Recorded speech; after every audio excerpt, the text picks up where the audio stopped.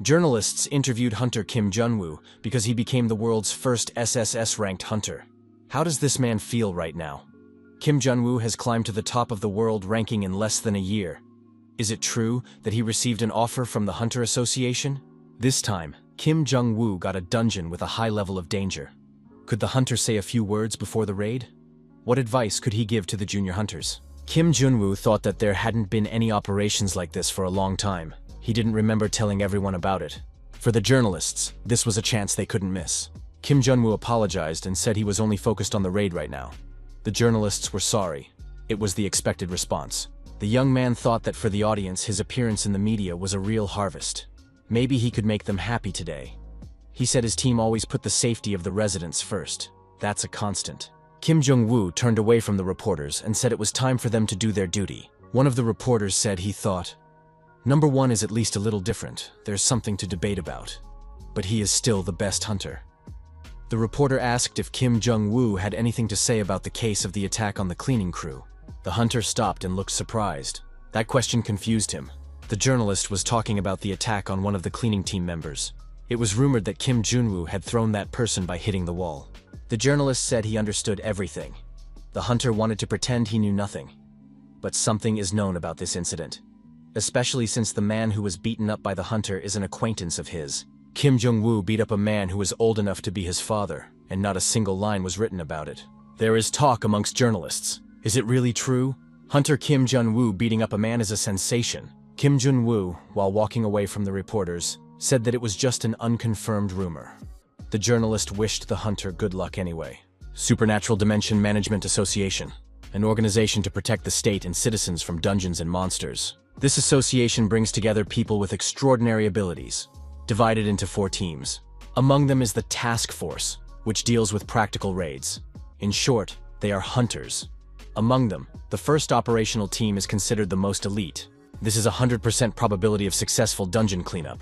The team members are high-ranked hunters. The leader of this team is Kim Jun-woo. The young man had already read the news on social media after the reports made by the reporter.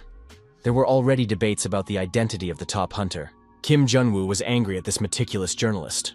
Where did this rascal come from? The girl behind the wheel asked what was wrong. The raid went well, right? Kim Jung-woo asked, "Didn't he say not to let anyone know about the incident?" Who could have leaked that information? There was a big fuss on the internet. Where could that reporter have come from? What news agency did he represent? The girl said that he wasn't a reporter, but an ordinary citizen. Kim Jun-woo wondered, how could an ordinary person know about that incident? The girl replied that the guy could have been the son of the leader of the dungeon cleanup team, Park Gun-dae. The girl added that there was more to the problem than that. Now various testimonies of past incidents have started to surface in the society. The situation can only get worse. Kim Jung-woo should rest at home for a while. It can be considered a little vacation. Kim Jung-woo asked if Director Lee knows that he hates those who get in his way the most. The girl replied that she knows that very well. Kim Jung-woo said that in that case, it's a problem that needs to be addressed. If it continues like this, his reputation will be over. Director Lee replied that she would do her best. Kim Jung-woo thought he was talking to a robot. The young man asked what the chairman of the association was saying. The girl replied that there were no special statements. He was busy with foreign hunters. Perhaps he is waiting for the situation to calm down a bit. Kim Jung-woo suggested that the association chairman doesn't say anything, because he doesn't even want to contact him. What if he stops communicating altogether soon? Kim Jun-woo thought to himself that he had a lot going for him. If the association chairman acts like this, he won't be patient either. Kim Jun-woo asked Director Lee what she thought about it. The girl replied that nothing bad will happen. Despite public opinion, Hunter's rating remains unchanged. The job offer is also still on the table. When Kim Jun-woo saw all those articles after the raid, he got really angry. He wanted to find that reporter, but the team members stopped him. They forcibly put him in the car, and he went to the association.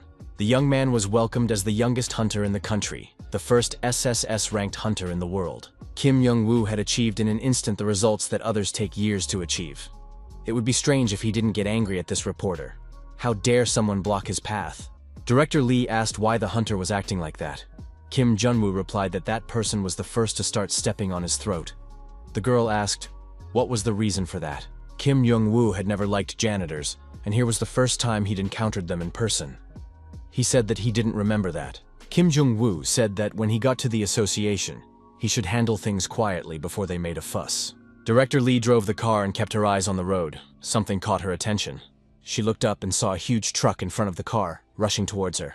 Hunter Kim Jong-woo reacted lightning fast and activated his time-exceeding skill. Thanks to this skill, the cars were able to separate and his car went around the truck.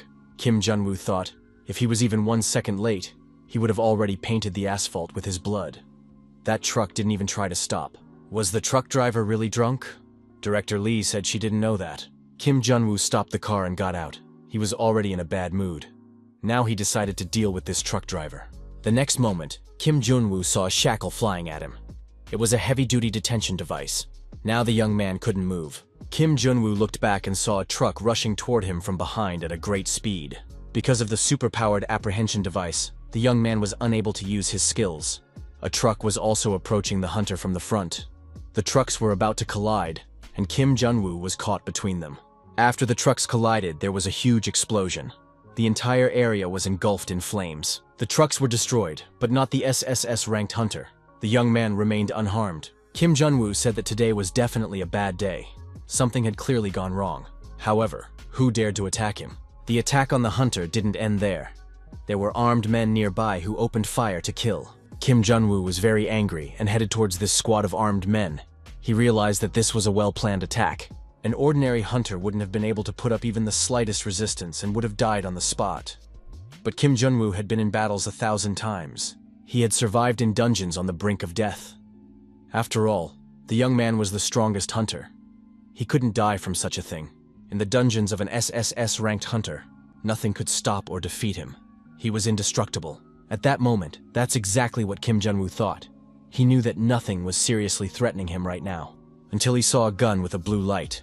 It was the Titan, a heavy-duty dungeon-sweeping weapon. Now the hunter realized it was dangerous. A shot from the Titan rang out, and Kim Jong-woo fell to the sidewalk. The system reported that the lungs, heart, liver, brain, and other organs had sustained incompatible damage. Cardiac arrest has been reported. Probability of revival is being calculated. Death has been confirmed. Kim Jong-woo's body was thrown off a bridge into a river. As a result of the death, the conditions for acquiring the hidden skill, karma, have been reached. Thanks to a hidden skill, the young man was able to go back 10 years. The profession after the return would be determined depending on the karma for the past life. The profession determination was completed. The young man found himself in a dungeon, in the company of others like him, in front of the remains of monsters. The leader of the group said to hurry up. The next dungeon was 45 minutes away. Someone should clean this place up since the area isn't treated enough. Kim Jong-woo should move the monsters' bodies into the furnace faster. The system reported that Kim Jong-woo was a member of the dungeon cleaning team. The guy thought it was really hard. A moment flashed before his eyes when he was being targeted by the Titan, a heavy-duty dungeon cleaning weapon. Kim Jong-woo opened his eyes after a nightmare dream and even cried out in fear. He jumped up from the bed and thought it was some stupid dream. How long had he slept? His whole body felt stiff. The young man looked up and saw the devastation of the room he was in. Where had he gotten to? A pig pen was better than this place. This couldn't be his apartment. It was even smaller than the toilet in his house. Kim Jong-woo didn't realize what this place was. The system reported that the death had been confirmed, and that the conditions for acquiring the hidden skill had been reached. Kim Jong-woo was surprised to think that this was some kind of confusion. This isn't some manhwa. The boy looked in the mirror and was even more surprised. He realized that he was himself, but 10 years younger. Kim Jong-woo didn't understand what was going on and decided to open the system. It spoke of a hidden skill called karma. The condition for obtaining it was death. Due to the effect of this skill, the hero went back 10 years. The young man realized that this was not a dream, so he really had died. At the age of 18, he became a hunter, and at 28, he reached A rank. 10 years ago, he was still a young hunter, a rising star who was followed with interest by the public. Kim Jong-woo couldn't believe that he was now an ordinary janitor. The young man familiarized himself with the condition of karma removal in the system. He must become the Secretary General of the International Association of Supernatural Abilities in 5 years. He didn't understand how such a thing was possible. The International Association of Supernatural Abilities is at the head of all the associations in the world. The power of the Secretary General is boundless. It is the position of the most powerful person in the world. Kim Jun-woo realized that not even an SSS-ranked hunter was able to become a candidate. Would a janitor really be able to take this position? And even in 5 years, the young man didn't want to deal with it and decided to ignore the message. It still seemed unfeasible. On the other hand, if he becomes the Secretary General, who can even survive? In that case, it would be more advantageous for him to be a hunter. With his skills, he would immediately be able to rise to the SSS rank again. The system congratulated the young man on his new skill. Kim Jun-woo thought that one ordinary skill would be enough for him. However, it turned out to be a passive skill, misophobia. It is necessary to just practice cleaning. Kim Jun-woo thought he had died and woke up in the past. In an instant, from an SSS-ranked hunter, he had become a janitor. All of his skills were sealed. All of his accomplishments were erased. He didn't realize what to do now. Would he really have to do the janitorial job? But the young man didn't want to put up with it. First, it is necessary to find out who had dealt with him in his past life. They weren't just ordinary soldiers. Could it have been a private guild? It was also possible that they were people from the association. A phone call from an unknown caller rang out. Kim Jun-woo answered it. It was Park.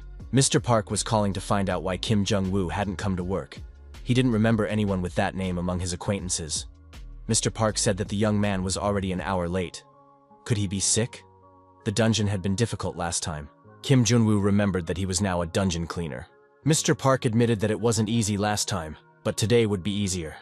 The young men next to Mr. Park suggested that Kim Jun-woo didn't go to work because he was having a hard time. He's not the first person to run away after the first day of work. Why is Mr. Park even calling him? Kim Jung-woo thought, whoever he is, he's not going to let some janitors belittle him. Park told the young men to keep it down. There are different circumstances in life. Mr. Park said that if Kim Jung-woo is having a hard time, he can rest today. Only next time, they need to warn him in advance. Park added that the young man can send text messages to that phone number, and he reminded him that his name is Park Gyun-dae. The man added that his name is not easy to remember. Kim Jung-woo was shocked to hear that name. Mr. Park said that the young man could rest today, and if he could come next time. Kim Jun-woo stated that he would come right away. Kim Jun-woo quickly got ready and said that he was on his way to work. At first, the young man was surprised that he didn't have any normal clothes at home. Then he was even more surprised when he didn't find his car. Kim Jun-woo wanted to take a cab, but his wallet was empty. He was very annoyed by the situation and had to take a shuttle bus. He thought that he was living a completely different life now, which meant that the incident of beating up Park Gyun-dae didn't happen. He had nothing to do with it now. But if it was Park who beat him up in his past life, then everything changes. Kim Jun-woo thought that his death was very strange. Someone staged an accident to get his attention. After that, an unknown person used a special device to block the use of skills. And finally, the gun that was used to fire the shot. This was no ordinary gun. It was a super-powered monster attack weapon called Titan. This kind of gun was considered a first-class firearm, and its price and quality were astonishing. An ordinary dungeon cleaner like Park Gyun-dae wouldn't be able to handle such a weapon, but he might as well have hired someone, especially since his son also disliked Kim Jun-woo. Kim Jun-woo thought that he had only pushed that janitor away slightly, and they had already called it a beating. Park Gyun-dae approached the hunter and asked if he could overturn the decision. Kim Jun-woo asked who the man was. The man replied that he was from the dungeon cleaning team and gave his name. Kim Jun-woo thought he had never heard that name before. He asked what the man wanted from him. Park Gyun-dae said he'd heard that the hunter had suggested to his superiors that they downsize their department. They're already short of people, and it's a very difficult situation right now. Kim Jung-woo wondered why Park Gyun-dae was asking him. The young man said that he was just a suggestion. He doesn't have any authority. Such decisions are made by the management department. Park Gyun-dae replied that the hunter's influence is very great. His word alone is enough for the association to do anything. To the hunter, their reduction is nothing. Park Gyun-dae said they can't be cut down. Could the hunter reconsider his decision? Kim Jung-woo assumed that word would get out to the janitors about who initiated the downsizing. But he didn't expect them to approach him personally. From the look on that man's face, he wasn't going to back down. Kim Jun-woo told Park that it was harmful for lizards to discard their tail. However, when danger overtakes them, they do so without the slightest hesitation. Does Mr. Park understand why? In this way, the lizard can survive. As ineffective and painful as it is, it's the only way she can stay alive. It's called last resort. Kim Jun-woo said that he understands. Janitors are not a tail.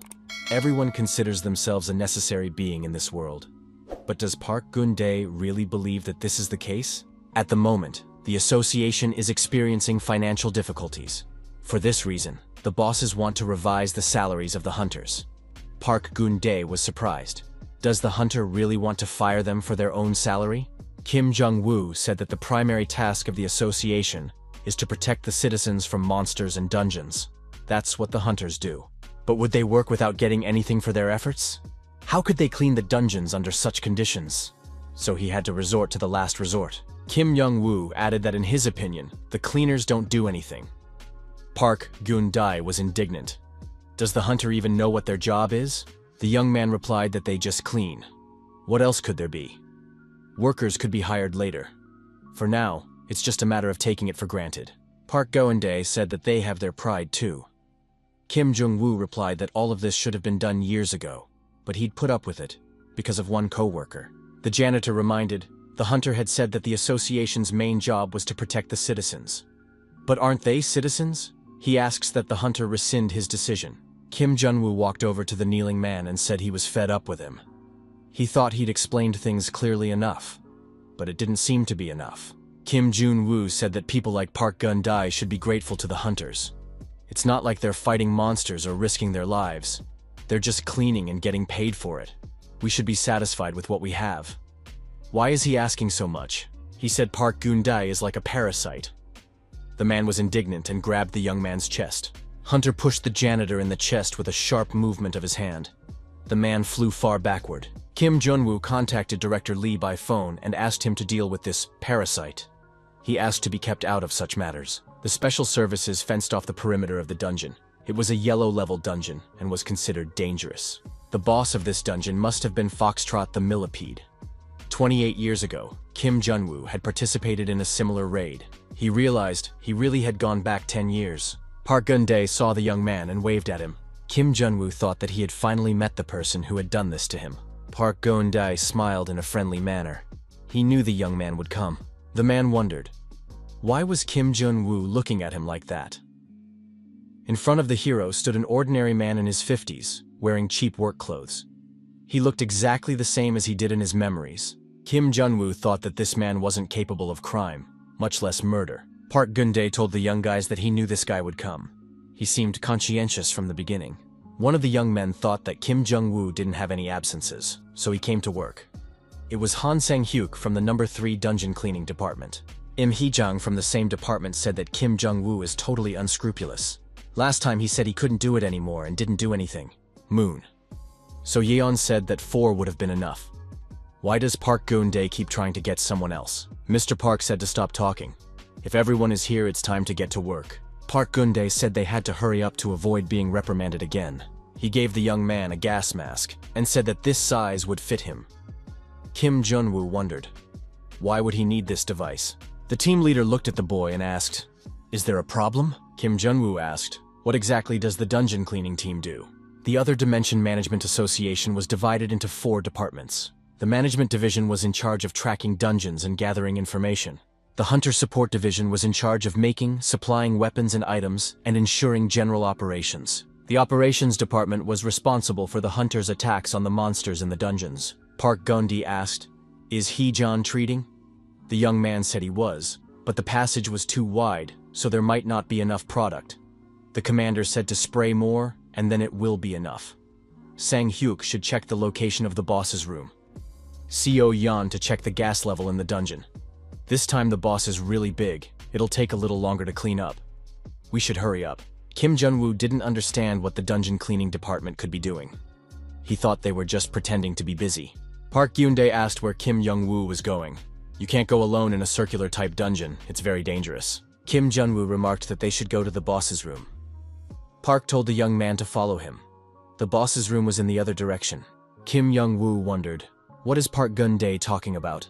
After all, the room is that way. Hae-jun wondered, what kind of nonsense is this newcomer talking about? Seo Yeon said, if the young man doesn't want to work, let him say it directly. They don't have time for idle talk. Sang-hyuk added that there's no need to pay attention to him. We should go where we were going. Hee-jun pulled out the map issued by the control department. Kim Jung-woo can check where the boss's room is by himself. After the dungeon has been cleared by the hunters who participated in the raid, a map is drawn up. There should be no mistakes on the map. Kim Jung-woo said that there was an error in the map and showed the right direction.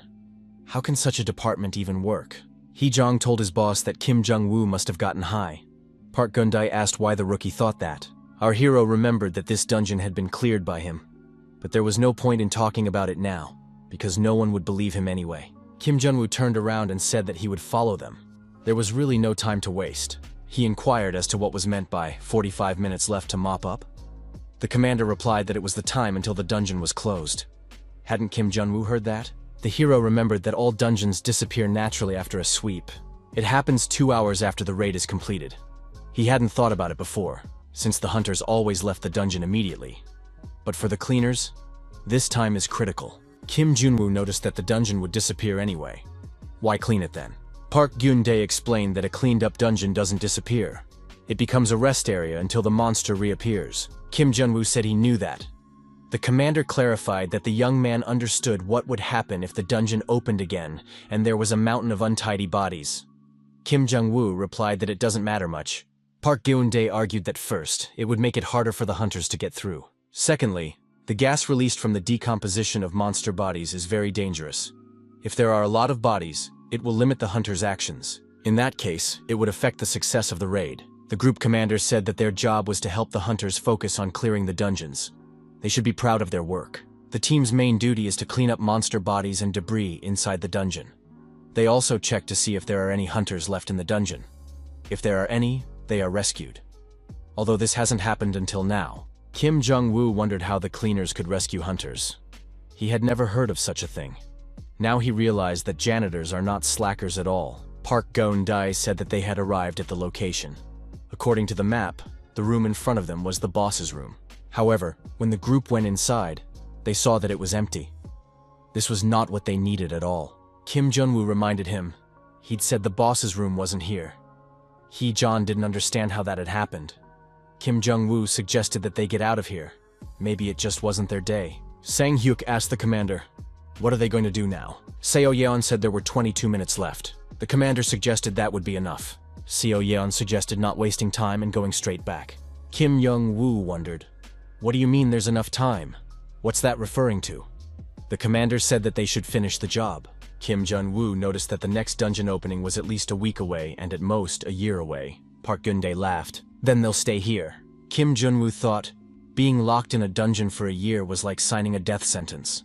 How can these people risk it for a job as a janitor? Park Geun-dae replied that that was the point of their job. Kim Jung-woo said that they need to hurry up. Hee-jong stated if the young man doesn't like it, he can go out first. No one is counting on him anyway. The hero had 15 years of experience as a hunter. In all that time, he had never failed a raid. As a result, he was the first in the world to achieve the SSS rank and ranked first in the rankings. No one had ever made a claim to the dungeons he had cleared. Kim Jung-woo said that there was a small passage in this room. It's about 500 meters from here to the boss room. They can get there in 8 minutes, and if they run, they can get there in 5 minutes. Kim Jung-woo said he's going to take the lead this time. If anyone doesn't like it, they can leave the dungeon. Everyone ran after our hero, and he led them to another room. It was indeed the boss's room. In front of the cleaning squad was Foxtrot Monster, Boss Monster, whose body reached about 10 meters in length. Hee-jong had to admit that this was indeed the boss's room. Judging from the state of the room, it was obvious that a heated battle had taken place here. There was a team of 20 people here. The hunters still managed to find the monster's weak spot. It was in the depression right above the huge chin. Hee-jong said that they didn't have time. They needed to start cleaning up quickly. Kim Jung-woo blocked Hee-jong's way. The young man wondered, after all, they don't have time. Or is Kim Jung-woo going to nag all the time now that they got the boss room wrong? The monster boss suddenly raised his head and shouted loudly, his eyes glittering as he did so. Park Geun wondered if the monster was still alive. It couldn't be. It had been destroyed. Kim Jung-woo thought that might be a problem. Without skills, it would be a bit difficult to attack this monster even if it was wounded. The monster, exhausted, slumped to the ground again. Kim Jung-woo thought it might be a farewell convulsion. The operations department didn't even check things out properly. Sang-hyuk said that he even had time to be scared. Sang-hyuk assumed that Kim Jung-woo was seeing monsters for the first time. He looked really scared. Kim Jung-woo took the knife out of Sang-hyuk's hands and said he would handle it. Kim Jung-woo stepped forward and approached the monster. Everyone looked at the newcomer with surprise. The young man said that you have to be careful with this monster.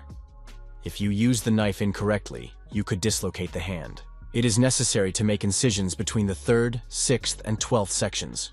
Don't waste your strength. You won't need it on the other sections. This monster's nerves are still alive. Don't pay attention if it starts to twitch. Everyone looked at our hero in silence. They were surprised. Kim Jun-woo wondered if they would just stand there like that. It was necessary to get to work. Kim Young-woo said that you can't step on the blood. It is not poisonous, but it is very sticky. Hae-jang asked his boss, had he really shown the newcomer the files of the management department? Park Geun denied it. In that case, how could a rookie know such things? Park Geun said there was no such information in those files anyway.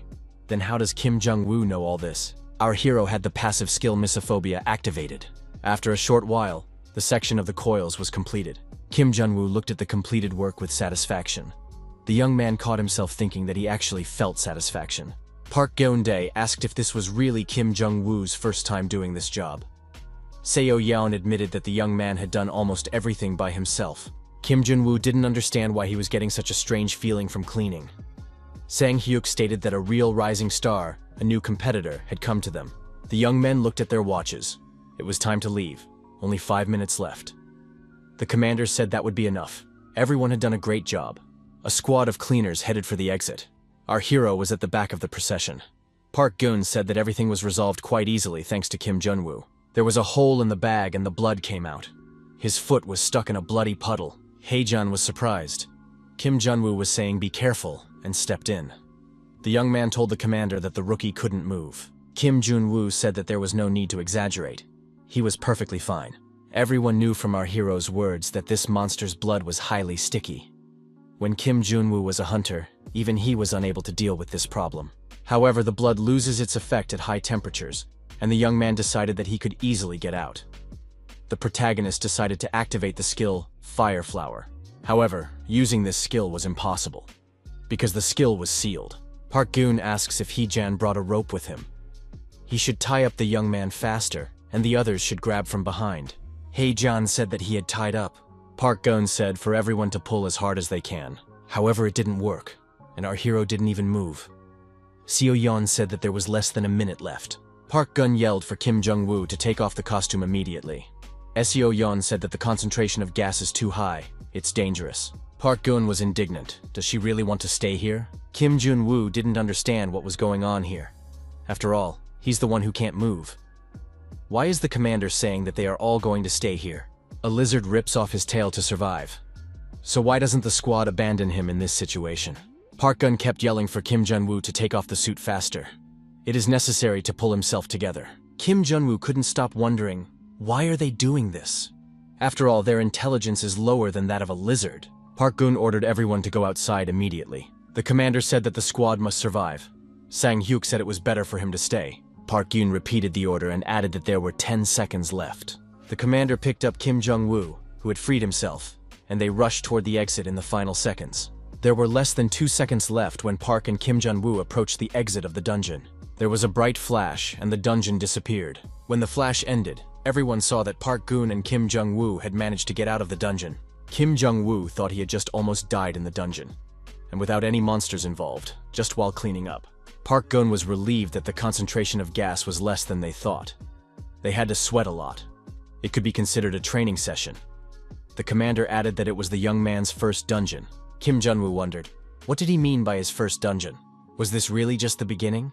How many more would there be? Park Geun smiled and showed 5 fingers. In the capital alone, there are 8 dungeon cleanup task force teams. There were 96 of them nationwide. If we add freelancers who are not members of the association, there are about 11,000 hunters in the country. There are only 5 cleanup teams, that's 25 people.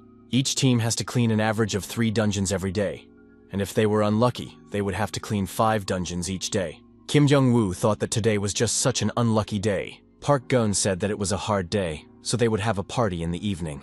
The young men offered to give the commander some money for the party. Park Geun asked if Kim Jung-woo would go with them too. He worked the hardest today. Park Geun asked what Kim Jung-woo wanted for dinner. Kim Jung-woo stated that he wasn't going. The whole group looked at the newcomer with surprise. Kim Jun-woo thought that there was no point for him to start any communication with these people. Park Geun-woo told the young man not to worry. Corporate parties were optional. The young men said goodbye and agreed that they would meet again tomorrow. Lying on the bed, Our hero decided that in his past life he was destroyed not by Chief Park. This man is not cruel enough to kill because of a grudge. Our hero needed to figure out who the killer was. Who else could have a grudge against him? Could it have been the junior on the team, Yang Guanmo, whom he constantly scolded? Or Min Yu-jin, who they broke up with after a fight? It could also have been Huang Dong-hee from the management department, who he constantly chased around and didn't accept into the team. Kim Jun-woo thought there were too many suspects, though it didn't matter now. Surely the person who massacred him back then wouldn't even know him in this life. Kim Young-woo thought that if he wanted to take revenge, he should get rid of his karma and return to his past life. To do that, he would have to become the Secretary General of the International Association of Supernatural Powers. That means at least becoming a hunter or finding a way to get into the management department. Kim Jun-woo decided to check the information in the system and opened it. Our hero familiarized himself with the conditions for opening skills. Having received the information, he thought that there was no need to work as a janitor. However, the young man was upset. All the conditions were related to the cleaning department. Our hero was angry. Did someone really want him to bury himself in this department? Kim Jun-woo activated the passive skill Misophobia and got busy cleaning his room. Had he never cleaned in his previous life? Everything here was already starting to rot. Kim Jun-woo realized that he couldn't even rest properly because of this cleaning. The protagonist unlocked the hyper-acceleration skill. It's been a week since our protagonist has been riding a crowded bus to work every morning, and a week since he's been working as a dungeon cleaner. In that time, Kim Jun-woo has managed to clean 25 dungeons, used 6 canisters of the drug, each 10 liters, cut 30 monsters, and unlocked skills. The hyper-acceleration skill was very effective for movement, but only if used in conjunction with an attack skill. Because of this condition, our hero could not use it while cleaning. On the other hand, the young man realized that it was still better than nothing. In fact, Kim Jun-woo realized he wouldn't be able to raise his annual salary to 60 million or make this profession popular. Now our hero realized that working as a dungeon cleaner was considered dangerous. Of course, there were also relatively uncomplicated conditions for discovering skills, although they were quite abstract. The easiest one was increasing the association's interest in the dungeon cleaning department. If he, a former SSS-ranked hunter, used the information he had accumulated from 10 years of mopping up, he would be able to quickly attract the association's attention. Naturally, no one would immediately listen to the words of some janitor. First, he would have to make acquaintances with those who would be on his team in the future and gain their trust. Kim Young-woo thought, there are more than 10,000 hunters, how can he meet them? At this rate, our hero will have to clean for the rest of his life. Sang Hyuk said that boss went to get the missing medication. Seo Yeon said that Hee Jong won't be coming today for personal reasons. Kim Jung-woo wondered, it's been 10 minutes. Why did the commander only go shopping now? Sang Hyuk replied that it's been 10 minutes. Why is Kim Jung-woo just now coming? Sang Hyuk said he bought a drink and offered to drink it while they waited. The protagonist thought that compared to the first day, Han Sang-hyuk's attitude towards him had become almost angelic. The young man didn't seem to expect him to not skip a single day all week. Kim Jun-woo said that they might as well not wait and go into the dungeon themselves. Sang-hyuk objected that they weren't done there yet. The cleanup of the dungeon is still going on. Kim Jun-woo looked at this dungeon and thought that he hadn't cleared anything here yet. This was a blue dungeon that was at most a mid-level dungeon. This dungeon wasn't difficult enough for the hunters to exceed the mopping up time. Why are they taking so long to dig in there? Kim Jun-woo realized that he himself couldn't go in there to help the hunters. They would probably come out soon. However, that was a faulty assumption.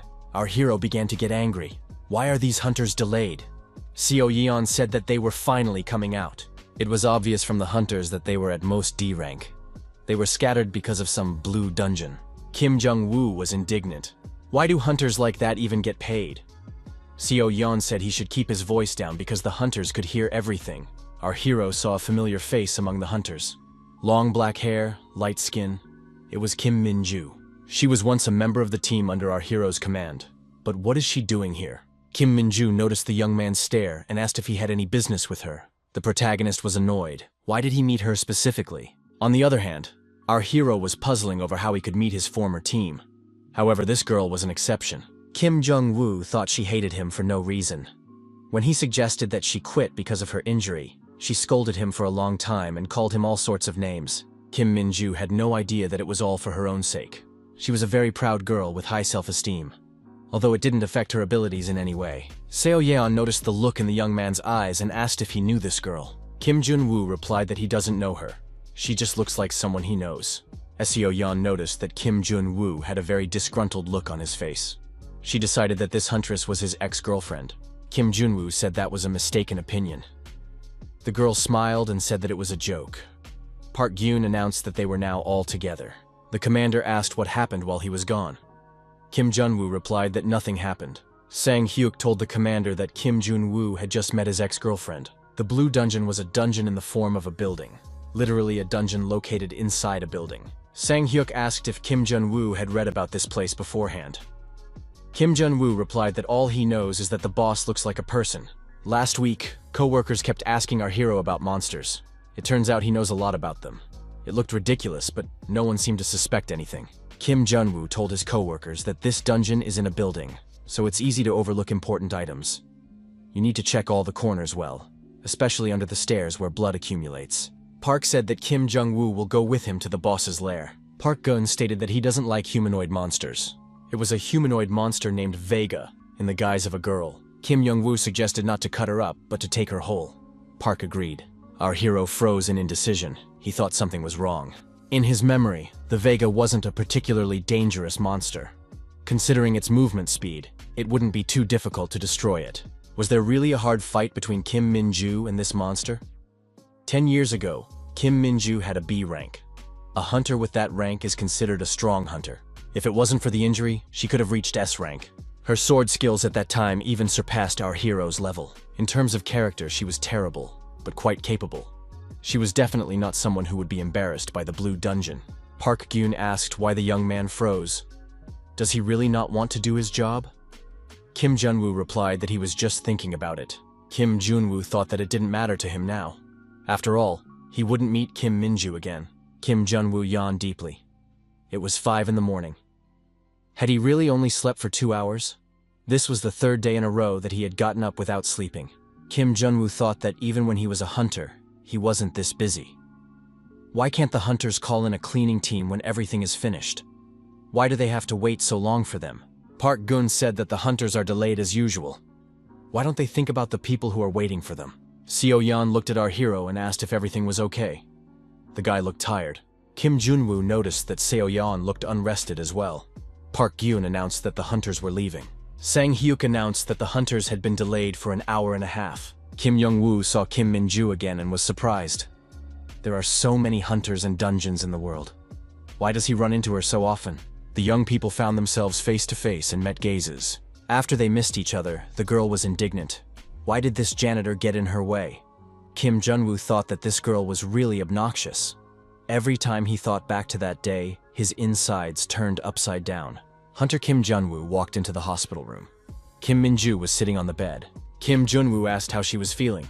He thought she didn't even get up when her boss walked in. Kim Min-ju said that she recently had surgery. The young man replied that the girl was a swordswoman, but she didn't follow the condition of her muscles. She should have trained her left arm more. She constantly relied only on her own strength, a natural result. Sometimes you need to rest as well. Kim Min-ju asked why the commander didn't say so right away. Kim Jun-woo wondered. What was that intonation in her voice? Kim Jung-woo said that she couldn't be a hunter anymore in this condition and handed the girl a piece of paper. Kim Jung-woo said that she needed to quit this job. Kim Min-ju wondered, what is the boss talking about? The young man added that the association has that opinion too. Kim Jun-woo added that if she continues, she will have to give up not only her job as a hunter, but also her normal life. And that's not right. The girl stated that she has a trifling injury. The boss knows that this is where she should work, right? Kim Jung-woo said that in her condition, she will only be a burden to the team. The decision has already been made. Kim Min-ju has to take it as a given. The young man wondered, why had she endured the pain all this time? She should have told him right away. Kim Jung-woo added, wouldn't he have realized that she was in pain? Kim Min-ju said that she had said, more than once, that she needed a medical checkup. However, Kim Jun-woo replied that everyone has something that hurts, but no one canceled work. The girl was outraged. Who was the reason she put up with all this time? Who was the reason she got to this state? And now she's being told to quit. Kim Young-woo said that it was a mistake to think that it was all his fault. Kim Young-woo wondered if he was the one who messed up her shoulder.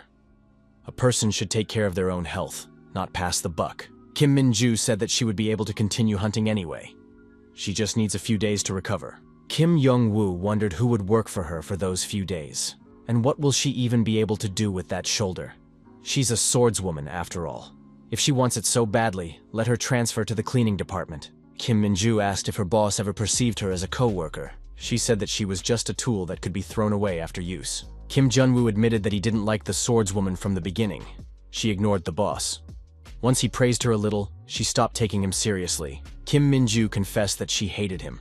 The boss doesn't consider those below him as people. The girl added that the commander always has that look in his eyes like he doesn't care about anyone. Kim Min-ju expressed her hope that Kim Jung-woo will be born a normal person in his next life. Kim Jung-woo admitted that he was wrong back then. The girl said that her arm hurt, and he didn't even remember. He told her to ignore the nonsense and go to work. He said it without thinking. The protagonist realized that if not for the injury, the girl could have achieved a lot. He had no idea that she had already begun to develop a disease. This thought did not give our hero a rest. The janitor Kim Jun-woo called out the swordswoman Kim Min-ju. The guy advised the girl to train her left hand more. At that, he blushed with embarrassment. The girl was surprised to hear such words from some janitor. Kim Jung-woo added that when she holds the sword, she only tenses her right arm, causing her shoulder to suffer. With this position, the attack goes faster, but the load is not evenly distributed. The young man added that it is necessary to use the left arm as well. This will reduce the overall load on the body. The most important thing is balance. Kim Jun-woo read in the girl's eyes.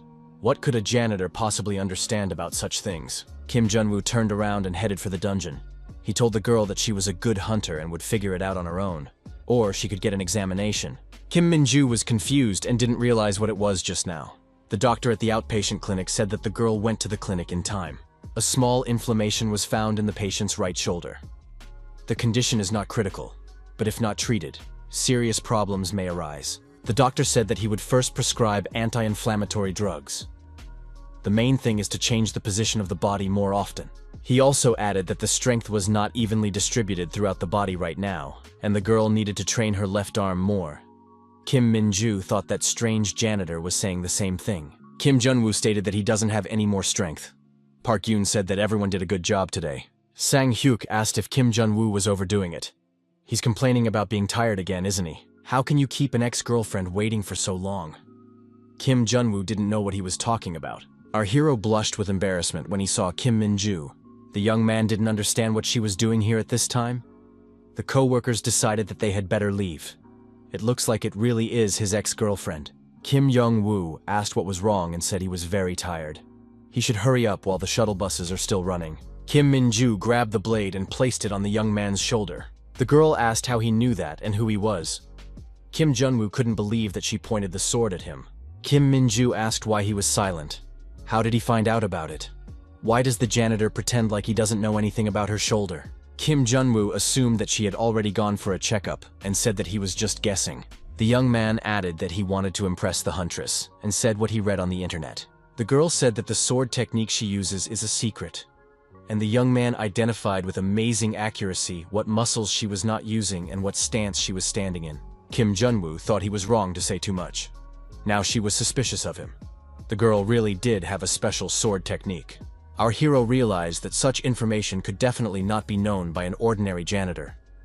Kim Min-ju might report it to the association, and then she herself would be suspected of espionage. Kim Jung-woo admitted that he saw the sword marks on the monster's body.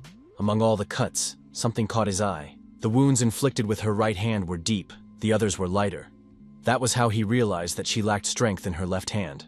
Kim Jun-woo said that Vega is a boss who is characterized by his attack speed.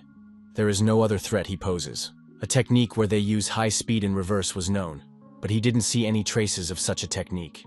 Such an experienced hunter couldn't be unaware of it. The young man added that that was why he concluded that the girl was physically unable to react to the speed of the monster's attack. Kim Min-ju said that at one point she did feel a strain on her shoulder. Kim Jun-woo admitted that in normal life it's almost imperceptible. But when you have to act quickly, the strain is immediately felt. Especially since she's a swordswoman. The reason our hero knew all this without being a swordsman is very simple. When he was a hunter, he was the first to have all classes. Kim Min-ju asked the young man, "He's a free hunter, right?" The girl added that she'd heard there were a few in the capital city. A free A-rank hunter is a master who doesn't reveal his identity to anyone while being a high-level ranker. Or the young man is a high-ranking hunter in some private guild. Kim Jun-woo replied that he is not a hunter. Kim Min-ju wondered, Then what is he? The young man asked in surprise. Can't the girl see? After all, he is a janitor. The guy said he had work tomorrow and was leaving. The young man thought that this answer should have pleased Kim Min-ju. It was immediately clear to our hero what she was trying to accomplish. If he was a successful hunter, she would have tried to use him. But right now, he's a dungeon cleaner. Kim Junwoo felt that they were unlikely to see each other again. At this time, the young man heard the girl thanking him. Our hero didn't expect to hear those words and stopped and looked at her. Did Kim Min-ju really say thank you to him? The girl said that she had a request. At that, she blushed with embarrassment. The head couldn't believe that Kim Min-ju suddenly asked for a vacation out of the blue. She explained that the support department had advised her to take a vacation. The head wondered if it was after that examination. A vacation because her shoulder is a little sore? Lee Soo-young, the leader of the first group of the management department, said that when he was a hunter, they couldn't even imagine such a thing. The girl explained that she wanted to improve her skills. Lee Soo-young didn't believe it. Maybe she was going on a trip with her boyfriend? Kim Min-ju denied it and said she wanted to learn sword technique. The head of the department asked if she had enrolled in a course. The girl said she was talking about individual lessons. Lee Soo-young asked if she had found a master. Would she be taking lessons with a guy? Kim Min-ju replied that her teacher was a janitor from the dungeon cleaning department. The head of the department wondered if there was no one else, and that's why she chose a janitor as her teacher. It's better to take a course in that case. Kim Min-ju stated that she would handle it on her own. Lee Soo-young thought, is this really the same janitor who advised to check her shoulder? The girl said that he hadn't agreed to train her yet. She asked, but the guy refused. Lee Soo-young said that Kim Min-ju must be joking. How will she study with him if he hasn't agreed yet? The girl replied that she will ask until he agrees. Lee Soo-young said to let the girl figure it out on her own. There's a big raid in a few weeks.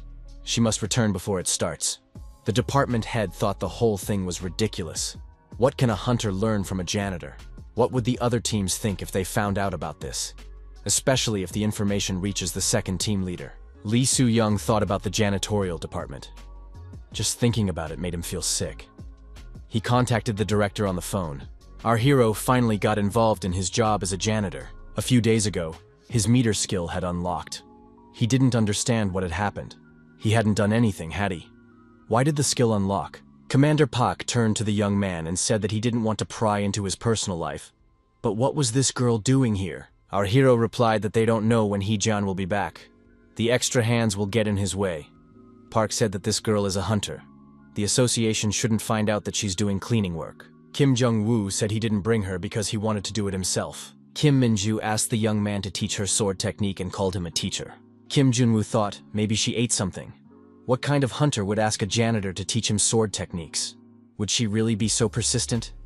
Something must be done to get her to back off. The young man said that if Kim Min-ju would help him with the cleaning, he would think about it. After all, surely a B-rank hunter wouldn't want to clean up. Kim Min-ju agreed. Would it really be enough to help with the cleaning? Kim Jun-woo thought that didn't work. Kim Jun-woo decided that he had underestimated the girl. He thought she was proud and wouldn't do it. Our hero still couldn't understand how it was that now he had a swordswoman helping him with the cleaning. But what did Seo-yeon think about it? Kim Jun-woo realized that he had underestimated Kim Min-ju. He didn't think she would follow him even here. The girl told the teacher that she was having trouble flushing something. Kim Jun-woo told her not to call him teacher. The young man suggested that Kim Min-ju rub it as hard as she can, then it will wash off. The guy showed the girl where the human blood was and where the monster's blood was. Erasing both mixed bloods probably won't work. We have to remove the human blood and melt the remaining blood with fire. Kim Jun-woo took out a knife and said that this burnt piece was monster flesh. It would take a long time, but you have to carefully scrape the flesh with the dagger to use it as medicine in the future. The guy said that the dagger must be wiped clean before each use. The monster's blood can corrode it. Kim Jun-woo asked what happened to the girl's face and if she wanted to mess with it. It's not a worthy job for a hunter. Kim Min-ju replied that it was a rather important job. Kim Jun-woo didn't understand what was wrong with her. Commander Park said that Kim Jun-woo has now signed up to be a janitor as well. Our hero thought that Park Gun-dae was making fun of them. How can they praise him for his job as a janitor when he was an SSS-ranked hunter? Park Gun said that Kim Min-ju was also good for the first time. The girl thought it was a compliment. Kim Min-ju told the teacher that she was done. What should she do now? Seo-yeon pulled her hand and said that Kim Min-ju could help her. Park Gun said that there are a lot of monster bodies. Will the girls be able to handle it? Seo Yeon replied that she had the opportunity to work together with the hunter. The girls said they would be back soon. Sang Hyuk was willing to bet that the hunter would do it all by herself. Kim Jun-woo agreed. Seo Yeon was at a loss. She had brought the girl here and she didn't even know what to say. Seo Yeon reassured herself. Why not just do it? What is she so afraid of? Seo Yeon said that Kim Min-ju looks tired. Is everything okay? The girl replied that she's doing fine. Seo Yeon said that she hasn't been sleeping well the past few days. Kim Min-ju asked what happened. Seo Yeon replied that she wanted to hear about Kim Min-ju since this was her first time personally interacting with a hunter. Kim Min-ju stated that she didn't even have anything to tell. She became a hunter, like her father. Seo Yeon wondered if her father was a hunter too. They must have worked as a pair? The girl explained that her father had been retired because of an injury in his shoulders. His superiors kept telling him to mind his own business and do his job. Teammates squinted at him. He worked hard for fear of getting fired. He ended up getting injured. Seo Yeon couldn't believe it since they were co-workers. Kim Min-ju said that there are no co-workers in the association, only those above or below in rank. Her father was a B-rank hunter until he was fired. The girl added that he was just a disposable weapon. She also said that the hierarchy in the association decides everything. The weak are infinitely strong, and the strong are infinitely weak. The other hunter teams think the same way. But what about the janitors? Kim Min-ju asked if Seo Yeon was interested in Kim Jun-woo's teacher. The girl blushed with embarrassment. Is it really noticeable? Kim Min-ju nodded affirmatively. Seo Yeon said that he's just good at his job and very responsible. Although he was slacking on the first day and was late on the second day altogether. She remarked that she had wanted to quit until recently, but now it was like she had a second wind. In addition, Kim Jun-woo is quick to deal with the monsters in the dungeons. He provides more accurate data than the management team. He knows things that aren't in the database. Kim Min-ju, and thought that this Kim Jun-woo is not simple at all. From several stab wounds, he has determined the cause of death of the deceased as well as who killed him. In addition, he also knows better than anyone else about monsters and dungeons. The girl decided that she should stick with him all the more. She told Seo Yeon that the girl doesn't have to worry. She's not interested in this guy. Seo Yeon asked, then why does Kim Min-ju come to see him every day? Kim Min-ju repeated, association of words in front of the strong and being strong in front of the weak. She just can't get over it. The girl stated that she needs to become stronger because of this, and she needs a teacher's help to do that. Seo Yeon asked, so Kim Min-ju is his ex-girlfriend? Kim Jung-woo told the girls to come up to him. They wondered why he would do that. Can't he handle it himself? What do they need a boss like that for? Puck repeated that there is a poisonous monster behind the door. He is confident that everyone can handle it, but caution must be used. As long as the monster doesn't make skin contact, it's not dangerous. Seo Yeon was inattentive. Commander Park asked what's going on with the girl. Seo Yeon replied that the protective clothing was uncomfortable, and it was hard to breathe in the gas mask. The girl added that it shouldn't interfere with work. Sang Hyuk asked if it was time to change the equipment. We need to ask the association to increase the budget. Park Gyun said there's no money and he can't help. Sang Hyuk replied that we need to keep saving money by letting workers die. Park Gyun said stop talking, it's time to get started. We have to try not to damage the equipment. There was a huge jelly-like mass in front of the cleaning squad. Park Gyun said no skin contact should be allowed. It's a boss monster called Super Slime. It looks like regular slime. However, its poison or prolonged exposure to the stench could lead to poisoning. It had been about 5 minutes, so there was little chance of poisoning. Our hero realized that it was necessary to be very vigilant in any case. Park said to try to work without incident. Park Gyun saw Seo Yeon lying unconscious. Could it be that she had poisoned herself? Park Gyun took the girl in his arms and told her to wake up. What's going on with her? Sang Hyuk asked Park what happened to Seo Yeon. Kim Jun-woo suggested that Seo Yeon's purifier didn't work. Plus, the slime could have eaten away at the protective suit. We need to go outside and call customer service. Our hero was surprised that so little attention was paid to the preparation, and this is where it led to. Park Gyun asked Kim Jun-woo to help carry Seo Yeon out of here faster. Kim Jun-woo thought it was too late. The support team wouldn't be able to arrive within 5 minutes and give the antidote. Besides, if the body was poisoned by the slime poison, it would pierce an unbearable pain tearing through the whole body. Park Gyun said that the support team will arrive soon. We have to be patient for a while. Kim Jung-woo said he needs a sword. Kim Min-ju wondered, what is the teacher going to do? Park Gun asked what is Kim Jung-woo up to? Kim Jun-woo said he didn't have time to explain, so he had to hurry up. The young man added that it wouldn't be difficult. One sword motion, and it would be done. Kim Min-ju said not to let the teacher cut Seo Young. There are other ways, you just have to think about it a bit. Kim Jung-woo was surprised. What does Seo Yeon have to do with it? We need to cut him a little bit. Park Gyun asked Kim Jun-woo to think about it. They have enough problems as it is. Seo Yeon is in critical condition. Our hero replied that that's why they need to hurry up. Kim Min-ju needs to act faster. Kim Min-ju admitted that she didn't understand what the teacher was up to. However, the girl summoned and activated her sword. Kim Min-ju was already at full strength and activated the skill. Kim Jun-woo told Kim Min-ju to calm down. It's not like he asked her to activate the skill. However, it was too late, and the girl applied the dissecting dance. Our hero was injured, and blood rushed in different directions. Kim Jun-woo managed to say that the swordswoman should first learn to listen before acting. The system reported that an attack against the caster had been detected, and the battle stance was activated. Our hero, bleeding, said that it was painful. Kim Jun-woo said he would take So-yeon to the support team. They would see each other there. Park Gyun wondered, what is the young man saying? After all, he has a bleeding wound and it takes at least half an hour to get to them by cab. However, the young man no longer listened to anyone and went to rescue Seo Yeon. The super acceleration skill was activated. Kim Jun-woo rushed with the girl behind him faster than the wind. The doctor at the hospital said that the young people had made it in time. The injury was quite dangerous, but now the girl could definitely be saved. Kim Jun-woo bowed and thanked the doctor. The doctor reminded the young man that when leaving the hospital, he should not forget to pay the cost of the stitches. Already in the hospital room, Sang Hyuk said that Seo Yeon really scared them all. They should have spoken up when it got bad.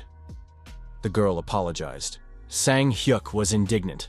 Their equipment was very old, their protective clothing was torn, and the purifier didn't work at all. Park Gyun said it's best not to bring up the issue at the hospital. Kim Jung-woo said he thinks it's a big mistake not to change their protective suits at least once every 6 months. But hunters only need to say a few words, and they immediately change their gear. Our hero added that he totally agrees, and it can't be left unchanged. Kim Jung-woo emphasized that it's not about the hunters, but about the attitude towards the cleaners. Park Gyun says he will write the girl a vacation since it was an accident at work. One should use this opportunity and have a good vacation.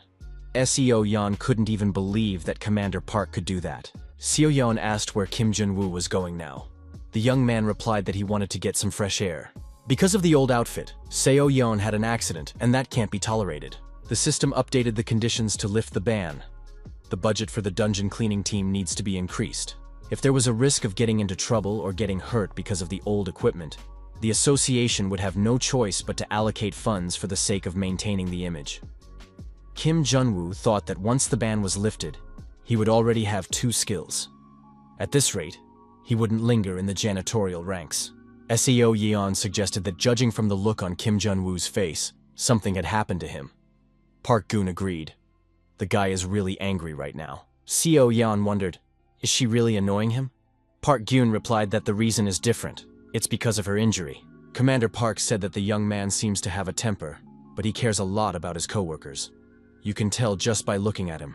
Kim Min-ju thought that Kim Jun-woo was willing to give his life to save his coworkers. Besides, he's the kind of person who has a lot to learn from. Sang Hyuk noticed that the more he watches Kim Jun-woo, the more strange this guy seems. What's the reason for that? Sang Hyuk says that Seo Yeon doesn't remember anything, but Kim Jun-woo saved her life by using his skills. He recently works as a janitor, but a janitor using skills is just crazy. Seo Yeon was surprised. Did this guy really save her? How come she didn't even thank him?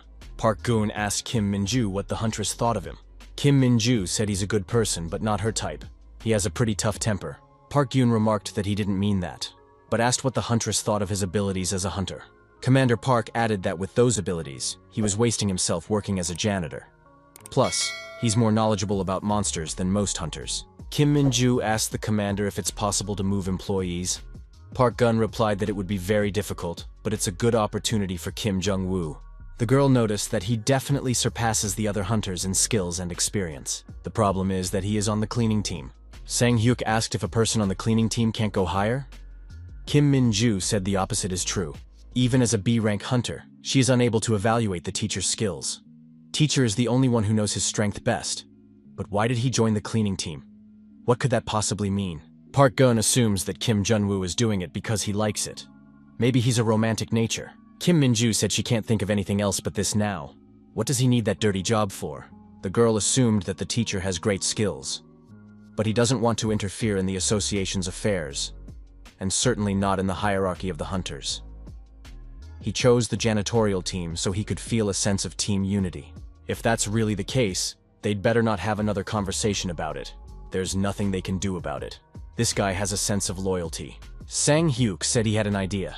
If that's how Kim Jun-woo feels about them, then he wouldn't have gone to the association because of the Seo Yeon incident. Seo Min-chul, the branch director of the Functional Dimension Management Association, asked the young man who he was. Our hero replied that he was a representative of the cleaning team. Seo Min-chul wondered, is this person really asking for an increase in the budget of the cleaning team? The young man nodded affirmatively. Our hero looked at Seo Min-chul. This person is the head of the branch in the capital city. Around the same time, people from Seo Min-chul's entourage took office. One by one, they descended upon the janitors.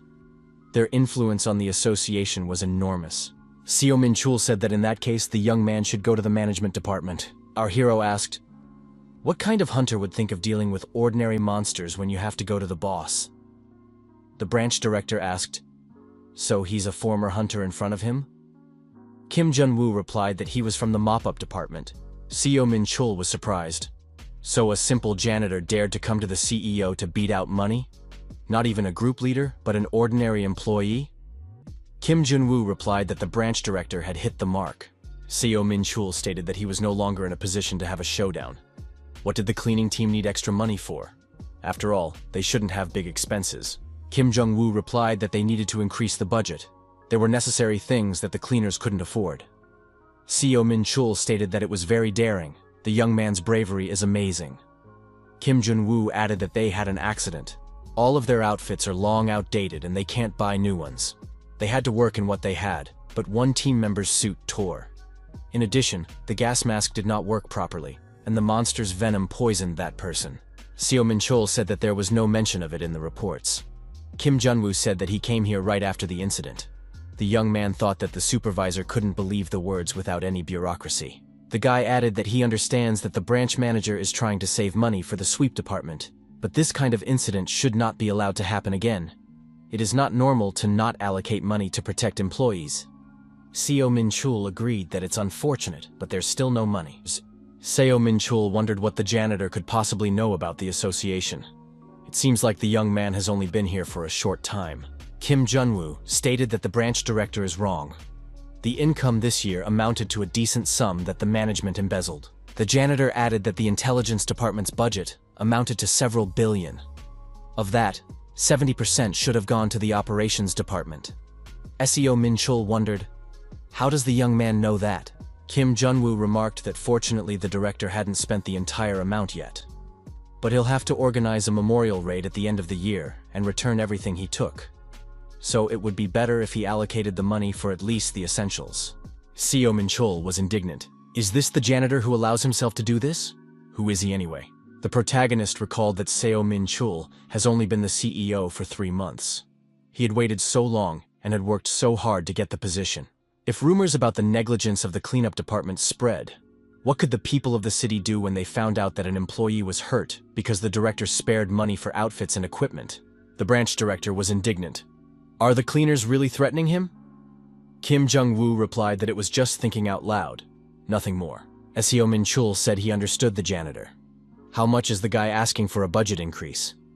Kim Jun-woo replied that the decision is left to the branch manager. In the terms and conditions of unlocking the skill, the only goal stated is to increase the budget.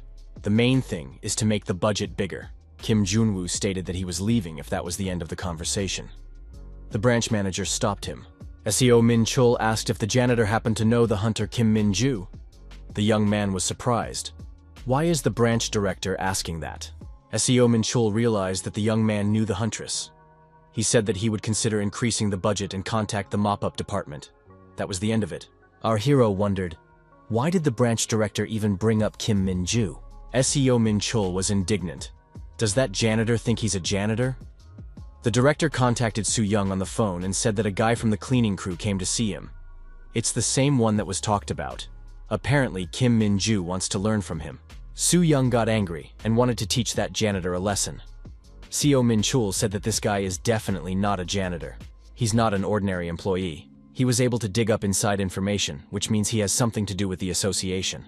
Seo Min-chul added that the janitor asked for a budget increase for the cleanup department, but that's probably not his main goal. Su Young said that this guy is lucky if he's on the cleanup team. Otherwise, he would have taught that kid a lesson. The man added, a janitor should know how to talk to management. The next day came. Sorting through the mail, Supervisor Park Gyun was very surprised. What the hell is this?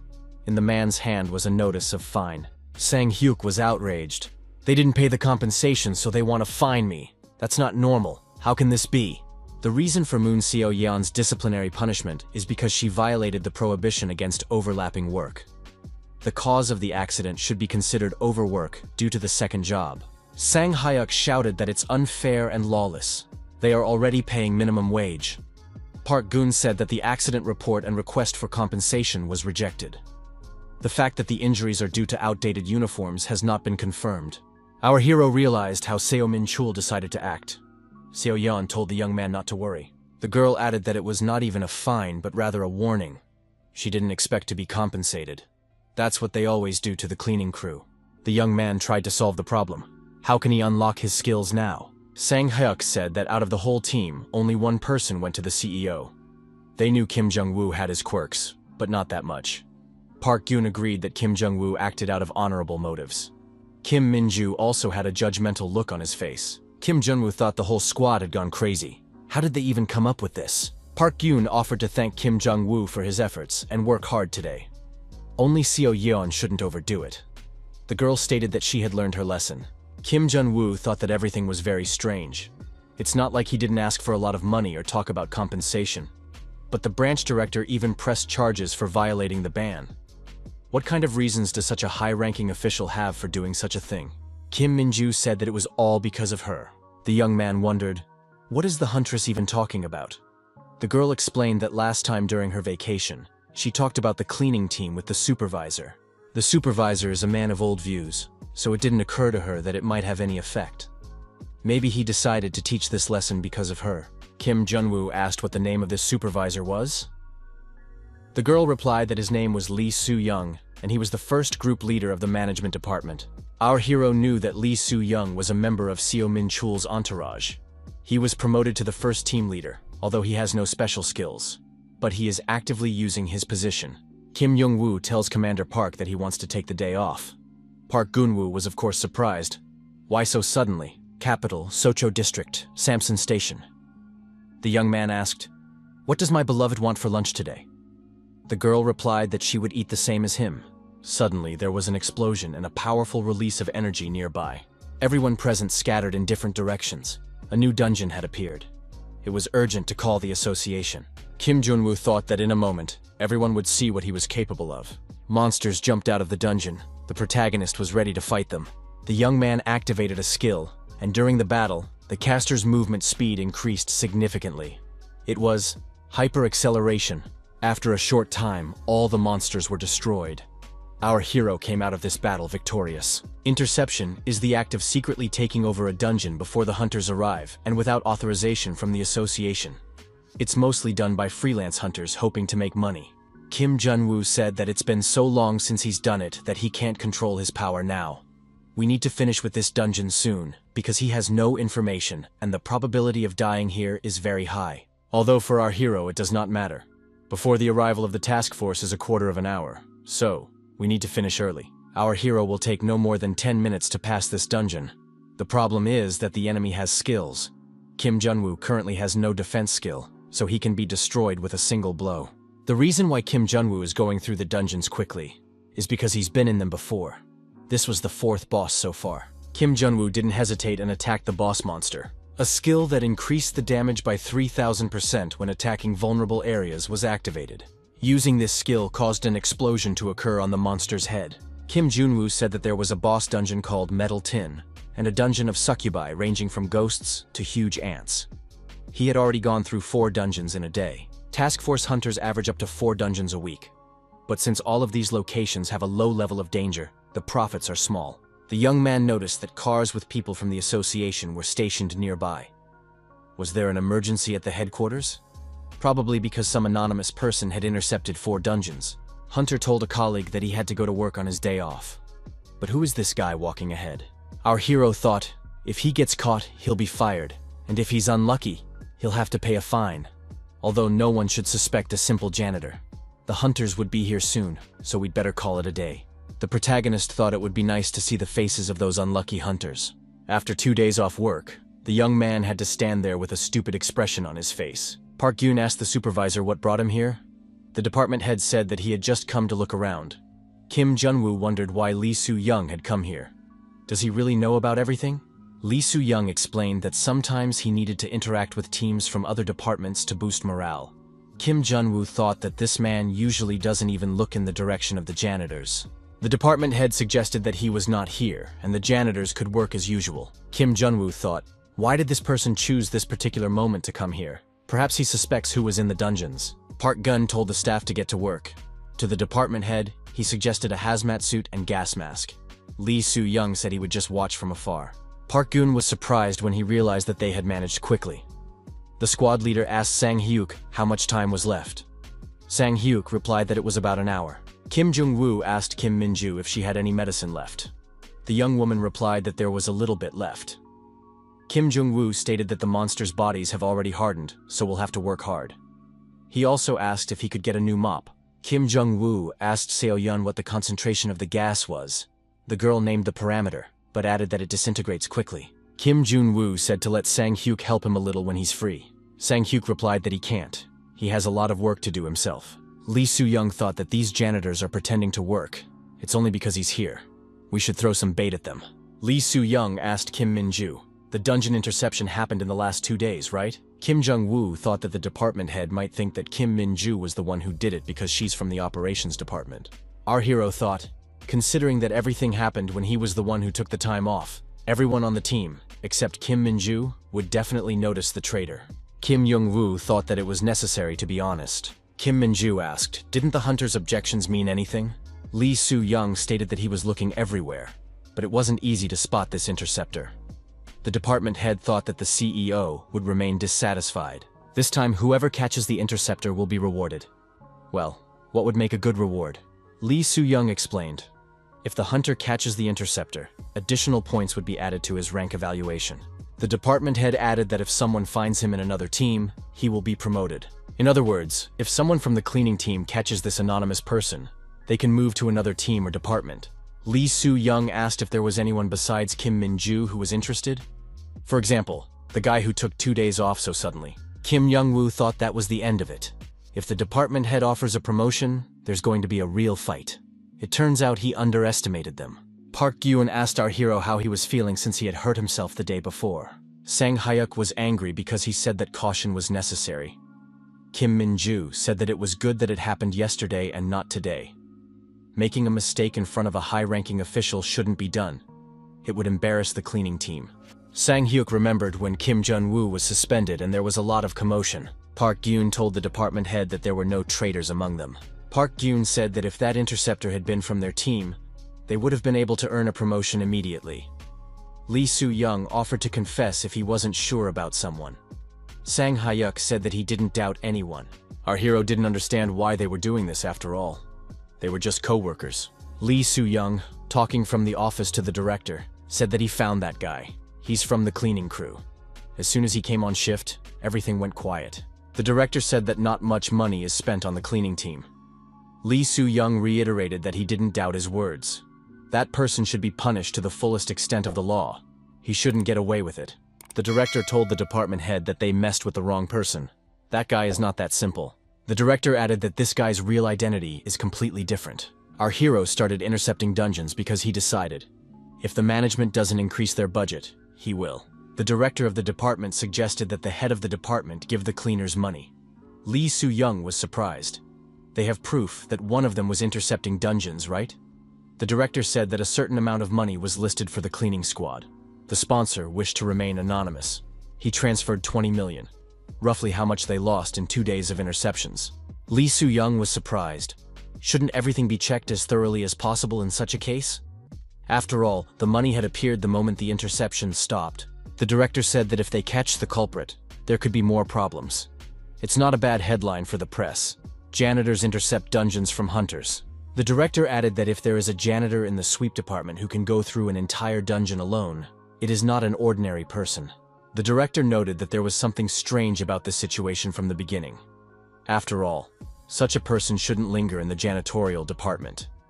When that guy came to ask for a budget increase, he showed that he was well aware of the inner workings of the association. Now, there's someone on the janitorial team who doesn't belong there. He's someone who's worked for the association, and he could be backed by someone powerful. For example, it could be the chairman of the association. Lee Soo-young thought that now it was no wonder to him why the entire team was cheating while making eye contact. Definitely they felt the chairman's support. Why didn't he realize it right away? The director had said it could have been a warning. The chairman said that he was keeping an eye on the officials. Park Gyun said after another dungeon, "They all did a good job. Our hero decided that he didn't need to do any more interceptions. All that was left was to wait for the money to come in." The cleaning team saw a huge number of boxes in front of them. Did Chief Park really order something? Park Gyun replied that he had nothing to do with it. Sang Hyuk said that there were new hazmat suits in the boxes. Seo Yeon added that she found gas masks as well. Park Gyun saw cleaning supplies, gloves, and medicine in the boxes. Had the management decided to give them everything they needed? Did they have a conscience? Kim Young-woo thought that the unscrupulous people in leather chairs had given them the funds after all. Park Gun-woo said he even found an official notice. The document said that the person who paid for it all wished to remain anonymous. The amount of $200 million was allocated. Now even our hero couldn't believe it. The amount was 10 times more than he thought. The notification also stated that the association decided to confirm the accident as a result of the re-inspection. The cause was recognized as outdated equipment, which the budget did not allow to update. Therefore, the decision was made to increase the budget of the clearance department. The management expressed their sympathy and apologized to So Yeon for the accident. She has been compensated. Seo Yeon couldn't believe it because it was $100 million. She said it was all thanks to Kim Jun-woo. Sang Hyuk was surprised that Kim Jun-woo did this in the CEO's office. Kim Young-woo said he had nothing to do with it. Park Gon was happy that the management had reconsidered their decision. Kim Jung-woo asked Park Gon if he was embarrassed by the situation. How could the management change the decision so easily? Park Gon replied that they don't have to worry now because they have the official paper in hand. Park Gon added that it was more than enough for them. They won't know who influenced who anymore. Park Gon suggested moving all those boxes to the office. Kim Young-woo was surprised. Do they even have an office? Park Gun said there was always an office, but there was nothing to do there. Kim Min-ju inquired about the location of this office. She and her teacher will reschedule everything, and the rest of them can go home to rest. Park Gun said that's not fair. They will reschedule everything. Kim Min-ju told the teacher that the two of them are enough. Kim Jun-woo asked the girl what will happen if he doesn't agree. The fire attack skill was unlocked because the condition was met, increasing the budget for the dungeon cleaning team. Our hero was glad that he could get another skill. With just a little more time, he would bid farewell to the janitor's uniform. Kim Min-ju asked, that was the teacher, wasn't it? Was he the one who was intercepting the dungeons? Kim Jun-woo replied, even if she did, so what? The girl said she wouldn't turn him in to earn points. Kim Min-ju asked, compensation and payments to the janitorial department is money for intercepting, right? Kim Jung-woo was surprised. Did the huntress really know that?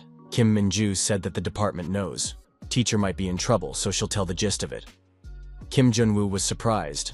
How could they have guessed? After all, he had thought of everything. Kim Jun-woo recalled the saying, "You can't hide a thing in a bag." The teacher's skills are at such a high level that it would be impossible to hide them if he wanted to. He was able to get away unnoticed this time, but now the association will be more vigilant. She added that if the teacher was caught, he would not be allowed to stay on the cleaning team. Kim Jung-woo thought to himself, would she really ask to be transferred to the operations department? Would there really come a day when Kim Min-ju would be useful? Good.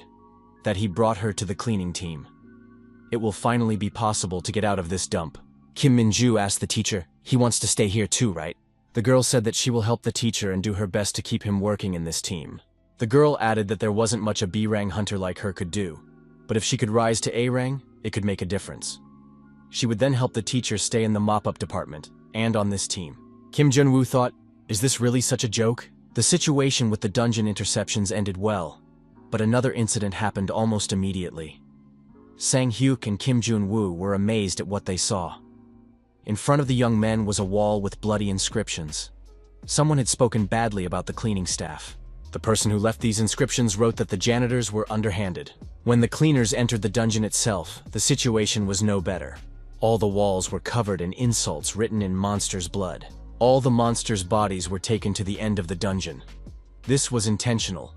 The bodies were in the most inaccessible place. Seo Yan was upset. Why did they do that?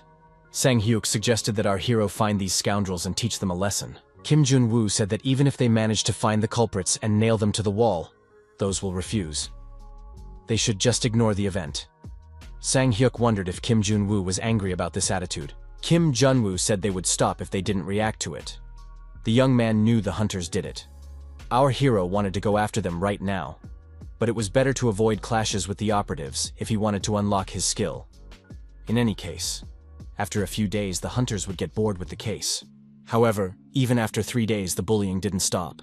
Seo Yeon was getting even more frustrated. Why are they doing this? Sang Hyuk told the chief that he would contact the operations department. Park Gyun stated that he had already gone to see them a few times. Park said he was going to talk to their chief, but was told he was away on a business trip. The hunters insisted that they didn't do it. Kim Jung-woo got angry and said that he would take care of the matter himself. Kim Jung-woo ordered no one to touch anything here and went to the exit of the dungeon. Sang Hyuk realized that the guy was angry again. Seo Yan asked where he was going. Our hero had a passive skill called Misophonia. That skill was activated. The young man said that this time he was seriously pissed off. These hunters really pissed off the protagonist. It's not like they're too lazy to do it. After that, the janitor has to work 15 hours a day. Because of this, the young man was often late for the last bus. The administrator invited him to the Parallel Dimensions Association. Kim Jun-woo walked into the lobby of the building and shushed everyone he could get his hands on. One of the people present shouted, "What is this guy doing?" Our hero decided today to put a stop to it. It all started because of something that happened 3 days ago.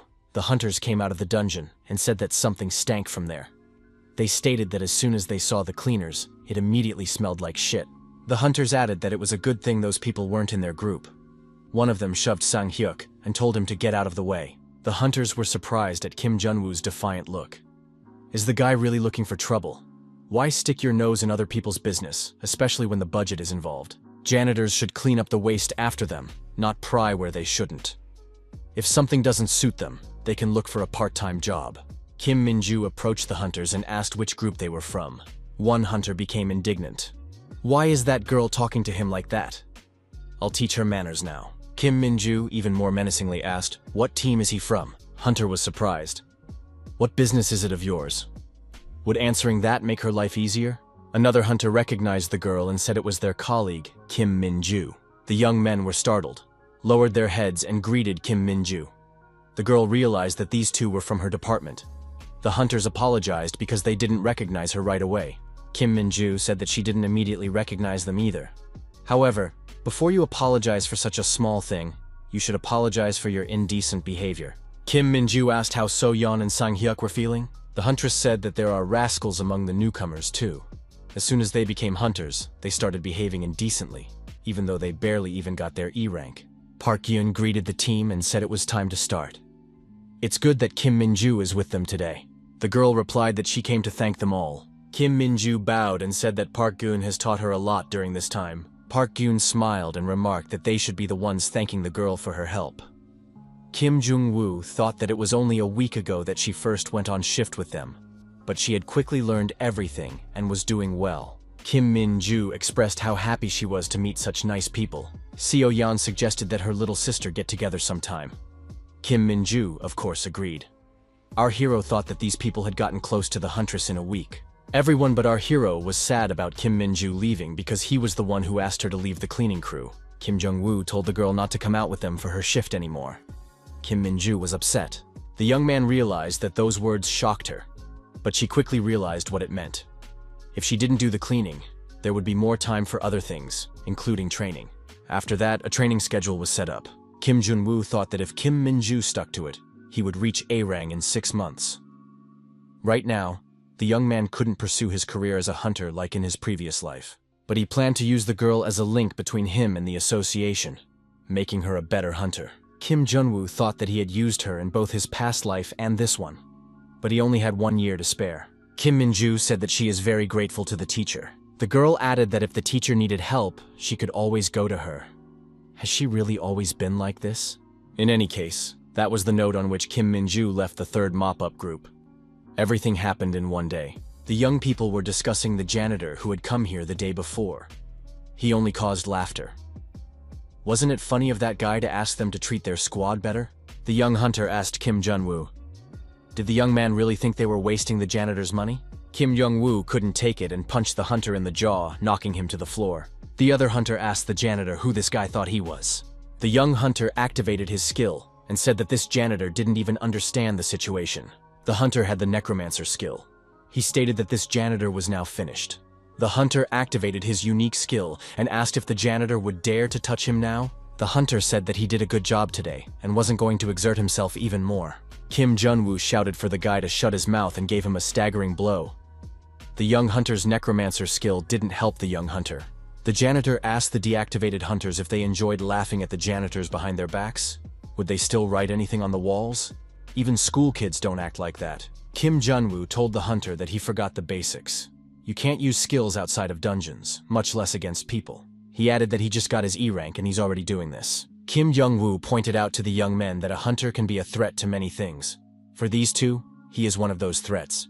Our hero told the frightened young man to listen to him carefully. From today, the janitors will no longer clean the dungeon for these hunters. He is going to tell the reporters about their deeds. The hunter asked, does he really think the association will support him? The management always sides with the hunters.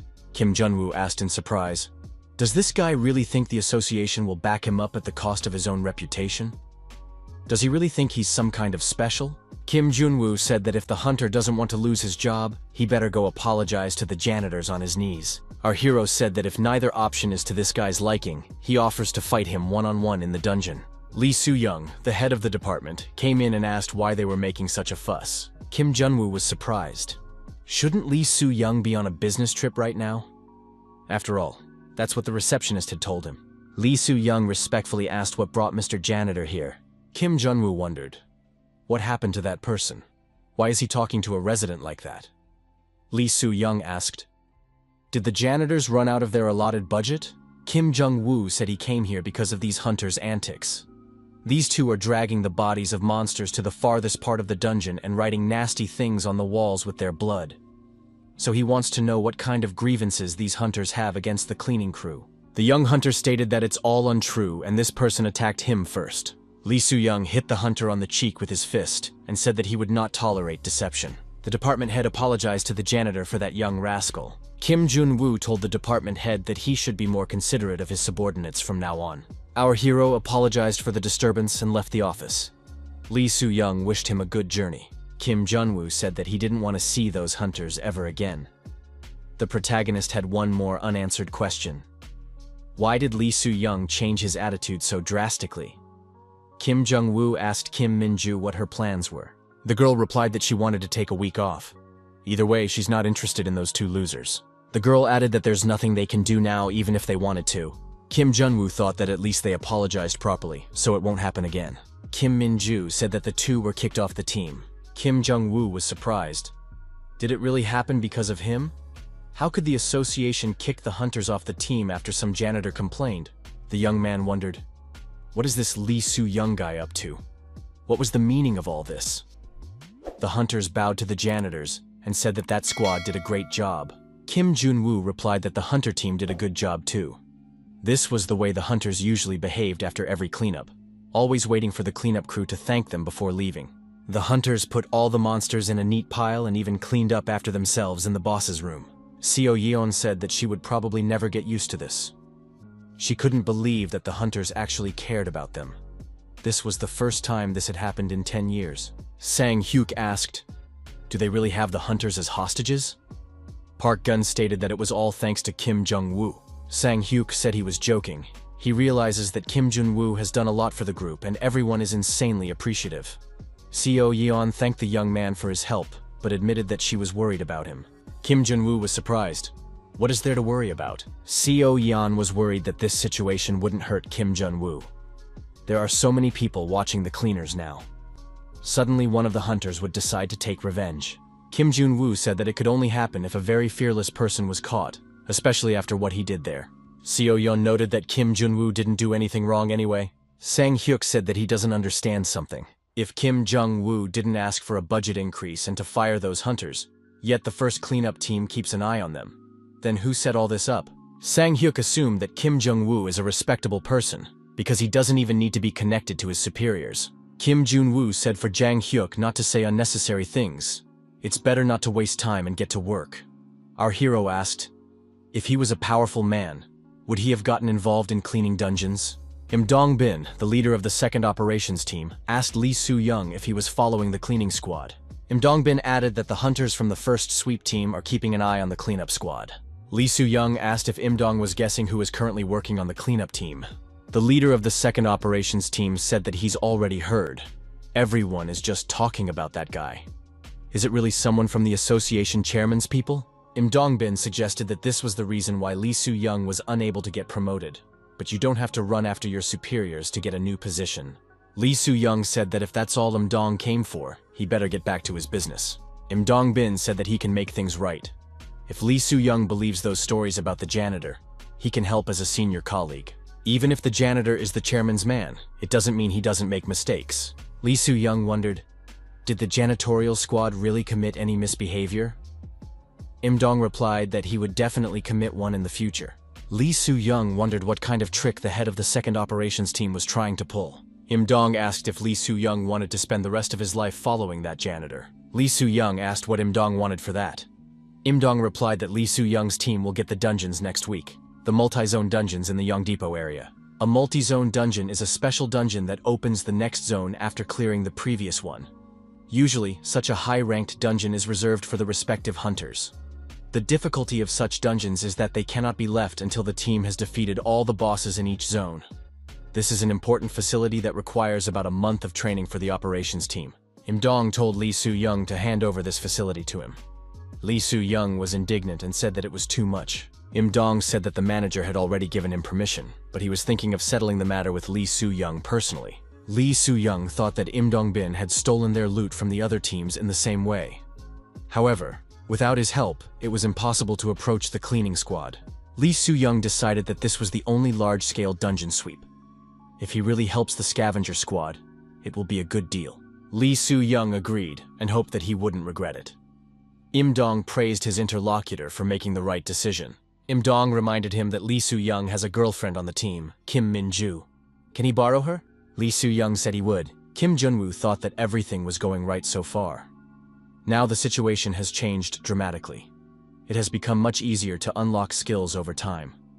Our hero noted that it would be difficult to increase his salary to achieve a new skill for now. If there was a noticeable increase in interest in the dungeon cleaner squad among ordinary citizens, then it would be possible to achieve the unlocking of the new skill. That was something our hero could do.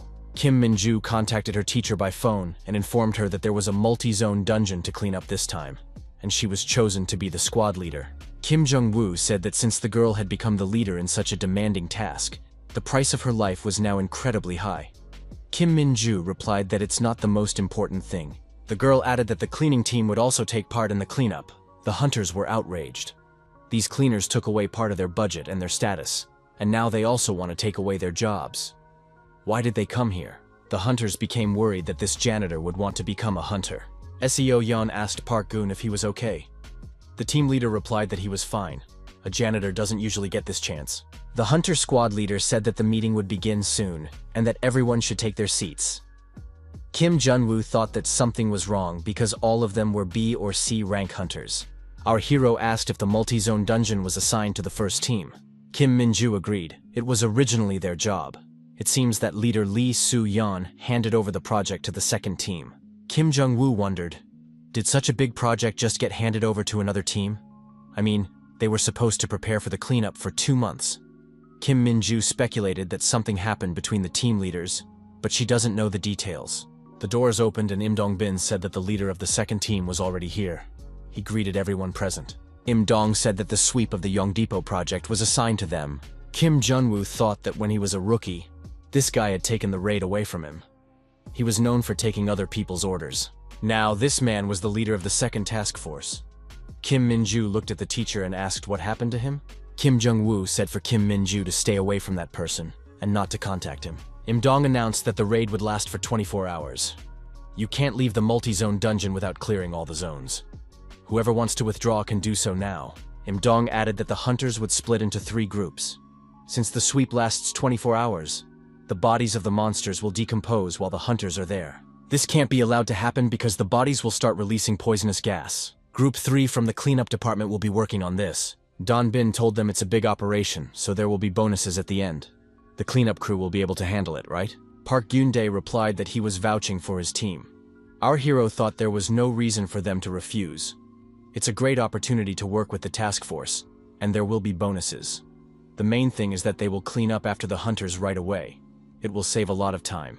It's also a good opportunity to unlock a skill. You may not get another chance like this again. However, our hero apologized and said he couldn't. He didn't want to help the villain Im-dong. Im-dong was surprised. How can't he? Park Gyun didn't understand why Kim Jun-woo refused, since they had such a good chance. Sang-hyuk reminded him that they were also promised bonuses. Park Gun had to admit that Kim Jong-woo was worried about the team anyway. Kim Min-ju said she was also a little worried because the briefing was short and the dungeon is very dangerous. Working for 24 hours without a break where there are a lot of monsters is very risky. She would refuse too. Park Gun assumed that Kim Jun-woo understood better than anyone how risky the job was. He was afraid that they would agree to it out of joy, so he turned it down first, setting an example. Seo Yeon stated that it was very much like him. Sang-hyuk said that Kim Jun-woo is always misleading them. He thought at first that he just didn't want to work. Park Gun stated that Kim Jong-woo had a premonition about it. The cleaning squad leader stated that their team will not participate. Kim Min-ju stated that she is also refusing. Seo Yeon was surprised since Kim Min-ju is leading the raid. Park Gun stated that the hunter can't leave because of them. Kim Min-ju explained that she didn't like the idea from the beginning. She's not good enough to lead the sweep. The girl also remembered that her teacher had advised her not to mess with Im-dong Bin. Im-dong had told the commander of the first task force that the cleanup squad had refused to work. Lee Soo-young was delighted when he saw how Im-dong's face changed after the janitorial team refused. Lee Soo-young reminded him that this guy is not that easy, and now Im-dong Bin has realized it. Lee Soo-young asked if Im-dong still thinks that the second task force can handle it, since even Kim Min-ju left. Lee Soo-young asked if Im-dong was going to go to a private company since they had recently spent 200 million. Im-dong Bin was very angry. Does a co-worker think I can't handle someone from Seo Min-chul's entourage? He decided to use the mandatory list of participants. Mandatory attendance list means that those teams that the chairman designates will be required to go on the raid. Disobeying the order could result in disciplinary action or even dismissal. A few days passed, and our hero learned that Im-dong Bin had applied the mandatory list. A group of janitors and Kim Min-ju had to participate in a dungeon cleanup. There were many journalists and curious citizens in front of the entrance to the dungeon. An operation of this magnitude interested the media. Sang-hyuk pondered, could they really be interviewed? Park Gyun regretted not shaving today. Seo Yeon stated that she should have washed her hair and styled it with a blow-dryer. Kim Jong-woo asked Kim Min-ju if she was nervous. The girl admitted that she was, since it was her first experience in such a role. Kim Jun-woo tells the huntress to get ready. When the townspeople see a worried hunter, they get worried. You have to be brave. How is she going to mop up the dungeon if she's almost shaking? Kim Min-ju says she's fine. She's sure she can handle it. Our hero reminded that once the huntress gets inside, she needs to forget about the cleaning group and focus on destroying the monsters. Kim Min-ju stated that they need to stay in touch. Kim Jong-woo was surprised. The girl isn't going to ask him for help, right? Park Gun urged his team to work hard today. All the equipment and medicines were ready. Kim Jun-woo checked the contents of the box. 10 liters of hydrogen peroxide diluted with hydrochloric acid, saline solution, vacuum compressor, polymer compression bag, goggles, cleaning supplies, all in place. Sang-hyuk said food and water supplies were plentiful. Park Gyun warned that it would be difficult, but they would have to do the same things they always do anyway. So everything will be fine. Im-dong said that it turns out that Kim Min-ju was with the cleaners. The commander of the second task force told the girl that they were counting on her. Kim Min-ju replied that she would do her best. Seo Yeon asked our hero, will those people also participate in the raid? She didn't think they would go to the dungeon too, since Kim Min-ju is in charge of the operation. Kim Jong-woo replied that it's a common thing. Even if Kim Min-ju is in charge of everything, the team leader can participate too. Usually, the leader appoints the best hunter to be the leader of the raid. So right now, that would be Kim Min-ju. Our hero had to admit that this girl has leadership qualities, but Im Dong did so for another reason. This man has no idea how to behave on the battlefield and doesn't want to take responsibility. He only plans operations but never participates in them, always staying in the last row. Im Dong said that he will also fight, since this is the first time a girl is leading a raid. If there are any problems, he will personally deal with them. Im Dong reminded the janitors to take care of the cleanliness. The cleaning should not be delayed. Im Dong was very angry with our hero. He was curious to see how long this guy would last. Im Dong said that if everyone is ready, it's time to start. Kim Min-ju reminded everyone that the hunters are divided into 3 teams, A, B, and C. Team A will go first, Team B will take over the next area, and then Team C will enter the fight. In this way, they would act in a circle until there were no monsters left in the dungeon. Kim Min-ju reminded them that this time, the cleaning team would be going with them. These people know what they're doing, so there's no need to worry. The girl added that if the situation gets too dangerous, they can call the cleaners for help. Im Dong and the hunters were outraged by such words. How could such a thing be possible? Im Dong said that the raid leader was a bit nervous. Didn't she mean to say, it's for the cleaners? If anything, to seek help from the task force. Kim Min-ju stated that if everyone is ready, they start the cleanup. Kim Young-woo said that it's time for them to go in and clean up the place too. The cleaning team acted coherently and did their job splendidly. Seo Yeon said that she was a little afraid to go, but it's very peaceful here. Kim Jung-woo said that even though this is a large-scale operation, they are just cleaning up the place. They probably won't even meet the hunters until the very end of the mission. Sang Hyuk said that he can't even watch the professionals work. Why did they have to do this joint raid? Park Gun replied that Sang Hyuk is not a hunter and they need to do their jobs. It's unlikely that they can learn anything from hunters to be useful in their jobs. The squad leader said that now it was time to start the chemicals. We can't let the bodies decompose while the hunters are cleaning them up. After the treatment, we need to cover the chemicals with a bag and vacuum seal everything. You have to be patient, as the raid is a joint raid. You have to be careful. The life and health of others may depend on them. Usually, such a large number of monsters are burned in the place where they were destroyed. But now that the mopping up and cleaning are going on at the same time, it's impossible to do that. In order to prevent the flesh from starting to decompose while the task force continues the cleanup, they have to dismember the monsters' bodies, treat them with chemicals, and pack them in vacuum bags. Sang Hyuk was already tired of this chore. Our hero was in solidarity with him. Seo Yeon took some chocolate bars out of her pocket and offered to have a snack and rest a bit. Seo Yeon offered the bars to our hero, but he remembered that he doesn't like to be distracted while working. Park Gyun announced a sweet pause, and then they would get back to work. This was the first really big raid for this group. But surprisingly, everything was going well, and there were no problems. They were doing the same things they always did.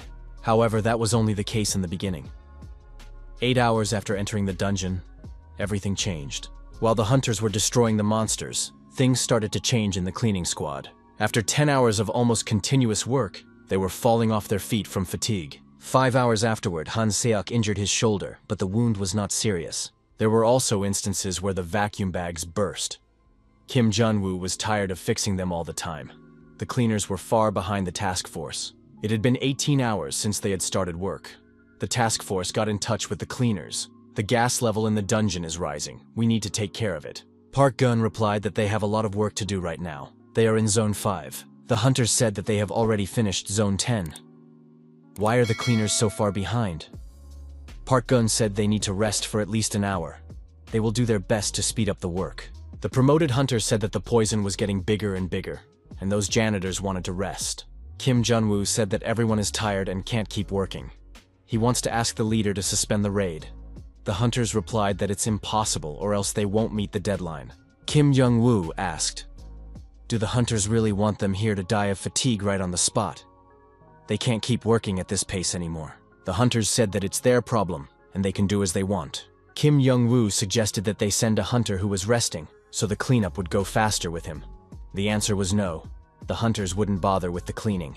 Kim Jun-woo told the hunter to call the head of the raid immediately. Im Dong wondered what they should do. Is Kim Jung-woo sure he's doing the right thing? That poisonous gas is already visible to the naked eye. Instead of coming here, he could have been doing his job of cleaning up. What is even going on here?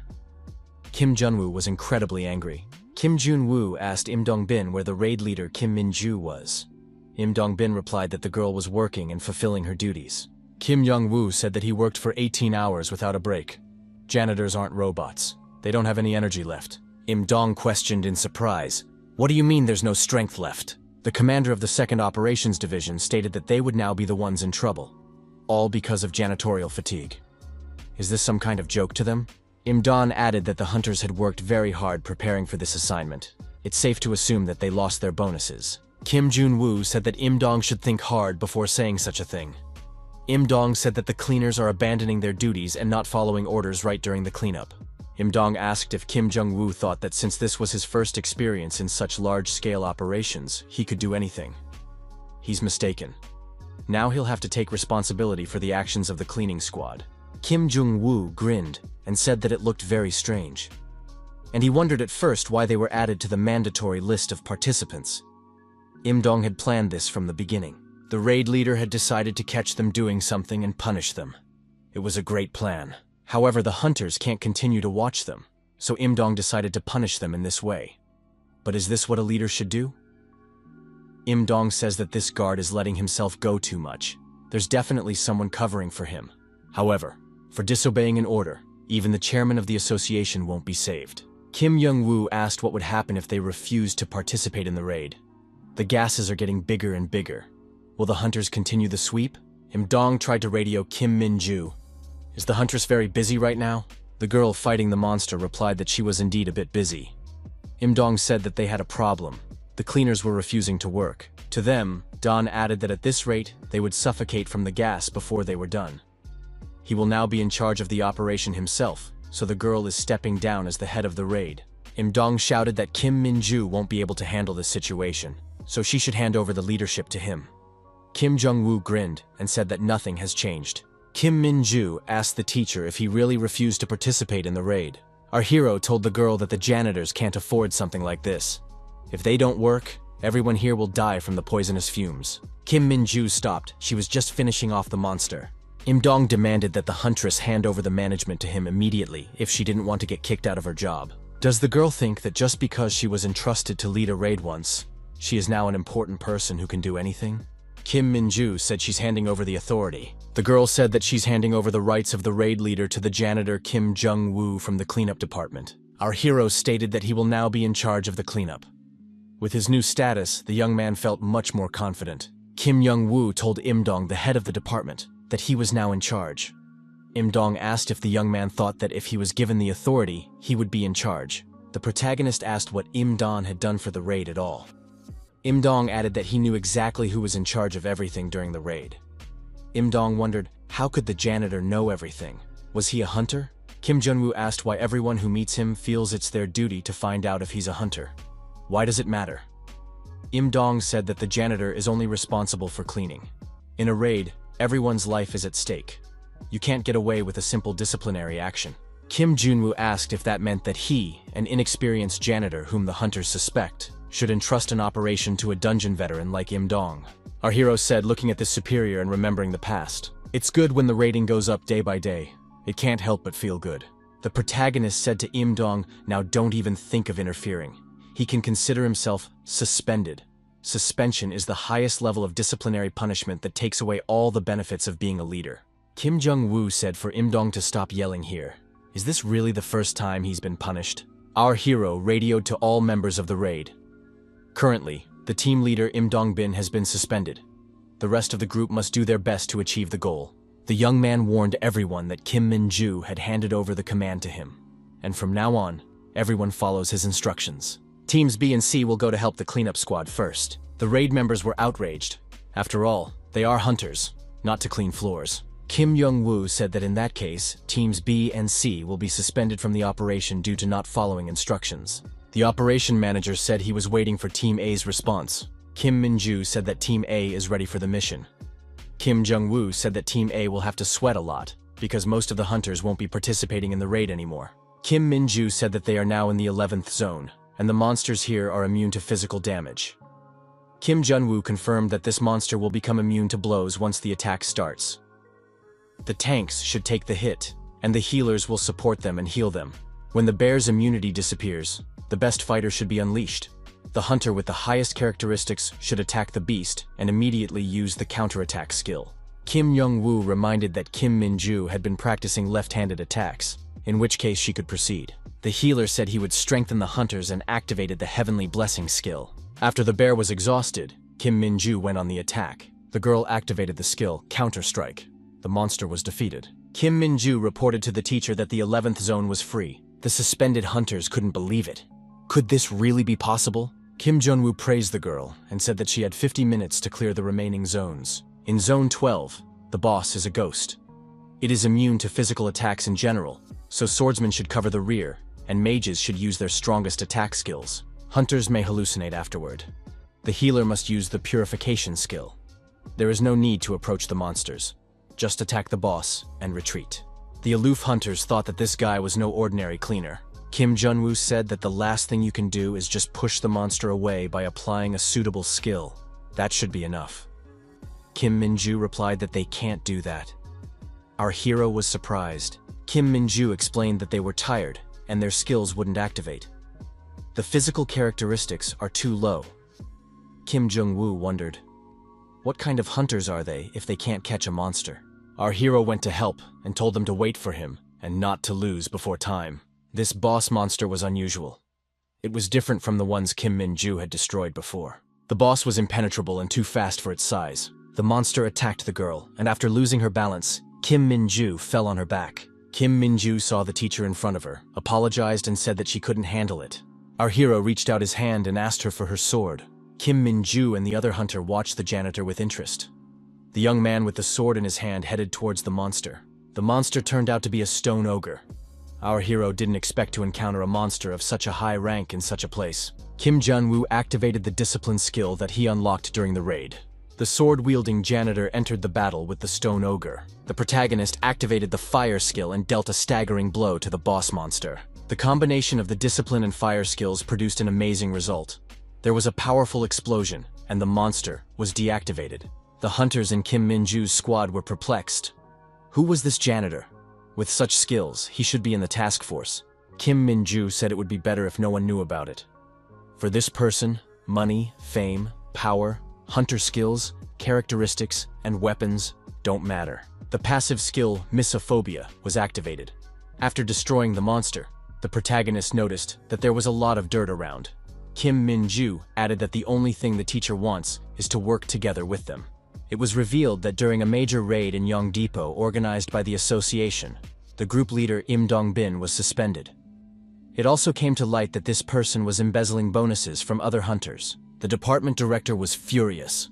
How could the team leader be suspended from the raid? Im Dong-bin asked him to apologize. Lee Soo-young stood nearby. Im Dong added that it looked like Kim Min-ju and the cleaners were working together. The director said that everyone now knows that Im Dong was trying to use Kim Min-ju for selfish purposes. Im Dong said that it's not like that and asked why he's on the receiving end since they made the list of conditions together. The department director asked if Im Dong-bin thought they were friends, or did he forget which one of them was the higher-ranking one? The director continued. Did Im Dong think he would just take it easy and forget about the fact that all the people were now discussing his behavior? The director said that as long as no one took action, Im Dong should go to the police. Lee Soo-young suggested that the principal tell the janitor that he was the one who helped him. The director asked Lee Soo-young if it would be a good idea to put Kim Min-ju in charge of the squad. Im Dong-bin and the members of the second task force were disciplined. Im Dong was removed from his position as leader, which is tantamount to dismissal for a hunter. The cleaning crew congratulated Kim Min-ju's sister Kim Min-ju on her promotion. Park Gyun knew that this girl would accomplish a lot. Han Seok said that he would now brag about working with the head of the second task force. Kim Min-ju said that she was very grateful to everyone present and even cried. The girl explained that she got something in her eye. Seo Yeon asked if that meant that Kim Min-ju was in charge now. Huntress admitted that she couldn't even believe it after hearing that. Han Seok stated that Kim Min-ju is now on the same level as Lee Soo-young. Kim Min-ju noticed that the office was a little empty. Kim Jun-woo replied that a lot of people had been fired. The girl noticed that there were 17 hunters left. She doesn't understand why she has been given such an honor to be the leader of the group.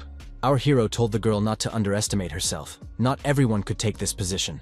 Kim Jun-woo thought that he only became a leader at the age of 30. The girl thought that the teacher was genuinely happy for her. Kim Min-ju stated that it was all thanks to the people present. Even after becoming a leader, she still considers herself a member of the team. Kim Jung-woo told the girl to watch her words. You shouldn't say such things here. No hunter would want a janitor in their group, much less in the leader's seat. Kim Jung-woo reminded him that he was the reason the group almost failed. The hunters entered the room and said they were back. They were taking a longer shift than usual. One of them said he was hungry. The hunters saw the cleaners and immediately greeted them respectfully. One of the hunters gave his name, Hong Ji-young. He was from the second group. The other one's name was Lee Jin-ho. Lee Jin-ho said that Mr. Kim Jung-woo did a great job on the last raid. They want to be members of this team and are always willing to come to the cleaners' aid. Our hero didn't understand what was happening to them. Kim Min-ju said that the hunters have a great attitude. Kim Min-ju said that now even the association headquarters can't harm the cleanup department. The teacher can forget all the worries, relax, and enjoy the cleanup. Kim Jung-woo thought that this girl is out of her mind even though she just got the position. Kim Min-ju said she was waiting for someone else. She was told that an assistant was coming. Kim Jung-woo took that to heart. The huntress is an important leader now. Personal assistants are only given to team leaders.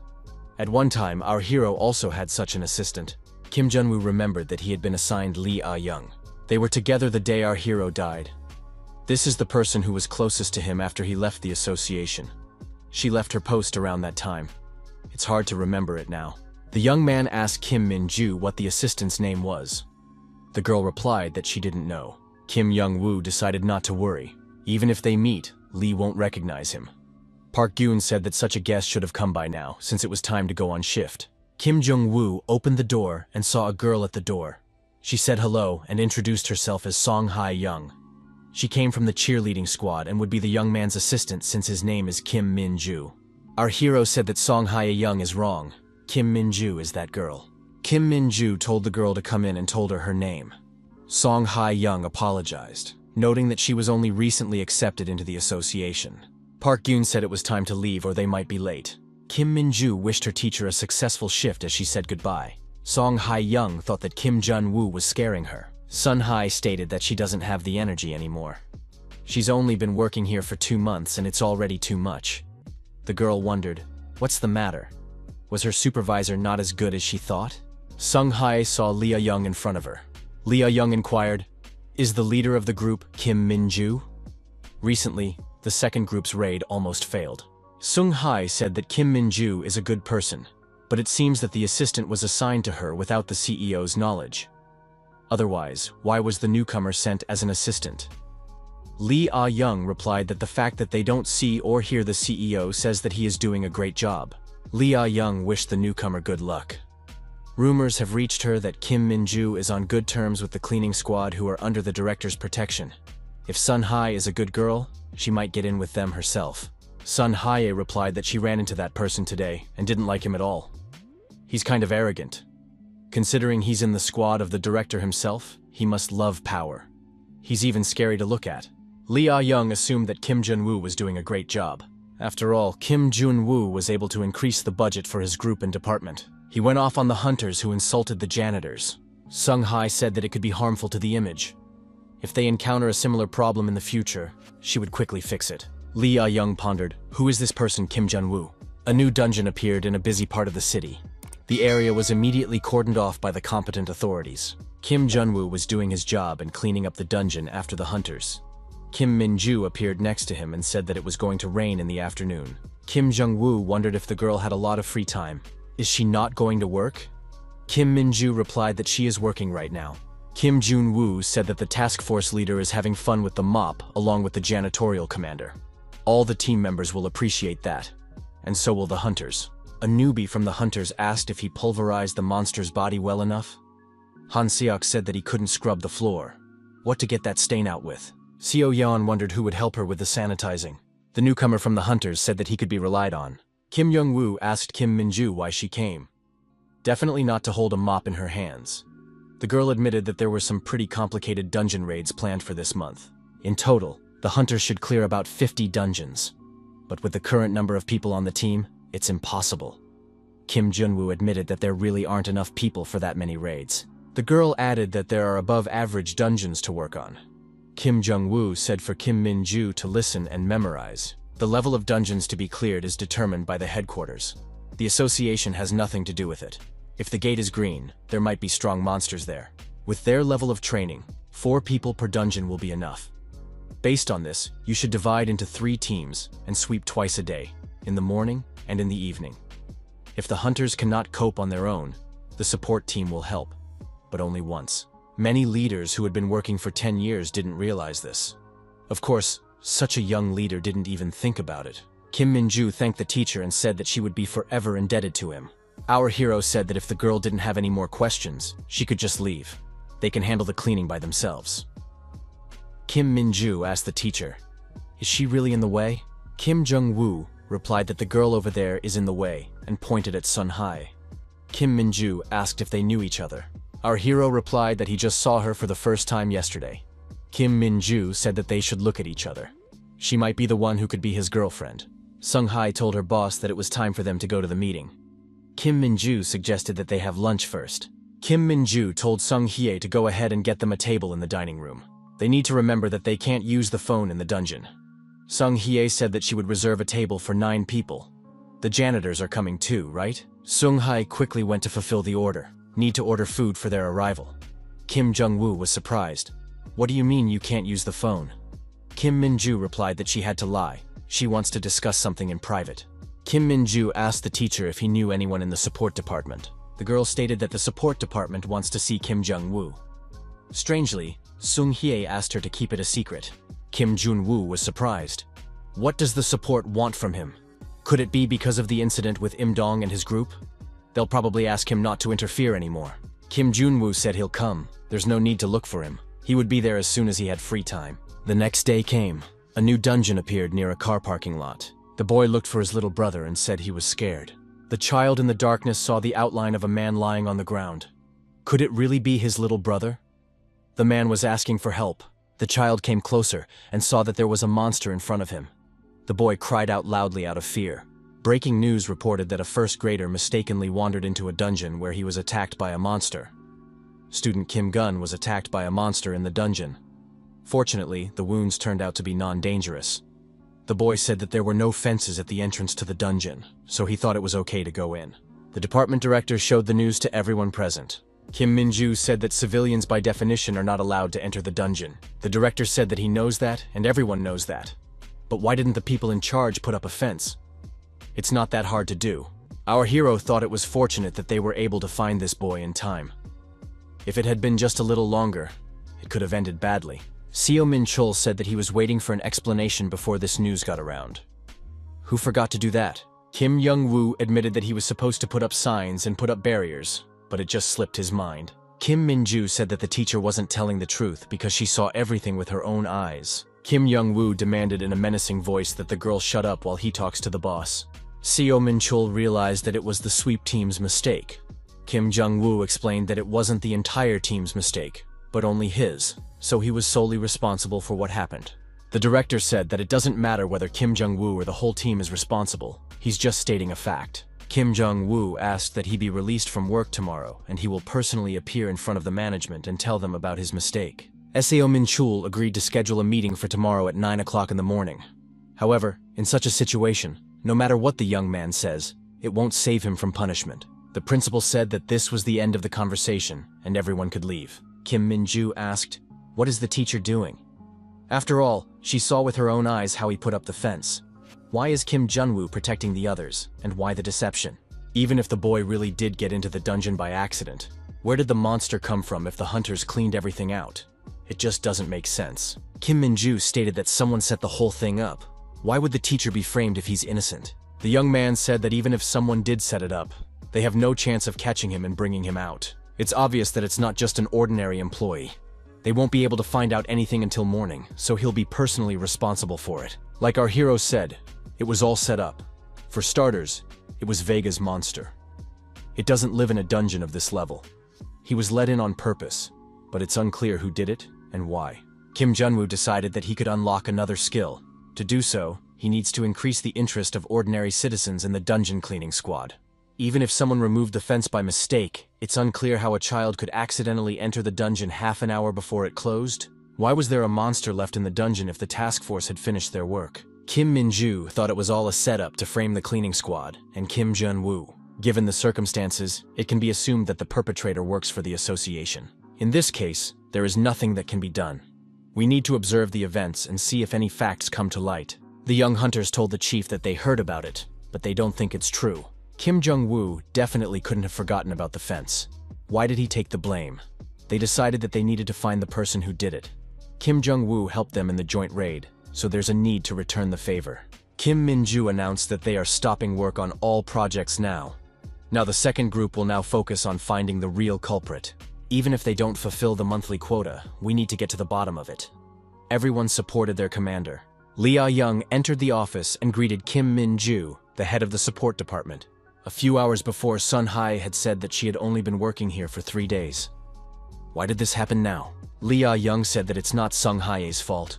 It's just that these guys were unlucky. Sun Hai said that Kim Jun-woo is going to go to the media the next day. Lee Ah-young said that it's very surprising. This guy is from the association chairman's entourage but made such a stupid mistake. Sun Hai said that Kim Jun-woo may have taken the blame, but Kim Min-ju is claiming that he was framed. Lee Ah-young asked in surprise, why did he set himself up in that case? Are there still normal people out there? Lee Ah-young wondered who this person was, Kim Jun-woo. Despite his connections, he still retained his humanity. Lee Ah-young asked Sun Hai to keep it a secret from the other groups. Kim Min-ju asked what brought Lee Ah-young here. The girl replied that she wanted to help. Lee Ah-young said that Sun Hai told her everything about what happened. She asked if there was any progress in finding the truth. Kim Min-ju replied that they are just at the beginning of the journey. She is going to check the security cameras in the dungeon area. Lee Ah-young stated that it is a waste of time. They will not be allowed to access the records without the police or the chairman of the association. Lee Ah-young said that she looked into the reports. The dungeon was in the Tal district and the cameras were not working that day. They don't have much time, and if the young people head there, they will just waste time. Kim Min-ju asked what they should do in that case. Lee Ah-young replied that there was a car with the DVR on at the time of the accident. At the moment, Sun Hai is trying to find the car because she memorized the license plate number when she went to the canteen to make a reservation. When the license plate number is found, they will be able to verify everything with the document she is holding in her hands right now. Kim Min-ju thanked her for her help. Lee Ah-young stated that she was helping for a reason. Kim Min-ju explained that she's only 3 days into her management position and can't offer anything in return. Lee Ah-young recalled that Kim Min-ju is close with Kim Jung-woo, the janitor. Who is that person? Lee Ah-young said that there are many rumors about him. He's an independent hunter, a spy for a private firm, and even a protege of the association chairman himself. Which of these are true? Kim Min-ju replied that this is the first time she's heard about it. Lee Ah-young was surprised that these people really don't know anything. The whole headquarters is just talking about it. Lee Ah-young was also surprised. Did Kim Min-ju really only know him as a member of the cleanup department? She needs to communicate with her more. The janitor who took responsibility for something he didn't do. The supervisor who rushed to his aid with the rest of the group. What kind of people are these? Lee Ah-young says she's going to help them after all. In return, she wants to meet this young man. Lee Ah-young asked Sun Hai to try to find the car as soon as possible. Kim Min-ju stated that the second group is on their way. Our hero had already bought clothes for the press conference, and now he looked quite respectable. A phone call rang out. Seo Yeon asked if Kim Jun-woo had called Kim Min-ju. Huntress doesn't pick up the phone for some reason. Kim Jung-woo asked if she was in the dungeon and had a raid. Seo Yeon replied that she wasn't at work. Seo Yeon said that Kim Min-ju texted that she would definitely help the teacher and that if she couldn't make it in time, she should talk him out of it. Kim Jun-woo interrupted the conversation saying that he had to go. Kim Jun-woo was really angry. What on earth could Kim Min-ju be up to? Our hero contacted her on the phone and asked what the girl was doing now. Kim Min-ju stated that she was following to Daejeon right now. Kim Jung-woo wondered, why is she doing that? After all, they don't work there. Kim Min-ju reported that she was going to find evidence of the teacher's innocence. On the day of the incident, there was a car with a video recorder in front of the dungeon entrance. They are already halfway there, so they'll be able to get everything done by tonight. Kim Jung-woo said angrily that he told the girl to stay out of it. Kim Min-ju replied that she would always be indebted to her teacher, so she couldn't help. Kim Young-woo thought that it would be better if she didn't do anything. Then he would get a new skill. She definitely doesn't want to listen to him. Our hero asked the girl to text him a picture of that car. She couldn't be allowed to find evidence. Kim Min-ju said she was sending a message. The protagonist was incredibly angry at this girl. Why was she bothering him so much? The system reported that the user was on alert. The people around him decided that this person was in a very bad way. The skill, hyper-acceleration, was activated. Kim Jun-woo decided to find that car by himself. Lee Ah-young said hello and said that she was from the Korean Association. The girl asked the man if he was related to the injured boy. The man replied that he had nothing to say to her. Lee Ah-young said that a press conference about the accident is scheduled for tomorrow morning. The case is still under investigation, but it's already clear that the janitor had nothing to do with it. If the man doesn't come forward, an innocent man could get hurt. The man said that he would be happy if Kim Jung-woo was the one to end the case. A parking lot in Daejeon City. The driver of the car decided that he would eat chicken tonight. There was a knock on the car door. The driver saw a bloody young man outside the window and thought it was a zombie. He screamed out of fear. Kim Jun-woo said hello and said he was from the association. The young man expressed his hope for the driver's help. The man asked what the association wanted from him. After all, he is a simple citizen. The protagonist grabbed the black box with his hand. Kim Jun-woo clenched his fist and ripped off the DVR. Moving away from the car, our protagonist said that the guys from the operations department would come soon and pay for the damage. Kim Young-woo activated his hyper-acceleration skill and disappeared from the sight of the frightened driver. Kim Min-ju and her squad appeared in the same car parking lot. Hunter told the boss that he saw the same car. The terrified driver said that there was a flying zombie in front of him. Kim Min-ju approached the driver and said that they are hunters from the association. They need help. The driver asked what they all wanted from him. He intends to sue them. Kim Min-ju was at a loss and apologized. The assistant told the girl that they were too late. Someone had already taken the DVR. Kim Min-ju was upset since all the evidence was there. How far is their opponent going to go? Lee Ah-young asked the man what the meaning of his words, "He will only be glad," meant.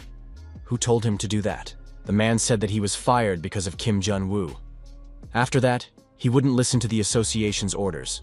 It was one of those hunters who left inscriptions on the walls of the dungeons. The young man said that no one had apologized to him or his little brother. And now they came to him and are talking about orders. Lee Ah-young stated that she is trying to take action and sort everything out. The young man stated that this is pure showmanship. He has nothing else to talk to the association about. The patients at the hospital started discussing this girl from the association and the injured younger brother of the guy. Lee Ah-young decided to talk next time when there were fewer witnesses. The young man was angry and went back to his younger brother's room. The kid asked, "Can't they stop all this?" He doesn't like sitting in the hospital all day and getting shots. The young man asked the child what he was saying now. Had he forgotten? After all, they had agreed that his brother would help him. Tomorrow it would all be over. Through the window, Kim Jun-woo popped into the hospital room. He said that, if that guy was just walking by, I doubt it would have gotten to this point. Kim Jun-woo said that he understood everything now. An ordinary person, much less a child, can't remove a heavy barrier. He even thought of moving the monster into a protected dungeon. For a former hunter, it's no problem. Our hero asked if this guy had decided to take revenge on him by using his younger brother. The child thought, is his older brother taking revenge on the one who saved him? The former hunter said that it was all Kim Jung-woo's fault.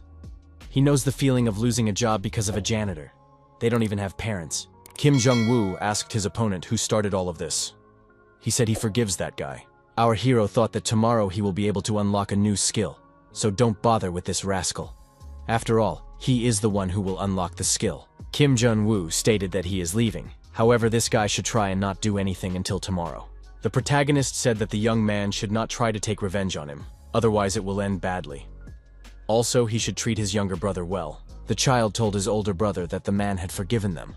The next day came. Many reporters were present. The morning press conference at the association's headquarters in the capital.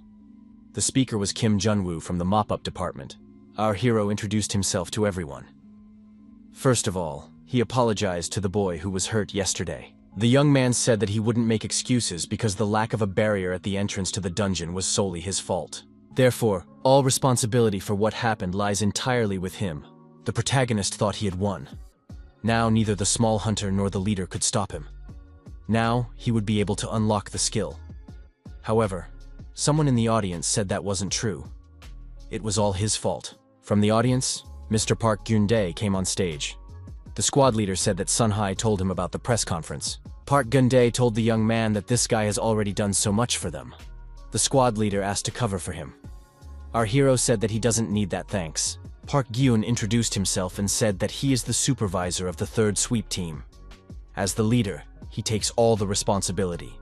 As long as Kim Jun-woo is a member of their team, the leader will be held accountable for all his mistakes. Seo Yeon and Han Seok said that as co-workers, they also take responsibility for what happened. Seo Yeon said that as Kim Jung-woo's protector, she takes responsibility. Han Seok added that the younger colleague's mistake was also his mistake. Our hero didn't understand. How did he get to this point? Why are they getting involved if they don't know anything?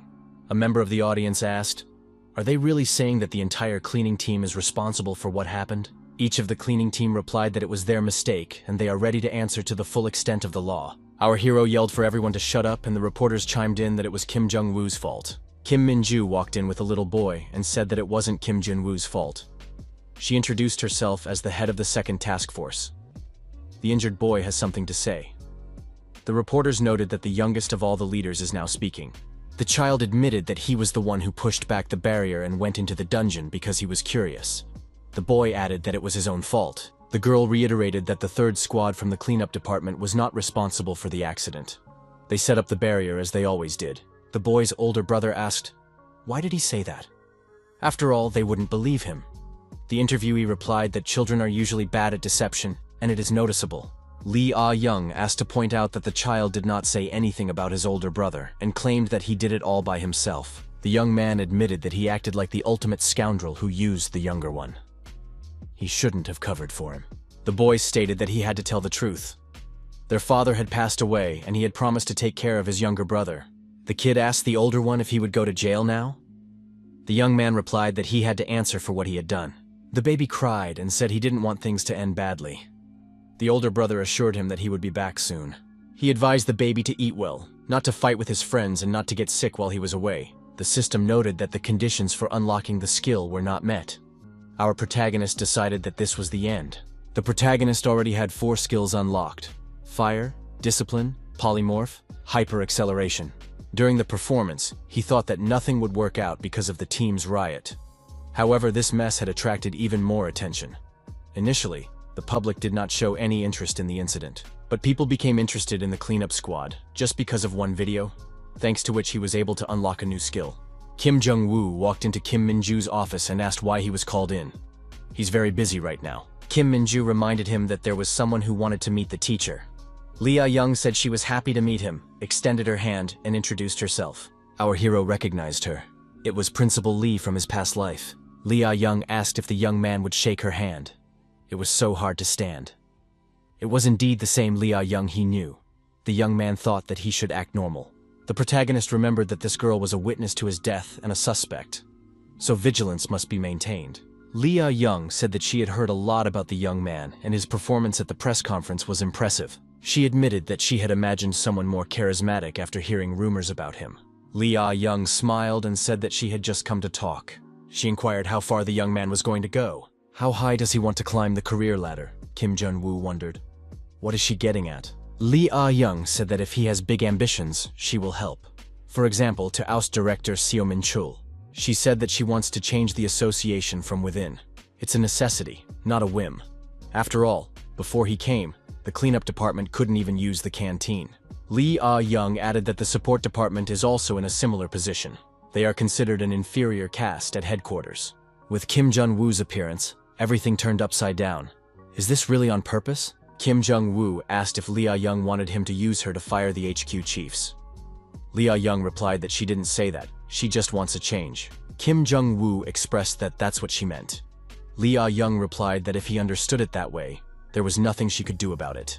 She didn't know how they'd proceed, but she hoped he didn't mind if the hunters were involved. The more trump cards they have, the better.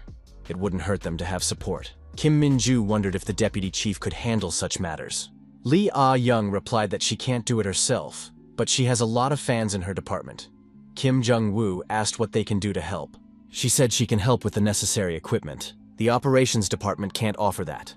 Our hero knew why the girl was so confident even though she's not the director. It's all because of her father, who is a member of the association. CEO Lee Do-sik, one of the giants who ran the association. Lee Ah-young got the position of director at a young age precisely because of her father, before the regression. She was now the deputy. Those two were the pillars of the association. Unfortunately, that period didn't last long. After 5 years, Lee Do-sik was fired. After the reform of the branches, they lost status in the eyes of the management. After that, Lee Ah-young also lost her power and became Kim Jun-woo's assistant.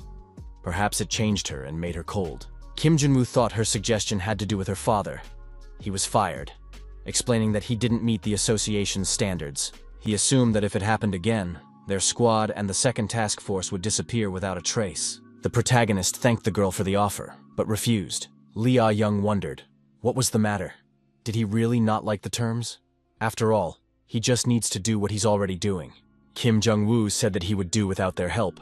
Lee Ah-young asked what happened after all. Our hero assumed that Director Lee was the one who ordered the hitmen for him, although he didn't want to believe it. Kim Jun-woo replied that nothing happened. To change the association, to take a leadership position, he never had such a desire. The young man said he was leaving. He had to go to work. Park Gyun said that the young man should hurry up. There's an untidy dungeon waiting for them. Besides, Sang-hyuk is on vacation from today. His sister came to the country and they haven't seen each other in a long time, so he asked for a day off. His sister is an international association hunter. She came for work, but the details are unknown. Park added that Sang-hyuk has no one besides her, so he was given a week's vacation rather than a day off. Kim Jung-woo thought that Sang-hyuk is a janitor while his sister is a badass hunter.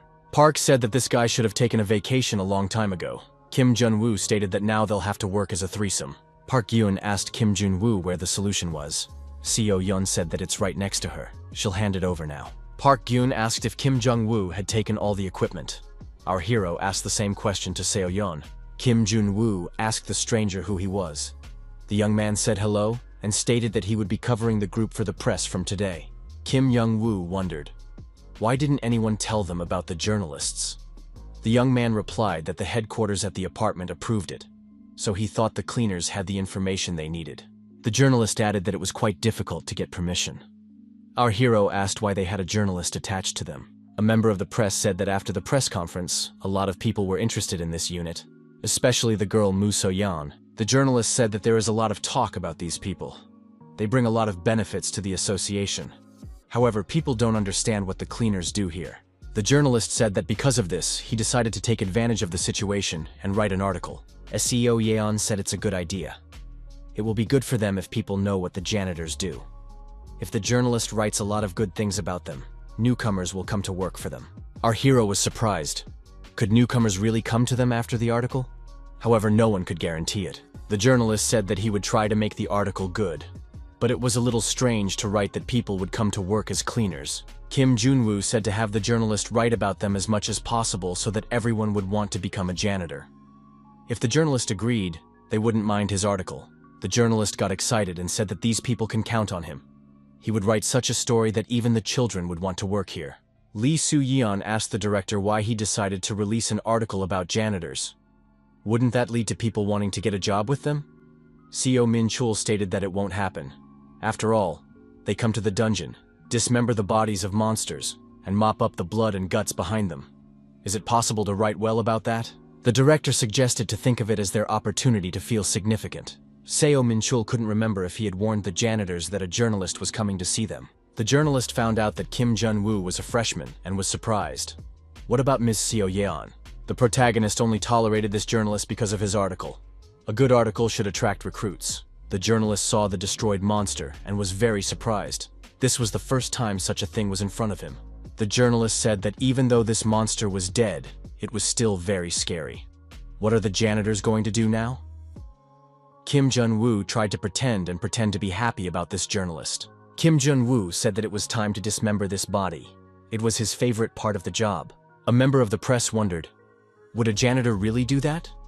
Kim Jun-woo replied that it's a lot of fun. Would Mr. Journalist like to give it a try? Kim Jun-woo suggested replacing the picture of a monster carcass being cut up with a cute stuffed toy. The journalist was startled. Park Gun-woo said that the reporter should be careful. There is a risk of getting into trouble in the dungeon. Kim Young-woo said Mr. Sang-chan should wake up. At least all those horrible pictures won't appear in the article. Sang-chan wrote that the cleaners don't have enough manpower, and the cleaning has to be finished within 2 hours of cleaning the dungeon. There are up to 4 dungeons a day. In the past, they couldn't even use the corporate canteen. Our hero said that this information would be enough for readers. Kim Jun-woo tried to think of what else to tell Sang-chan the journalist.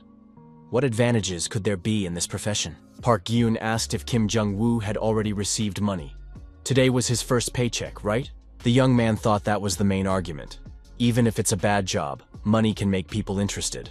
How much did he get paid for the joint raid? The protagonist was terribly upset. For 300 hours of work, he was only paid $3.5 million. And that was with a bonus. That's 100 times less than what hunters are paid. Park Gyun stated that they had gotten more this month than before. Seo Yeon added that they also got a bonus. The protagonist thought that no one would work even at gunpoint for that kind of money. The article would certainly not help them. The young man laughed and said that this time not even half of the money came. Their squad gets paid twice a month. The journalist laughed and said that's what he thought. With such hard work, there can't be such a paltry salary. Sanchan wrote that the janitors get about 7 million a month. This is a decent pay for their labor, so the public will be interested to read about it. Park Gyun asked our hero what he was doing. Seo Yeon also asked why Kim Jun-woo lied. If this gets out, they will never recruit new employees. Kim Jun-woo told the reporter that he only tells the truth and verified information. Lee Soo-young was outraged. This Kim Jun-woo may be related to the chairman, but he's still just a human being. His behavior can't be justified in any way. Seo Min-chul said that it's not even about the janitors. It's not even worth stressing over them. The director said that they better stay away from that person. They should avoid personal meetings with him. The office door opened and Kim Jun-woo appeared on the threshold. The young man said hello to the director. Seo Min-chul asked what brought the janitor here. Kim Jung-woo said that he wanted to ask for an increase in salary. Seo Min-chul said that this guy has only been working for a month and he's already asking for a raise. Plus, they have a contract that hasn't expired yet. How much does Kim Jung-woo want? Kim Jung-woo replied that he wants the same amount more. The director asked why the young man is asking for a raise since they're already getting paid pretty well. Kim Jung-woo admitted that the pay was good, but even with the bonus, it didn't match the work he had done. Kim Jung-woo added that he was asking for a pay raise for all the squad members. Seo Min-chul tried to remain patient and asked why the young man was doing this to him. Even in normal companies, this kind of thing is unacceptable. Besides, janitors are not qualified people. Our hero thought that this director simply has nerves of steel. The director said that this matter should be decided by the board of directors. Seo Min-chul even swore that he was really independent and couldn't solve this issue. A man walked into the room and said hello to Seo Min-chul. He inquired if the task should be given to the first squad. The man noticed that there were guests present. Our hero said he was just about to leave. Seo Min-chul thought that this kid didn't even greet the CEO. The CEO took selfies with the young man and said he was a fan. That's Kim Jun-woo from the cleanup case, right? It was CEO Lee Do-sik, a man who will be removed soon, but is now one of the most influential figures in the association. Our hero tried not to cross paths with him, but they met nonetheless. Kim Jung-woo asked how Mr. Lee knew about him. Lee Do-sik replied that the entire headquarters knows about the janitor, because he's been working hard for the squad. He also did a great job on Im Dong-bin. Lee Do-sik noticed that this guy was tacitly in charge of the second task force. There were rumors that he was going to take over the entire headquarters. Lee Do-sik asked what brought the young man here. A pay raise? The guy could immediately address him directly as a board member. Lee Do-sik added that it's well known. Janitors are inexcusably underpaid. Kim Jun-woo asked if he asked the CEO for a favor, would they help him? Lee Do-sik replied that he can't guarantee anything because he doesn't solve issues on his own. Kim Jung-woo suggested that in that case, Mr. Lee wanted something from him. The general manager replied that the young man was very smart. Judging from the monthly report, the first task force was allocated about 100 dungeons.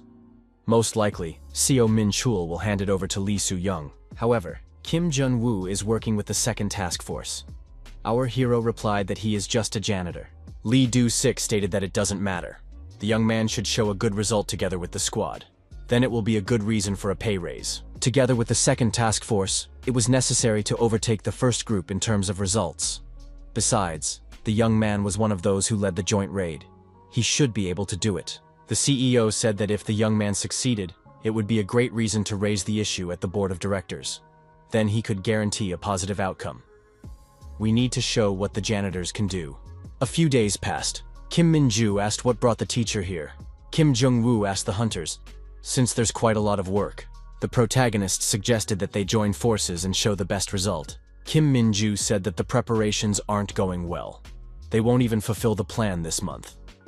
The first group is being actively helped by Seo Min-chul, and for the third group, They have allocated funding for a freelance hunter. Kim Jong-woo has expressed his desire for Kim Min-ju's team to beat everyone this time, so he's willing to help. He has a great plan. The protagonist stated that it's at least worth a try. The hunters can prove that they can't be neglected. Kim Jong-woo asked if these guys are ready to show who is the main bear in the den. Kim Min-ju replied that if the teacher himself says so, they can't be unprepared. All the hunters said that if Kim Jong-woo wants to help, they have no reason to refuse. They will do their best. Kim Jong-woo said that their squad also has to fulfill their plan, since they're not the ones who have been relieved of their cleaning duties. There will be a lot of work. Kim Jong-woo said that they have to create the perfect tandem with the balance of everyone's actions. Kim Min-ju got excited and said that she was ready to join forces. The young man said that he has something he would like to ask for. Lee Ah-young asked. First Kim Jong-woo refused her help, and now he's asking for her help? Lee Ah-young said that it really upset her. If it was another person, she wouldn't even lift a finger. Lee Ah-young asked if Kim Jong-woo realizes that she's trying to get on the bus that left. However, if she was offering to help herself, of course she would help. Kim Jong-woo realized that they wouldn't be able to make it if they acted with only the efforts of the two groups, so they had to ask Lee Ah-young for help. The girl said that they would talk about it later, but for now she wanted to know what kind of help was needed from her. Kim Jong-woo stated that they should do better than the other teams. The main thing is to be the first. He asks that they be equipped with weapons and supplies above A rank. The hunter's equipment should be changed every 2 days. They also need to think about the logistics of the dungeons. Kim Jong-woo asked for drones to be provided to the cleanup squad. Lee Ah-young wondered, why do the cleaners need drones? Why do they need so much equipment? Even without it, the work of the two squads can be organized properly. Kim Jong-woo asked if they think he's doing this because he has a prestigious job. Our protagonist stated that he just wants to destroy this leader and he is not going to lose to those who think that everything is decided by the number of people in the group. The protagonist stated that they will be the first. Lee Ah-young said that the management gave the first task force too much important information. Even by teaming up, Kim Jong-woo is far behind in terms of awareness. The young man said that there's no need to worry about that. No one knows where or when the dungeon will appear. Kim Jong-woo added that his intuition tells him the dungeon is about to open. A journalist walked in and apologized when he saw that there was a gathering. Kim Jong-woo wondered, where did Sang-chan come from? The reporter wondered if the janitors would really be leading such a large-scale raid. A flash appeared above the city, and everyone realized that the dungeon that Kim Jong-woo was talking about had appeared. It was time to start the cleanup. Our hero added that he relied on the support department. Lee Ah-young from the office said that they need to cover as many CCTV cameras as possible. She inquired about the status of preparing the equipment. The assistant reported that they don't have enough materials and production has been temporarily stopped. Lee Ah-young said that if they procrastinate, the team's schedule will be disrupted. The assistant replied that there wouldn't be enough materials anyway. Lee Ah-young shouted that they knew where to get more weapons and devices. If they refuse, we should steal from them. Sung Hae asked if Lee Ah-young was sure that everything would be okay. After all, the first task force will probably find out about it. Lee Ah-young said that she didn't care. No matter what the headquarters says, just follow her orders. She's taking full responsibility. The girl couldn't miss the chance to humiliate Seo Min-chul and Lee Soo-young. In the dungeon, the monster boss was resisting along with his associates. After the first encounter, our hero said that these skeletons are like made of metal, as resistant as a giant ogre. It is necessary to use all of their skills. Kim Jong-woo said that the neck vertebrae is their weak point. One needs to hit the back. The protagonist said he'll take care of the big monsters. The rest of us should handle the smaller ones.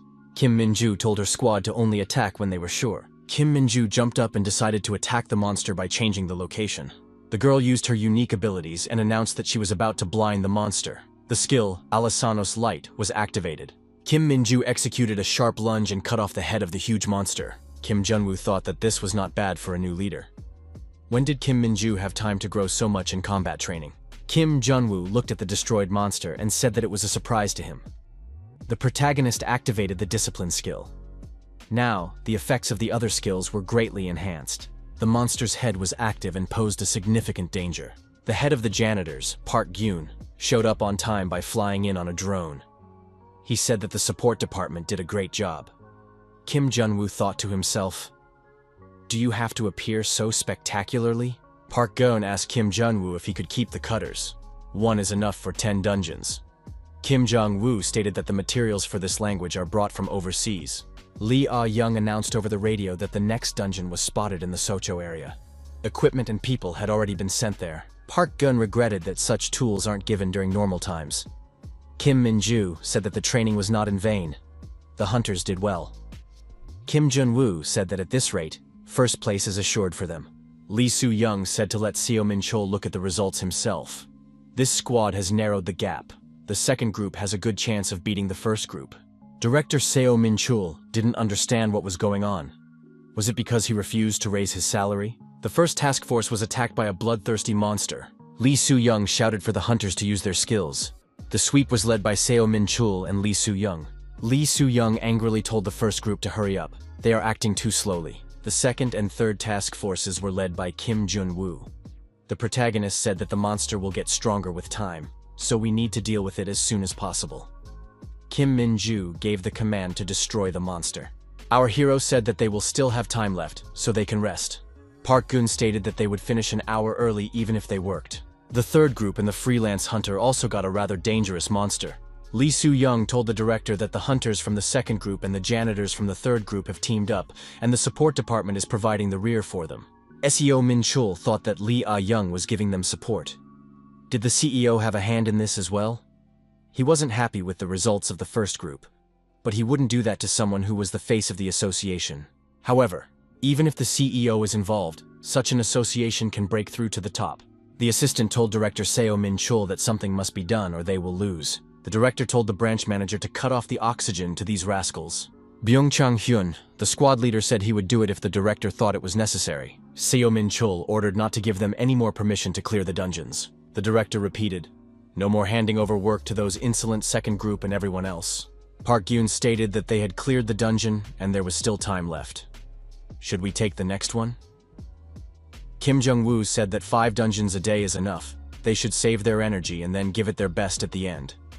Park Gun said he likes it. Kim Young-woo asked the reporter if everyone can handle this kind of work. Kim Jung-woo said that the cutter is a good helper in dismembering the bodies of monsters, and the sanitizing is done by drones that only monitor the process.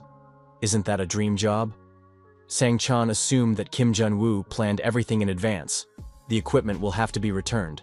Kim Jung-woo told Sang-chan that the cleanup department needed new employees and the help of a journalist. Sang-chan replied that he was willing to help. Kim Jung-woo thought that they didn't get this far because of him. Sang-chan thought that he should have spoken up earlier about his help. Lee Ah-young said that she had some breaking news for the cleanup team. Kim Jun-woo inquired what was wrong. The girl said that the first task force had gotten a license for all the dungeons. Kim Jun-woo realized that it was Seo Min-chul's squad. What on earth is going on down there? Lee Ah-young added that there's another problem. The number of hunters in the first task force has tripled. The rest of the janitors are just following orders, but they can't cope. The girl added that they were already 3 dungeons ahead of them. If it went on like this, they were guaranteed to lose. The management realized that the time for cleaning was limited, and people might not be able to make it. Only their squad should be in charge of cleaning these dungeons. Our hero thought that if they do not take first place, they will not see a good article or a decent salary. You cannot fail. There is too much at stake. The young man thought that the first group would soon reach the limit, and if you tried hard enough, you could catch up with them. However, the main problem now was that some dungeons might remain untidy. In such places, even a protective mask wouldn't save. This has the potential to disrupt the cleaning schedule, and dungeons that still have living monsters may have to be cleaned. The Functional Change Management Association received information about 3 dungeons that had not been cleaned. The CEO asked what Seo Min-chul was going to do with so many dungeons that he couldn't even clean up. The CEO ordered Secretary Yu to contact the squad control supervisor immediately. Mr. Lee saw his daughter and reminded her that she's not allowed to come here after hours. The girl stated that she was on business. The CEO reminded his daughter about the chain of command when talking to superiors. Mr. Lee Ah-young was surprised. Is this coming from a man who doesn't even wash his own dishes? Mr. Lee threatened to fire her. The girl said it was not worth making a fuss over a few uncleaned dungeons. The CEO said that they carry danger. Lee Ah-young stated that they are just working on it. The third cleanup team, support team, and second task force will deal with the uncleared dungeons. That was their leader's order. Lee Ah-young added that their leader asked them to tell the CEO, they lost the battle but not the war. Lee Ah-young said that it was time for the 2 of them to meet already. The father inquired, where did the daughter go? Lee Ah-young showed a cleaning rough and said she was busy. She had a lot of work. She would go have fun with the item. Mr. Lee remembered the message from the janitor and decided that this guy was going to get around next time. The self-proclaimed leader ordered the operations squad and support team to get busy cleaning up. The CEO told Secretary Yu to contact the association chairman and convene a disciplinary committee. Lee Do-sik stated that the cleaners would be able to straighten out, so Min Chul this time. The secretary asked what should they do. Shouldn't they recall the task force? However, they would get really screwed for that. The director asked Secretary Cha what the consequences would be if they stopped the operation. The secretary replied that this would cause a storm of resentment not only among the other squads, but also on the board of directors. Considering that only one group had been given permission to clear the dungeons, they would become enemies to everyone else. It was too late to try and rectify the situation now. The secretary regretted contacting Seo Min Chul at all. Another staff member entered the room and told the boss that it looked like the raids wouldn't have to be cancelled. The second task force and support team had already been sent to clean up. Secretary Cha said that in that case, there was nothing to stop the dungeon cleanup from continuing. The aides said that luck is now on their side. The second group won't be able to participate in the raids, so they've won. And they don't have to worry about cleaning up. Director Seo Min Chul said that the secretary wasn't thinking with her head at all. They just got a chance to make amends. Lee Ah-young asked why she couldn't cut that monster. Kim Min-ju replied that brute force won't help here. You have to make incisions in certain places. Kim Min-ju said that she has to wash off all the blood now, so she can't help, but she can show her what to do. Kim Min-ju added that Lee Ah-young is doing a great job for her first time. Lee Ah-young wondered, how did she know so much about the janitor's work since she was the leader of the team? Kim Min-ju replied that she used to help them once. Lee Ah-young regretted that she wasn't here then. Kim Min-ju said that they didn't even know each other. Lee Ah-young smiled and said that it was just a joke. Kim Jun-woo said that it was time to call it a day. They needed to leave the dungeon before it closed. Kim Min-ju told the teacher that they did a great job. Park Goon admitted that they had to sweat a lot today. One of the hunters stated that he was very hungry. Kim Jung-woo said that he promised them first place, but had to back out due to circumstances, and feels guilty for making everyone work so hard. Seo Yeon was surprised. Is Kim Jun-woo really worried? Park Goon said that the young man gave them hope. Any squad wanting to win first place would have asked the cleaning team for help first. Kim Min-ju said that they still have a lot of work to do. The protagonist admitted that there's 4 times as much work now. Kim Min-ju added that they only have 3 weeks, so they can't stop. Lee Ah-young said that it's okay to work the night shift as well. The CEO appeared in front of the young people and apologized for being late. He said, "It turns out they've already finished." Lee Do-sik admitted that even the rats in the association know what happened and they can't get first place. The CEO said that the dispatch team had withdrawn all bans on dungeon sweeping. Thus, they are now in second place. Kim Jung-woo thought they were off for 2 whole days, but still in second place. Sang Chan said he wouldn't lie to the readers about what he saw. Even though they lost, they still won. Lee Do-sik said that if it wasn't for this squad, the irreparable would have happened. He plans to hold Seo Min Chul accountable to the fullest extent. Lee Do-sik invited Kim Jun-woo to stop by his office when he has some free time. Our hero thought it was too obvious. There's a headquarters reform looming, just like before his regression. No need to go there. Park Gun said everyone did a great job. Lee Ah-young said that you can't just split up like that. You have to have a party with everyone. Seo Yeon said that Kim Jung-woo shouldn't miss out on this kind of fun. Park Gyun wondered if the young man was going to leave the group again. After the incident, a disciplinary committee was convened at the headquarters. Manager Lee Soo-young excused himself, saying that he didn't push the first group to do such a thing. They took the initiative themselves. It worked, and he only received a warning. Seo Min Chul said that he tried to make the first group an elite squad to boost the association's image, but he didn't think it would go this far. After that, the director got a big pay cut. That was the end of it. Kim Young-woo asked the girl why he was called here. Lee Ah-young wondered if he had any idea. After all, he never gave her the reward for working together. The young man assumed that the girl was helping from the bottom of her heart, but she turned out to be mercantile. Lee Ah-young stated that she didn't want to hear that. Kim Jun-woo asked if she was helping him at the request of his father, Mr. Lee Do-sik. The girl replied that she had her own reasons for doing so. Lee Ah-young was surprised. It's not like she didn't say that the CEO was her father. Even in the association, not many people know about it. The young man said that he overheard it by accident during dinner. Lee Ah-young suggested that after this incident, the staff would definitely not be left out. Kim Jun-woo said that they had presumptuously intervened in the showdown between the hunter groups without permission.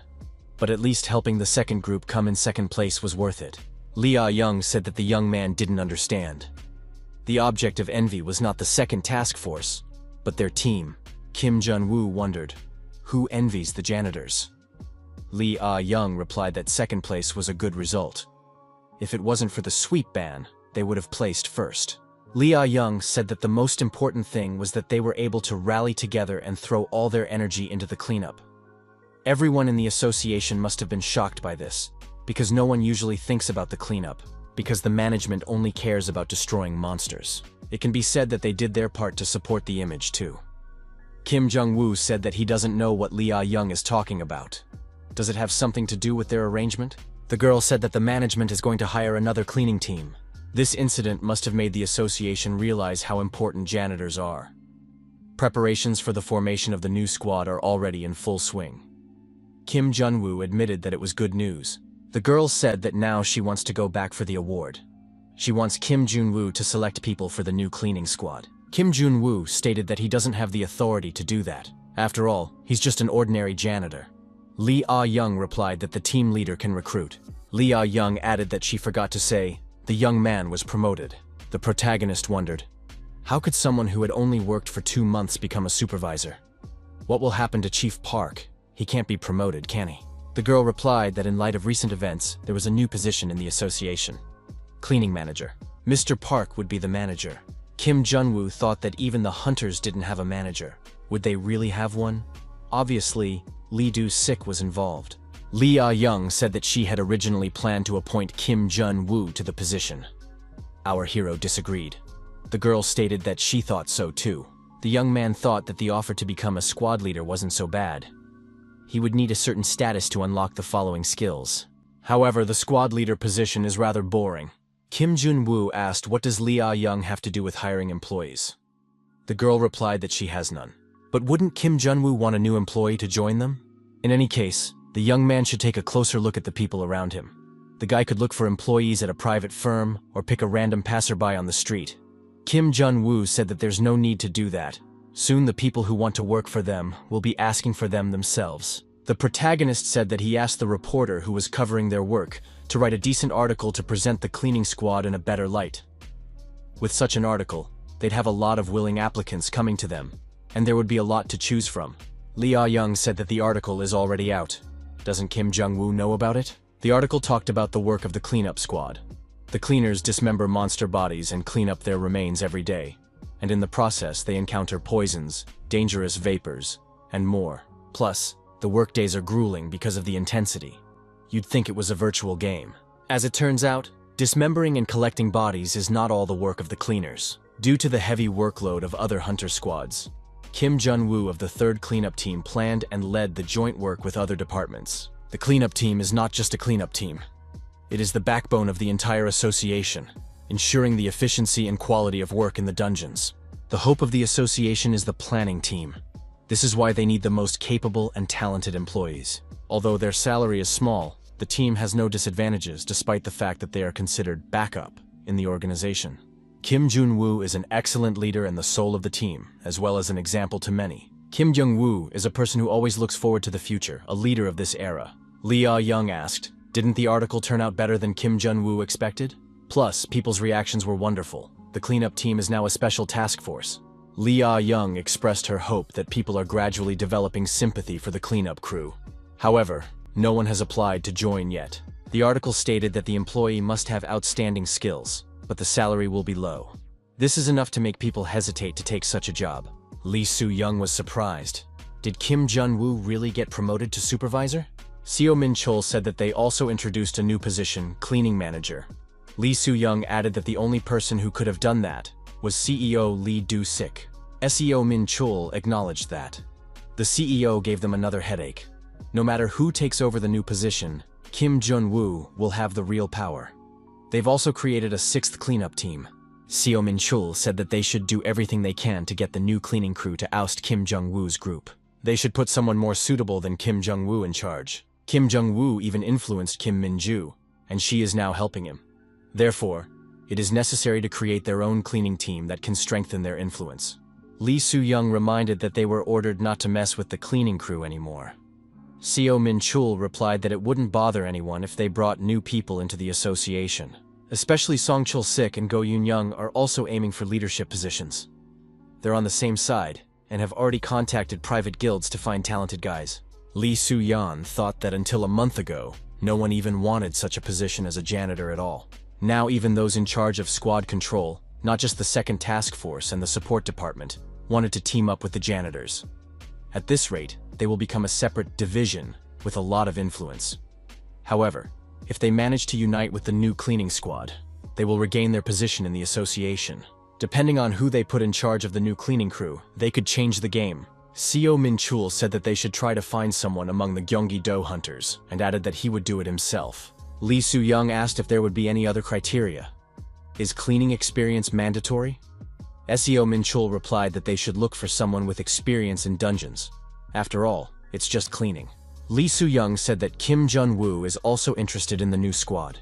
The director said that if they find a worthy candidate, they'll have to see who turns out to be better. They can't lose this time, even if they have to fight. Kim Young-woo said it's been a long time since the last raid marathon. They had a lot of fun then. Kim Min-ju wondered, what kind of fun is he talking about? Does he even have any friends? The young man wondered what the girl was thinking. Kim Jung-woo thought he would have to face difficulties. Others might not accept him if he became a supervisor after only 2 months of work. Kim Min-ju said it was the right decision. The teacher shouldn't have stayed as a janitor. Kim Min-ju asked the teacher if he had already taken care of recruiting new staff members. The young man replied that he wasn't going to do that. How can he even find them? He doesn't have anyone in mind. After the marathon, our hero was so tired that he didn't want to work. The cleaners will do just fine without him. The conditions for unlocking a new skill will still be met. Then why bother working hard? However, Lee Ah-young wanted Kim Jun-woo to select the people for the new cleaning squad himself. Kim Min-ju asked, if the teacher did decide to take an employee, what kind of employee would it be? The young man replied that he didn't know. Our hero said that maybe it would be a malleable and good-natured guy. Kim Jung-woo asked who Kim Min-ju would choose. The girl replied that it would have to be a fair person who cares about his co-workers. Just like a teacher. A young man entered the office and said he was looking for Kim Jun-woo. The young man introduced himself. His name is Byung-jang-hyun, and he is the head of the control group. Our hero thought he was another assistant to Seo Min-chul. He had nothing to do with it, but he was reprimanded anyway. Kim Min-ju asked what brought the young man here. The young man said that Kim Jung-woo should definitely recruit people for the 6th sweep group.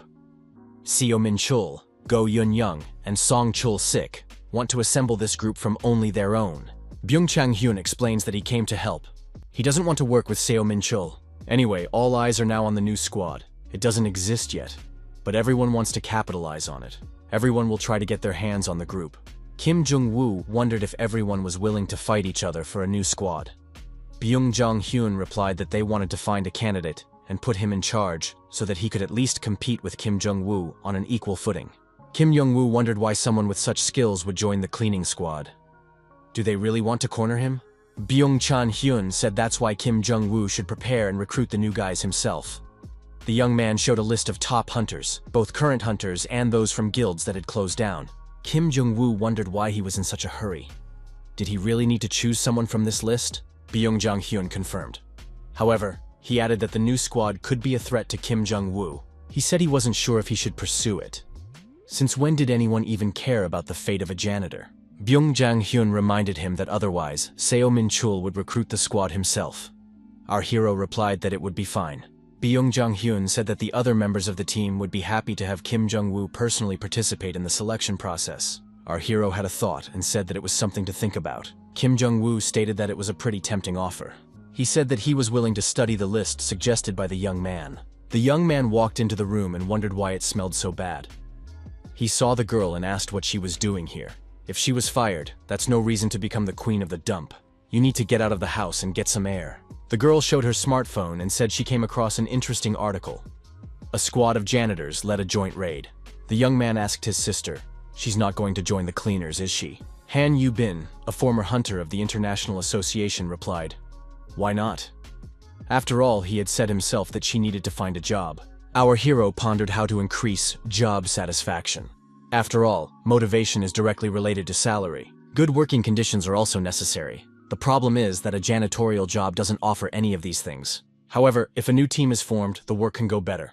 The main problem is the atmosphere in the team. A person who knows how to create a good atmosphere also understands the wants and needs of the team. The new group needs just such a person. The man said he understands roughly what they are trying to accomplish. A new cleaning squad? That might be an option to consider as well. He added that he is no longer a member of the guild. He is unemployed. Kim Jun-woo replied that he wasn't asking him to join. The young man added that he would just like some advice. Kim Jung-woo explained that he is currently recruiting for a new squad. Which guild is the best place to look for employees? Is a hunter's rank and experience important? If the man wants to get a job in the association, he'd better join the operations squad, not the janitors. The man got angry. Does this boy even know who he's talking to? After all, his name is Shin Tai-hwan. He added that he wanted to promote the association. This guy will regret it. Kim Jung-woo replied that he already regretted coming here. Shin Tai-hwan turned around and said that they will meet again. All the past candidates were divided into two types. The first were excellent hunters, who wanted to join the cleanup squad. The latter were fools who thought they were extremely cool and wanted to be janitors. Kim Jun-woo didn't understand why they all wanted to be janitors. Why was he even given this list in the first place? Lee Ah-young said that Kim Jun-woo did a great job. She so thought that entrusting him with the job would be the right decision. Lee Ah-young said that there was an interesting lady waiting for the young man. Han Yu-bin was in their office right now. Lee Ah-young told Kim Jun-woo to come to the headquarters as soon as possible. In the office, Lee Ah-young asked the young man how did he even find Han Yu-bin and get her to come.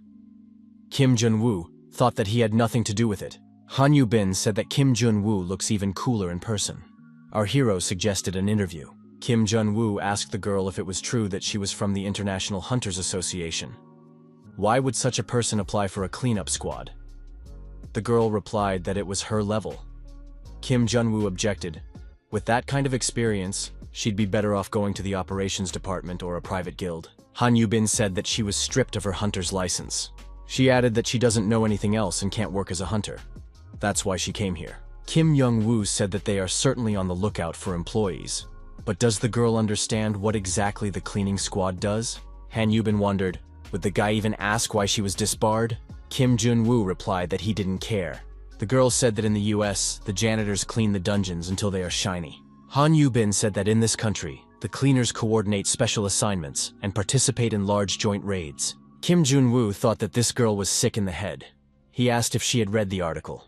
Our hero stated that he would disappoint Han Yu-bin. They are just as simple janitors as they are in America. Nothing special. Han Yu-bin said that this guy was saying the same things she heard when she became a hunter in America. Contrary to rumors, the operations department deals with insignificant and trivial things. Also, the pay is low. She added that it was just a ploy to weed out the fools. Such a trick won't work on her. Kim Young-woo looked at this girl's resume and thought she had a lot of experience, although clearly not all at home. Han Yu-bin worked for the International Association and had the highest status in the ranking system. Berserker.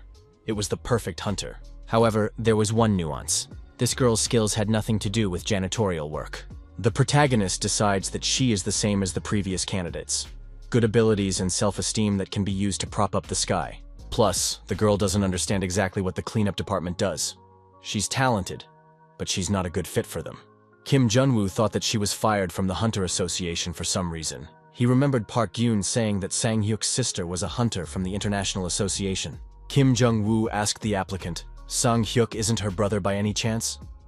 The girl asked not to tell her brother that she was here. The protagonist thought, if her brother works with them, maybe she won't be biased. Han Yu-bin said that the day before, her brother almost kicked her out of the house. The door to the office swung open and Sang-hyuk appeared on the threshold. The guy said he told that crazy woman not to come here. She can't clean up after herself and she's going to clean the dungeons. Han Yu-bin said that her brother himself told her to get a job. Sang-hyuk replied that she shouldn't have come to his job. The day of the interview came. A committee consisting of the HR manager, the director, and the regular janitor were waiting for the applicants. Kim Jun-woo thought he didn't belong here. Lee Ah-young persistently argued that it would be impossible to hire anyone without the presence of an ordinary employee. One had to choose between high-ranking professionals, an A-rank hunter, a former task force leader, and a former member of the International Association. Lee Ah-young said that this girl seemed like an interesting person to her. Kim Jun-woo thought he would rather pick a guy. Hunter A-rank seemed strange, though it all depends on who you compare it to. The HR manager announced that the interview was starting. During a raid, a janitor encounters a monster he can immediately subdue or destroy. What are the actions? Mr. Kang Woo-hyuk is the first to answer, and the rest will answer in order.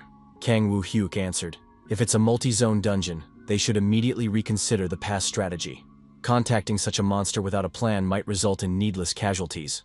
Go Yoon-young nominated this guy. It wasn't a bad answer for the former task force leader. The next candidate said that abandoning the strategy would cause significant financial loss. It's better to ask for help and continue working. Sung Chul-sik nominated Ro So-min. A typical answer that will please the bosses. Another candidate suggested suspending the raid and teaming up with another team.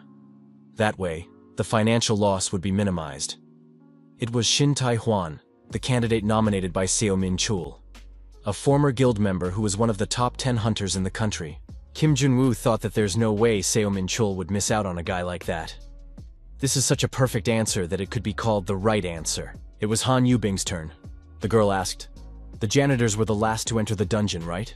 If there are still monsters there, it's the task force's mistake. Han Yubing smiled and said that she would have just destroyed that monster anyway. The young people waited for the commission's decision. Seo Yeon asked, is it true that all the new candidates are former hunters? Lee Ah-yeon confirmed that it was true, but it didn't mean anything because they were all janitors. In fact, everyone would like to find someone who will be the second Kim Jung-woo. Kim Min-ju said that everyone feels like it's easy. However, Kim Jun-woo is the exception to the rule, and finding someone similar is simply impossible. Lee Ah-young said that it's the fun of their management. They just like to look for an exact replica of something popular. The girl added that for the association's management, the new cleaning squad is nothing more than a toy. However, now the cleaning squad has a lot of opportunities. That is why she sincerely wants Kim Jung-woo to win this fight. His candidate is trustworthy. Seo Yeon and Kim Min-ju wondered, who did he bring in? Is this person talented? Lee Ah-young said that she doesn't know much herself, but it's an extremely unusual girl. Han Yubin replied that she knew only one rule. If you see a target, you must destroy it. As for the equipment, in America, everyone had their own kit. And if she was asked what was more important, the association or the team, let them think of the answer themselves. Han Yubin said she didn't understand these rules.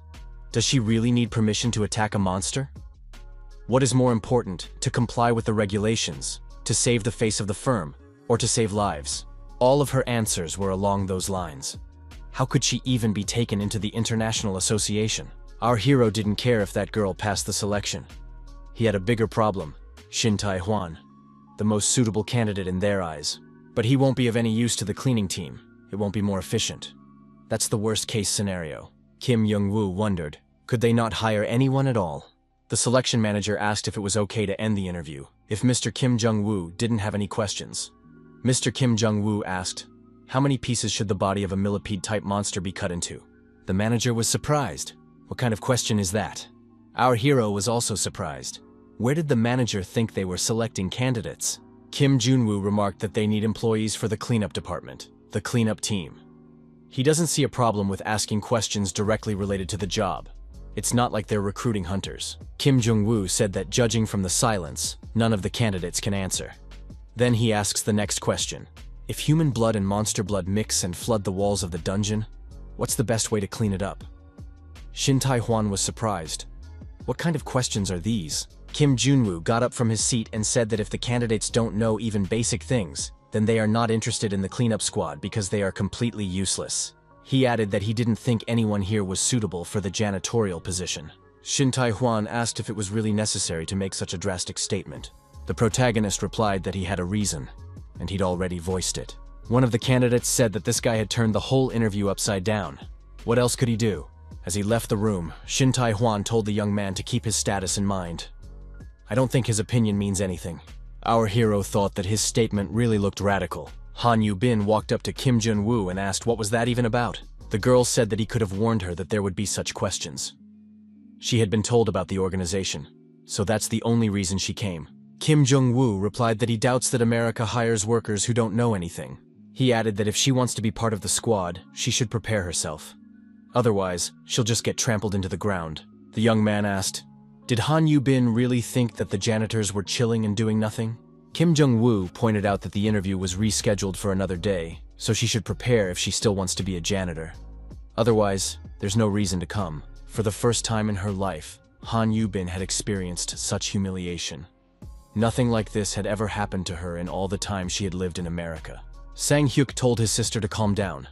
She should be grateful that Kim Jun-woo didn't tell her off in front of everyone. The brother added that when it comes to work and the team, Kim Jung-woo becomes a completely different person. Sang Hyuk asked his sister, "Did she really think it would be so easy to get into the cleaning squad?" The girl replied that Kim Jung-woo definitely hates her. The brother asked if she would go to the next interview. The girl said she didn't care anymore.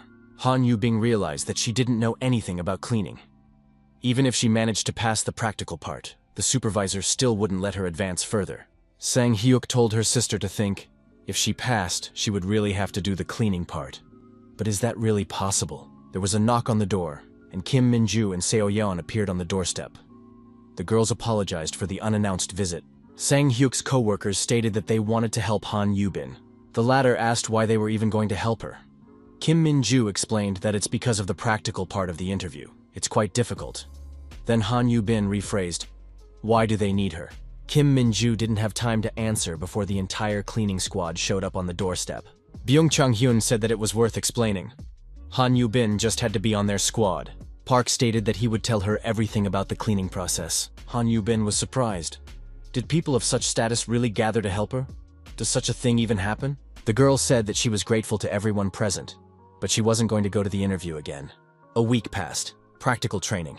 Everyone gathered in front of the dungeon entrance. Kim Jun-woo noted that this girl had come after all, even though he wasn't sure about it. Han Yubin said that it wouldn't hurt to praise her, because a good word is good for everyone. She added that she wasn't here by choice. Kim Jung-woo wondered why she looked so confident. It's obvious that she hasn't had a good night's sleep, but there's a fire in her eyes. Has she been sacrificing sleep to prepare all this time? Han Yubin said she came to apologize. She was offered a uniform. Kim Jung-woo replied that she wouldn't apologize, although she's right about something, of course. Han Yubin commented that the suit is kind of uncomfortable. Kim Jung-woo told that little girl not to poke him. He's her boss after all. Han Yubin thought that she had been studying for a whole week thanks to good people. They didn't want to tell her superiors because they are her colleagues. They asked her to keep it a secret. Director Seo Min-chul announced that the practical tasks would be conducted in real dungeons. The candidates will be accompanied by judges. He added that candidates will be given several tasks when entering the dungeon. The evaluation will be done according to how each one copes with the tasks. The main thing is to be attentive and follow the rules. One candidate asked, "Is this a cleared dungeon already?" The director replied that clearing is part of the task, so the dungeon is active. But all the candidates are former hunters, so there shouldn't be any problems. All the candidates in uniform entered the dungeon. The practical assignment has begun. One of the examiners reported that they had a problem. There was a call for help from Task Force 4, but there were no available teams. What would the candidates do? One candidate suggested he would finish the task in 20 minutes and go to the rescue. The others agreed. Kim Jun-woo thought that was the expected response. Each of them is comparable in level to the squad leader. No one is willing to give in. However, they don't realize that this is the wrong choice. The protagonist thought that if it continues like this, he will throw them all out. Han Yubin said that she disagreed. Everyone looked at her in surprise. She explained, 20 minutes would not be enough. Everything would have to be double-checked after the job was done. Shin Tai-hwan said that if they can't even handle that, what's the point of becoming a janitor? Another candidate added that if the girl isn't sure, she should go back. The examiner said that the majority agreed to do the sweep. The protagonist was surprised. Does this girl really get the point? Kim Jun-woo realized that the other candidates were making a big mistake right now. The practical part of the assignment is not just about mopping up. It's important to be able to work as a team and assess strength. It is impossible to finish cleaning in 20 minutes. The best solution would be not to rush to help. Han Yubin realized it right away. She had changed a lot in a week. A huge monster attacked the squad of janitorial candidates. Each of the former hunters performed a summoning. Shin Tai-hwan activated the rabies skill and attacked the monster. Han Yubin activated the strike skill and also attacked the monster. Seo Min-chul said that they shouldn't have expected anything else from the huntress. The manager admitted that this huntress had destroyed a high-level monster with a single strike. The director said it wasn't very strong. For Han Yubin, even too much. Is this the level of an international-level huntress? Kim Jun-woo realized that this simple attack had a certain meaning. Kim Jun-woo caught the attention of the candidate cleaning squad. After the practical exam, Seo Min-chul told his candidate, Shin Tae-hwan, that some of the tasks for the rookies were prepared by Kim Jun-woo. Just because he is a janitor, they can't know the correct answer in advance. Shin Tae-hwan was outraged. Director, I mean, he himself said that the new squad would be doing more important things than cleaning. Seo Min-chul acknowledged it, but only after the interview and practical assignment were completed. The director said that Shin Tae-hwan shouldn't worry. He was called in for a reason. We have to look at this issue from a different perspective. The director suggested that his candidate shouldn't face difficulties in the next assignment. He really wants the job to go to Shin Tae-hwan. The candidate familiarized himself with the insider information the director gave him and said that it wouldn't be difficult for him. Now that he knows the test, victory is in his pocket. Kim Jun-woo announced, due to the busyness of the rest of the squads, the candidates should single-handedly do the cleaning of this dungeon. However, time would be limited. Shin Tae-hwan looked very confident. Kim Jung-woo set more conditions. Each of the candidates must believe that their colleagues are dead, which means that each candidate must rely only on themselves. Now each candidate is protecting and cleaning the dungeon alone. Shin Tae-hwan was surprised because that wasn't in his plan. Kim Jun-woo said that it was necessary to hurry up. There was only 20 minutes of time. Shin Tae-hwan wondered, did they think he would just leave the sheet of paper with all the tasks in front of everyone? The manager said that Kang Woo-hyuk failed the test. Kim Jun-woo saw that this candidate doesn't even know what to do with a rag. Shin Tae-hwan thought that he was once number one, a guild leader, an A-rank hunter. And now he has to kneel down and scrub the floor. 20 minutes and no help. What should I do with all this? Shin Tae-hwan was indignant. He wasn't warned about this. This is not a task for beginners. He won't do anything. Han Yu-bin wondered, why is that man so hysterical? Does he think cleaning is harder than mopping? Kim Jun-woo said. He notes to himself, Shin Tae-hwan is giving up. The protagonist inquired, Han Yu-bin is embarking on the task? The young man thought, if even Shin Tae-hwan refused to do the tasks, then this girl could also be crossed off the list of candidates. Han Yu-bin said to clock 20 minutes and she vigorously started cleaning up, spraying chemicals on the monster's body while cutting it into pieces. She instantly blocks the poison gas and blood from the body and does it incredibly fast and efficiently. But that's the level of a professional janitor. Now the protagonist realized what his team didn't want to tell him. They had prepared this girl for the practical task. Han Yu-bin acted professionally. The monster was dismembered according to the rules. Our hero wondered how she could keep up. Why does she take cleaning so seriously? Kim Jun-woo realized that Han Yu-bin would be able to pass the test, although he expected that all the candidates would fail this exam. Shin Tae-hwan said that only Kim Jun-woo knew about this assignment. He specifically warned this girl. Kim Jung-woo replied that it wasn't true, but Shin Tae-hwan didn't believe him. Han Yu-bin told the hunter to be quiet. Han Yu-bin finished her work and the dismembered monster was bagged. Also, the dungeon ate clean. The girl asked, why can't Shin Tae-hwan just admit that cleaning is beyond him? A week was enough for her to learn everything. Han Yu-bin asked, did he still think he was smarter than others? Isn't it time for him to face the facts? The girl added that Shin Tae-hwan is always bragging, so she even thought he was good at something if he makes himself look like that. However, after what she saw, she is willing to bet that this hunter was definitely kicked out of the guild leader position. Shin Tae-hwan said that this girl was no match for him. He activated the madness's skill. Previously, Shin Tae-hwan was the #1 berserker in the country. Han Yu-bin said that the interviewer had no idea why she was fired from her previous job. The girl activated her berserker skill. The two janitorial candidates stood against each other with their skills activated. They were ready for hand-to-hand combat. Shin Tae-hwan was the first one, didn't hold back, and lunged at the girl. The protagonist activated his hyper-acceleration skill and pulled Han Yu-bin aside. He asked what the hunter was up to. The protagonist told both of them to calm down if they didn't want to get in trouble. The deactivated Shin Tae-hwan said to get that guy's foot off his back. Hunter didn't understand how a janitor could be so fast. Kim Jun-woo said that this tough hunter started the mess himself. His actions were just self-defense. Our hero stated for Han Yu-bin to also calm down and immediately put down his weapon. Han Yu-bin said that she was calm and wouldn't do it again. The protagonist didn't realize that the berserkers would be so principled. Kim Jun-woo said that the practice test is over. He doesn't see the point in continuing it. After the test, our hero went up to the girl and apologized. Han Yu-bin definitely didn't expect this. The young man added that he treated her rudely at the interview.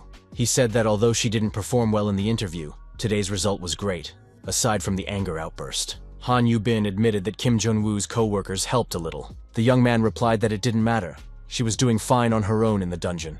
The teachers could be proud of her. Han Yu-bin got excited and said that she accepts the apology. They wouldn't see each other again anyway. Kim Jung-woo was surprised. Doesn't this girl need a job? Han Yu-bin said that she only came here to apologize. She added that it's always like this with her. As soon as she passes the test, the interest disappears. The cleaning squad was not what she had imagined. The work is dirty and hard. The next day came. A new dungeon was activated in the city. Sang Hyuk wondered if Kim Jun-woo had lost his mind. What was he thinking when he took his sister on the team? Han Yu-bin was glad that she had secured an apology. It was that guy's own fault. He shouldn't have gotten himself into trouble. However, how was he able to block her berserker skill? He stopped it with just one move. No one had ever done that before. Han Yu-bin was at a loss. Was Kim Jun-woo, some janitor, really capable of doing this? Why is he still on the janitorial staff then? The girl received a message. She had passed the final assignment and was accepted into the cleanup department. At the New York branch of the association, the manager was furious. Why did this file still exist? He made it clear that it had to be destroyed. The girl replied that the control group had deleted everything, but the operatives still had a copy. Jason, who runs the control department of the International Hunters Association in New York, said he doesn't need excuses. If the file gets out to the press, they're all dead. And if it had already gotten out, it was strange that nothing had come out. The cheerleader, Chloe, didn't know what to say. A few months ago, there was an incident that Han Yu-bin played a major role in. Angel had saved Han Yu-bin, but her hands had gotten hurt. The monster was aggressive and extremely high-ranked. There was no way to simply defeat it. Han Yu-bin said she would hold the monster back and Angel should go get help. Angel tossed her a pendant and asked, "Is this yours?" She added that Han Yu-bin must survive. Activating the obstacle. Overcoming skill, Angel pushed Han Yu-bin aside. The latter shouted that Angel had to survive. Angel said goodbye to her friend and prepared to fight the bloodthirsty monster. The leader of the third group, Han Yu-bin, requested for help over the radio. The reply was short. All the support squads were busy. No help would be forthcoming. Han Yu-bin shouted that it shouldn't be like this. There should always be people in reserve. We should send at least one. The headquarters replied that it was impossible. Han Yu-bin was furious, but there was nothing she could do to help. Jason said it was crazy. Because of one girl, they sent people to an unprofitable dungeon and spent the entire budget. Some worthless hunter from the Philippines cost them hundreds of thousands of dollars. She wasn't worth it. Angel was dead anyway, so there was no point. Money was wasted. The report was falsified because the management didn't care. After that, Han Yu-bin went crazy. She was kicked out of the association for her behavior. Jason thought everything was going to turn out just fine. But the huntress managed to take the flash drive with her documents. How she knew what was on it is unclear. But the truth couldn't get out. If the data leaks, embezzlement and corruption will come out. Jason said he had to get the flash drive back at any cost. Chloe offered to talk, but Jason doubted that Han Yu-bin could be negotiated with, not with her temper. Chloe reported that according to the database information, Han Yu-bin is back working for the association. She had returned to her country. The manager added that the huntress was now on the cleaning team. Jason couldn't believe that Han Yu-bin was now mopping floors. Thinking back to the upcoming joint operation with the Korean Association, he said that it would be a loop dungeon. So far, the foreigners had not made contact. Jason's orders: contact them herself. Do whatever it takes to make the operation happen. Han Yu-bin wouldn't hide from him. He was looking forward to this meeting. For a week now, Han Yu-bin has been officially working in the cleanup department. Everything is going according to plan, and Kim Jun-woo has been promoted to team leader. He'll soon be able to unlock a new skill, but no one in the squad saw him as a superior. Sang Hyuk asked why he still hadn't brought the cleaning product. Seo Yeon said they needed help. Sang Hyuk grudgingly remarked that as soon as the guy got a position, he immediately stopped working. Seo Yeon added that the monster's body is petrified. It can't be cut. We need to solve that problem first. Sang Hyuk said to make Mr. Big Boss move faster. The supervisor was outraged. What does this Sang Hyuk allow himself? Our hero thought that with his new position, it would be easier to fulfill the conditions to unlock skills. He became a supervisor, but he was still just a senior janitor and couldn't influence the headquarters' decisions. Byung Chung-hyun reported that there was a new dungeon in Namtaeryong. The task force and the cleanup squad should team up. Is the cleanup squad free? Kim Jung-woo replied that they have work to do. Byung Jang-hyun said then we'll have to send 2 task forces. Kim Jung-woo objected. That would disrupt the whole schedule. He'll try to think of something. The protagonist contacted the cleaning lady and asked if Han Yubin was busy. The girl replied that they had just finished and were on their way to lunch. The supervisor said that there was a new dungeon. It needed to be cleaned up as soon as possible. Han Yubing was indignant. Why does this supervisor keep loading her with work? Does he think that she wants to work without rest? Kim Jun-woo replied that there are no other groups, and they will clean up and deal with the monsters. They'll have help as soon as they're free. He added that if she can't do it, he'll find someone else. Apparently, he overestimated her. Lady Cleaner mumbled that she'd be there. All the difficult dungeons our hero assigned to Han Yubing. No team has a double workload now. SEO Yan admitted that there's almost no overwork now. Recently, Han Yubin's squad was working for 2. Now everything is balanced. The replica skill had been unlocked. Young saw this as a huge advantage of his position. He could avoid doing what he didn't want to do. That job could be safely delegated to someone else. The boy walked up to Park Geun-dae and said that he had brought his dad some clothes. The man thanked his son. Park Geun-dae looked at the ragged overalls and said he didn't need to bring them anymore. The little boy was scared. Had Daddy been fired? In fact, Park Geun-dae got a promotion. He's now the manager of the mop-up department. He even has a tie. People on the street said he looked good in a business suit. Park Geun-dae looked solid. He was being congratulated on his promotion. Today was his first day in his new position. There was a meeting of the management and planning department in the conference room. They were discussing the operations department. The 4th squad leader, Chu Ji-young, said that this decision fit their schedule perfectly.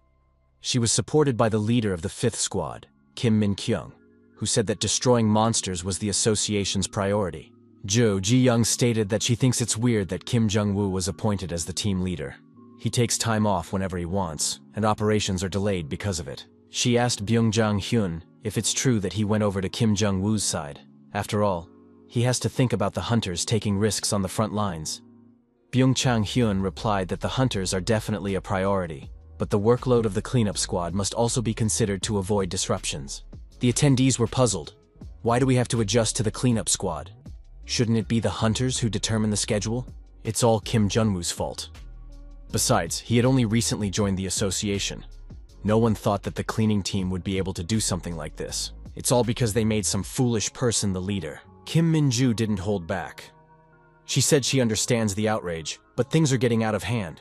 Did they see this week's report? In 1 month, the number of dungeons cleared increased by 30%. It's a record high. The association has never worked so efficiently. Lee Soo-young was indignant at what she was doing. Kim Min-ju calmly replied that she hadn't finished her sentence yet. This week, 100 dungeons were cleared, and not a single emergency. Productivity has increased, and there have been no force majeure. Who has the right to call someone with these results a fool? She added that she understands that Kim Jung-woo may not like him as a person, but he was appointed by the management department. Is anyone questioning their decision? Why not recognize successes and support each other? One of the hunters stated that he wasn't going to adjust his schedule. The hunters are more important. What will everyone do without them? He said that in that case, Kim Min-ju can do everything by herself. If she's on the side of the cleaners, she can adjust her schedule. Their squads won't tolerate such a thing. Chu Ji-young reported that a new dungeon has been discovered.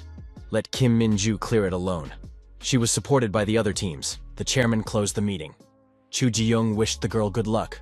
Then the assistant manager of the management department, Hwang Dong-hui, spoke. He said that there was a call from the American branch. Byung Jang-hyun answered it and explained that the CEO was absent right now.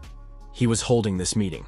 He himself is not allowed to change the schedule without the director's approval. Byung Chang-hyun promised to pass on the contacts. Chu Ji-young wondered, why is the US calling here? The man explained that the Americans wanted to do a joint sweep and requested permission. But all the squads refused to participate.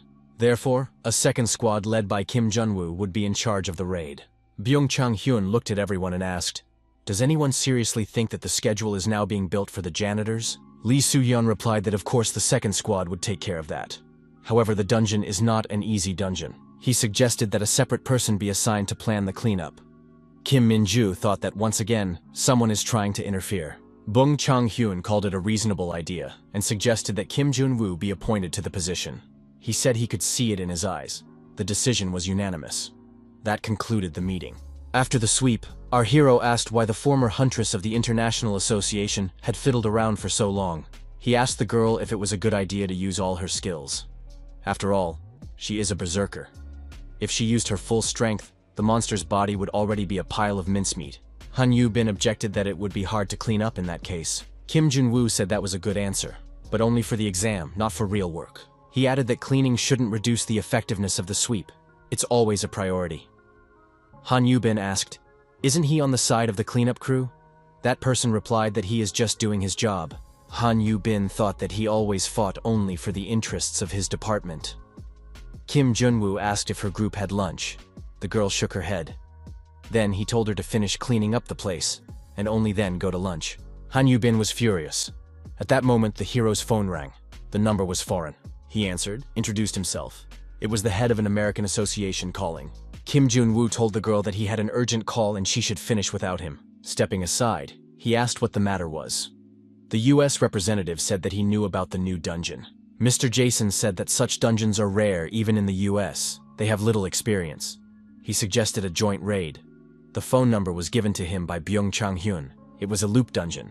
If the monsters were not defeated according to the rules, it would endlessly return to its initial state. If one didn't keep up with the time and conditions, the sweep could drag on forever. Even in his past life, our hero had cleared this dungeon more than 100 times. That's why there was a proposal for a joint sweep. Kim Jun-woo thought that the Americans were meddling again. Before the regression, it was the same thing. They were asked to raid the dungeon under the pretext of training. Then they stole temporary artifacts that could only be found in this dungeon. When the truth came out, the entire headquarters was shaken. The director snapped at Kim Jung-woo. Although the headquarters was in charge of planning and control, the hunters were blamed. He was deceived at the time. But now, knowing their motives, he wasn't going to agree. Kim Jun-woo thanked his interlocutor for the offer and said he needed time to think. They had enough of their own forces for this operation. Mr. Jason understood this to be a rejection. However, it was not surprising. Such a sudden offer could indeed be alarming. The American said that he was ready to financially support the operation. He even offered to transfer the money to Kim Jung-woo's personal account. The young man noted to himself that this had not happened last time. Did they really think he could be bought? Jason voiced the amount, $1 million. The protagonist thought for a moment. Maybe he should go for it. At that moment, he received a message from Kim Min-ju. The other squads were boycotting. Only their group would participate in the cleanup. Kim Jung-woo told Jason that he was willing to go on a joint raid. The American said that there was one thing. The dungeon was complicated, and it was desirable to have a cleanup team that could assist in the battle. Kim Jung-woo assured him that they had just such a squad. Jason thanked him and said goodbye, promising to see him soon. Kim Jung-woo realized that they needed to change schedules, and given the lineup, Han Yu-bin's former colleagues would probably be traveling with them. He wondered if he should take her on such an operation. A week later, on the day of the joint raid with the American Association, the teams met at the entrance of the dungeon. It was pouring rain outside. Seo Yeon admitted that the meeting turned out to be solemn. They've been discussing the details for over an hour. Kim Jung-woo explained that joint operations with foreigners are rare. The associations have different mopping up rules and everything needs to be coordinated. Especially a dungeon of this type requires special preparation. A mistake could be very costly. Seo Yeon was horrified and asked if it was possible to be stuck in it forever. Kim Jun-woo replied that there were no guarantees in that region. Sang Hyuk grumbled why the commander was stirring things up from the beginning. How will Seo Yeon work quietly now? Oh, and with them being Americans, what could possibly go wrong? The problem was that the Americans might as well be playing a double game. A hunter had once cleared such a dungeon 1,500 times and ended up going insane. Kim Jung-woo knew they didn't have the information they needed. But he had conquered this dungeon in his past life and knew the ins and outs. However, if he showed excessive awareness, it would arouse suspicion. Besides, Kim Min-ju needed to gain experience. He decided to assign the task to her. Meanwhile, he was going to secretly obtain the time stone. Han Yu-bin was furious. Why hadn't the leader warned them that the Americans would be with them? Kim Jung-woo honestly admitted that she would have refused. Sang Hyuk grinned and remarked that they might get into a fight now.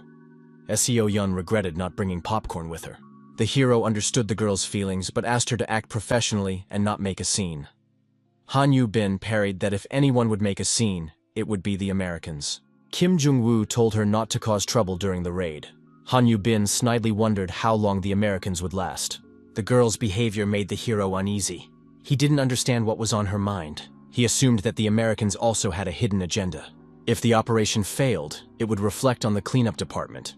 The detractors would take advantage of it immediately, and Kim Jong-woo didn't want to lose everything he'd worked so hard for. Mr. Jason introduced himself and said it was nice to meet you. He clarified, he was facing the cleaning squad, right? Chloe introduced herself as a support staff member. Kim Jong-woo reciprocated. Jason said he'd heard about Kim Jong-woo's talents. He dismissed it as an exaggeration. Jason then asked how Han Yubin was doing. They hadn't seen each other for a long time. She replied coldly that she was fine. Jason said he was happy to see her on the team. Han Yubin didn't share that feeling. She cut off that there was nothing she could do about it. These were the circumstances. Jason nodded. One must separate personal and work. He also expressed regret for what had happened to Angel. He inquired, did Han Yubin bring anything with her when she left? The answer was no. When Jason said goodbye, he hoped for a successful cooperation. Just then, he whispered to Chloe that she was in charge of the time stone. She had to get it at any cost, and he himself would take care of the data that the little girl had stolen. Kim Min-ju gathered her squad and said that she will now give them a brief briefing before the sweep. She said that the dungeon in front of them was a 2-zone loop dungeon of high complexity.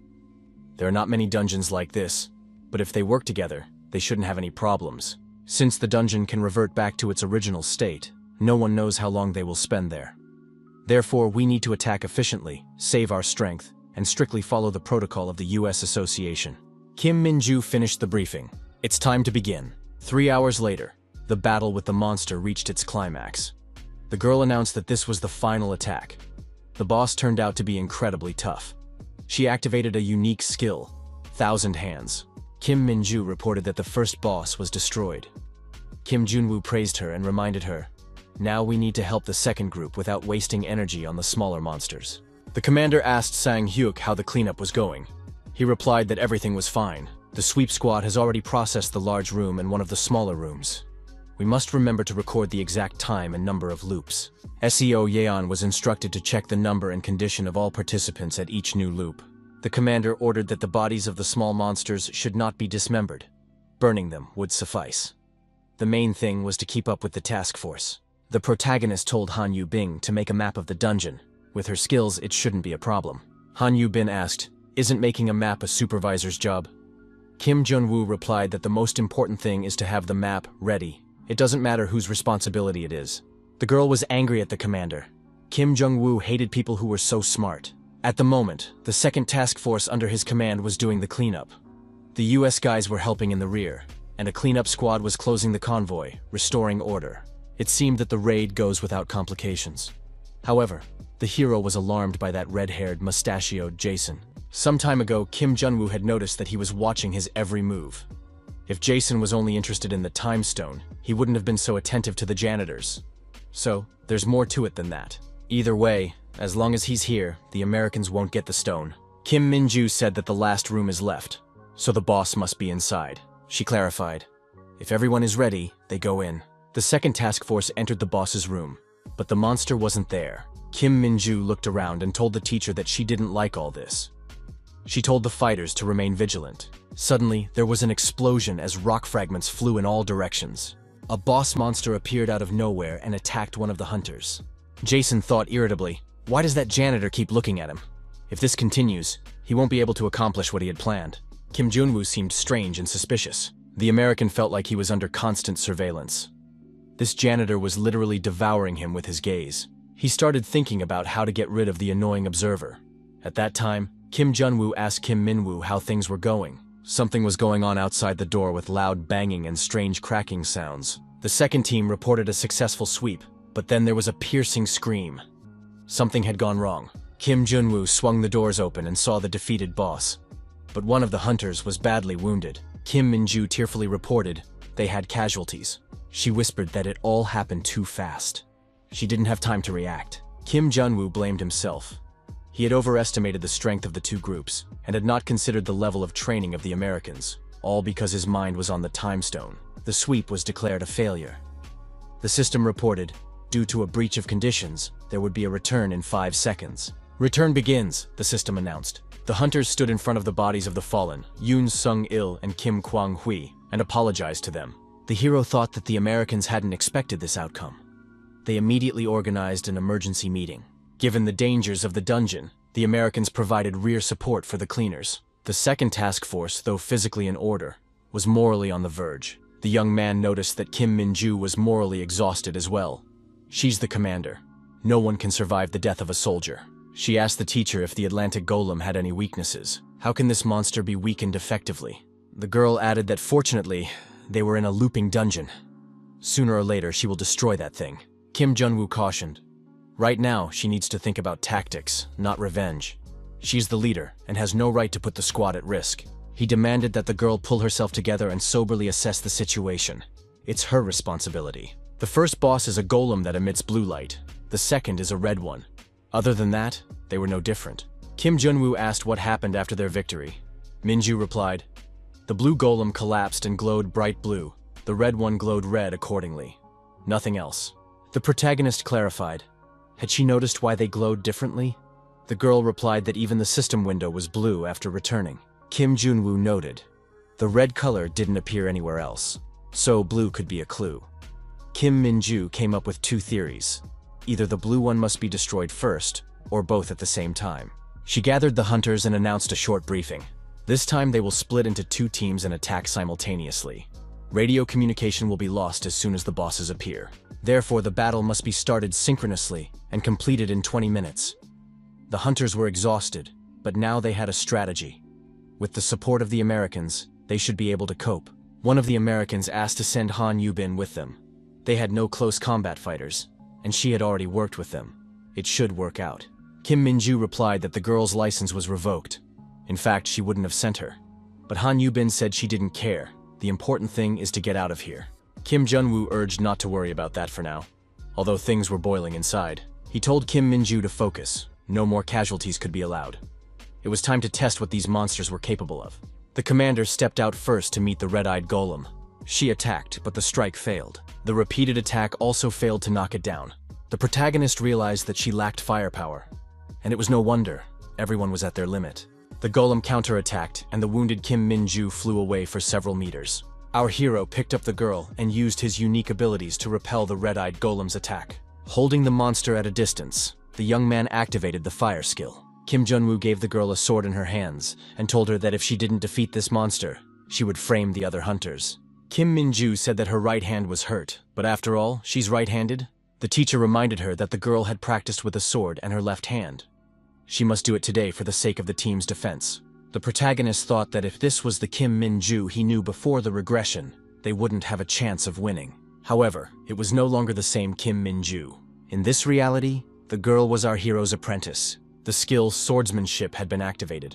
This unique skill was a combination of the other two. Now Kim Min-ju became a real swordmaster who fights equally well with either hand. The situation between Han Yubin and the American branch developed as follows. The huntress was also fighting a giant monster. Yubing asked if Jason would do a better job. Otherwise, she would deal with him personally later. Jason said that they were tired and in a desperate situation. No one was involved in the battle with this boss. Chloe said that there are only 5 minutes left. Han Yubin shouted that she knows everything. The girl was furious. Were they all really tired? However, all this time they had been conserving their strength. The girl didn't want to just give up. She realized that the Americans had decided to set her up. The unique skill, Furious Berserker, was activated. There was nothing left for the girl to do but to push on and finish it off. Jason noticed that Yubin had finally activated her skill. Kim Min-ju had activated the Awakening skill. Kim Jun-woo thought that this was an opportunity to improve his skills to a unique level. The hunters themselves rise to a unique class. Even among the A ranks, there aren't many hunters like this. Despite all this, you can only use a unique skill once. The protagonist says that he will be covering for Kim Min-ju. The girl should trust him and attack boldly. Now with the help of her powers, she will be able to split this monster in half. We should gather all our power and deal with him. Kim Min-ju replied that she would do that. The Thousand Hands Guanyin sword skill was activated. Kim Min-ju shouted loudly and went on the attack. The monster glared with red eyes and prepared to repel this attack. The girl was determined. The protagonist activated the flame skill and supported the girl by attacking the monster. Kim Min-ju activated the extermination skill and attacked the blue-eyed monster. The blue-eyed monster was decapitated. The system reported that all conditions had been met. The mission had been completed. Kim Jun-woo praised the student. Han Yubin sat in front of the destroyed monster. The girl had also completed her task. Kim Jung-woo asked Kim Min-ju how she was feeling. The girl replied that she was fine and would live. The hunters ran up to the commander and asked how she was feeling. A report came in that the second task force had finished their work and were moving on. The cleaners will finish their part of the job and follow them. Kim Jun-woo said that he would look at the cleaners. The hunters may not wait for him and head on ahead. The man massacred the janitors Sang Hyuk and Seo Young. He held them by their hair. Han Yu-bin was indignant. What's going on here? Does he really think that if he's from the International Association, he can get away with it? Han Yu-bin said that Mr. Jason attacked the Allies. Jason wondered, what did it matter? Would he destroy them, or would they die in battle? Either way, they wouldn't say anything. Would the public care about a few destroyed janitors? Jason put a dagger to the girl's throat and asked where she was putting the files she stole from them. Han Yu-bin replied that she had no idea what it was about. The girl realized that Jason was waiting until she used her disposable skill. He said he didn't expect this girl to answer him. He will send her to these friends so she can say hi to them. Jason added that they were colleagues and should be together. Kim Jun-woo was right on time and activated the 1,000 Guanyin hands skill. The dagger was knocked out of the American's hands. The protagonist admitted that of course he guessed that the two were on bad terms. But what's the benefit of attacking allies during an operation? The young man added that they needed to get out of here first. However, he would have to answer for what the American had done in the future. Jason did not calm down and activated his unique skill. The man ordered to open fire and destroy these villains. The American hunters activated their necromancer and machine gun skills and opened fire to kill. There was indiscriminate firing of rapid-fire weapons. Everything was in smoke and engulfed in flames. One of the hunters asked the leader if he was sure he should do this. Jason stated that we shouldn't leave any witnesses. Our hero agreed that no witnesses should be left behind. But would anyone in this country even lift a finger because of a few Americans? The protagonist was safe and sound. He asked why these people came here and did whatever they wanted. They're real lowlifes. Kim Jun-woo said that there were hunters, mages, and even a necromancer in front of him right now. 12 B-Rang men, 5 C-Rang men, and 2 D-Rang men. They work incredibly well as a team. But why are they keeping such a distance? Kim Jung-woo said that all of this doesn't fit in his head. Are they really trying to save the budget? Han Yu-bin asked. Why is the guy provoking the Americans? He's not going to fight against them alone, is he? Chloe suggested getting out of here first. Support will arrive soon, and those 2 janitors are just unconscious. Han Yu-bin didn't realize yet which side Chloe was on. Kim Jun-woo said he could only note one thing that was immediately noticeable about the attack of those Americans. Keeping a team with only people who can attack from long range is unforgivably stupid. One wrong move, and without a melee fighter, they could be finished. For example, a berserker class would be perfect. Mr. Jason laughed. Did the janitor really believe in this little girl? She can't come to her senses for hours after activating the skill. Kim Jun-woo said that in that case she could rest for a while. Han Yu-bin pondered. Did Kim Jun-woo really think that she would be able to continue fighting after resting? Mr. Jason and Han Yu-bin were horrified when they saw Kim Jun-woo activate the Furious Berserker skill. Our hero asked the American if they were willing to answer for their words. The American said that there's no need to be afraid of this guy since he's just a janitor. One should remain calm. Mr. Jason didn't understand what was going on in this dungeon. It was the first time he had ever seen a janitor use such a high-level skill. We need to stop him before he does anything. Kim Min-ju activated the Replica skill. It was an imitation of the Atlantic Golem's skills. She also used the acquired skill Polymorph, which can change the shape and size of an object. Kim Jun-woo pulled out a mop from behind his back and said that if he's a janitor, it's time to clean up all the trash from here. Mr. Jason and the team of American hunters were really surprised when they were attacked by some janitor, with the attack being with a mop. Jason yelled for the hunters to hold the line. Kim Jun-woo found himself surrounded by Americans. Using a combination of skills, the young man was able to use his stamina judiciously. Kim Jun-woo used a combination of hyper-acceleration, counterattack, and replica. The Americans were taking damage and couldn't do anything against such an opponent. After the young man targeted Jason, the latter yelled for the janitor to stop. He wants to talk. However, our hero was not ceremonious and drove his fist into the jaw of the representative of the Foreign Association. All the American hunters, including the red-haired boss, were deactivated and lay on the ground. Han Yu-bin watched and couldn't believe it. Because if Kim Jun-woo didn't have the basic knowledge of skills, he wouldn't have mastered them so easily. Every move he made and the way he applied the skill was perfect. The girl thought that this guy's strength was so great that he could stand at the head of the association.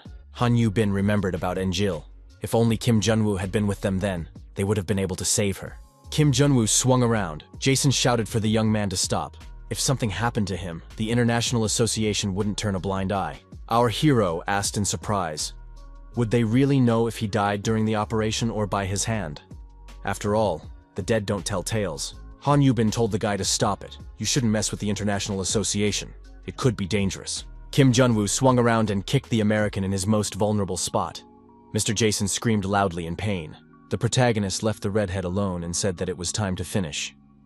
Han Yubin wondered if this wasn't over yet. Kim Junwoo held out his hand and told Chloe to give back the time stone. She should return what she stole and not try to cheat again. Chloe was indignant. What do you mean again? Kim Junwoo didn't want to explain anything and reiterated for the girl to give back the stone and then they can part ways in peace. Kim Junwoo stated that he would try to discuss the issue of that file with Han Yubin. Our hero wondered what Mr. Jason would say to that. Chloe realized that there was no point in getting out of it and gave the protagonist the time stone. Kim Junwoo took the stone, smiled, and said that they were done now. Kim Junwoo asked Han Yubin, "What kind of file is this? What kind of information is stored in it?" The girl replied that when she was in America, something happened. Kim Junwoo clarified, was it that accident with her friend? The girl stated that the file contained data that confirmed that all the conditions for calling in the support squad had been met. Kim Junwoo thought that this was that all-important proof. Han Yubin pulled out a flash drive and said that it contained that very file. Kim Young-woo asked if she was sure she wanted to give it away. Han Yubin said it was just a drop in the ocean. As soon as she came to this country, she contacted all the media outlets, but things went downhill. As it turns out, there is information about corruption in this file. But who needs to expose the corruption of an international association? Besides, there are rumors that one could die for such a thing. Han Yubin thought it was stupid of Jason to come here for a flash drive. Kim Jung-woo said that he would take care of it. The girl asked what he was going to do. The protagonist replied that he has a journalist friend. They have already received a knife in the back from the American branch, still feeling the pain. The young man added that the Americans will have to answer for it. The journalist cried out in surprise. How did Kim Jung-woo find that file? Kim Jung-woo noticed that the reporter didn't look so brave anymore. The press representative said that thanks to this janitor, he wouldn't starve to death and would earn a good income. After all, thanks to this flash drive, a lot of work appeared. Thus, a single file triggered a whole avalanche of events. The results of the raid, which was led by Han Yubin, were reviewed. As a result, corrupt practices on Jason's part were discovered. He was sentenced to a lengthy prison term. In addition, the same charges were brought against the task force from which the hunters' licenses were taken away. The government of each country realizes the seriousness of the incident. A meeting of the association branches in all countries will be held on this occasion. The protagonist said with satisfaction that now there was one less problem. Our protagonist entered the hospital room, looked at Kim Min-ju, and thought that this was the second time he had come to visit this girl. Kim Min-ju was happy when she saw that the teacher had come to see her. Kim Jung-woo asked how her health was. The huntress said she was fine and the surgery went well. The girl asked how the hearing went. Kim Jun-woo also said that everything was fine. His behavior was seen as self-defense. In general, he could have destroyed the American in defense. It's good that it didn't come to that. Given the situation, it seems that the support department had a hand in getting Kim Jung-woo released. However, it was not possible to get rid of the International Association. In the morning, they called a press conference and publicly apologized. All this time, the leaders of the other squads were trying to harm our protagonist in every way possible. The protagonist thought that he and Kim Jun-woo should be on guard everywhere and at all times. Kim Jun-woo hoped that Kim Min-ju wasn't going to work until he fully recovered. The young man held out a piece of paper to the girl and told her to take a look. He also added that she should rest for a while. Kim Min-ju was holding a work accident insurance card in her hand. It was compensation for an accident. Soon, such an amount would be transferred to her account. Kim Jung-woo said that he had already taken care of her vacation, so she should focus on her health. Also, she should apply for a rank review. The girl was at a loss. Could she do that? Kim Jung-woo wondered. What's the matter? Kim Min-ju said that her battle comrades wouldn't have died if she matched her rank. It wouldn't have happened. Kim Jung-woo wondered, why is Kim Min-ju blaming herself? After all, she did everything in her power. The young man answered the phone and said that he would be there soon. Kim Min-ju wondered what was wrong. The young man replied that CEO Lee Do-sik asked him for a meeting, so he had to go. Kim Min-ju told the young man to be careful. Lee Ah-young said that they didn't even hope the results would be like this. They exceeded all expectations. thanks to the reaction of the townspeople. The popularity of the janitorial department is growing all the time. It's all everyone is talking about on the internet right now. Thanks to the increased popularity, our hero improved his skills and acquired new skills. Kim Jong-woo asked the girl if she had done what he asked her to do.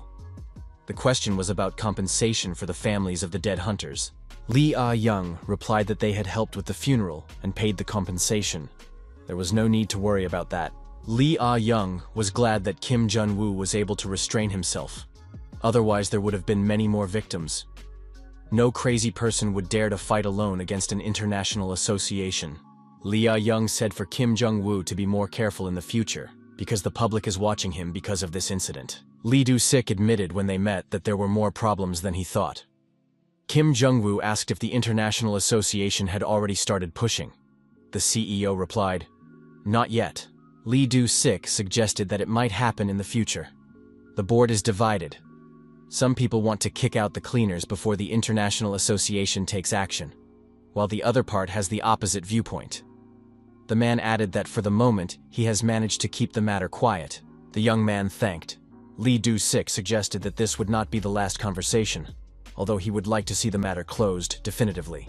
Lee Do-sik said that what was on the agenda was something they had discussed a month ago. It had to do with the International Association. In a situation where the entire board was negotiating hard, the young man only made things more complicated. Kim Jong-woo said that the Americans were just waiting for them to stumble. Lee Do-sik remarked that they were now in the same boat. They had to turn a blind eye to the whole situation this time. The CEO said that everyone is still slanting their eyes at him because of his decision. In any case, the situation is like this. The young man should exercise caution. The CEO asked if Kim Jong-woo had heard that there was an inspection scheduled for next month. Many people and problems have appeared that didn't exist before his regression.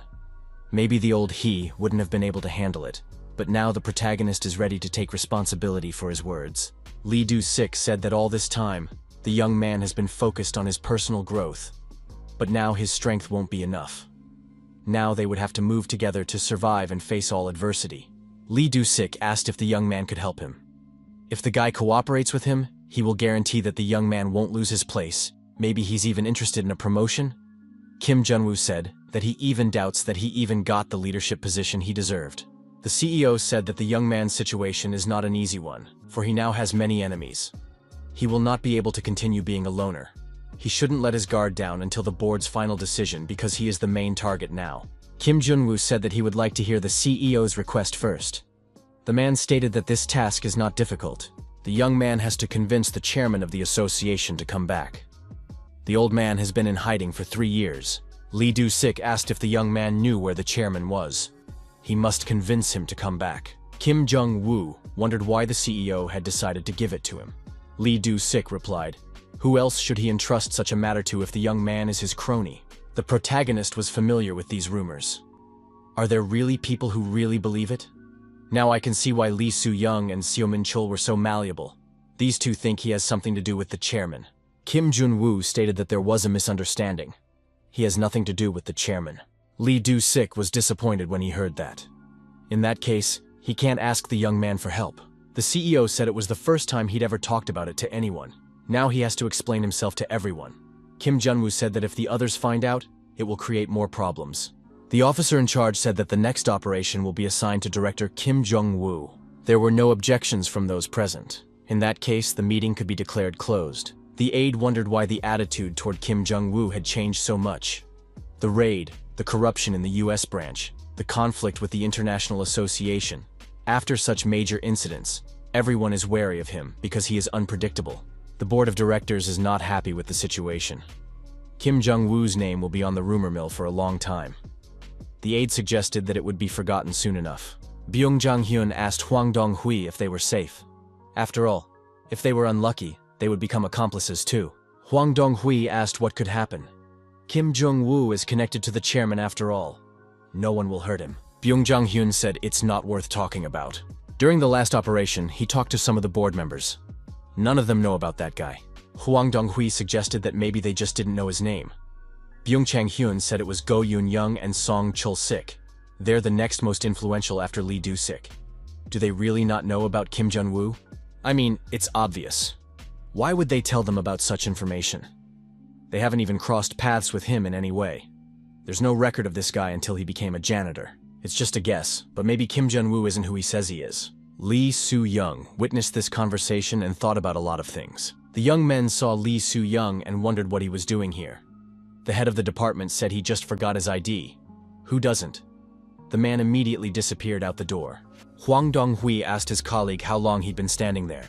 Did he hear a lot? Director Seo Min-chul was glad when he heard that Kim Jun-woo was not related to the chairman.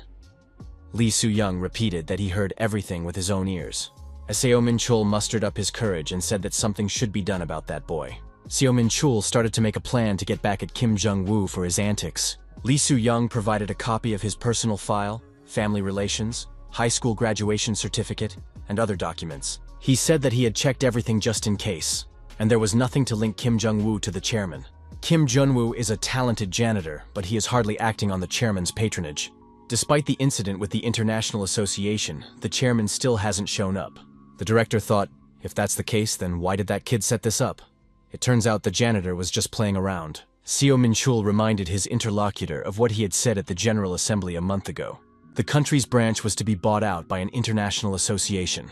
Lee Soo-young wondered, did they really have to transfer the rights? Seo Min-chul confirmed. Their association was independent and one of the largest. He was negotiating and trying to connect with the leaders of other countries. Lee Soo-young wondered again, could this really happen? Those who were not far from retirement would just take their shares and leave. But the leaders and ordinary hunters would remain under the patronage of the International Association. The problem is the old chairman. Although Lee Do-sik still had the final say, there was no way he would sign such papers. The director noticed that this was why everything was done without the chairman's knowledge. Afterward, he would just be pressured. However, the janitor, Kim Jun-woo, ruined everything by having a fight with the American branch. Things didn't go according to plan. His actions made Song Chul-sik very angry. If Kim Jun-woo is not appeased, they will be left with nothing. Lee Soo-young said he has no idea what to do now. But is it possible to pull it off without the chairman? The director said it can be done as long as all the power is in Lee Do-sik's hands. We have to try our best. Lee Soo-young asked, won't the chairman be replaced after he returns? Why do we need someone who hasn't been heard from for 3 years? The director added that even the top management doesn't know where the chairman is now. And since Kim Jung-woo had nothing to do with him, it was time to teach him a lesson. Seo Min-chul called Sung Chul-sik. He asked if he could move up the schedule for the audit scheduled for next month. Seo Min-chul added that he had figured out a way to eliminate Kim Jung-woo. He will send all the details in the form of a report as a thank you. Sung Chul-sik said that not only he, but the entire board of directors is hoping for Seo Min-chul. He added, if Seo Min-chul can handle this case, he has a seat on the board of directors. Hunter said that seemed a little harsh. The colleague wondered if they really wanted to turn the whole office upside down. Kim Min-ju was flabbergasted. Why is there an inspection going on in their office? This is just too much. The checker asked squad leader Kim Jung-woo if the girl was sure about the accuracy of the reports from the past few months. She repeated the question. Is Kim Min-ju sure about those documents? The huntress confirmed that she was. The checker inquired if she had been mentored by someone. Kim Min-ju stated that she was just receiving advice, which was before she was appointed as a supervisor. The verifier asked, so everything she did was not influenced by someone else? In any case, there were too many coincidences, and the situation seemed suspicious. The officer in charge asked if Kim Min-ju knew what she would face if she lied. During the last operation, was Kim Min-ju really the leader? It's hard to call her a veteran of the association. How was she entrusted with such a complicated raid? She explained that the other leaders refused to participate. They boycotted. Kim Min-ju explained that they just didn't want to participate. The checker said that she had already heard that from the other executives. Those stated that the boycott was against Kim Jung-woo, who was arbitrarily adjusting the schedule. A question followed. Is the girl close to Kim Jung-woo? The checker assumed, judging from the silence, she is. So, a conclusion can be drawn accordingly. There was an accident during the raid. It was the result of the janitor Kim Jun-woo's admonishment. The girl replied that it wasn't like that. The checker said that the questions are over for today. They will be contacted later. Kim Min-ju thought that these people are disgusting. It was like they had a knife to their throats. What other conclusions can be drawn? Support department, office. Lee Ah-young was asked why she had recently given a lot of A-Rang's equipment and weapons to the 2nd Task Force. The girl replied that she was just having a competition. The support department decided to support the enthusiastic hunters. The checker stated, if this is true, then she interfered in the competition between the squads. But why, if she had to remain neutral? At that moment, the second task force was ranked second, despite being numerically superior. If Lee Ah-young had not helped them with the equipment, would they have had the same result? The man added that Lee Ah-young's actions interfered with the work of the other squads. Sweep team office. The checker noted that the cleaning schedule was not made by Manager Park. Who did? Management team, operations office. The inspector asked Manager Byung Chang-hyun, what was he thinking when he put the responsibility on ordinary cleaners? Also, most of the recent raids were done by the second task force. Isn't that suspicious? The inspector concluded that, considering all the circumstances, Byung Chang-hyun had acted against the rules. All the questions boiled down to one thing. It all had something to do with Kim Jun-woo, the janitor. Finally, the checker appeared in front of Kim Jun-woo from the third sweep group. Our hero asked who was in front of him. The man introduced himself. He was the inspector Choi Jun-hyuk. He motioned for the janitor to follow him. Kim Jun-woo noticed that almost nothing had happened in 2 hours. They made a big fuss over one janitor. It seems like they were well prepared. The officers in charge checked everyone involved, except for our hero. The young man noted that his cell phone had been confiscated so that he could not contact other members of the squad. The inspectors decided to put pressure on the psyche so that Kim Jung-woo would begin to doubt his comrades. Considering that the checker had been silently reading some documents for 2 hours, it was only natural to get nervous. What would happen to the rest of the teams? What consequences await them? If you torture a person for a long time, he breaks down. At such a moment, it is impossible to think soberly. Broken says what they want to hear from him.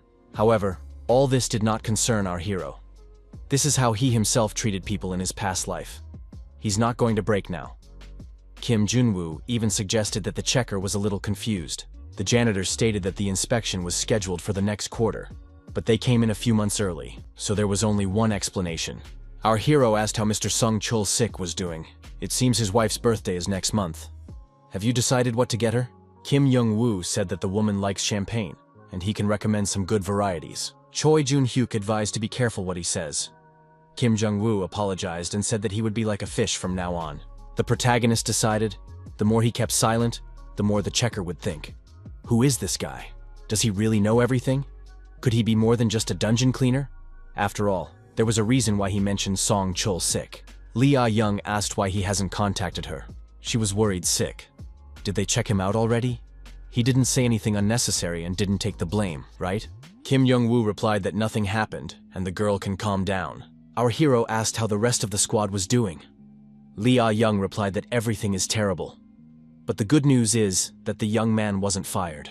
Kim Jun-woo said that those inspectors were like a pain in one place. Lee Ah-young didn't understand why they were doing all this. Kim Jun-woo said that everything is obvious to him. However, he doesn't want to watch his co-workers suffer. We need to get the inspectors to leave everyone alone. Our hero stated that he has to leave the association. Lee Ah-young decided that the young man was bullying her. The protagonist thought, if he or Kim Min-ju left, it would be enough for them to join any guild. But the cleaning squad will have to stay here, and he doesn't know what will happen to Seo Yeon and the others. The young man called the general manager. Lee Do-sik asked why Kim Jun-woo didn't answer the phone. Although more important right now is the rumor that the young man has nothing to do with the chairman. We need to do something about that first. Kim Jun-woo asked if he gives the weapon, will the director use it? Lee Do-sik replied that he would definitely use it. The young man then said that he would contact him soon. Kim Jun-woo asked Lee Ah-young if she was free. The young man suggested that the girl go with him. Lee Ah-young said that the checkup is done for now and she will find the time. Kim Jun-woo said that he would be waiting for her in the lobby. The protagonist was angry at this attitude toward him, especially considering his past life. They would have to pay for everything they had done. Lee Ah-young was driving, and at one point admitted that she was uncomfortable. Kim Jung-woo wondered why she was dressed up like that. Lee Ah-young reminded her that he was the one who told her to get ready. How was she supposed to know why? Why does she keep driving him around? It's not like she's even his secretary. Kim Jun-woo asked to stop the car and bought ramyun. Lee Ah-young wondered why he was doing that. Is he going on a camping trip? The young man replied that he couldn't go empty-handed. Lee Ah-young didn't realize who he was meeting with. Besides, giving ramyun was not a good idea. Kim Jun-woo told her to follow him and be careful. The young people approached an old house on the edge of the forest at the foot of the mountain. Kim Jun-woo knocked on the gate and asked if anyone was inside. Lee Ah-young complained that she was tired from walking all the way here. Suddenly, an old man appeared at the gate with a sword pointed at the young man's throat. He asked who the boy was and how he had found him. The young man was not frightened and said that he was working in the mopping up department of the capital branch of the association. He had something to say, so he risked coming. Lee Ah-young recognized the old man. It was Park Im-bom, the chairman of the association. 50 years ago, when the dungeons first appeared, there were no guilds or affiliated association. It was all started by 5 people who had become legends in the hunter world. At the cost of incredible effort and blood, an association was established. Now, Park Im-bom was running the association of this country. The old man didn't understand how the young man found him. But if he wanted to stay alive, it was best to keep his mouth shut. Kim Jun-woo said he had brought some spicy ramyun. The old man asked how long it would take. The young man said it would take half an hour. The entrance was allowed. Lee Ah-young asked in surprise, if the young man wasn't from the chairman's inner circle, how did he know about this place? Even her father doesn't know about it. Kim Jun-woo wished the old man a pleasant appetite and said he could eat. The old man said that 50 years ago, when he went on raids with his comrades, he ate only this ramyun for a month. Since he's been living here, he has to go to town for shopping, but his legs are no longer strong enough. Park Im-bom asked him again who he was and how he knew about this place. It's a place that almost no one knows about. Our hero says that he is the leader of the 3rd sweep team, and his name is Kim Jun-woo. He can explain how he knows about this place, but the chairman probably won't believe him. Park Im-bom wondered, is this guy a janitor, and managed to find him? The girl introduced herself. She was from the support department, and her name was Lee Ah-young. The old man asked if she was Lee Do-sik's daughter. Park Im-bom asked what Kim Jung-woo wanted to tell him. The young man said that the board of directors is currently in the process of merging the branch with an international association. Kim Jung-woo added that he wants to stop this process. The chairman was surprised. What did he have to do with it? He is no longer interested in the association's affairs. Kim Jung-woo was also surprised because it was Park Im-bom who founded the association. The old man said it had been half a century. Back then, there were no operational units and no such structure. Now the association has a life of its own. The old man remarked that it used to be simpler. Either the hunter came out of the dungeon alive or was taken out. He had worked so hard to create a structure for destroying demons, and now they were fighting not for humanity, but for status and money. Park Im-bom said that he wasn't interested in it anymore anyway. If there are no more questions, the young people can leave. Kim Jung-woo asked, so Park Im-bom agreed to step down as chairman? The old man became indignant when he heard that. The young man asked, if the chairman doesn't care about the association, why hasn't he still stepped down? Park Im-bom could have given the position to someone else and lived in the middle of nowhere. He doesn't want to work. Then why is he doing this? Lee Ah-young grabbed the young man by the hair and said that it was time for them to leave. Park Im-bom wondered how this guy could even become a squad leader. Kim Jun-woo said that the association was in a state of turmoil. Isn't the association's first priority the safety of the citizens? But those who are supposedly working for the good of the people are just blowing smoke in their eyes. It doesn't matter by what methods and means. The main thing is that they get what they want. Does the chairman still think that he is the one who is crazy in this story? If the chairman doesn't care what the association has become, it would be better if he gave up his seat. The protagonist assumed that the association still cared about the old man. Otherwise, he is willing to just walk away and leave the chairman alone. Park Im-bom is not leaving the position because he still hopes to return. The chairman said that he is too old. The board of directors is just waiting for an opportunity to remove him. What's he supposed to do there if he can't trust anyone? Kim Jun-woo said that CEO Lee Do-sik can be trusted.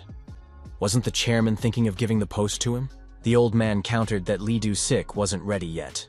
The young man suggested that teaming up with him was the only way to get the association's work back on track. The chairman really believed Lee Do-sik. But why would he trust this boy? Does he really want to take over as the general manager? Kim Jung-woo said that he had already been offered the position, but he declined, especially since he is going to leave the association soon. Park Im-bom asked why. Is the young man feeling pressured by the board of directors? He admitted that, but added that the reason wasn't just that. And is it that important for the chairman to know her? Kim Jun-woo said that if the conversation was over, he was leaving. The chairman was surprised. Did he answer the young man's question? But he said that Park Im-bom wasn't one to procrastinate, so it was clear to him. The old man wondered how this guy knew him so well. Lee Ah-young wondered if Kim Jun-woo really wanted to leave the association. Is it because of everything that happened? The young man confirmed that he wants to leave, but the reason is different. He added that even if he stays, it won't change anything. He doesn't have much time. Lee Ah-young asked what will the others do if he leaves. Kim Jung-woo replied that the others will figure it out on their own since it's their lives. Lee Ah-young said that if Kim Jun-woo leaves, she will be lonely. Park and Bom read the information available on the internet. Who is the janitor who trashed the American branch? Is he really that crazy? The chairman thought that Kim Jun-woo was very strong. He had never met anyone like him before. There is no one like him to be found not only in this country, but also in the world. If he had met this guy before, he would have kept him close to him. Associations were created to protect humans from monsters, but the humans themselves had become a threat to their own species. Power had fallen into the hands of the operations department. Internal politics and leadership interests had swept everything under the rug. The chairman realized that he was sick of looking at it, so he ran away, hiding for 3 years. Park and Bom thought. Just like the young man said, he was hesitant to leave his post. But he seems to have rested enough already. A joint operation with the Jeongnam branch is scheduled for next week. Byung Chang-hyun asked who was willing to participate. The 4th squad leader replied that they were on a tight schedule. Squad 5 also refused. The 7th squad also had things to do. One of the squad leaders said that everyone was busy, so they should leave it to squad leader Kim. Squad 4's commander added that Squad 2 is always ready to go. Kim Jung-woo agrees with this. It's been noticed that Kim Jung-woo hasn't been in contact. He and the team are probably having difficulties right now. Who would even think of assigning the scheduling to a janitor? Seo Min-chul speculated that Kim Jung-woo is laying low because of the situation. It's unlikely that anyone will support him again. If he comes back, he'll be ignored. The only thing left to do now is to restart the branch merger process. All thanks to Seo Min-chul's initiative.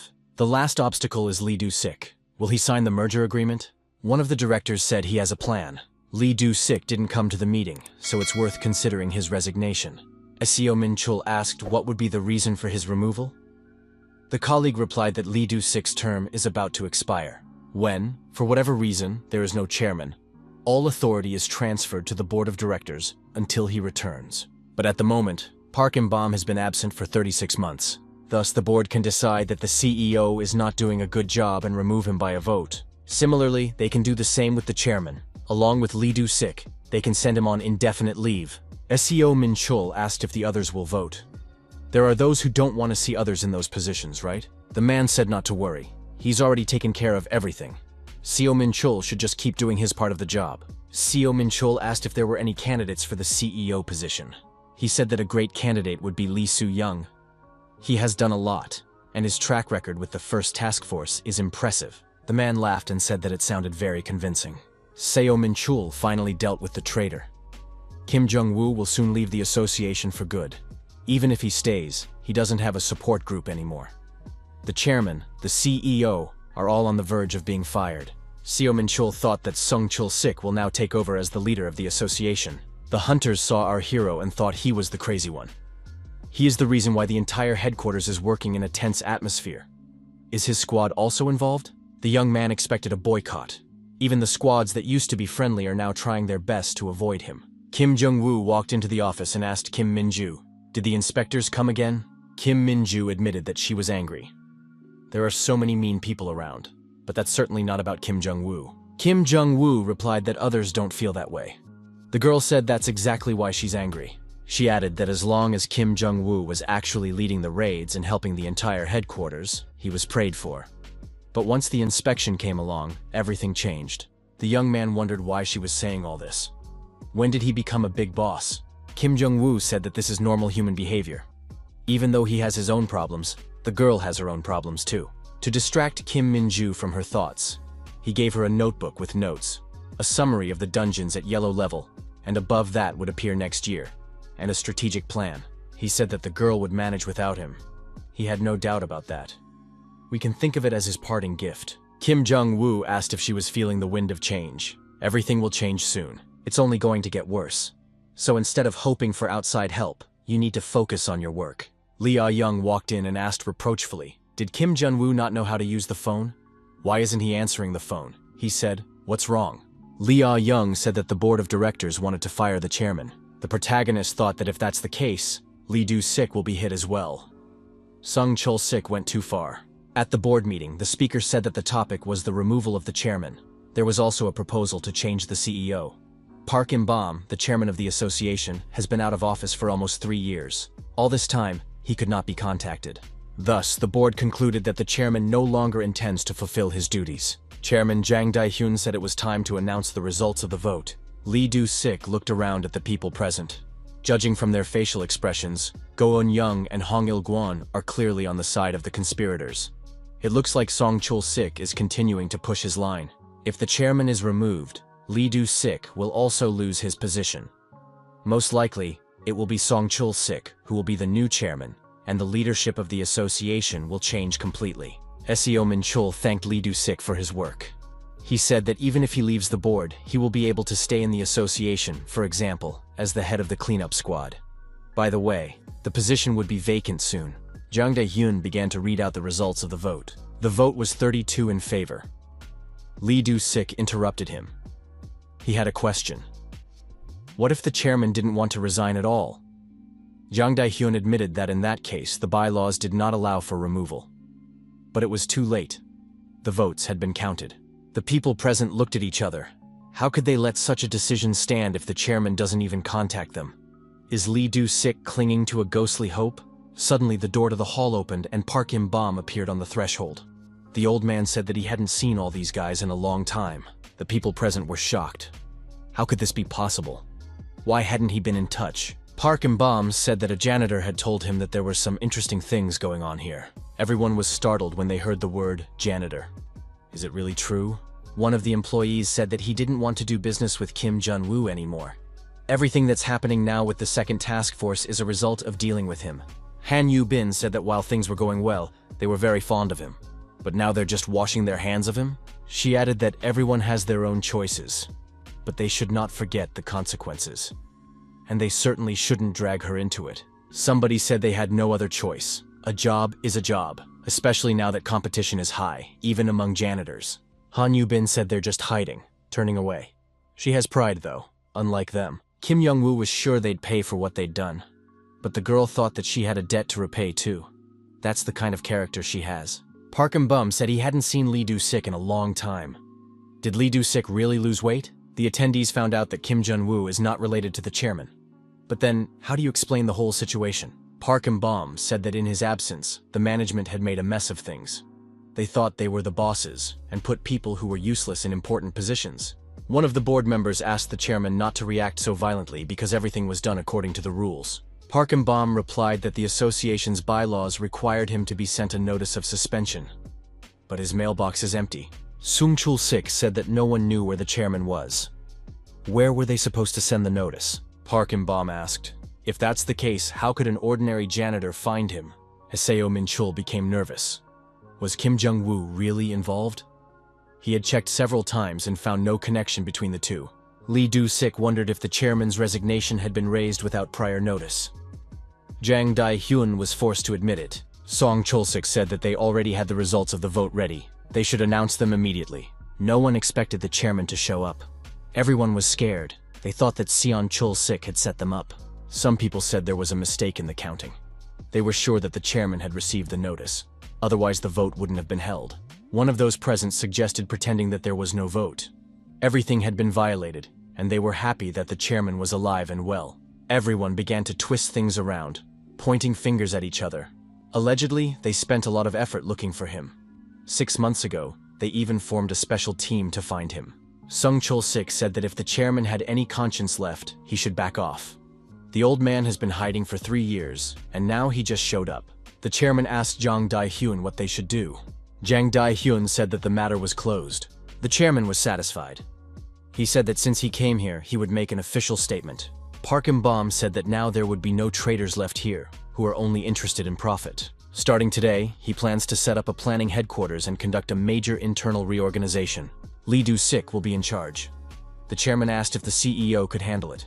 He asked whether he should be in charge of it. Park In-bom reminded him that Lee Do-sik almost retired, so he has to do it for the sake of the association.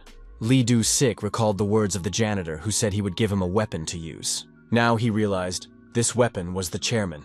The CEO said that he was ready to handle the reorganization. Seo Yan couldn't believe what she heard. She was told that she couldn't use the cafeteria. The cafeteria worker said that there was an order from above not to let the janitors in. Su Yung and Sang Hyuk decided to find another place to eat.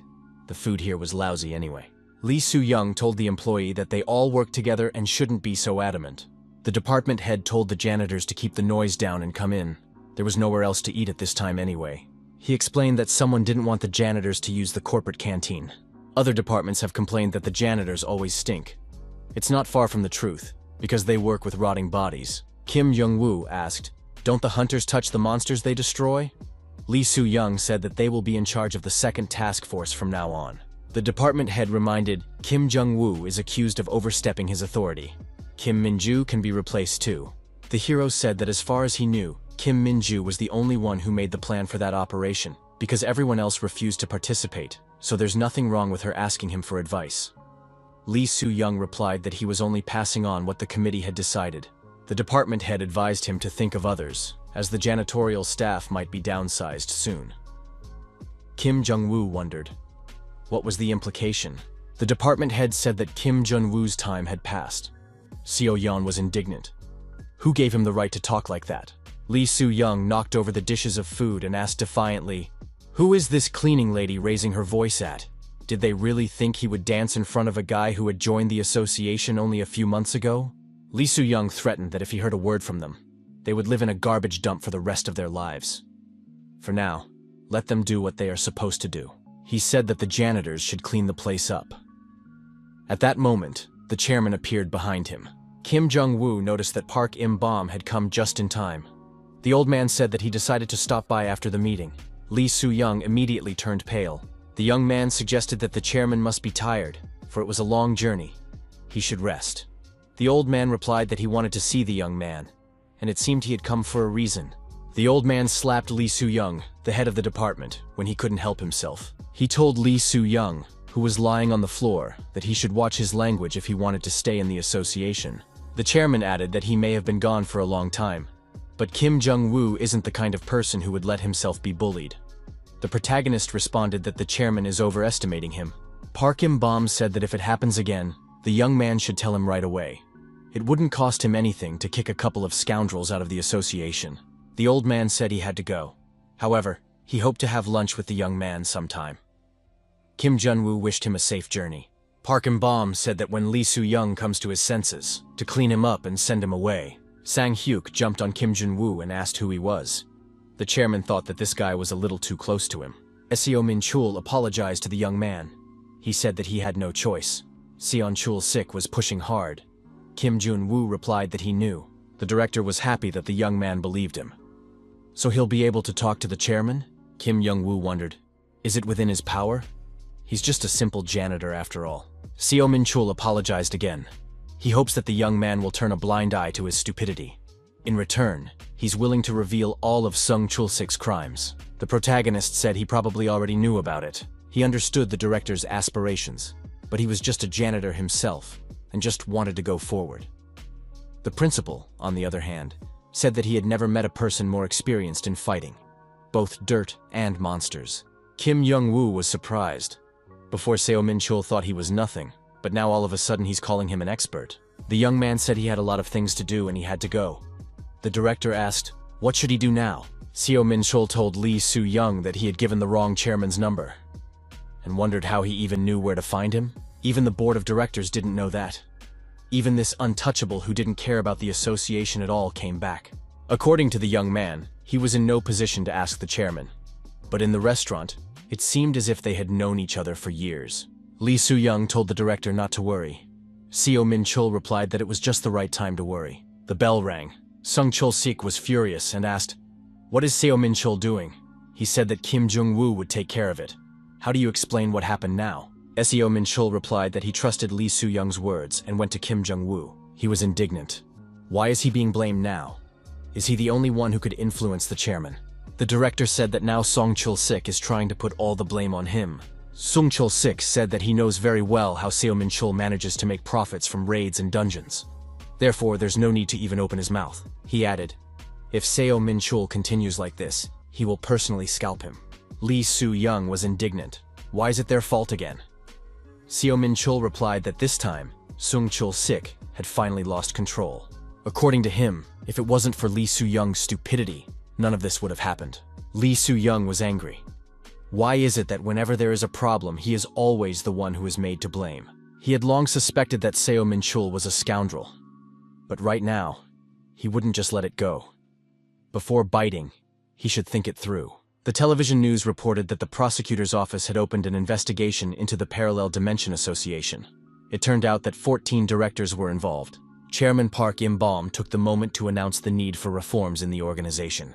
It became known that Song Chul-sik, one of the directors, had spent huge sums on lobbying and illegal purchases. This news caused a public outcry. An investigation has been launched against him. It was also revealed that branch director Seo Min-chul was involved in illegal dungeon buying and selling. The whistleblower continues to solve other crimes committed in the association. The janitors who had been following the news realized that there was a real lawlessness on the board of directors. They recognized Lee Soo-young, the leader of the first group, as the informant. From the TV screen, Lee Do-sik said that they would take full responsibility and create a new, honest association. The protagonist remembered, in his past life, it was Lee Do-sik who had been recognized as the chief corrupter. Now, however, things had gone differently. All crimes have been exposed, and Lee Do-sik will no longer be able to be falsely accused and fired. The same director that the hero once eliminated with his own hands is now succeeding in reforming the association. In his past life, in order to be the first in the world to reach the SSS rank, the protagonist went head-to-head, eliminating anyone who got in the way. Lee Do-sik and Lee Ah-young entered the office. The man chuckled. While one is working, others are idling and smoking. Isn't that disrespectful? The CEO asked, "If the workday is over, what do you say we have dinner together with the association chairman?" Sang Hyuk thought, Kim Jun-woo is being invited to have dinner with the boss of bosses. Unbelievable. The hero wondered, why was he given such an offer? Lee Do-sik replied that he did not know. The chairman himself invited the young man. The protagonist said he saw no reason to refuse. At dinner, the old man suggested, let the young man order what he wanted. The protagonist chose kalbutan, which was a non-spicy beef soup. Park Im-bom wondered if Kim Jung-woo had been here before. He ordered too quickly. That's because in his previous life, he and the chairman ate together almost 300 days a year. Kim Jung-woo asked why he was invited. The old man replied that they had a serious conversation. He asked if the young man knew about the internal struggle between the directors, and added, he doesn't want to do business with them, especially during the reforms. Sung Chul-sik was fired. Seo Min-chul was about to leave for Ulleungdo. What to do with Lee Soo-young is still undecided. Park Im-bom said that the merger with the International Association was cancelled. The protagonist asked, how did the international side react? Lee Do-sik remarked that they are silent for now. Perhaps they think the situation is unworthy of attention. Kim Jung-woo suggested that Lee Do-sik had a lot of work to do now. He agreed. He hadn't seen his wife in a few days. The young man said that it's still better than doing nothing. Lee Do-sik agreed and thanked the hero. He owed him a lot. The chairman said that he is now back in the association and intends to reform. What should he do next? Kim Jung-woo wondered why the old man was asking him. Park Im-bom replied, who else would I ask? Kim Jung-woo is the one who's holding everything together. The protagonist said that it's best not to rush things yet. Reforming too quickly will cause resentment. The hunters are the backbone of the association, and it's best not to disturb them. The old man agreed. It was necessary to show that change was coming, but not to provoke internal conflict. He suggested to continue the conversation in a more private place. He wanted to know what Kim Jung-woo wanted. The hero answered, he doesn't want anything, just a pay raise for the janitors. Park Im-bom laughed. What an interesting young man. If he had known he would say that, he would have come back sooner. He wondered if the boy would like to try his hand at being a manager. He'd be perfect for it. Kim Jun-woo apologized, but refused. He felt that there might not be another chance, so he handed the old man an envelope. Inside was a letter of resignation. That's what the protagonist said. He's quitting. Lee Do-sik was stunned. Did he really mean it? Is there something wrong with him? He's willing to work things out. Kim Jung-woo explained that he's leaving for personal reasons. The merger issue is over, and the International Association is having a hard time without him. If he stays at this branch, he won't be able to get in. Now he should concentrate on preparing to join the International Association. Park Im-bom was sorry, but if that was the young man's decision, it couldn't be helped. The chairman said that Kim Jun-woo should work hard for the remaining month. He agreed. The old man added that it would violate the labor code if he left right after he applied. Lee Do-sik said he had a request too. Does the boy have time tonight? There's an important matter. The Paris branch of the association, Perfect Balance Corporation known as PB. The head of the PB Corporation's coordination unit, Mark, realized the merger of the international and Korean associations had failed. The raid control squad leader Kane said they lost a lot just because of one rogue.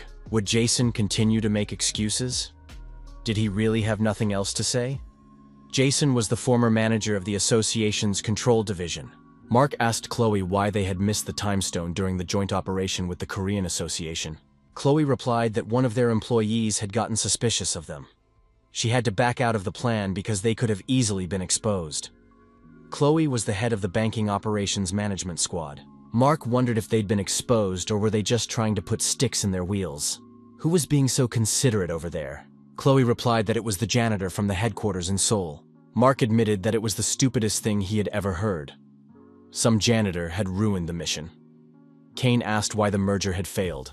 After all, the Koreans had proposed it. Chloe replied that the chairman of the association, who'd been reported missing, had suddenly returned. According to the report, it was the janitor who had found him and facilitated the chairman's return. Mark wondered who he was, this janitor. They had fulfilled all the conditions and were preparing to merge for the sake of this stone, but now they would not see it. Chloe remarked that since the Korean Association had undergone reforms after the incident, it seemed that the janitor had been promoted to chief of operations. Mark wondered, how could a janitor get such a position? Had there been a mistake? Chloe replied that they didn't know the real reasons. Education, background, and career. Everything as usual. However, there is one oddity. This guy has incredible combat power. The skills he used surpass those of most hunters. Mark was surprised. A janitor who can use skills that surpass hunters? Is he in the ranking system of hunters? Chloe shook her head negatively. Mark wondered, a janitor with such abilities and absent from the system? What's going on here? So he's off the grid. The man present said this guy stole the time stone from under their noses. How are they going to deal with that? Chloe stated that they would figure something out.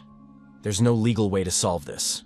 The moment for negotiation is long gone. The girl stated that they plan to use the space stone. The man said that if the Koreans knew about the existence of the time stone, they would have taken action long ago.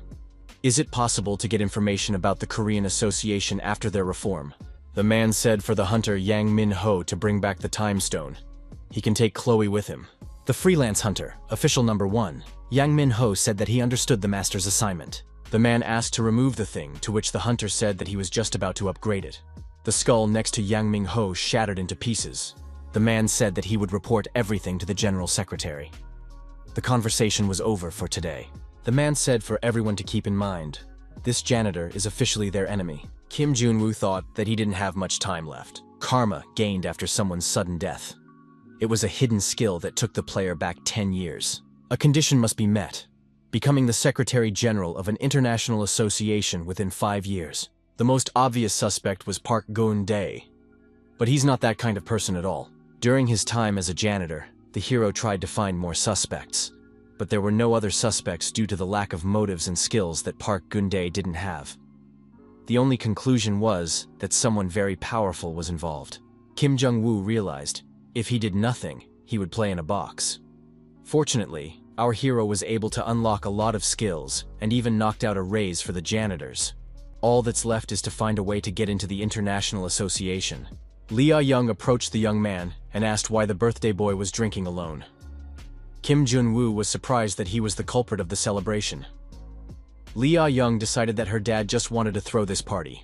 Lee Ah-young said that everyone had gathered here to celebrate that the young man was finally safe. Our hero thought that he wasn't really into this kind of gathering.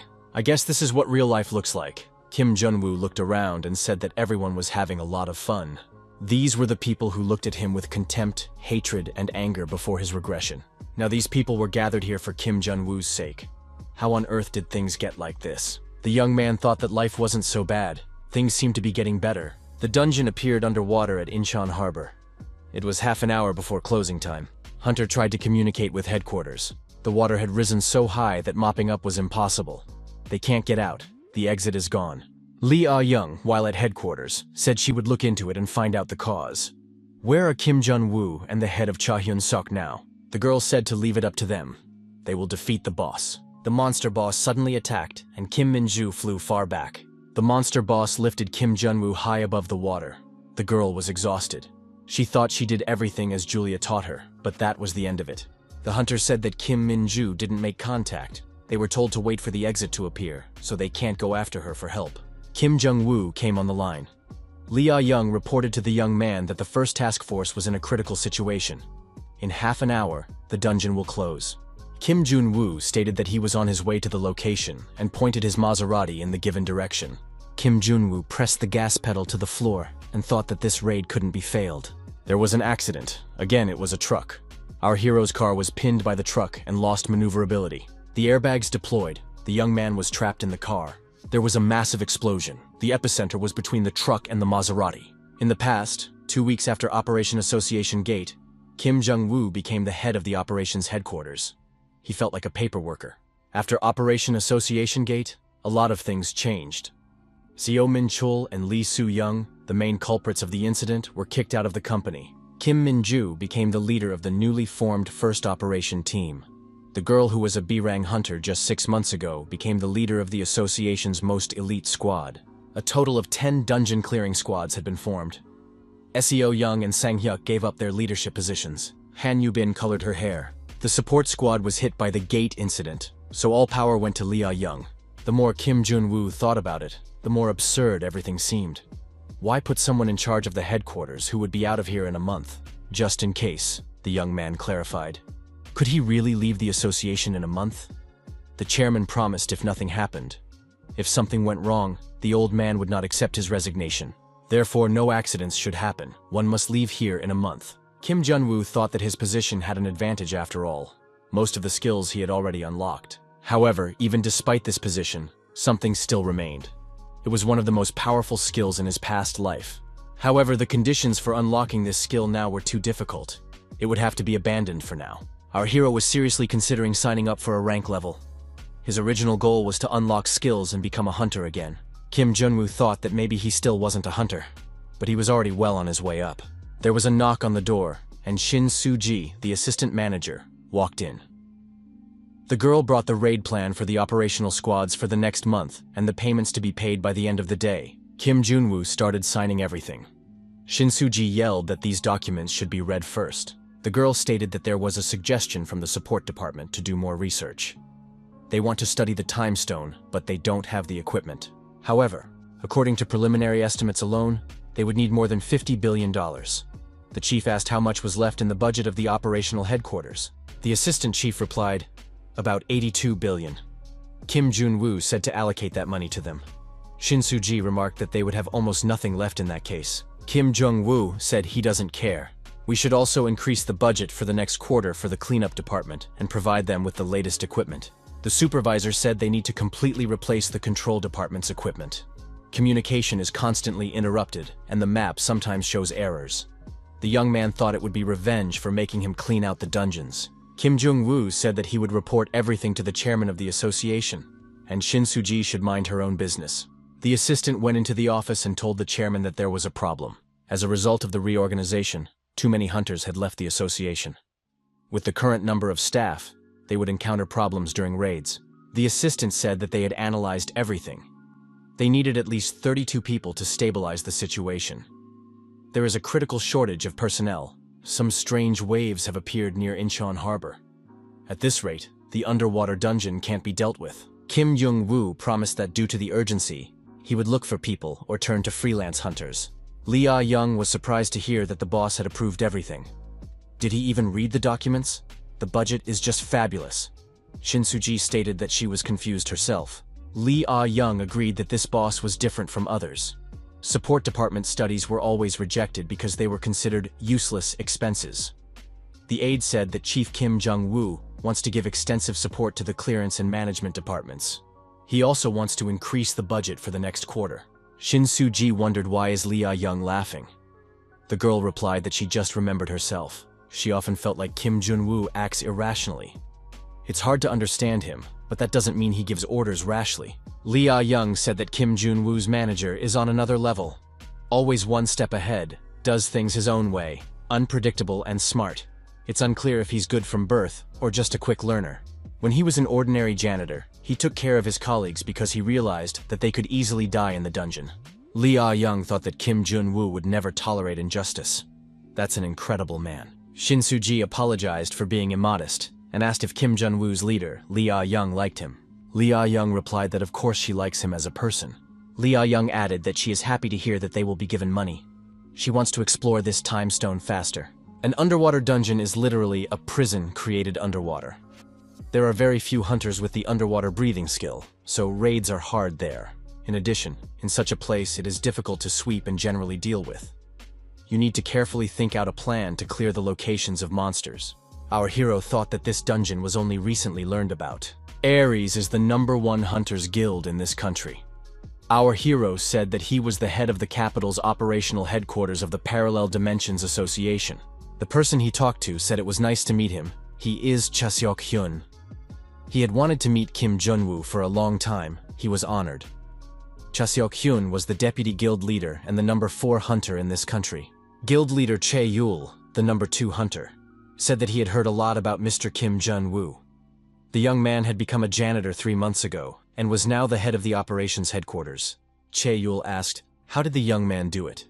Kim Jun-woo replied that it was nothing special. He just followed his daily routine and brushed his teeth twice a day. Chae Yul told the young man not to be modest. His position speaks for itself.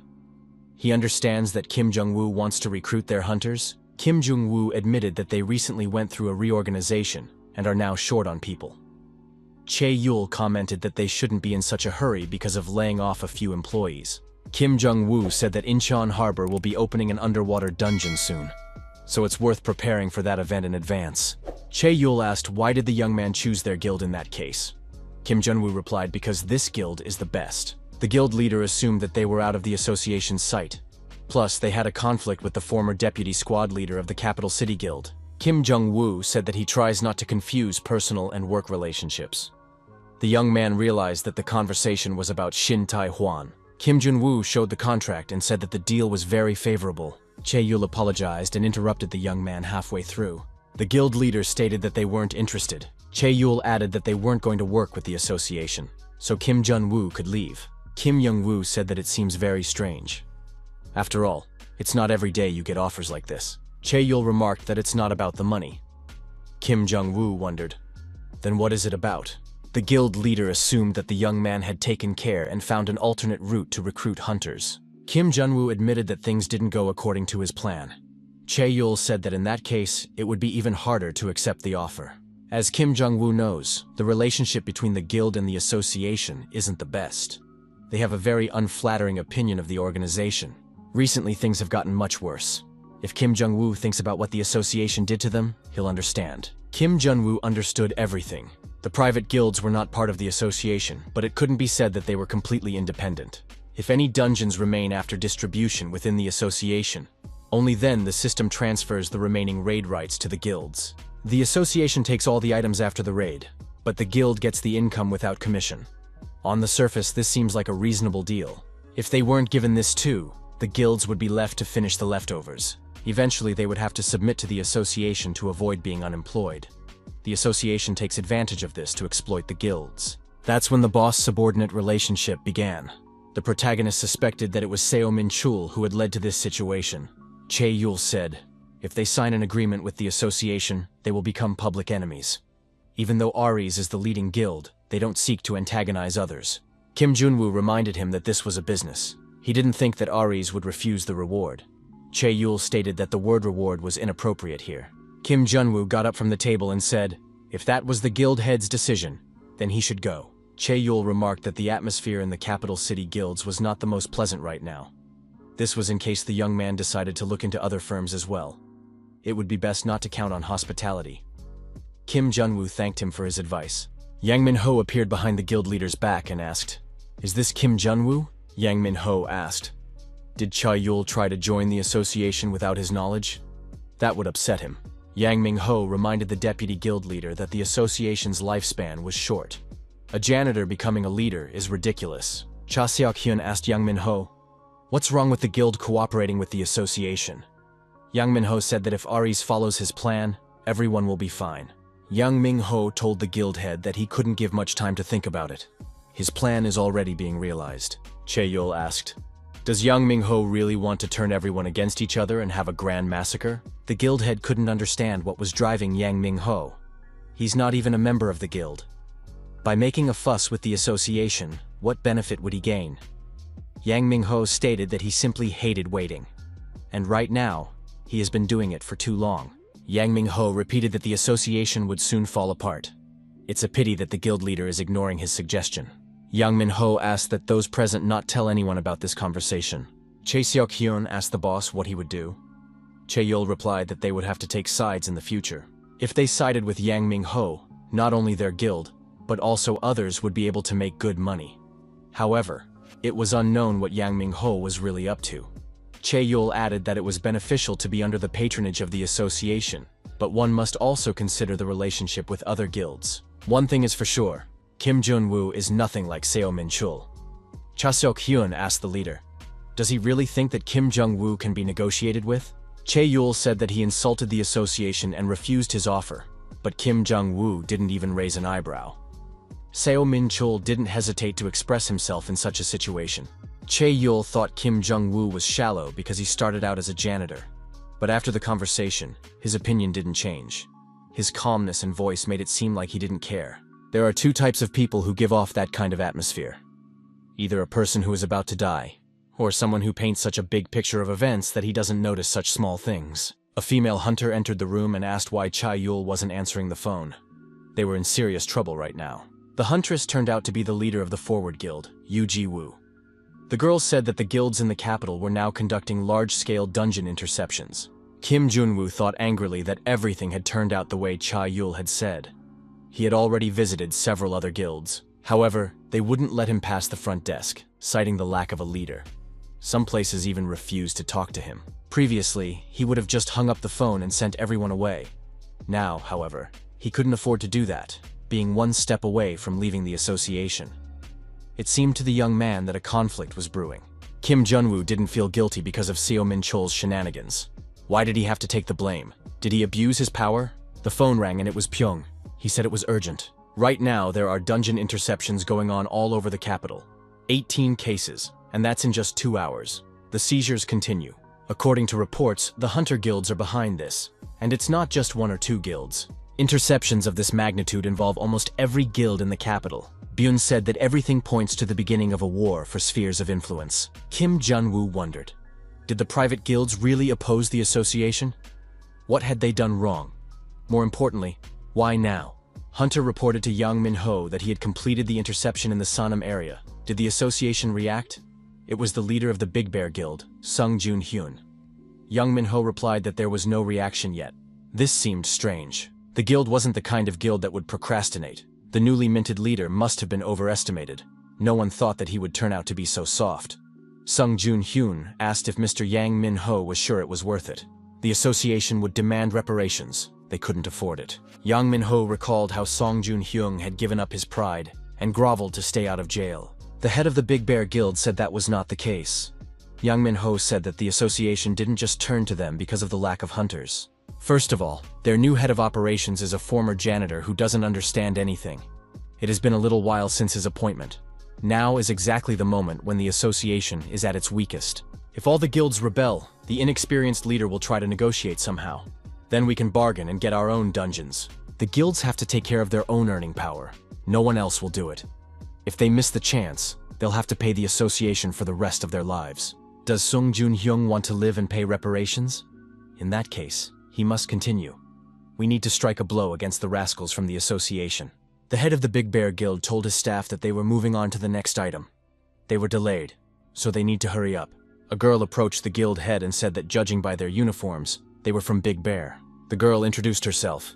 Her name is Kim Min-ju. She is the leader of the association's first operational unit. Kim Min-ju said that it was time to end this circus, or she would have to use force. The hunters told the guild leader that this was a real war. This is nothing short of a challenge to the association. They took advantage of the confusion after the reorganization and made a move. They cannot show weakness now. Pyong felt that an armed conflict should be considered. Pyong added that they will start legal proceedings. We need to report everything to the chairman. Kim Jun-woo wondered, is there a need for that? The chairman has enough to do as it is. Byun said they can't keep quiet. If this continues, the damage will exceed tens of billions. The lawyers are already ready to gather evidence. Kim Jung-woo thought that after they intervened, the case would become public.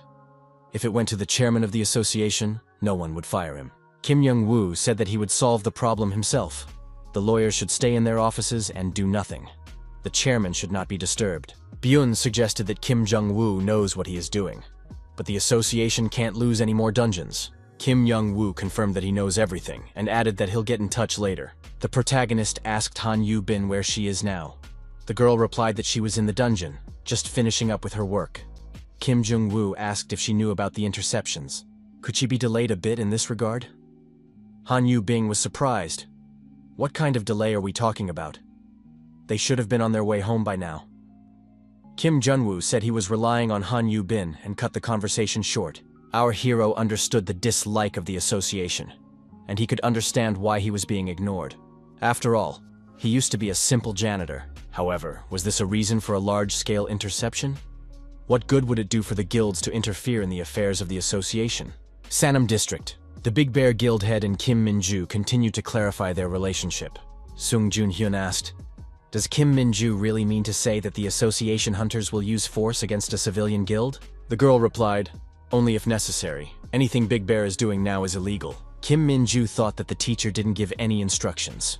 However, she can't do nothing. The only thing left to do is to personally stop them. Kim Min-ju asked, "Does Sung Jun-hyun really think he can pay compensation?" The guild head replied that they have no intention of doing so. Kim Min-ju remarked that this is incredibly brazen. Sung Jun-hyun wondered, is this really an employee of the association saying this? Had they forgotten how they had dealt with the guilds themselves? Kim Min-ju said that it didn't give them the right to intercept the dungeons anyway. All their grievances should have been stated in an official letter. Sung Jun-hyun replied that they had tried it. The association did not respond to any of the requests. But after the interception, their representatives are here. They should have done this a long time ago. Kim Min-ju said that she understands everything, but still asks to go with her. Sung Jun-hyun said he disagreed and activated his unique skill, Beast Transformation. Kim Min-ju activated her acquired skill, Diamond, and increased her strength. The girl said that this was the last warning. It was best to listen to her. The guild head repeated that he was refusing. Kim Min-ju had a confrontation with Sung Jun-hyun. The head of the Aries Guild was asked, "Did the best guild in the country not know about this?" Chae-yul confirmed. They certainly had some suspicions, but they didn't think that mass interceptions would start. Did they really mean to say that the Aphrodite Guild didn't know about this incident either? Chae-yul suggested that they might be the only ones who didn't have the information. Kim Jun-woo said that was strange. The interceptors could have used their help. Why weren't they brought in? Perhaps they were having problems with other guilds? Chae-yul replied that they have a great relationship with their co-workers. If it was a planned attack, they would have known. Kim Jun-woo stated that in that case, it's even stranger. There are more than 20 guilds in the capital, which means there are about 1,000 hunters. Our hero said that a leader is needed to manage that many people. The guild leader asked, "Does the association doubt them?" Kim Jun-woo replied that on the contrary, he trusts them 100%. He doesn't think that someone who values commerce would do such a thing. Even more so, why risk their reputation? Given the circumstances, it was very likely that the leader was someone not from the guild. Chae-yul asked what the association plans to do next. Will they involve lawyers? Kim Jung-woo stated that there is such talk in the association. Kim Young-woo stated that he wants to resolve the issue through the dialogue process. The dungeons still have to be protected by someone. It's not a problem if someone else takes over. The clashes between the association and guilds are causing anxiety among the citizens. In order not to increase the anxiety of the populace, it's better to resolve things peacefully. Chae-yul doubted that Yang Min-ho would agree to a deal. Yet, the guild leader never thought that someone like that would be in this association. The assistant entered the office and reported to the guild leader that they were in trouble. The Big Bear Guild and the task force from the association had clashed in the Sangnam area. Kim Jun-woo, upon hearing this news, decided that he had to stop them immediately. Our hero apologized and immediately left the room, saying that he needed to leave immediately. Chae-yul was surprised. Even though this guy is the chief of staff, he still goes out to the facilities. The guild head told his assistant, Seok-hyun, that he had decided which side to choose. This guy, Kim Jun-woo, will definitely be able to give everyone what they are looking for. The battle between the Big Bear Guild head and Kim Min-ju was in full swing. Suddenly, Kim Jun-woo appeared on the battleground and threw the opponents in different directions. The skill Destroyer was activated. Our hero introduced himself as the Chief of Operations of the association. He said that if the guild had any questions, they should talk to him. Kim Jun-woo noted that Kim Min-ju didn't waste any time. He praised her work and said that he would take care of it himself now. Sung Jun-hyun said that he sees Kim Jun-woo, the Chief of Staff himself, in front of him. What brings him here? Is he really going to try to shut their mouths? Sung Jun-hyun added that they are not going to sit idly by. Kim Jun-woo asked, "Don't the opponents just want to talk?" Then why this kind of behavior? He wouldn't stand by either. The guild leader said that he will finally see Kim Jun-woo's true face. Sung Jun-hyun asked, what will happen if they refuse to dialogue? Would he really destroy them? Kim Jun-woo was angry. He thought maybe he should really teach this guy a lesson. Kim Min-ju received a message. There was a problem in the Chamsil area. Malfunctions due to interception were recorded. Code: Orange. The radio says they keep requesting help. The hunters there are having trouble dealing with the main monster. Song Jun-hyun heard the message and cried out in fright. After all, his wife's guild was in this dungeon. Kim Jun-woo demanded an explanation. What is the problem? It was necessary to immediately gather all the operational squads and prepare for a rescue operation. The boss monster was indeed rampaging in the Chamsil area. It was impossible to contain it. Kim Jun-woo promptly arrived on the scene and inquired about what was going on. The chief of staff was informed that it was an orange-level dungeon. Since it was very dangerous, they carefully planned the raid. But a guild broke in, and things didn't go according to plan. The assistant said that the guild hunters had entered an hour ago, and there had been no news of them since. The protagonist realized that this was what happened when one entered a dungeon without preparation. Sung Jun-hyun tried to enter this dungeon, but the hunters held him back. They said that this was the orange level, and without preparation, the guild leader would be destroyed by the monsters in no time. Kim Jun-woo calmed down Song Jun-hyun with a right punch to the jaw. He said that if someone went in there now, there would be even more casualties. Sung Jun-hyun asked, "Is Kim Jun-woo really suggesting to stand there and watch? Does he really want to take all the laurels for himself?" Kim Jun-woo replied that that's exactly what it looks like. Our hero remarked that he was definitely not going to stand there and watch. The chief of staff said that he would go there himself, so the guild leader could end the unnecessary argument. Pyong told the leader that he didn't have to do it. Even a trained task force might not be able to handle it. Despite the large budget, this operation won't bring in any revenue, even if it's successful. Kim Jung-woo agreed with this statement. Kim Young-woo stated that the first task force will go with him. The area near the dungeon must be detached. Also, no one should interfere. The protagonist said that he has no more time for idle talk, and ordered to follow him and be extremely careful. Chloe, observing the events, concluded that the guild had mistakenly entered the orange-level dungeon. It felt like someone had deliberately given them false information. Chloe wondered, was this really Yang Ming-ho's plan? Yang Ming-ho replied, what could be a better justification for fomenting conflict than mass destruction? Guild disputes were the best way to weaken an association. Chloe said that Yang Min-ho had better not start all of this. At this rate, he would definitely get caught. Now the local association has launched a rescue operation. Kim Jun-woo is in charge. Yang Min-ho speculates that the new leader is concerned about his image. Does Chloe really think the former janitor will lead a raid in the orange-level dungeon? That dungeon isn't the kind of place a newbie can handle. The association is an organization that only pursues its own interests. It's unlikely that they would just rush out to save the guild that had taken over the dungeon. Chloe said that Yang Min-ho is underestimating Kim Jun-woo. He's an unusual person. She will have to use the stone, so they should clearly follow the plan. Chloe added that the plan wasn't created for Yang Min-ho's amusement. Yang Min-ho really underestimated this guy and felt that everything going on was becoming some kind of nonsense. What's Kim Jung-woo up to? He turned out to be a very interesting guy. The protagonist activated the acquired skill Annihilation. Kim Jun-woo reported that he was supposedly at the entrance to the boss room.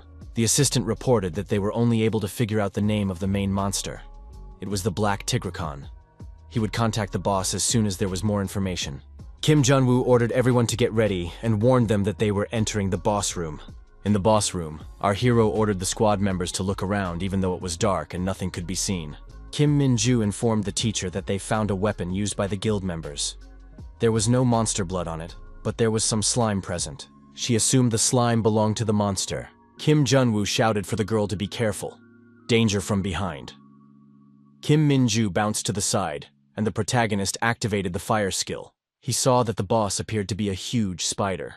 The guild members were wrapped in cocoons and suspended from the spider's web. Kim Jun-woo noticed that the hunters were alive. That was good news. He told his apprentice that the most important thing right now was to save the people. The cleanup would be dealt with later when they got more information. The girl activated the sword mastery, Iron Meteor skill. Kim Min-ju cut the cobwebs, and the captives fell into the hands of our hero. He carried them to safety. Kim Min-ju warned the teacher. Danger from above. Kim Jun-woo looked up and saw that the spider above him was releasing slime. The protagonist did not have time to dodge and found himself completely covered in slime. He had to activate the skill, Uriel. The commander soared upwards on wings, his body glowing. He prepared to fight the spiders and said that he wouldn't forgive them for this. There was no need to douse him with slime. He ordered Kim Min-ju to lead the hunters away. He would deal with the spiders himself. Kim Min-ju reminded the teacher that rescue was more important than mopping up right now. The commander stated that there's been a change of plans. He's not going to say it twice. Everyone must leave the place immediately. Kim Min-ju thought that the teacher was acting in his own style again. She ordered the hunters to help the victims immediately. The teacher would buy them time. They should get out as soon as possible. Kim Jun-woo decided to destroy all the spiders. Kim Min-ju informed the hunters that the strategy had changed. The teacher was fighting so they could escape. Kim Jun-woo activated the acquired skill Destroyer again. The spiders came to an end. One of them was immediately destroyed. While watching the other one, the young man noticed that it was ignoring him. Was he really going to attack from the other side? It looked like it had intelligence. He activated the fire skill. Another spider was destroyed. Under the shell of the destroyed spider were many small spiders. It was extremely annoying to the protagonist. One of the hunters shouted that the leader was in danger. Small spiders attacked the young man and began to quickly entangle him in their webs. Kim Jun-woo was not going to give up. He activated the divine defense skill he had acquired. After freeing himself from the web, Kim Jun-woo approached the boss spider called the Black Tigracon. The Tigracon refused to fight and turned around to run away. Kim Jun-woo told the spider to run as far away as he could. The hero activated the acquired skill, Great Magician's Hand Gesture. Using this skill, he cut the spider in two. Avoiding the slime again was not possible. He was once again completely covered in it. The head of the control squad was informed that the task force had freed the hostages. The rescue operation was a success. The head of the Big Bear Guild was happy that his wife had been rescued. Kim Min-ju stated that the teacher would be coming out of the dungeon soon. Kim Jun-woo came out of the dungeon and asked Mr. Pyung to bring something to wipe himself. He also told him to immediately give first aid to the injured and take them to the hospital. He told Han Yu-bin to stop whizzing around and clean up the dungeon. Sung Joon-hyun stated that Kim Jun-woo was scared of trouble, and that's why he saved the hunters. However, they are not going to forgive the association's attitude towards the guilds. He thought it might look silly, but they can't pay compensation. He said that Kim Jun-woo had the wrong address. No need to be a hero here. Everyone will know what the association is doing. The head of the Ares Guild suddenly appeared and punched his colleague in the jaw. Chae-yul apologized to the association on behalf of all the guilds. He said that they had no right to judge a person who risked his life for them. The head of the Ares Guild noted that it was all impressive. In such a situation, Kim Jun-woo had put his life on the line and was even concerned about the safety of the citizens. Chae-yul expressed his confidence that with such a person at the head of the association, they would be able to coexist peacefully. He added that Kim Jung-woo's actions should be an example for Aphrodite leader Yu-ji, his deputy Cha Suk-hyun, and other guilds. Chae-yul admitted that he too was impressed by the chief of staff's decisive actions. He couldn't have imagined that he was capable of such a thing. He had just recently read about him in an article about janitors. Quite an impressive career move. The hunters said that Kim Jung-woo should stay in the association forever. He is radically different from the previous leadership. He is the hope of the world. Chae-yul acknowledged that thanks to Kim Jun-woo, all the hunters came back alive and unharmed. However, despite this, he can't help but note that the association's intentions have become clear to him. Kim Jung-woo must understand exactly what the association has done. Kim Jung-woo asked who Chae-yul thought he was. Kim Young-woo said that he knows everything that is going on in the association. But is it an excuse to take away dungeons in this way? He added that now that the amount of damage has reached a huge scale, he is being asked to understand. Does Chae-yul even realize who he's dealing with? Kim Jun-woo asked the Big Bear Guild leader. Does he really have to forgive everything just because they have a hard life? Are they the only ones having a hard time? He added that he didn't care about the reasons why they decided to intercept. Future relationships are more important to him. There's no guarantee that something like this won't happen again if it's not publicized. If the amount of damage is made public, the guild will have to declare bankruptcy. Kim Young-woo said that if they don't have money, they should join the association and work off the debt. The joining agreement has already been prepared. Chae-yul wondered if Kim Jong-woo was offering to work for free. He suggested they read the contract to the end. He guaranteed them a permanent job on the condition that they would be paid a percentage. Chae-yul wondered if the association was willing to guarantee them dungeons. Kim Jong-woo replied that he wanted to make a mutually beneficial agreement. It would be unreasonable to leave so many hunters unemployed. The head of the Ares Guild said that the association hadn't listened to their requests before, but now they were offering a contract. But what would the other guilds say? Kim Jong-woo replied that it didn't matter. He was now in charge of the operational headquarters, and whatever the guilds say at the top was not the guild's problem. Chae-yul thought that this guy was different. After the large-scale interceptions were revealed, a rescue operation was conducted, and Kim Jong-woo proposed a solution to the conflict that satisfied both sides. Chae-yul stated that he had something to say. This conversation should take place in private. Kim Jong-woo told Kim Min-ju to clean up. And why hasn't Han Yu-bin started cleaning up yet? Han Yu-bin resented that she wasn't a slave. Kim Min-ju replied, "Not to worry, teacher. Everything will be done." Left alone, Chae-yul confessed that he knew who was behind the interceptions. Has Kim Jong-woo heard of Yang Min-ho? In his past life, our hero was the country's top hunter, and Yang Min-ho was right behind him. He always solved everything with violence and had no right to be called a hunter. That's when Yang Min-ho got the nickname Cleaner. He didn't shy away from dirty work. He was originally a mage, but then he unlocked forbidden skills. As a result, the magician turned into a witch doctor, something that shouldn't exist. After that, Kim Jong-woo forgot about him since he didn't see him in the world ranking of hunters. Perhaps he was weaker in his previous life. But this time, dealing with him wouldn't be easy. Chae-yul said that he had information. Yang Min-ho had been tipping off the dungeons.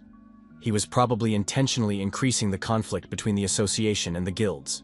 Kim Jong-woo inquired, "Where's that rascal now?" Chae-yul said that Min-ho is constantly changing hideouts, but there is one place he goes to regularly. The news reported, under the leadership of Chief of Operations Kim Jong-woo, the rescue operation was successful. Mr. Kim Jong-woo put on a private show in the dungeon and saved an entire guild. The citizens recognized that the association was doing much better than before. It would be great if Mr. Kim Jong-woo stayed on as the leader. Yang Min-ho was furious. That janitor Kim Jong-woo had also recruited guild members. No one could have imagined it would turn out like this. We need to contact Chloe and plan the next move. A man appeared in front of Yang Min-ho in the stairwell and asked where he was going. Min-ho was surprised. Did they really know each other? Kim Jong-woo said that he didn't care about Min-ho's existence until he crossed the line. He asked if he thought he had the right to take lives by calling himself a hunter. He warned, "This is the first and last warning. If Yang Min-ho gets in the way again, I'll have to skin him alive." Min-ho was surprised. Why would he listen to this guy? He may be the chief of staff, but Kim Jong-woo is nothing to him. He added that he doesn't understand how the janitor has such confidence. He has no idea what he's walking into. Random passers-by appeared nearby and yelled that a fight was starting. "We need to call the police." Kim Jong-woo turned around and told Yang Min-ho to be careful. If he tried to pull something like that again, he would be destroyed. The girl asked her father when he would be back. He replied that he was delayed and had gone far away on business. He promised to buy her some caramelized fruit. Chae-yul told her to obey her mother and go to bed on time. A silhouette of a man appeared on the dark road in the light of car headlights. The driver braked sharply and the car swerved off the road. The car was traveling at a high speed and flew into the ditch. From the flaming car, Chae-yul struggled to get out. The person lying on the road was on the side of the road. Chae-yul wondered, wasn't that girl just now in the middle of the road? She turned around, and he saw a sinister skull instead of a face. The same one that had always accompanied Yang Min-ho. In the next moment, Min-ho himself was already standing beside her. He asked, "Didn't Chae-yul tell Chae-yul to be quiet?" So he had sided with Kim Jong-woo. He didn't think Yul would dare to take such a desperate step. Chae-yul said that Kim Jong-woo had proposed an option that made everyone happy. Yang Min-ho coldly said, the head's decision cost him his life. Chae-yul felt danger approaching and activated the Divine Light skill. The opponents entered the battle using their crushing skills. Chae-yul lost the battle. Yang Min-ho grinned and said that Kim Jong-woo was a really interesting guy. At the Parallel Measurement Association meeting, a speaker reported that they had calculated the gains and losses after last week's interceptions. Since interceptions had occurred all over the city, the damage had been considerable. However, the situation had now stabilized. The motivation of the guilds that signed the contract is high. The amount of subjugation has increased by 40% compared to last week. Pyung added that the limit for operational squads is 100 raids per month. The difficulty of the dungeons has been slightly reduced, and the profit has been increased by 5%. At this rate, it would soon be possible to fully compensate for the losses. The public's favor for the association is growing rapidly. Thanks to this incident, Kim Jong-woo has strengthened his position and has become a leader like no other in modern times. Byung noted that all hunters except freelancers from the capital city are now members of the association. Kim Jong-woo asked if there was any progress on the time stone research. Lee Ah-young replied that she will present all the collected data later. Kim Jong-woo asked for a detailed report for the next meeting. He remembered that he was 3 weeks away from his dismissal. All of the set goals had already been accomplished. Since that day, Young Min-ho had not been heard from. The protagonist decided that he was finished. There was only one thing left to do before leaving the association. He knew that if he did it, his resignation would be assured. Kim Young-woo said that he now wanted to address the issue of the appearance of the underwater dungeon in Incheon Harbor. He asked Lee Ah-young why she decided to schedule the meeting here. This is not the right place to report. The young people met at the shooting range. Lee Ah-young pulled out a gun and fired at the target. Her shooting was on target. The target was hit. Kim Young-woo asked what she was doing since it was dangerous. Lee Ah-young stated that in the movie, everyone shoots with one hand. It looks cool. The young man wondered, who shoots like that anyway? The girl asked him to show her how to do it. She was sure that Kim Jong-woo knew how to handle the weapon. Lee Ah-young explained that they were exploring the time stones with the weapon.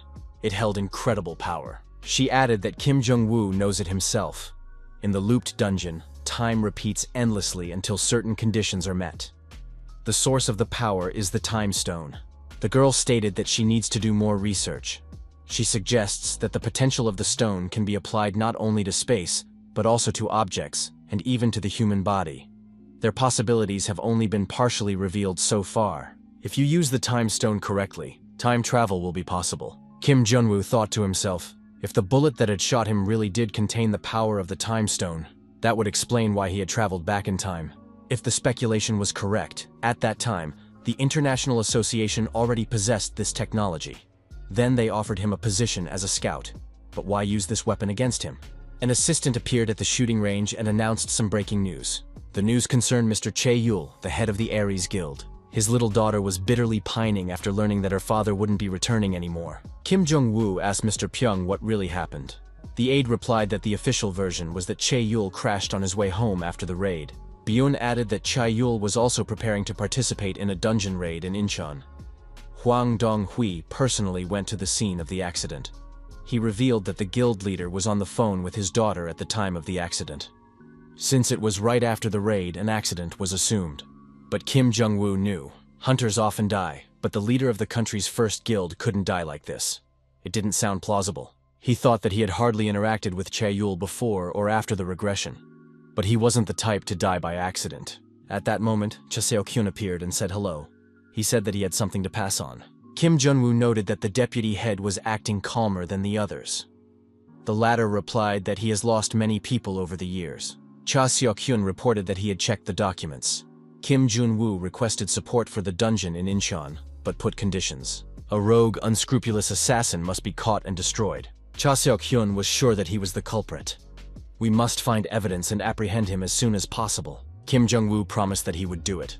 The raid would start very soon. He knew that Yang Min-ho was behind it. He hoped he'd lay low, but he crossed the line again.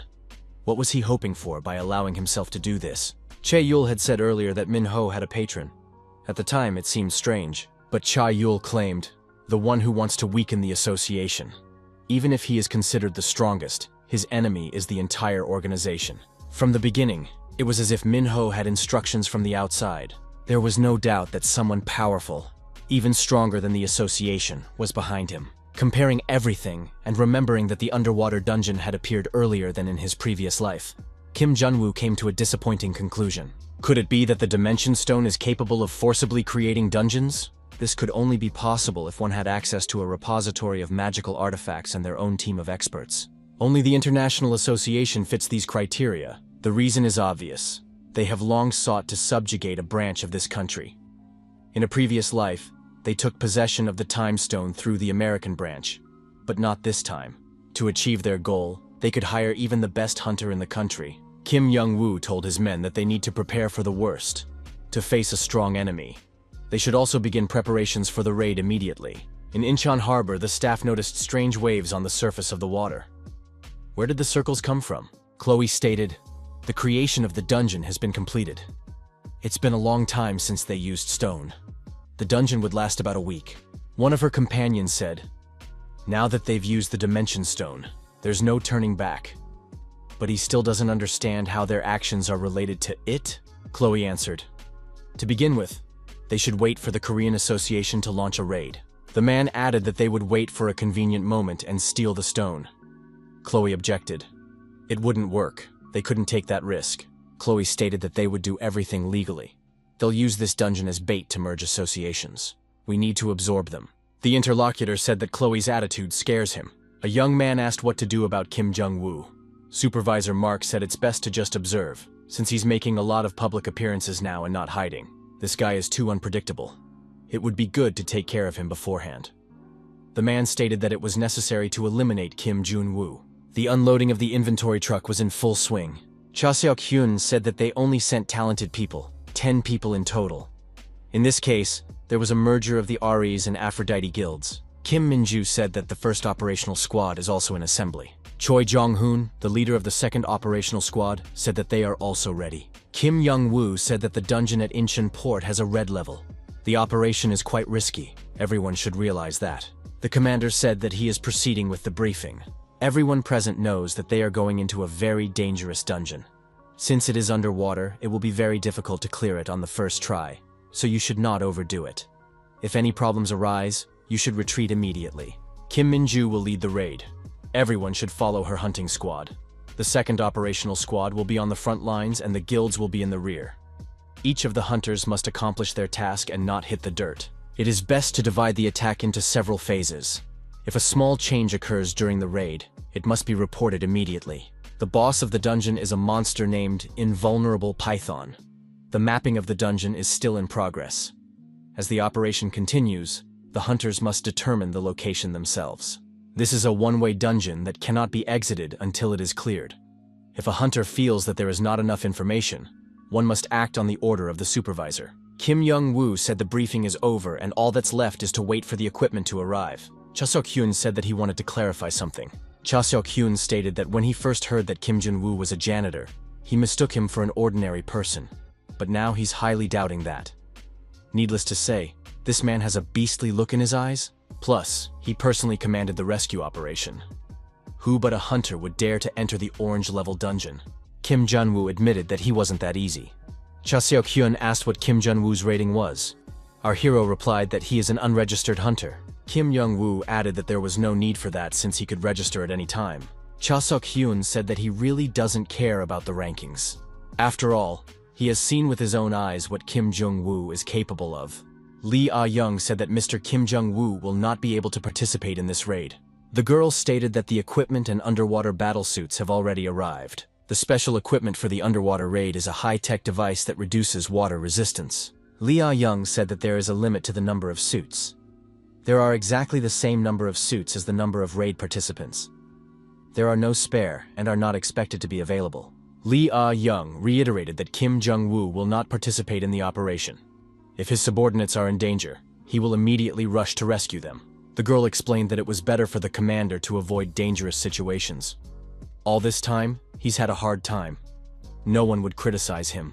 Lee Ah-young shouted for the hunters to immediately put on their suits, load their gear, and move forward. The young men wished each other good luck and said goodbye until their next meeting. Kim Jun-woo said that he would keep an eye on the hunters outside. He wouldn't let them get killed. The young man said for Kim Min-ju to keep fighting anyway. Han Yu-bin shouted for everyone to hurry up. She's excited. After all, it's been a long time since they've had this kind of operation. Kim Jun-woo wondered, what is that girl doing here? No one asked her to come here. The commander said that the cleaners are not participating in this raid, and there is no guarantee that they won't be defeated. Kim Jun-woo took Han Yu-bin off the truck and told the others to get ready. He will be giving instructions from the command center. Kim Min-ju once again said that they would see each other soon. Kim Jung-woo wished them good luck. The commander said he had one question for Han Yu-bin. The aide reported to Ms. Chloe that the task force has arrived at the dungeon. They will enter there in 40 minutes. Chloe asked if Yang Min-ho had read the operation plan she had sent him. The hunter replied that he had read everything carefully. He thought there would be a war against the local association, as there was a statement to destroy it. But instead, an underwater dungeon was created? That's a very boring way of doing things. Is that what the task force was created for? Chloe said to Yang Min-ho to shut up and follow the plan. Chloe added that the coordination in this country now lies with Yang Min-ho. One must take it responsibly. The man said that Kim Jun-woo needed to be dealt with. Mark approved of that. One should also do everything possible to keep them from being exposed. CEO M will be disappointed if she hears unpleasant news. A subsidiary organization of the International Association, the PB Corporation's Coordination Squad. It is a secret organization for coordinating superhumans, which is headed by Mark. People with superpowers began to appear in parallel with unusual dungeons. The abilities, whose source is still unknown, are controlled in the name of order in the world. Their mission is to secretly eliminate people with supernatural abilities beyond the norm. Coordination squads are opened all over the world by a subsidiary organization.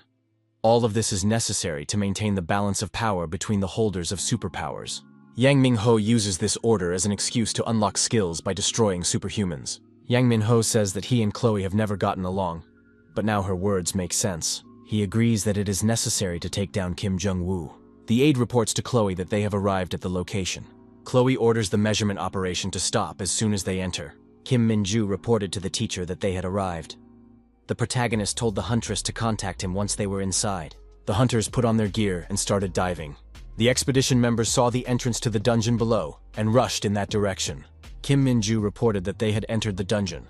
The commander said to report immediately if anything happened. Kim Min-ju said that they should make a map first.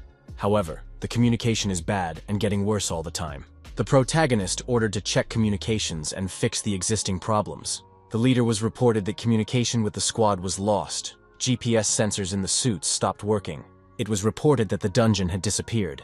Kim Min-ju reported that they had arrived at the location. All the hunters were attentive and extremely cautious. The girl reported that they were starting to map out the A-tree area. Kim Min-ju detected a deterioration in communication. Was it because they were underwater? Everyone present noticed that the entrance to the dungeon began to close. Kim Min-ju shouted for the hunters to move away to a safe area. Kim Min-ju didn't understand what was going on. It wasn't like they had defeated the boss monster. Why did the entrance to the dungeon disappear? Is that really possible? The aide reported that he could not contact headquarters. The water in the dungeon began to rise. There was a situation where even the monsters came out to the hunters. Cha Seok-hyun said to take care of those monsters first. Cha Seok-hyun said for RD3 to come out. A mechanical dog appeared.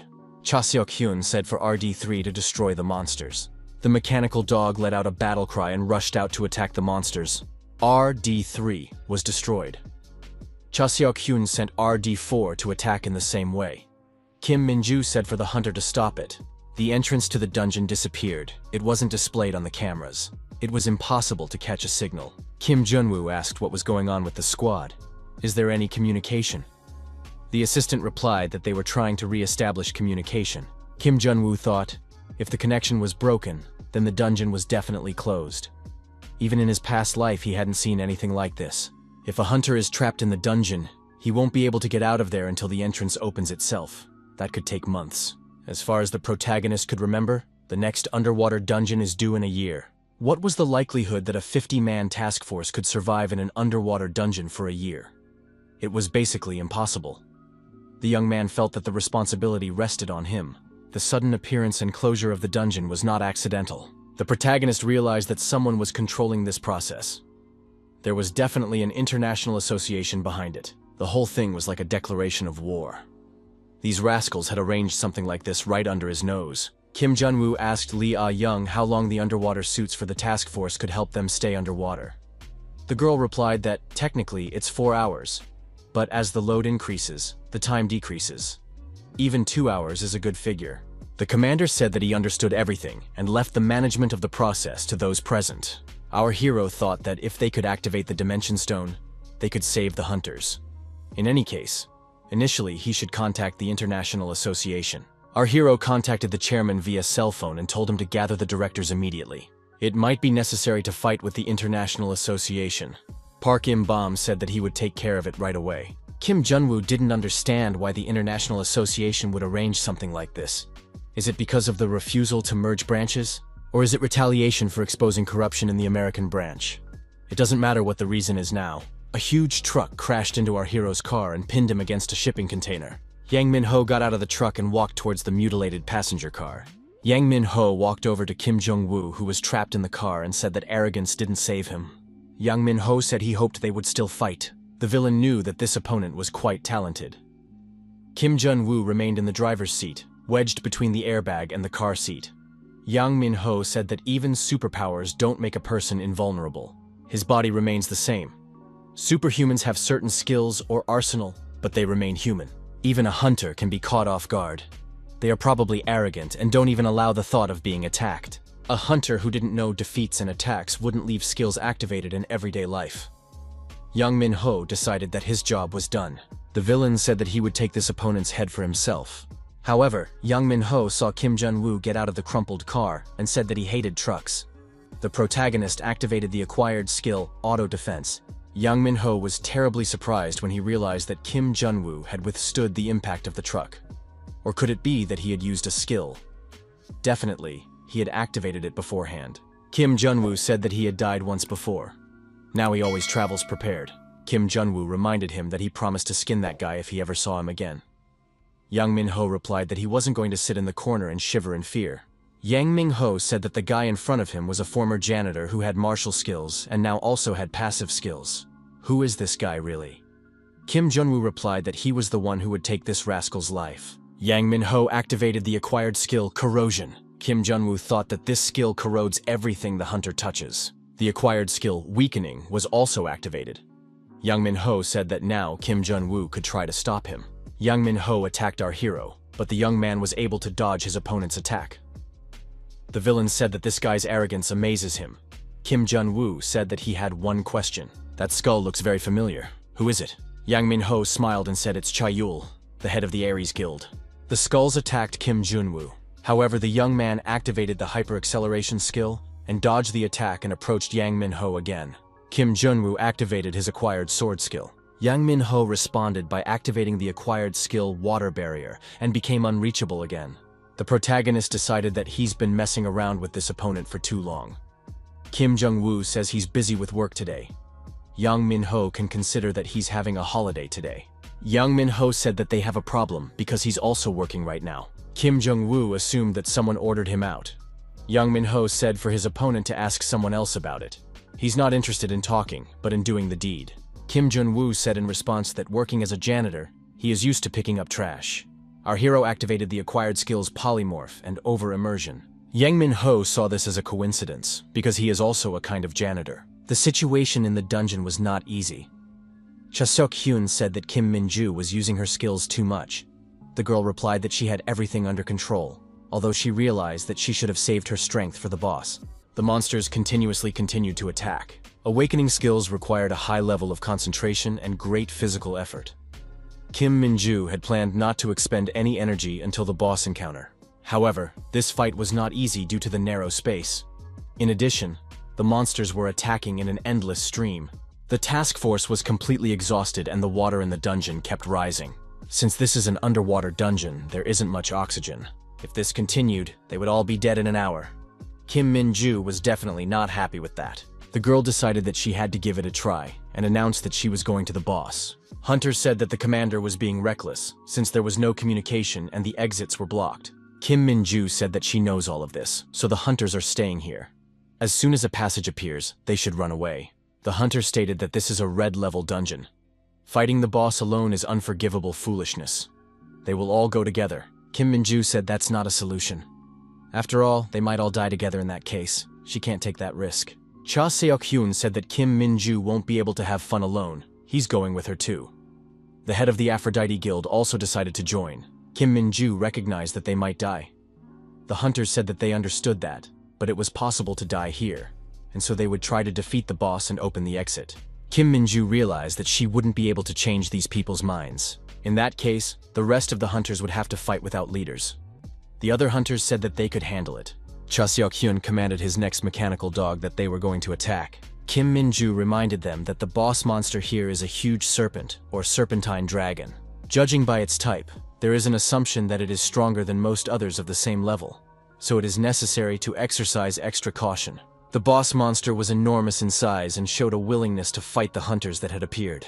Yang Ming-ho, while fighting the protagonist, thought that this guy was not as simple as he had previously thought. His skills could cause irreparable damage at any distance.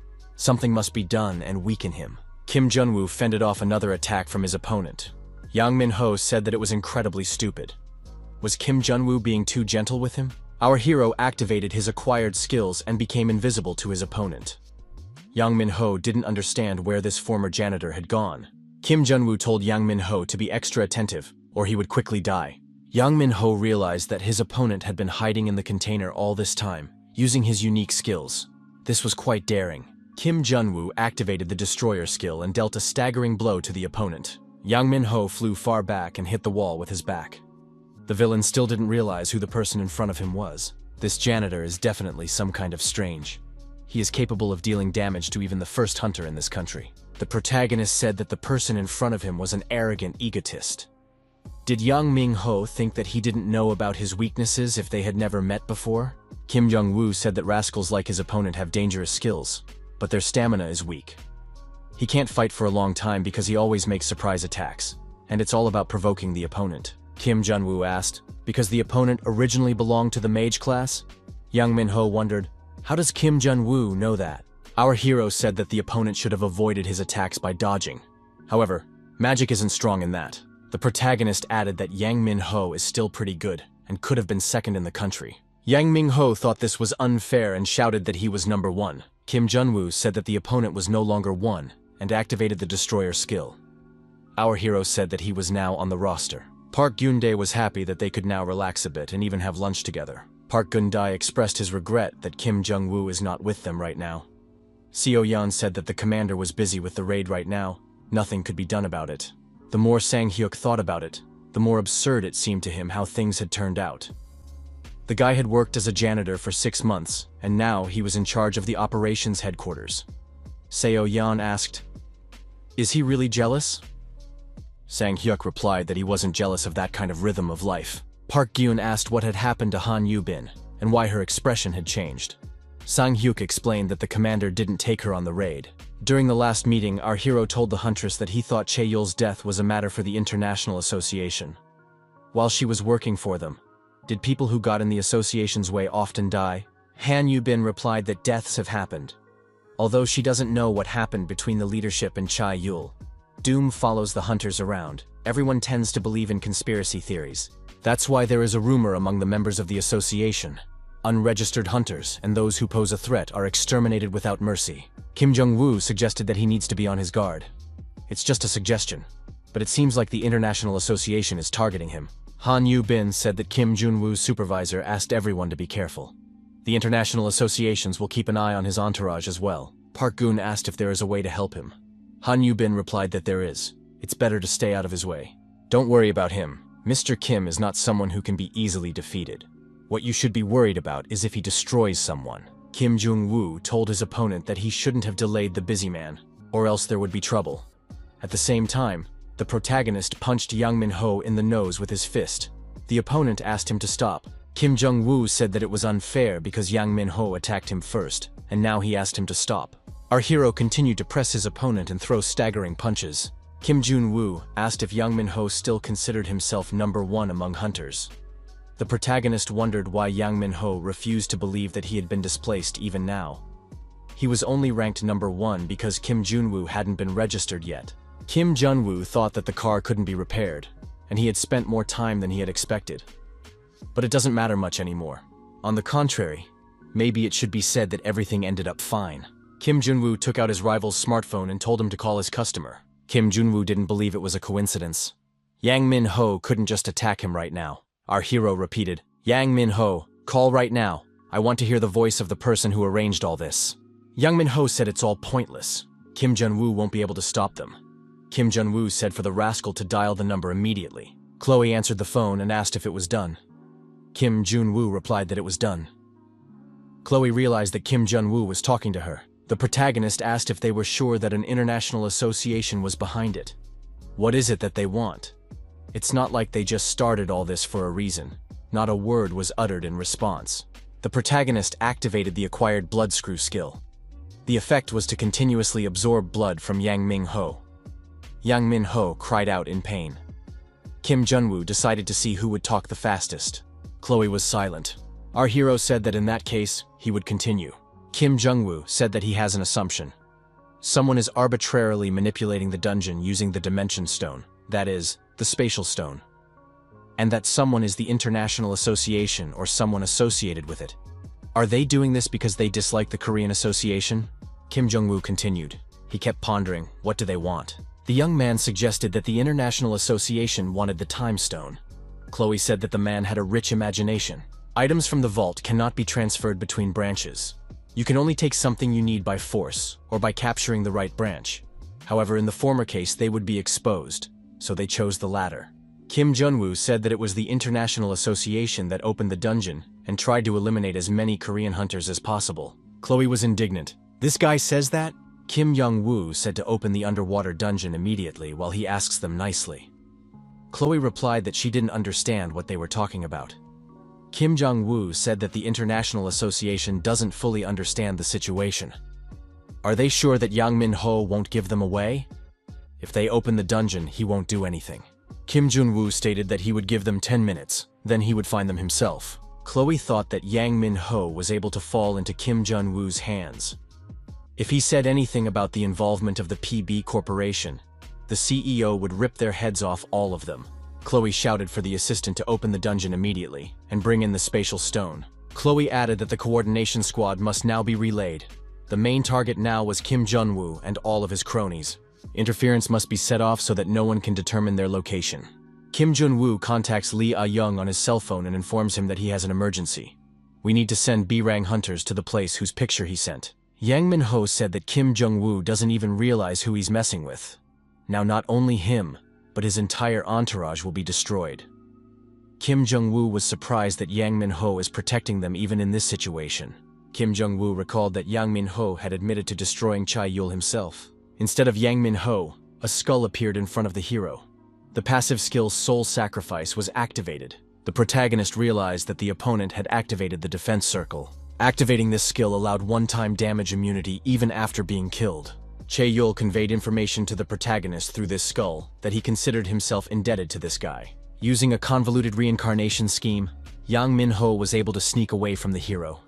Kim Jung-woo thought that they would meet again, and he would definitely take revenge. Kim Min-ju fought a fierce battle against the boss monster, continuously activating her unique skills. At some point, the girl felt like she didn't have enough strength. She had used too many awakening skills before. Kim Min-ju, exhausted, sank to the ground. The sect heads rushed to her aid. Cha Seok-hyun thought that it was impossible for the three of them to defeat a red-level boss. However, in such a situation, one could not hesitate. The strength was lacking, and they were not in the best place to fight. In addition, the hunters had almost no information about this boss. They weren't in the best shape right now. Each of them was at their limit. After a short thought, Kim Min-ju said for the hunters to try to immobilize the monster for at least 5 seconds. She added that she would use her remaining strength for one last attack. However, her strength was at its limit, and if the monster moved even slightly, she might miss. She should give it a try, but it might be her last attack. Cha Seok-hyun said that both teacher and student could be quite crazy. Using her skills, Cha Seok-hyun attacked the boss monster in order to fix it in a stationary position. Kim Min-ju thought that even her sword was hard to hold, but she still had to finish the attack. The Aphrodite Guild head used her sniper rifle and activated the unique skill, Artemis Awakening. Kim Min-ju activated the Saint Guanyin skill and prepared to deliver a staggering blow to the monster's head. The girl insinuated to herself that she should be able to pull it off. However, the huge snake saw this coming and threw the huntress far aside. Kim Min-ju even dropped her sword from her hands. Mentally, she apologized to her teacher. She should have fought as she was taught, but it seemed like this was the end. Kim Min-ju wanted to show an even stronger side. At this moment, the excellence skill was activated, and the monster's head was pierced through with a huge magic sword. Kim Jun-woo, who appeared, picked up the girl in his arms and said that he was here. The board member didn't realize how much longer they could wait. Did Kim Jun-woo really think this board gathering was a joke? They have enough work to do as it is. Everyone praised this guy. And now his behavior is raising a lot of questions and disapproval. One of the attendees apologized and said he had an emergency. How could someone be late for such a serious meeting? The door opened, and Kim Jun-woo appeared. The chairman asked why the young man was so wet. He replied that he had to swim a little. Chairman Park. Im-bom asked how the raid was going. Kim Jong-woo said that they've already finished everything. The boss was dealt with by 3 people. With the exception of Kim Min-ju, there are no injuries.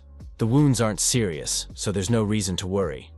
The people present wondered if 3 people could really take down a red-level dungeon boss. The chairman said he now wanted to get to the point.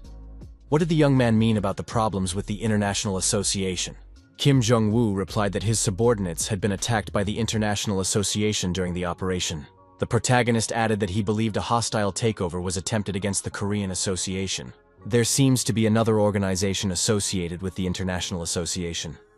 It is difficult to go into details at this stage.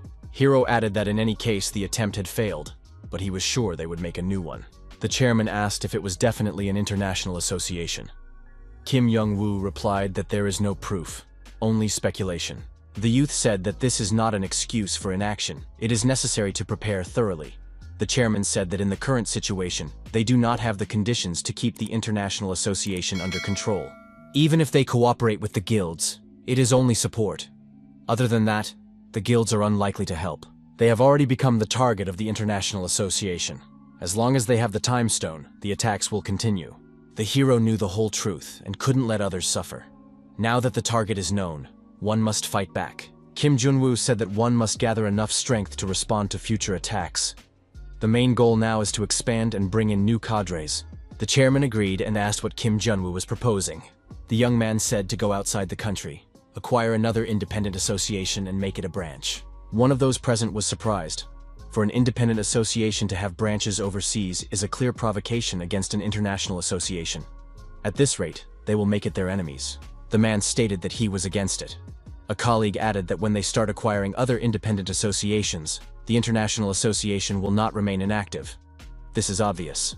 The man asked if they really thought they were being attacked by an international association. After all, it is only an assumption without proof. They cannot take such a step. The chairman recognized that those present were right. The risk is too great to turn an international association into an enemy based on Kim Jong-woo's mere suspicion, especially when going beyond the country's borders. Without caution, there could be a backlash, and they would simply be wiped out. Park Im-bom was sure that Kim Jong-woo understood this perfectly well. So he has a reason for suggesting such a thing? The old man thought for a moment, and said that Kim Jong-woo could start acting, but only under his own responsibility. Those present objected that the chairman could not close the subject so easily. The old man said that he did not like the International Association from the beginning. That's why the Korean Association was formed independently. But now they know that their people almost died because of them.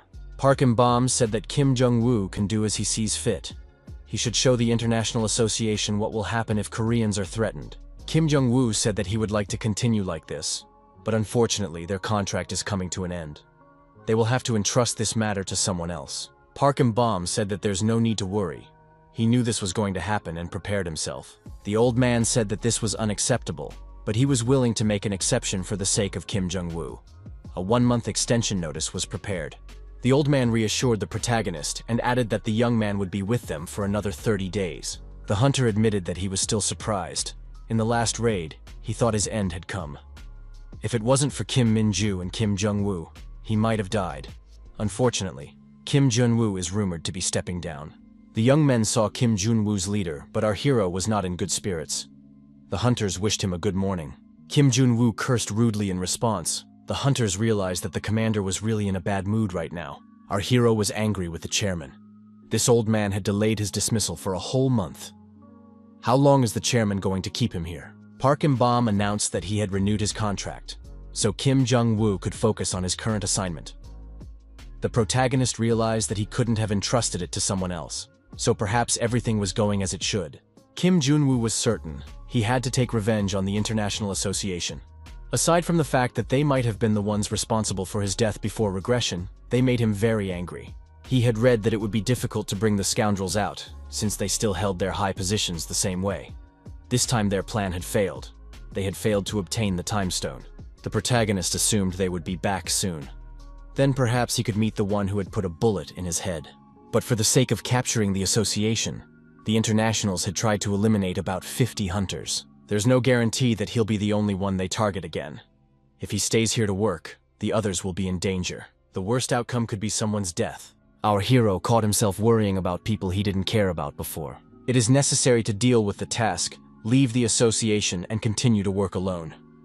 The chairman also understands this, so he allowed him to leave immediately after the completion of the case. Kim Jung-woo didn't understand why he was on this year-end business trip when there was a knock on the office door. An assistant brought the documents about the independent association in Vietnam. The girl asked the boss when he was leaving. Kim Jung-woo replied that it was already this week. The assistant said she would book a ticket tomorrow. Will the supervisor fly alone? Kim Jung-woo replied that he'll say later. The assistant said that the trauma unit called to say Kim Min-ju has regained consciousness. Is the boss sure he wants to visit her? Kim Jung-woo nodded. He asked the assistant not to look at him like that. He was already at Kim Min-ju's place. Kim Jung-woo sent a letter to the girl asking her how long she can be injured at work. If it happens again, he'll fire her. The co-workers stopped by the hospital room and asked how the sister was doing. Cha Seok-hyun said that she was fine, so it was okay to go in. Han Yu-bin asked how Kim Min-ju was feeling. Kim Min-ju assumed that everyone is busy because of the underwater dungeon, but they still decided to visit her. It's very touching. Han Yu-bin said for Kim Min-ju to rest more. Kim Jung-woo is already sick of her these days. Seo Yeon added that Kim Min-ju has had a hard time, and the huntress needs to recover from that massacre. Cha Seok-hyun asked if Kim Min-ju really has an A rank. Rumor has it that she's closer to S rank. Sik said that Kim Jung-woo showed up suddenly and finished everything, but the co-workers managed almost on their own. Cha Seok-hyun revealed that an exit opened up during the battle. He heard from the support squad that they were fighting the boss, and that's when Kim Jun-woo appeared. After the battle, the commander asked whose order it was. The answer was Kim Min-ju's order. The commander said one word, "Well done." Cha Seok-hyun wondered why Kim Min-ju was blushing so red. Assistant Kim Jun-woo appeared on the doorstep with a fruit basket and asked how Mrs. Kim Min-ju was feeling. The girl replied that she was fine. The assistant stated that the manager was going on a business trip abroad in a few days and asked me to give this message. She was holding an envelope. The business trip is very important, so he's taking Kim Min-ju, and there was a pause as everyone waited for the continuation. Will she also go with the commander? The assistant added that Han Yu-bin will also be going on the trip. The day after tomorrow, we should pack our things in advance. 2 days later, at Incheon Airport, Kim Jung-woo said they had to go. He asked Han Yu-bin to make a simple face. Opening a branch in another country is the best solution to the situation. They would have to make preparations and find as many allies as possible to fight the international association. But the plan had one flaw. Lee Ah-young asked if Kim Jun-woo was not going to sign the alliance agreement. Did he really decide to take over the management of the independent associations? Kim Jun-woo confirmed that he had. The girl said that at best, such a move would keep the international association on a short leash and allow them to form their own. If they fail, everyone will be fired. She likes all of this though. It's Kim Jung-woo's style. The character replied that then Lee Ah-young will look for a new job. The girl said she won't do that. If she gets kicked out, Kim Jun-woo will take responsibility. Kim Jun-woo said that he plans to open the first branch in Vietnam. Lee Ah-young noted that this is not a bad thing. There, the association has been established recently, and the work is not yet fully established. Vietnam is a great option. Kim Jung-woo saw a problem. Their budget leaves a lot to be desired. Because of the past raid and support for the Time Stone research, the treasury was almost empty. Lee Ah-young was indignant. Why is he only talking about this now? The young man thought that he should try first. In any case, this is his last assignment. Then he's leaving the company. No matter what happens, he will try his best. Kim Jun-woo thought that the budget was not his concern. He had other tasks. He told Han Yu-bin that if she was tired, she should sleep.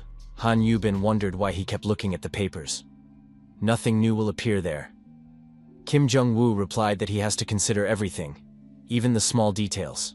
The commander added that their budget is very limited, so they can't miss anything, or they'll have to come back empty-handed. Kim Jung-woo admitted that he didn't know what he was looking for yet.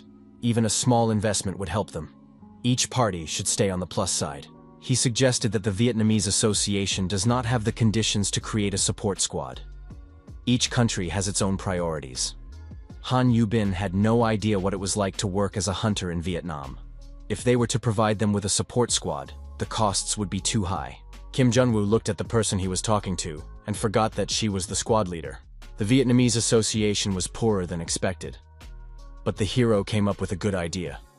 He would decide the rest on the spot.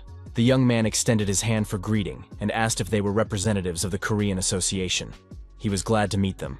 It was the head of the coordination squad. Kim Jun-woo extended his hand in return and said that he was also pleased to meet him. He introduced himself and noted that his interlocutor spoke excellent Korean. The host suggested going to their headquarters. The young man explained that it was a short drive, but if the guests were tired, they could take a nap and he would wake them up when they arrived. Kim Jun-woo replied that he wanted to look around on the way. The hero felt as if a war had broken out here, destroying everything around him. Entire villages had been ravaged, and unlike the central cities, there wasn't even an attempt to rebuild them. The leader of the coordination squad smiled. "That's why I advised you to get some sleep. Obviously, the guests don't want to show the real picture. They came with a business proposal." Kim Jung-woo asked what had happened here. The leader explained that 50 years ago, this place was the first place where Kylo, that's what they called dungeons in Vietnam, first appeared. On the day the comet Chinya collided with Earth, another dimension had opened up to them. It was a day of chaos. Back then, they knew nothing about abilities or dimensions. While other countries quickly destroyed the monsters that appeared, Vietnam's first response was belated. Kim Jun-woo asked if that meant that there were no people with special skills here. The interlocutor replied that there were, but they couldn't find dungeons in time. Most of the country is covered with mountains. Kim Jung-woo said he understood. Korea has similar conditions, so it was difficult to build a job. The young man added that the guest country was smaller and the information industry was better developed. The protagonist thought the leader was right. The Korean Association was able to quickly locate the dungeons and get there quickly. That's why they built the infrastructure faster. Here, it wasn't handled immediately. These two factors, timely detection and quick access, determined the effectiveness of the system to destroy the dungeons. Hwan noticed that not much had changed here since then. The damage has not yet been repaired, and the dungeons continue to appear. If the road is completely blocked and the dungeon is in the mountains, you have to wait for it to be restored. In the meantime, monsters will come out and attack, a vicious circle. Kim Jun-woo asked if it was better to sell the branch to an international association. Hwang was surprised. What kind of offer? Kim Jun-woo asked if the Vietnamese couldn't ask for support from neighboring associations. Han said that about a year ago, a red-level dungeon appeared on the slope of Pusillan Mountain. At that time, 36 hunters were trapped in the boss room. They were unable to conduct a rescue operation on their own. Hwang requested support from both the international and neighboring associations, but no one helped. All the hunters died. Korea also did not respond to the call for help. Hero knew about it. Before the regression, the chairman offered him to organize a rescue operation, but he refused. There was no benefit in it. Seo Min-chul and Lee Soo-young also refused to participate. Hwang said he was glad to see someone who was willing to take over the management of their association. Kim Jun-woo looked at the girls and thought, "I guess I should take a nap." After a while, Hwang said, "Wake up." The hero and the girls were bound with ropes and were being held captive. Kim Jun-woo asked, "Have we really been kidnapped? Or is this some kind of joke? Who would dare to do this to us?" Kim Min-ju asked what they should do now. Han Yu-bin replied that she would get out and break the villain's arms. Kim Jong-woo urged them not to be violent and try to solve the case with words. Kim Min-ju said that they didn't seem like bad people in the car, and it was worth going to dialogue. Han Yu-bin agreed to knock them on the head later. She's only willing to discuss destroying them. Hwang stated that these people aren't in any danger. He wants to discuss something. Kim Jong-woo asked what they want. Aren't they Avengers for the events of a year ago? Hwang said that they need money. Kim Jong-woo replied that they don't have anything. But if they find it in his pockets, he'd be happy to share it. Hwang said that these people might not have money, but their association did. Kim Jun-woo wondered, are they really being held hostage and demanding a ransom? This seems like an international crime. Hwang pulled out a gun and stated that he only sees this way out. They need money to continue the raids. The hero realized they were kidnapped for ransom. Hwang agreed. The Koreans had seen along the way that they were ill-equipped. The detection system was lame, and information was critically lacking. Kim Jong-woo realized that the Vietnamese Association was in a difficult situation. That's why he came. If Vietnam officially joins, they will be able to provide the necessary assistance. Hwang said that these people just want to take them over, especially since the association has already disbanded. Kim Jun-woo was surprised. What are you talking about? I haven't seen such information in the reports. He added that papers are made for the sake of subsidies, but in reality, the association has collapsed. Hwan explained that a year ago, after an accident in the dungeon, Their already struggling association fell apart. They had no choice but to try to sell the branch to an international association, but this was not allowed. The subsidies would have stopped flowing. After that, many employees quit, which led to the current situation. Now the Vietnamese association exists only for support from higher-ups. Things are going badly, and the dungeons still need to be cleaned up. The hero realized the deal wouldn't be easy, but he didn't expect to see a ghost association that exists only on paperwork. Kim Jun-woo said it was even better that way. Instead of complicated negotiations with many conditions, it's better to start from scratch. There's no association to acquire, and no need to spend extra money. He stated that he is going to recreate the Vietnam branch anew. Provided that this organization becomes a branch of the Korean one, they won't have another chance. Hwang threatened that Kim Jun-woo should not think of deceiving them, or he would get a bullet in the forehead. Meanwhile, in Seoul, at the association's headquarters, negotiations continued. Lee Do-sik asked the chairman if he was confident about overseas affiliates, and why Vietnam was the first choice given the events of a year ago. They could have chosen another association with which they have good relations. The chairman replied that he understood the risks. If something went wrong, it would be irreparable. He didn't want to be out of a job a month after his return. Suddenly, there was a call from an unknown number. The caller did not speak Korean. The chairman was indignant. "What are they doing there?" Park Im-bom said that it was voice phishing. Hwang was trying to tell him that Kim Jung-woo was being held hostage. The old man reported that Kim Jun-woo and the girls had been kidnapped, and a ransom was being demanded for their release. Lee Do-sik said he shouldn't believe the voice phishing. Chloe came to report to her superiors. She was told that the head of the Seoul branch had already disclosed the situation. Chloe was attacked with an energy beam. She was injured in the shoulder. The supervisor said that he was counting on Chloe and entrusted her with the task. How was she going to get out of the situation? He added that he hates people who undermine his trust. Does Chloe really not care about him? A man reported that they were again unsuccessful in obtaining the time stone. The takeover, which was organized legally, was stopped by the janitor. Yang Min-ho, Korea's best official hunter, had been defeated, and now even their organization was now known. If the general secretary found out about it, no one would feel bad. The executive stated that they need to make things right. Mark reminded them that the janitor had exposed them. This person needs to be dealt with first. Can someone who has failed go unpunished? Mark regretted entrusting the case to Chloe. Status was no indicator of professionalism. The commander said he could trust Mark to do it, but now was not the time. Any action would draw even more attention to them. They were lucky their opponents didn't have reliable information about them. Now was the time to lay low. The leader ordered that talk of the time stone be postponed. In a situation like this, it's not a good idea to make yourself known. One should deal with the independent association, postponing plans for the vault. The man warned that then all the janitors would have to be eliminated. The chairman couldn't calm down after hearing the voice phishing. Hwang tried to deliver the truth. Kim Jun-woo and the girls are indeed being held hostage. Communication broke down. It was clear that the Vietnamese were not taken seriously. One of those present suggested that they had made a mistake. Hwang objected. The young man had named his own position. The Vietnamese did not understand how such a thing could be done to their employees. What to do next? Did Seoul not care about the kidnapped? Koreans are not intimidated. Hwang noticed that the hostages looked calm, as if they weren't worried. Dozens of hunters are pointing guns at them, and they're calmly chatting.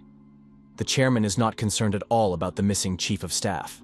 Hwan approached the hero and said that he intends to destroy them all. The leadership ignored the request for help. Did they really send such people to conduct an association merger? These guys are too young to understand the situation. They are of no value to the chairman, otherwise it wouldn't make sense. Hunter asked Hwan what they should do now. If the boss continues to keep quiet, kidnapping is pointless. Hwan said they should first take the hostages to the lair. He's getting a call from Mr. Viet right now.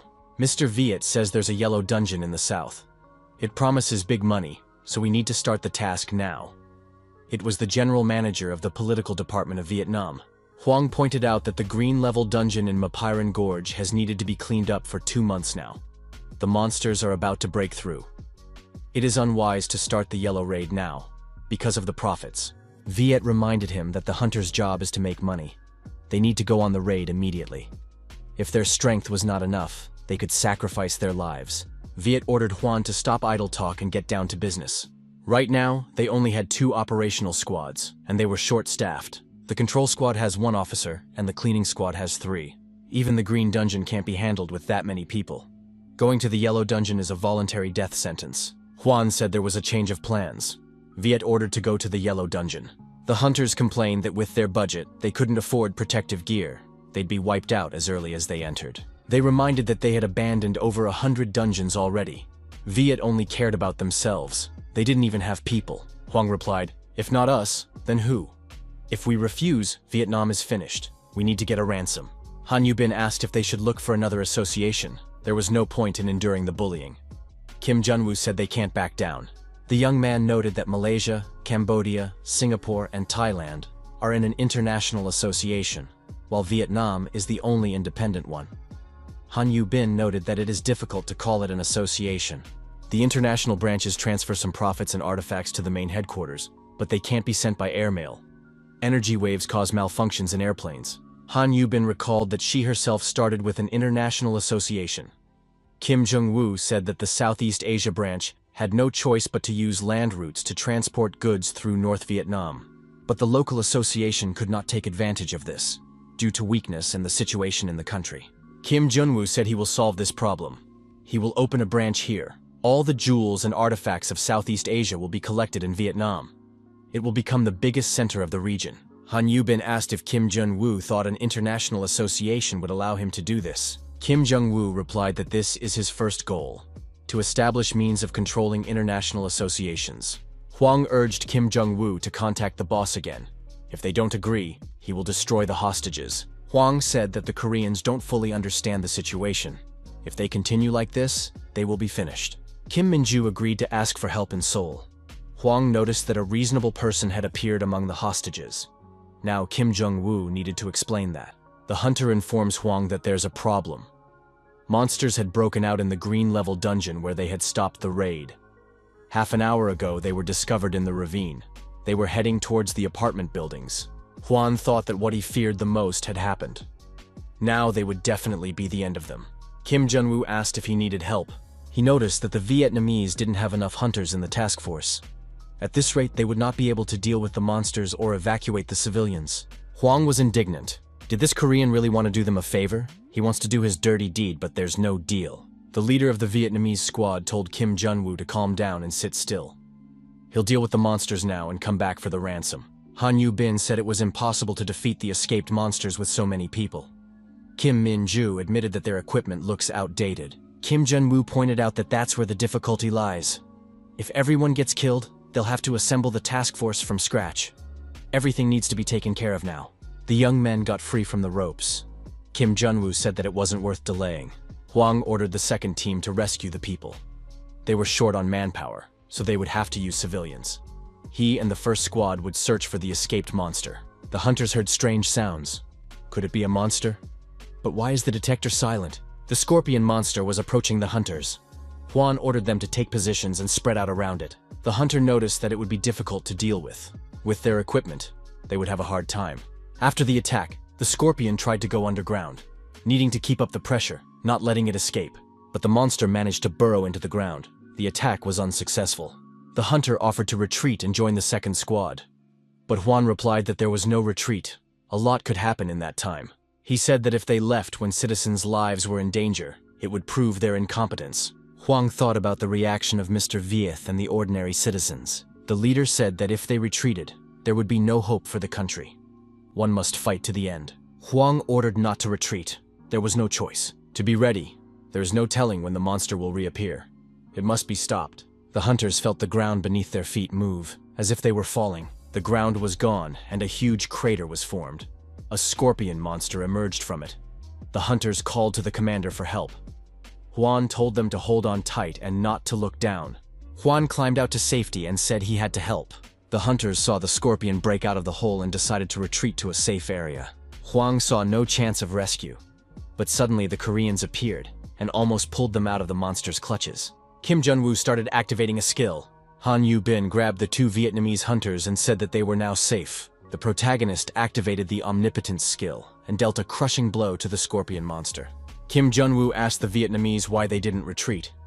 Did they really decide to die as heroes? He said that Huang must realize they had no chance of coping. Huan replied that if they didn't take risks, there would be no one to destroy the monsters. The protagonist suggested that the hunters were just naively hoping for luck when they decided to fight the monster. Kim Junwoo wondered if human life didn't come first. Who would clear the dungeons if the hunters died? Huang remarked that they don't even have superpowers. Kim Junwoo said that's no reason to take such a risk. The protagonist stated that the real fool is their boss, who can't even handle the weakest monster. Kim Junwoo pointed out that the guys have superpowers, otherwise they wouldn't be doing this. All because of their boss's ridiculous orders. Now the hero realized why Huang initially didn't accept help. It wasn't a matter of distrust, but of desperation because of the position of the association. Kim Junwoo said that if you attack the monster into the ground, it will come out completely. You have to hit the ground. He urged the Vietnamese to listen to him and follow instructions. The unit went on the attack, firing firearms at the ground. The scorpion came completely out of the ground. Kim Junwoo said that such monsters have very high defenses because of their hard shell. Simple blows won't hurt them. But if you attack the ground, the monster will show vulnerabilities. With the right strategy, even with poor equipment and a small composition, it can be defeated. When movements become sluggish, you need to aim for the head. Huang's leader was injured, but went up against the monster one-on-one. Huang activated the buoy dance skill and continued to strike. Everyone watched this selfless fight with bated breath. The scorpion was destroyed. Huang had won an undeniable victory. The hunter shouted excitedly about the victory. Kim Junwoo thought that they were rejoicing over defeating hardly the weakest monster. They had a long way to go. Han Yu-bin added that they wanted to make real hunters out of them. The Vietnamese were really happy about this victory. It was a real celebration for them. Kim Young-woo said they would celebrate later. Right now they should listen to him. Would they be willing to consider his proposal? Huang asked if Kim Junwoo was confident in what he was doing. After all, it was almost like starting a guild from scratch. Our hero replied that he was ready for it. Kim Jung-woo told Huang that he might have to turn his back on his boss who was keeping them from developing. Or maybe he'll even start a war with them. Kim Jung-woo added that if there's any doubt, it's best to back out. There's no turning back. There was a brief meeting and they agreed. Huang said he was willing to trust this man. Kim Jung-woo said no way. Is that how a person who needs help should talk? This is a favorable offer for more than just him. Huang should be more polite. Huang asked to help them. Kim Junwoo said that in that case, he wanted to start by meeting with their boss. Shouldn't the situation be dealt with more quickly? The meeting took place a few days later in downtown Hanoi. Han Yu-bin was outraged. Why are they being made to wait? Kim Min-ju added that the elementary rules of etiquette were not observed. Our hero knew that Viet was the general manager of Vietnam's main political department, head of the command organization of the Ministry of Defense, and a man with real power in the armed forces. This man's influence in Vietnam is enormous. He will be able to make good money even if he hands over the association to the Koreans. Viet appeared and apologized for being late. He said he was busy with construction work. Kim Junwoo remarked that they had to wait a long time. Viet said that Mr. Kim Young-woo from the Korean Association looked younger than he thought. He must be a newcomer. Kim Jung-woo admitted that he had been a member of the staff recently. Viet recalled that he once asked for help, but was turned down. Kim Junwoo said that their association is planning a merger and acquisition with Viet's association. Viet remarked that the young man doesn't understand at all how complicated their situation is. Kim Junwoo replied that there was no need to continue. The Viet association only existed on paper. Our hero added that he knows. Viet takes all the sponsorships for himself. Viet asked if the young man wants to use this to threaten and take back the association. Kim Young-woo said that all it takes is for him to sign the M&A resolution. The association is actually formal, so it won't cause difficulties. Viet signs, and they'll do the work, and he'll get 10 times the money. Viet asked if it will be a lump sum payment. Kim Junwoo replied that the payments will be monthly. If Viet signs the documents, they will pay him monthly. The amount is much larger because he will get 50% of the proceeds. Viet held the project materials in his hands, including branch development plans. He admitted that he had never even dreamed of such a thing. Viet said he now understood the plan and could do it himself. The Koreans probably didn't think it was that simple, did they? Kim Jong-woo said there was no one in all of Vietnam who could pull something like this off. Viet asked if Kim Jong-woo was going to rebuild the association and pay them money, provided the branch went to Seoul. Our hero confirmed. Viet said the conditions weren't bad. Kim Jong-woo continued to wait for an answer. Viet clarified that he was only required to sign, which was even better. He didn't have to worry about anything. Kim Jun-woo said that Viet would not receive the income from the raids. Viet was surprised. Shouldn't the income from dungeon sweeps be shared? Kim Young-woo explained that it was fair. The money would go to the person who risked his head going down into the dungeons. the supervisor won't be able to touch the proceeds. The protagonist added that he's offering a deal, not a handout. Everyone should get something different. If the Vietnamese want to keep their friendship, they'd better agree. If Viet gets greedy, he'll lose both money and allies. The Viet resented that Kim Jong-woo is not in Korea right now. Who has more to lose if they renege on the deal? Kim Jong-woo replied that they are on equal footing right now. Viet recognized the young man's potential and agreed that the profits from the raids would belong to the Koreans. The agreement was signed. Viet asked where Kim Jong-woo wanted to start the plan. Our hero said he noticed during his first trip to Vietnam. Many areas lack basic infrastructure. The main problem is the lack of information about the location of dungeons and the lack of convenient communication routes. He will start from there. The young man said he will set up a cleaning squad after that. The only way to rebuild the infrastructure is to pave the road, but that's expensive. Kim Jong-woo told the companions that they had saved some money and would try to use it. Han Yu-bin asked how much money they were talking about. Kim Jong-woo replied that it was their entire available amount. He admitted that it's not enough, so he will look for sponsors.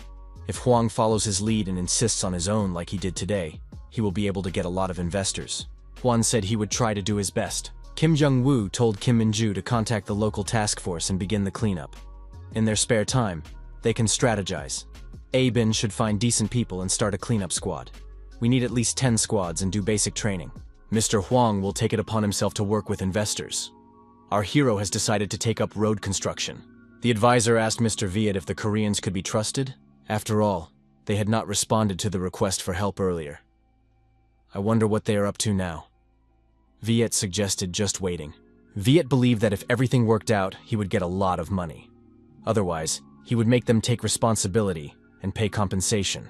The man threw himself on his knees in front of Mr. Viet and said that land is all he has. He survives by farming. But if his plot is taken away, his family will starve to death. Viet said he understood and ordered that the man be thrown in jail. Viet stated that if he decided to get something, it would belong to him. It has been a week since our hero started doing business in Vietnam. Rebuilding road infrastructure throughout the country has proven difficult due to the large financial cost and time involved. First, they targeted areas with high levels of subterranean emergence. After maximizing the improvement of existing roads, they installed heliports at key points. They then set up a network that allowed them to report new dungeons anytime and anywhere via a smartphone app. Kim Jong-woo personally trained local hunters and went on raids with them. To increase efficiency, Kim Jong-woo appointed Han Yu-bin as a senior in the cleaning squad. Most of the profits came from the sale of items and artifacts. As the budget increased, the project was allowed to grow faster. Investors appeared. When the profits exceeded the original budget, Kim Jong-woo spent them on creating a support department. The Korean Association had abandoned staff and equipment. This made it possible to increase the number of operational staff. It became possible to conduct operations more efficiently than before. Each of the departments had a positive impact on the process. As the scale expanded and the system became established, the local association became more and more self-sufficient. So a month passed. The Vietnamese branch of the Korean Association was established with headquarters in Hanoi. Kim Min-ju said that from this week onwards, it is possible to work throughout the country. Every department is now doing fine without their help. Han Yu-bin said that she is now entitled to a well-deserved vacation. She had been sleeping no more than 3 hours a night for almost all this time and was naturally very tired. Kim Jong-woo agreed. They really did a great job. Kim Min-ju was happy that everything had worked out well. She thanked her teacher for her hard work. The young man recognized the girl's variation. Kim Min-ju reported that a logistics center is being built, and a company has won the tender to take over the distribution business. She added that Hwang is negotiating with nearby associations, though she doesn't like the idea very much. The young man said they used to use all the free options before, but are now able to pay for services so that no one will think as if someone is keeping them under control. With the establishment of affiliates in Vietnam, they finally had a weapon to use against the International Association, to control it, and at the same time keep it from touching them. All the goals of the Vietnam project had been achieved. Kim Jong-woo told the girls that it was time to go back. Kim Min-ju noticed that Lee Ah-young had already returned to Korea as well. Kim Jong-woo wondered why she didn't call. Kim Min-ju replied that Lee Ah-young was very busy. Lee Ah-young offered to keep her company and go to a Vietnamese restaurant, but the guy didn't respond. Kim Jong-woo said that they should go back anyway. Han Yu-bin was overjoyed. The protagonist asked Kim Min-ju to contact Mr. Viet. He should provide the sales contract and the account where the funds would be deposited. Kim Jong-woo felt that he had done well. He was able to get what he deserved and return the favor. The aide gave coordination squad leader Hwang the operation plan for the week for the 5 squads. He asked him to check it and make changes if necessary. Hwang said that the 4th task force had been on a mission the day before. Better to put it at the end of the week. We need to start by sending the 2nd and 7th squads. What about the janitors? The aide replied that everything is fine. After this cycle of raids, you can go straight to the next ones. Hwang told him to instruct the support squad to report the status of the operation regularly just in case. Hwang couldn't believe that they had actually managed to rebuild the association in just a month. When they first received the offer from Kim Jong-woo, he thought it would be a waste of time and money. However, the Koreans didn't just give them weapons, they also taught them how to use them. Who would have thought that the efficiency of the work would be increased by the creation of a cleaning squad? It seemed to Hwang that the Koreans had sent an ordinary employee to them. But in the end, a savior came. Either way, it was sad because the Koreans were already leaving. And at one point, he wanted to sell them for ransom. The assistant asked if Mr. Kim Jong-woo wasn't staying behind to lead the branch. Hwang replied that he thought so too, but Kim Jong-woo refused. The aide asked who would be the leader then. Hwang pointed his finger at himself. The aide said it was a great success. Hwang replied that he just came in all ready to go. Mr. Viet entered the office and said that Hwang was doing well. Hwang inquired what this man wanted here. Viet stated that now that the Koreans were gone, it was time for them to talk. He pointed to an envelope lying on the table. Hwang asked what it was. Viet said that he stole it from Mr. Kim Jong-woo's office. Hwang stated that greed had completely blinded Mr. Viet. Viet asked if Hwang could have guessed that this venture would turn out to be profitable. Viet said that this is Vietnam and here no one can go against his word, including Hwang. After the Koreans return, who will be closer, him or them? Does Hwang really think anything has changed just because he is now in a different position? Viet stated that it doesn't matter how high Hwang has risen. As long as he lives in this country, he will never stop serving him. No matter what heights Hwang has reached, he will always go hand in hand with him. Viet added that if Hwang listened to him, he would promise not to take the place. The aide asked if the gentleman was sure he was doing the right thing. Wouldn't it be better to have Koreans as allies? Viet asked if the guy was doubting his decisions. The aide replied that not at all. Viet said that the real estate developer in the north had said the expected annual profit would be 100 million, that is, about 8 million a month. The aide recalled that Mr. Kim Jong-woo had promised half of that profit, which is a huge amount of money. Viet stated that he would not be satisfied with half if he could have it all. The aide asked if Mr. Viet was sure that Hwang would meet his conditions. After all, this guy had already sided with that Korean. Shouldn't we just throw him out? Mr. Viet said he liked Hwang. He was well-educated and easily intimidated. Such people are the easiest to raise loyal assistance from. The aide asked if Hwang hadn't become loyal to the other master. Viet replied that that was why he had entrusted the job to Hwang. There is no better way to get a scared dog back. Hwang should realize everything after he sees the papers. If he doesn't comply, he's in trouble. In the envelope was the Plan for the Rehabilitation of Infrastructure and Development of Hunters in Vietnam. This document talked about betraying Vietnam. It doesn't matter if Hwang is under the influence of Kim Jong-woo. He will behave differently when his life is at stake. He can't help but realize what awaits him after the Koreans leave. Viet was sure that Hwang had no choice. Either Hwang will massacre Kim Jong-woo with his own hands or die in his place. Viet added that if Hwang is in his right mind, there's no way he would choose the latter. Kim Jong-woo walked into Hwang's office to check on construction and saw the young man burning documents. Hwang said he lived his whole life like a faithful dog. Asked to bark, he barked. Asked to lie down, he lay down. He never dared to disobey his master. Hwang stated that he would do something different now, to protect something greater. Any master can be replaced. The young man said that his life was at stake, but he was willing to take the risk to obey only Kim Jong-woo. Kim Jong-woo wondered, what is Hwang talking about? The man replied, a plan to rebuild infrastructure and develop hunters in Vietnam. It even bears Kim Jong-woo's signature, which means he personally approved everything. The document proves that Kim Jong-woo intends to take over the entire stake in the Vietnamese association. After that, he will be accused of espionage, and the merger deal will be cancelled. Kim Jong-woo inquired, where did Hwang get this document from? Who compiled it? Hwang said that Mr. Viet had recently visited him and told him to leave the document in his office. Hwang added that the police will come here tomorrow, and if they find the document, Kim Jong-woo will be arrested for treason. All work will come to a standstill. Kim Jong-woo thought he had warned the greedy Wyatt. He knew he couldn't be trusted, but he didn't expect a blow right now when things were just starting to get better. Kim Jong-woo asked why Viet had entrusted this task to Huan. He could just blame it on him, right? Huang replied that he didn't think he would do that. Viet said that if Huan wasn't on his side, he would be next. He knew that even at gunpoint, Huan would not risk ignoring such warnings. He had thought about it a lot. Viet really scares him. Kim Jong-woo asked why in that case did Huang come to him. Huang replied that they need a capable leader. He admitted that he can be too emotional sometimes. Kim Jong-woo realized that they were almost there, and Viet was trying to push them out. These problems are eternal. Our hero thought he warned Viet, but he intervened anyway. Now that things have worked out this way, negotiating with Viet is already useless. He does have power in this country. Using force could lead to war. Kim Jong-woo asked Huang if he remembered what the conversation was about.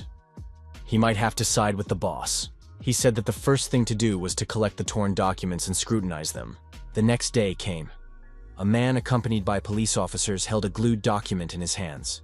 It was the very same Plan for the Rehabilitation of Infrastructure and Development of Hunters in Vietnam. Even signs of attempts to hide the evidence were visible. The special agent announced that Kim Jong-woo, the current head of the Vietnamese Association, had been arrested. He must voluntarily follow them. The protagonist told Kim Min-ju and Han Yu-bin to act strictly according to his instructions. Kim Jong-woo stretched his hands forward and said that time was short. They needed to act faster. The car pulled up to the building of the Vietnamese Ministry of Security. Kim Jong-woo got out of the car in handcuffs. He wondered if the interrogation room was in such a place. The aide informed Mr. Viet that they had brought Kim Jong-woo. Viet showed a glued document and asked, "Does this belong to Kim Jong-woo?" Our hero replied that this was the first time he had seen these papers. Viet stated that the document was found in his office. Viet asked, "Did Kim Jong-woo really think that by destroying the papers he would escape punishment? How long did he think it would take to make a new copy?" Kim Jong-woo said that Viet is wrong. He wasn't trying to ignore the incident at all. The official will get what he wants. From now on, the Korean Association will relinquish control to Viet. He added that they would not demand any compensation. Viet did not understand what the young man was up to. Kim Jong-woo repeated, he would hand over the association to the Viet. Isn't that what Viet wants? Viet wondered. Shouldn't Kim Jong-woo beg him for mercy? Kim Jong-woo said that the interlocutor is right. In any case, he is asking for them to be released in return. Viet interjected, not only him, but also his co-workers. Kim Jong-woo replied that Viet was exaggerating. Kim Jong-woo said he would give his interlocutor whatever he wanted without any obstacles. He signed the relevant documents and said that Viet was now the head of the Vietnamese Association. After that, Viet took out a gun and pointed it at the protagonist. He declared that this guy didn't stand a chance. Kim Jong-woo thought that everything was going as he thought it would. The Viet couldn't be trusted. Suddenly, the aide yelled that they had a serious problem. Viet irritably replied that he was busy and asked what was wrong. The assistant said that they had been contacted by the International Association. The issue was the recent unilateral price increase by Vietnam. The International Association intends to take tough measures at the national level. Even neighboring countries joined in. Viet didn't understand what was going on. He asked, "What did they do?" The aide admitted that he didn't understand it himself yet. Viet got angry and shouted, "What is this guy doing here?" Earlier, Kim Min-ju asked, "Is Kim Jong-woo really going to hand over the association to Viet? Won't they face jail time for betrayal?" Kim Jong-woo said that they will hand over the association and ask for release. Kim Jong-woo asked the people present, "Did anyone have another plan?" Han Yu-bin was furious. What did they have to do with it? Kim Jong-woo clarified that he's not just leaving the association. The three of them he's immediately sending to the southeastern branches. They are to announce a threefold increase in the Vietnamese Association's fees. In addition, 5% will now be charged on every sale of artifacts. Rejection of these conditions could be seen as a declaration of war. Kim Min-ju was surprised. They had already agreed on all the terms. If they do that, it will cause a negative reaction from other countries. Kim Jong-woo asked, "Did she still not understand?" The Viet is insatiable and will have to be fed until they feel sick. Viet pointed the gun at the hero again and blamed him for everything that had happened. He demanded that everything be settled immediately. Kim Jong-woo got up from his chair and said that he didn't know what Mr. Viet was talking about. After all, he was now the only one responsible for the association. Suddenly, the gun was in Kim Jong-woo's hand. The guy said that Mr. Viet should solve his association's problems himself. A member of the International Association, the director of the Malaysian Ismail Association, said that the Vietnamese have gone crazy. Do they really want a war? He was going to open another branch, and they practically stabbed him in the back. Milio, director of the Cambodian Association, added that the cost of their services had gone up and Viet himself had disappeared. Thai Association Director Prezet says Viet dug his own grave. France. Head Office of the International Association, the organization that pioneered the hunter ranking system and registers and monitors hunters worldwide. It has branches in 52 countries. The head of the International Hunters Association, Secretary General Wesley, was already aware of what was happening in Vietnam. It was obvious that the associations of neighboring countries would come out strongly, but there was still no reason to rejoice. Wesley thought he hadn't been too concerned when last year's merger proposal had been withdrawn by the government.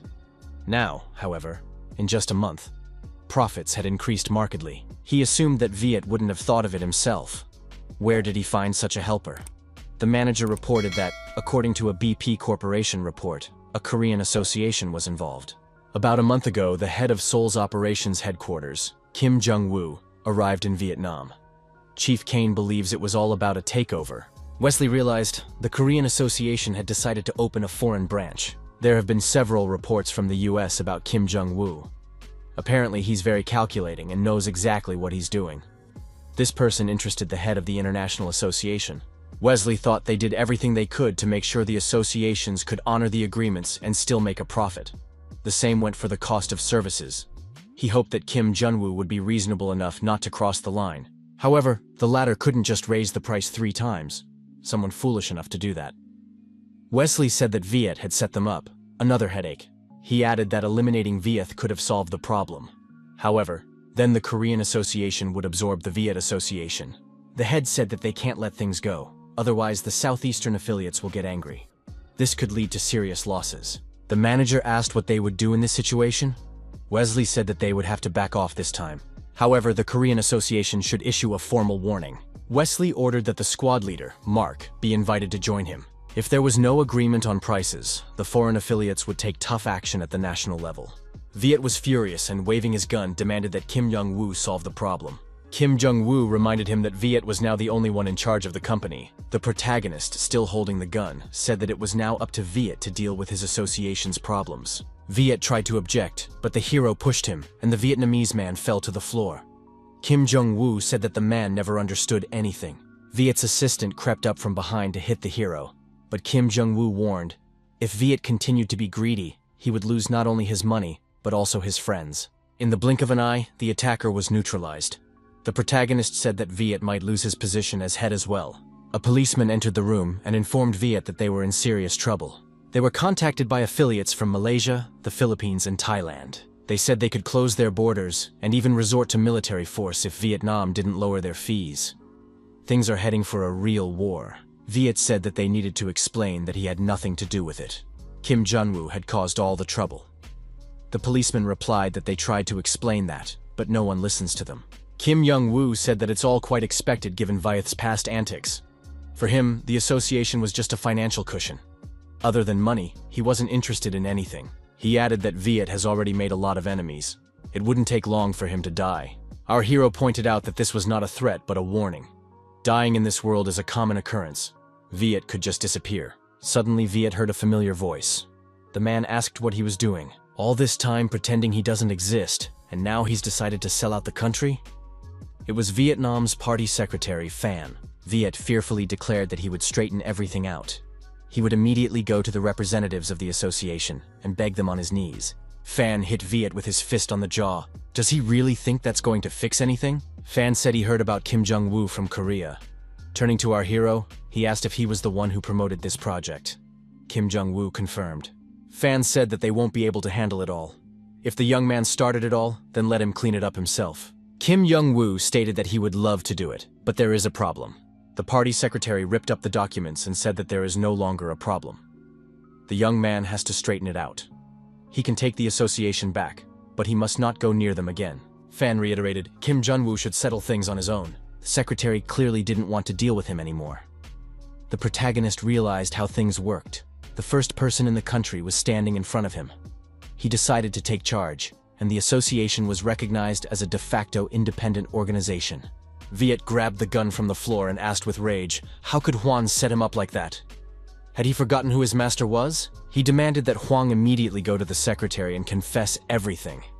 No matter how much Kim Jun-woo paid him, he was willing to give him twice as much. Hwang was determined and drew his battle sword from behind his back. He said that Viet was being too noisy as usual and swung his sword. Viet was frightened and asked what the man was up to. The frightened Viet knelt down, put his hands up and said he admitted guilt and was sorry. Hwang swung his sword sharply in front of his face. The badge that was on Viet's chest was chopped in half and fell to the ground. Hwang declared that he was no longer the scoundrel's servant. After this, every effort was thrown into making amends. Viet was dishonorably dismissed and accused of corruption. However, another thing struck everyone. Viet had been stealing subsidies through a front company for a whole year.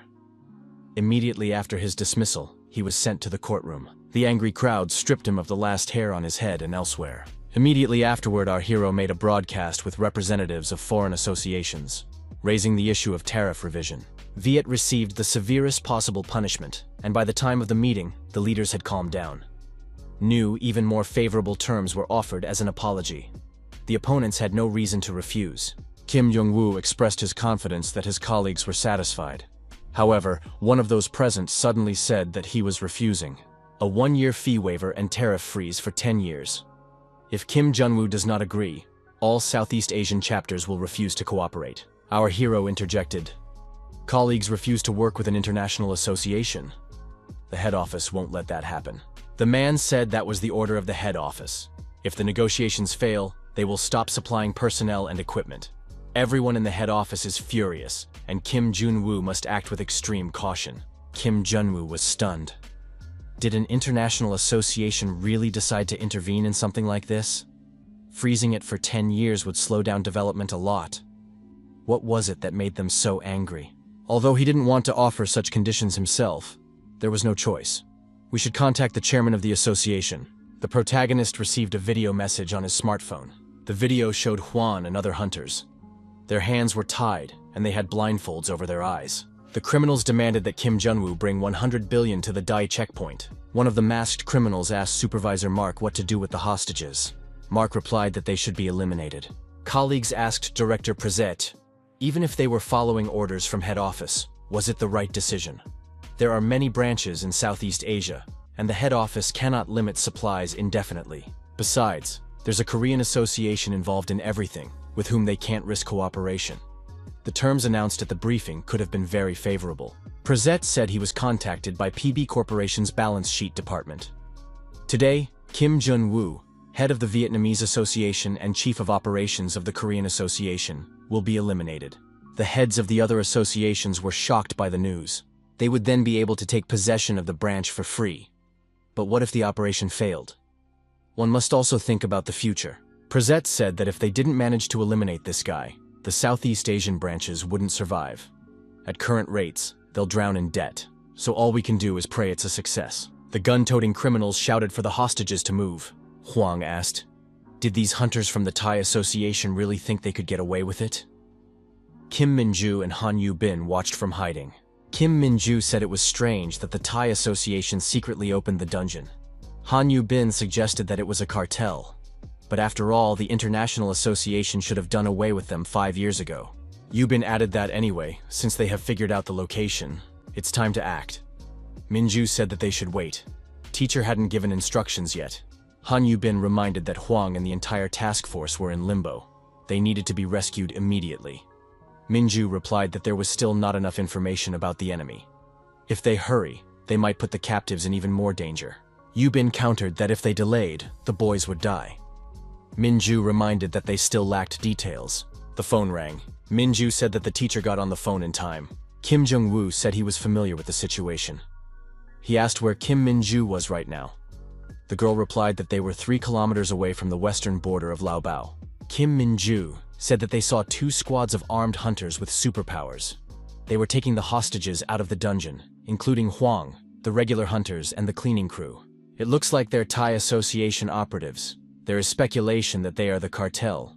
Min-ju added that she and Yu-bin were deciding whether to rescue the hostages right now. Kim Jong-woo said it's too early to act. They have an hour to negotiate with the criminals. The protagonist expressed his confidence that the girls can handle it together. He added that he was now at the Thea checkpoint where he had been invited. However, he had come earlier. and had already met the mercenaries.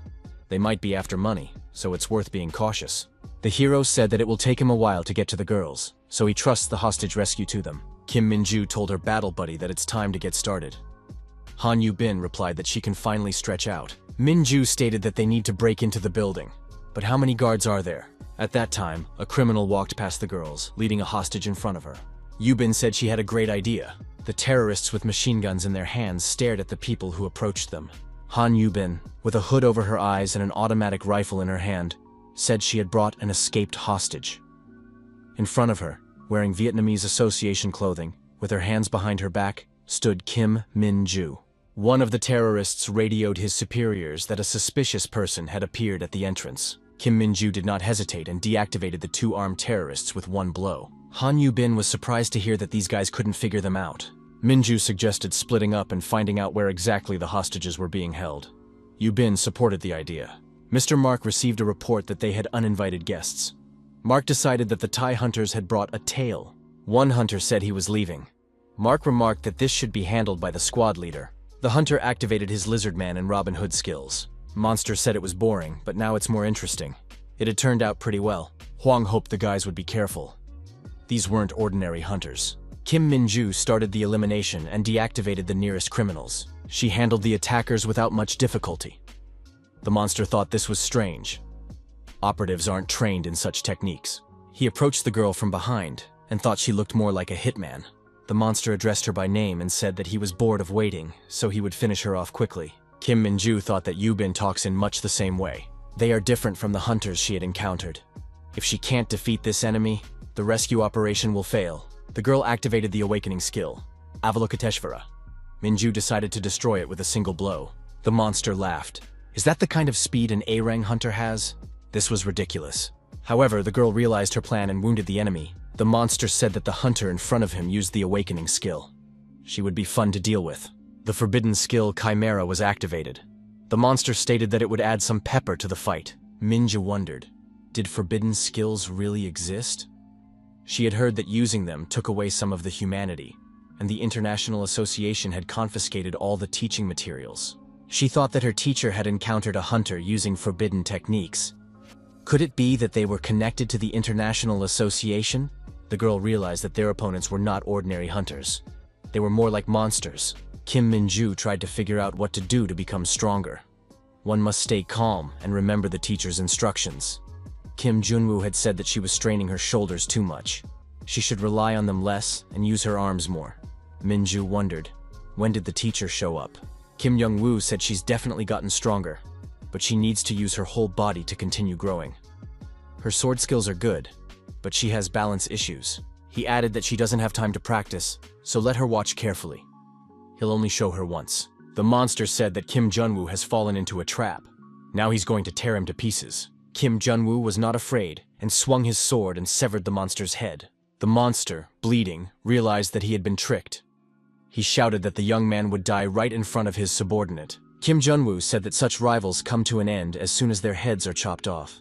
The terrorists saw the liberators and opened fire to kill them. Kim Junwoo hid behind a corner and asked the girl if she had found Huang and the others. Min-ju replied that the building is too big. She hasn't found anyone yet. But they're almost on the top floor. Kim Young-woo said he's going to relieve the janitors now and help the girls. But they have to be careful. They might meet someone like the lizard man. Mark ordered his subordinates to leave no one alive. No targets, no hostages. Get rid of everyone. One of the masked criminals said he accepted the order, but our hero was already standing behind him. Retribution was inevitable. Kim Jung-woo deactivated all the criminals in the vicinity. He broke the ropes binding the hostages and told them to hurry to the back exit. One of the hunters reported that the remaining hostages were in another wing of the building. Kim Jung-woo realized that the criminals had deliberately separated the hostages to make rescue difficult. The armed criminals reported through a hole in the wall that the target had been located. Kim Jun-woo activated the skill Nalasia Shield. This skill protected the allies, but the enemies were farther away than he had anticipated. Han Yu-bin was relieved that she had finally found the hostages. The girl entered the room with the armed terrorists and complained that she was tired. Why was it necessary to hide the hostages so far away? Someone related recognized Han Yu-bin's voice. But what is she doing here? This was no place for the fragile leader of the cleaning team. Huang figured director Kim Jun-woo had overestimated her since he sent her here. The Vietnamese hunter shouted for Yubin to run away immediately. It was too dangerous here. The girl fearlessly approached the hostage and removed his blindfold. Han Yubin asked, "Why is Huang so surprised? They need to get out quickly." Huang looked around and noticed the deactivated terrorists around. He asked the girl, "Isn't she the leader of the cleaning squad?" Han Yubin replied that she needed to catch her breath and the questions would wait. Her opponent threatened to destroy her if she continued to be annoying. Even from just one arrow, Yubing realized that the opponent was of a different level. She said that she would deal with him herself. The archer activated a forbidden skill, Centaur. Huang grabbed his sword and said he would cover Han Yubing. The archer fired and pierced Huang's body with an arrow through and through. Huang fell to the floor, bleeding out. Han Yubing activated the Berserker combat skill. She thought that the opponent's strength and agility no longer looked human. Do forbidden techniques really give such power? The Centaur warrior said that this little wench was boring him. I'll have to destroy her. Suddenly, Kim Min-ju appeared out of nowhere and carried Yu Bin out of the target zone. Min-ju said that these things were nothing like the hunters they had encountered before. Yu Bin stated that they didn't look like the regular cartel either. Could this be the same international association that the boss was talking about? She added that she had never heard of such monsters before. The longer things dragged on, the worse it got. Yu Bin said that we can't delay. Her skill has a limited time. She added that Huang is badly injured, so we need to finish as soon as possible. Kim Min-ju said that it's still necessary to wait a little longer. We need to calm down and carefully analyze the opponent. Min-ju remembered asking her teacher how to inflict more pain on those who touched her team. Kim Jun-woo had answered that one must not go with one's emotions. A girl should keep her cool and soberly assess the enemy. Min-ju said that she would tie Centaur's legs, and Yu Bin would deliver the final blow. Min-ju moved to attack, and added that Yu Bing should prepare her most powerful skill. The wooden spear skill was activated. The centaur tried to hit the girl, who deftly dodged the attacks. The opponent stated that she didn't have long to live. Why was she in such a hurry? He said that her attack was too predictable. Was that really all that one of Korea's top hunters could do? But then he realized that the girl wasn't attacking, but trapping him with a combination of constantly attacking swords. He shouted that the jokes were over, and he was about to destroy these girls. However, there was something he hadn't considered.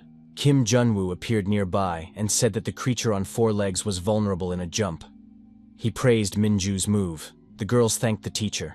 Kim Jun-woo said that it was Han Yu-bin's turn, and the huntress immediately went on the offensive. The berserker and guillotine skills were activated. The enemy didn't stand a chance. The centaur was cut in two. Kim Jun-woo said that there was tremendous power hidden in that girl.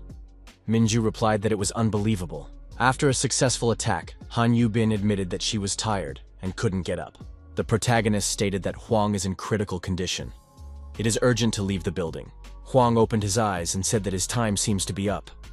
Kim Jun-woo replied that he needed to hold on a little longer. They would carry him to the hospital. Huang said it was the last time he'd see clear skies. Everything in front of his eyes was floating. He hasn't enjoyed such a scenery in a long time. He added that thanks to Kim Jung-woo, he got rid of all shackles and fought for his country. He has nothing to regret. Huang thanked Kim Jung-woo for accepting them for who they are. Kim Jun-woo is a good man. A few days passed. Our hero and the girls arrived at the airport. Huang approached the Koreans and told them that they were really leaving this time. He asked Kim Jun-woo to come check on them to see if they were doing a good job. Kim Jun-woo said that either way, Huang did a great job. The young men said goodbye until their next meeting. The officer in charge reported that they had been contacted by the Korean Association. The Koreans said that they would not get away with anything and demanded compensation for the supply of equipment and personnel to the Southeast Asia offices. The officer in charge added that the Koreans were on record as saying that the International Association would no longer receive any support from them. All responsibility for what had happened now lay with the associations in the region, including the Thai Association. Several members of that association had already been brought to court. The interlocutor said that if they were not capable of doing anything, then they should be responsible for the failure of the mission. There was no need to get involved in international conflicts. They had to deal with the issue on their own. Mark assured the interlocutor in no uncertain terms they would certainly protect. After all, this association is the only one in the region in direct contact with the PB Corporation. The man asked how he was supposed to deal with all this alone. After all, he had gotten so many associations involved at their request. Plus, they had signed that ridiculous contract with the Vietnamese subsidiary. Mark remarked that there was too much noise from this director Preze and ended the conversation. Mark stated to the General Secretary that he was back. The leader replied that he had already read the report on the outcome of the operation. The elite squad had been defeated by only 3 people. In addition, they had uncovered all the hunters involved in the operation. Negotiations about the branch failed. The Secretary General said he had entrusted the operation to Mark, but he had failed. Mark admitted that he had no excuse. The General Secretary pointed out that it wasn't a big deal.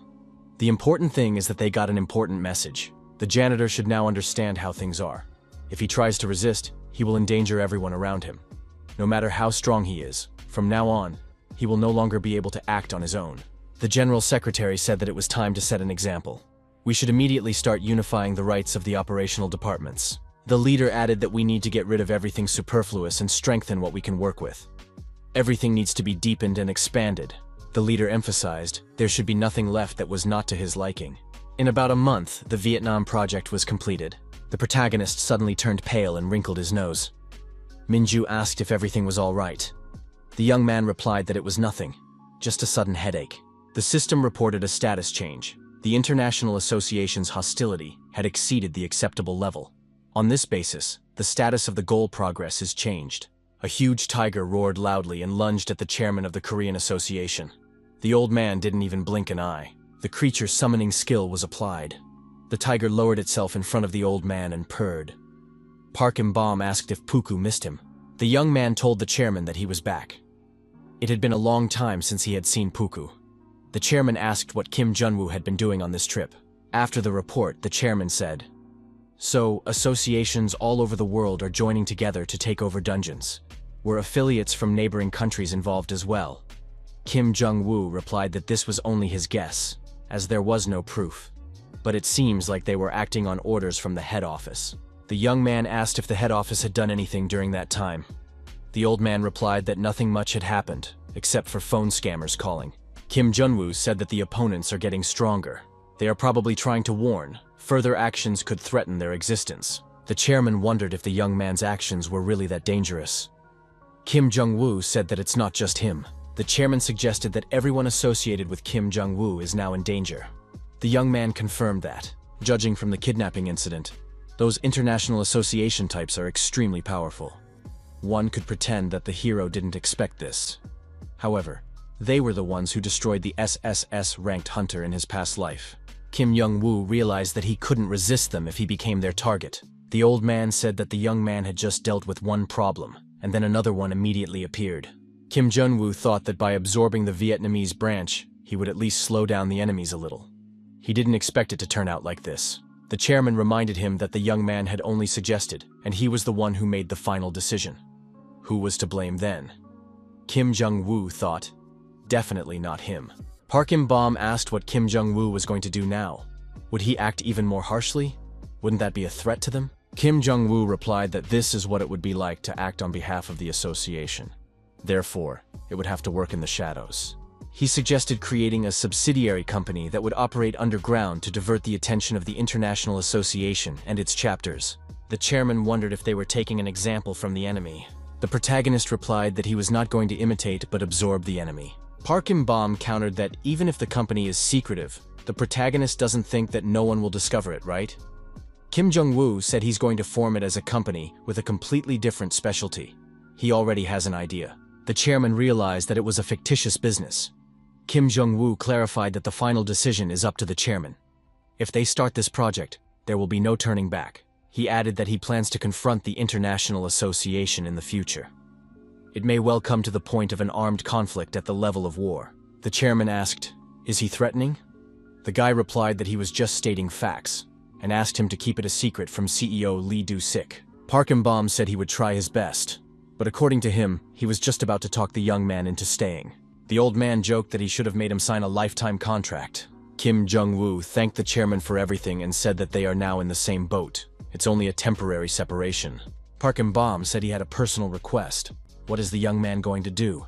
After all, he refused to be the next chairman and only became chief of staff because he was forced to. The chairman didn't think the young man was interested in fame, and he didn't seem to be interested in money either. He started out as a janitor, but he came to that position, and yet he never sought to snatch more. Kim Jung-woo said he has a goal, but he doesn't know exactly what he wants to do. He wants to go as high as he can. He was originally going to unlock all the skills, become a hunter again, and join the International Association. But now that they're targeting him, he can't even just become a hunter. The relationship with the International Association is extremely strained. At this rate, it's unlikely he'll be able to become a leader. He would have to change his plan. He thought he could create a new international association and lead it. Kim Jong-woo said hello and said that he hadn't seen his boss Park Geun-dae in a long time. Park Geun-dae was pleased and agreed. Indeed, it had been a long time since they had seen each other. Park Geun-dae, after saying hello, asked what the young man was going to do next. Kim Jong-woo said that he had learned a lot from him and would now start his own cleaning company. The protagonist added that during a business trip to Vietnam, he learned that many foreign associations are in dire need of additional cleaning teams. Park Geun confirmed that here in the province too, the shortage of personnel is particularly acute. Kim Jong-woo said there will always be a demand for such services. Wouldn't everyone be better off if additional teams were sent to such regions? Park Geun admitted that Kim Jong-woo has always taken cleaning too seriously. He still remembered his first day of work. It seemed like the young man would quit after a few days, but he always tried harder than anyone else. They even almost died a few times, but there were plenty of good moments too. Park added that thanks to Kim Jong-woo, he was able to become a department head and a good father because he had time for his family. Park Geun-woo said that if the young man ever needed help, he could always count on him. Kim Jong-woo apologized to the chief for the incident. He recalled the conflict that happened before the regression. The young staff greeted the teacher with flowers and gifts and thanked him for his work. The teacher had really done a good job. Min-ju knew that the teacher was going to leave, but only truly realized it now. Kim Jun-woo asked where the gift from Lee Ah-young was. The girl replied that he could do without it. She didn't know what he liked. And do you have to give something to a grown man? Pyong said the chief has only happy days ahead of him. But will the association be able to cope without such a chief? Kim Jong-woo revealed that he plans to open his own cleaning company. Why not announce a recruitment drive for the team?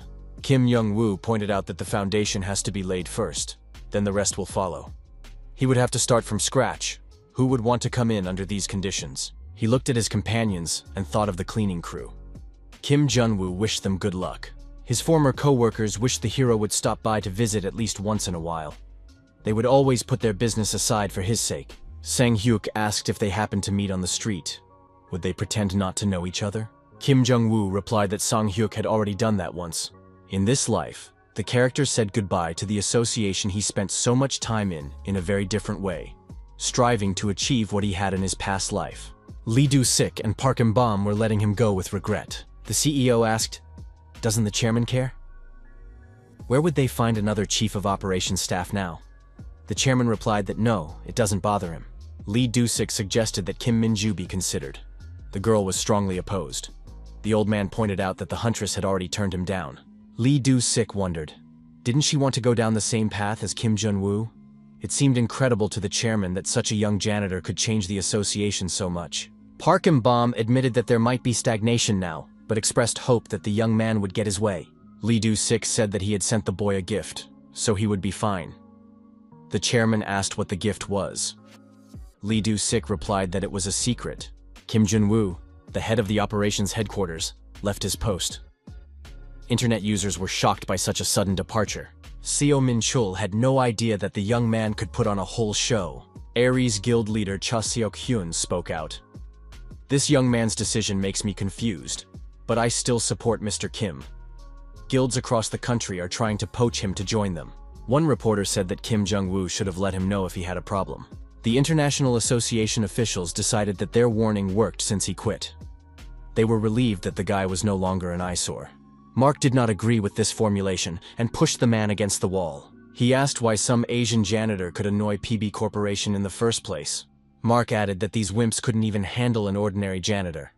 And now they're only happy because he quit the association. Mark asked the staff if they had found Yang Min-ho. The assistant reported that they had gotten on the trail, but that was all for now. Mark ordered them to get to work immediately. Otherwise, he'll paint the walls of the office with their blood.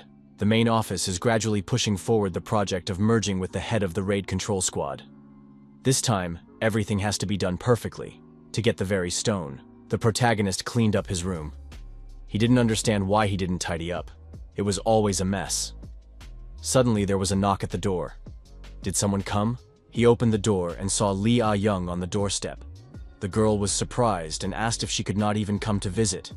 She came with a suitcase. She assumed that Kim Jong-woo was already working on opening a company. Couldn't he even give her a minute? Lee Ah-young was surprised at how clean the bachelor's apartment was. Kim Jong-woo asked what happened at the association. Why isn't she at work? The girl claimed she was fired. She simply said she wanted to quit and was immediately kicked out the door. Kim Jong-woo promised to take care of her if she suddenly became unemployed. He thought, even if she wanted to quit badly, how could the deputy head of the support department just be kicked out like that? What happened between father and daughter? Kim Jong-woo told her to go back. There's nothing he can do to help. Lee Ah-young asked if he was offended because she didn't give a gift. In that case, she's going to fix it now. In the girl's hands were documents. It was information about all the cleaning squads in the country. Numbers, budgets, workload, working hours. There was also information about independent associations overseas. Kim Jong-woo asked if it was all legal. Lee Ah-young replied, "The most important thing is that he liked the gift." After a while, Lee Ah-young was already sitting at the computer and studying the data. She said that if Kim Jong-woo was going to cooperate with foreign associations, he should first improve his reputation in his own country. The biggest offices now have 10 cleaning teams each. However, Kim Jong-woo isn't going to compete with them, right? There's also a list of offices with less than 5 teams. Lee Ah-young pointed out that many of them have serious financial difficulties. Due to the shortage of hunters, they rely on private associations. Due to the shortage of cleaners, the firms can only conduct a limited number of raids per day. But these branches don't have the funds to expand their staff. Lee Ah-young added that now is a great opportunity to fill a vacant niche. There will be a lot to do: hiring employees, negotiating with associations, and negotiating contracts. In addition, connections with equipment suppliers need to be made. Manager Pak said he had the right contacts. The girl added that she would handle the paperwork. Our hero couldn't believe that he was facing the same Lee Ah-young, who was more like a robot in his previous life. If he had known she was like that, he would have treated her as a friend instead of a subordinate, and it would have been more useful. At one point, Lee Ah-young wondered if he was listening to her. The young man asked to repeat himself. She asked if he had already thought of a company name. Kim Jong-woo replied that he had one option: KARMA, Korean Association for Astral World Work and Management, or simply Karma. The young man decided to change the subject and inquired about the time stone. Lee Ah-young interjected, "Is the organization really going to be called Karma?" She noticed that the lab was not ready yet, and not all the equipment had been delivered. Kim Jong-woo clarified, "So you quit without getting any results?" The girl said she brought a prototype weapon with fragments of the time stone. Kim Jong-woo wondered, how did she even get it? It was necessary to bring the weapon back immediately. Lee Ah-young replied that she might save his life in the future with this weapon. Kim Jong-woo wondered if she even knew how to shoot a gun. The protagonist doubted that the International Association would leave him alone even after firing him. It would be bad if they got their hands on Lee Ah-young. He decided to teach the girl how to use a firearm. To begin with, he showed her how to hold it properly. Kim Jong-woo explained how to focus and not breathe before firing the gun. He added that it is imperative to exhale and hold your breath when shooting. Lee Ah-young fired the gun, but the recoil caused her to sway violently and hit the young man on the head with the gun. The girl said that Kim Jong-woo's nose was bleeding. Apparently, he was hit by a hot hand. Kim Jong-woo lifted her up in his arms. Lee Ah-young blushed and told him to stop. She wasn't ready yet. The young man stated that he needed to clean up the room and started cleaning. Lee Ah-young wondered, why did he suddenly take on this? The skill misophobia was activated. They arrived at the building, and the girl asked, "Well, it's not as bad as you thought, is it?" A week after starting the business, they registered the business and found an office, albeit not a new one. All that was left was to hire cleaners and visit local association offices to negotiate contracts.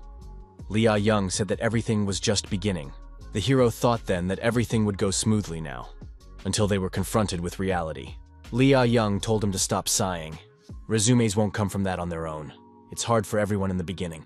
The vacancy for cleaners had been hanging online for a week, but not a single response had been received. But that was logical. Who would go to a dungeon cleaning company with a bunch of no-names? Lee Ah-young said that he would have been lined up if he'd listened to her and called a journalist he knew. She even prepared the text for him. The girl suggested asking the chairman of the association for help. Kim Jong-woo said the old man would never agree. Then she suggested that she call her acquaintances personally. Wouldn't the old comrades respond after one call from him? Kim Jun-woo replied that they were all veterans on their teams. If you poach one of them, there will be trouble. Lee Ah-young said she came to help and he brushed off her every idea. The protagonist didn't know what to do. He set up the company to avoid being monitored by an international association.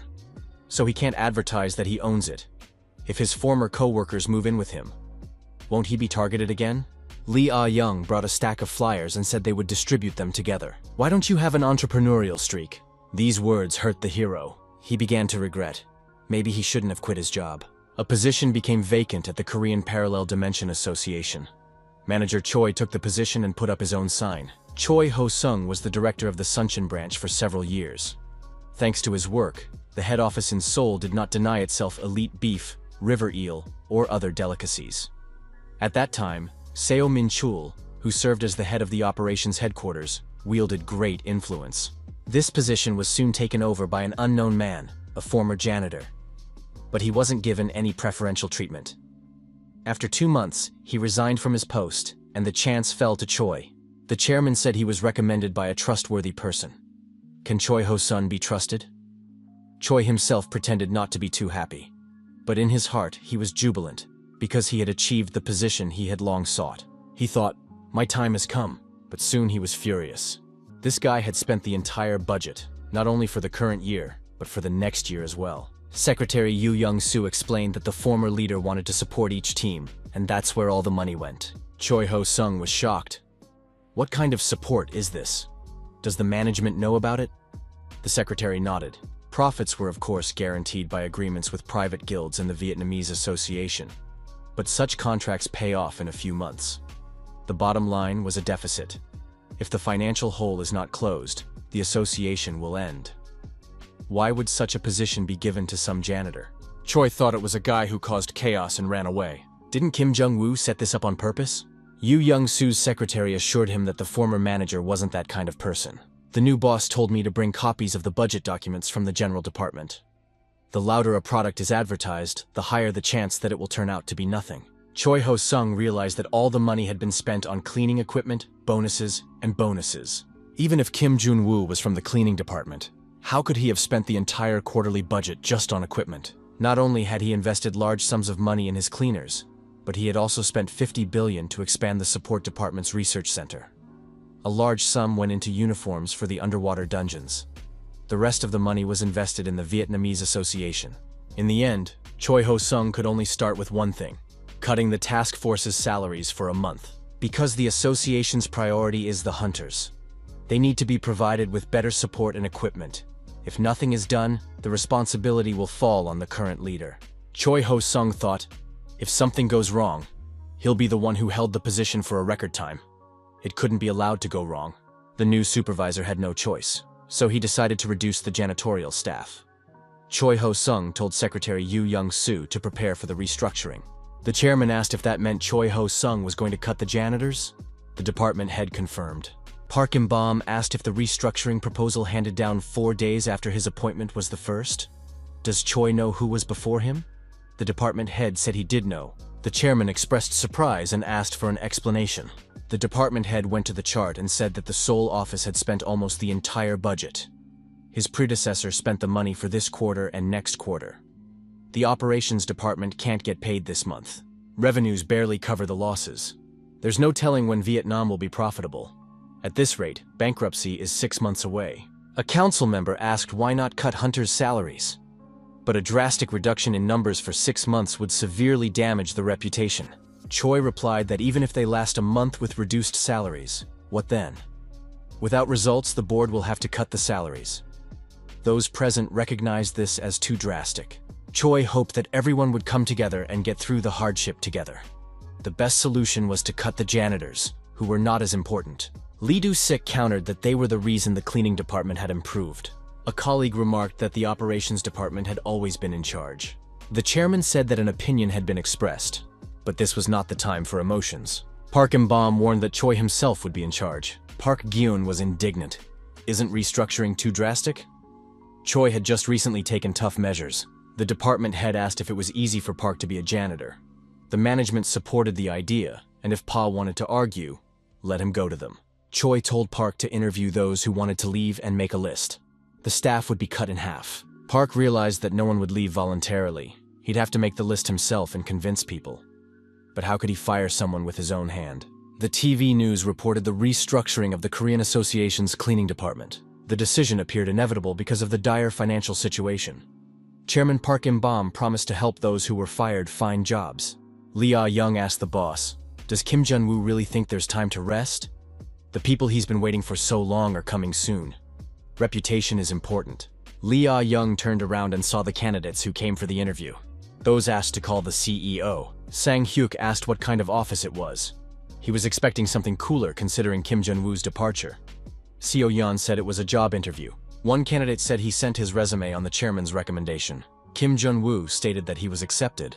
The other one said that he lost his hunter's license after getting out of prison. Kim Jung-woo replied that it was the past and they would turn a blind eye to it. The protagonist accepted everyone who came for an interview and settled. Lee Ah-yeon asked, "Should we take everyone in a row?" Kim Jung-woo said that he had worked with them and trusted them. Lee Ah-young wondered why there were interviews in the first place. Kim Jung-woo replied that it was for formality. Lee Ah-young asked if he planned this in advance too. The character said that they got lucky with the restructuring. Now they can make a mess of the association so that the cadres will leave. A few days ago, there was a meeting at the restaurant. The chairman said he did everything as they wanted.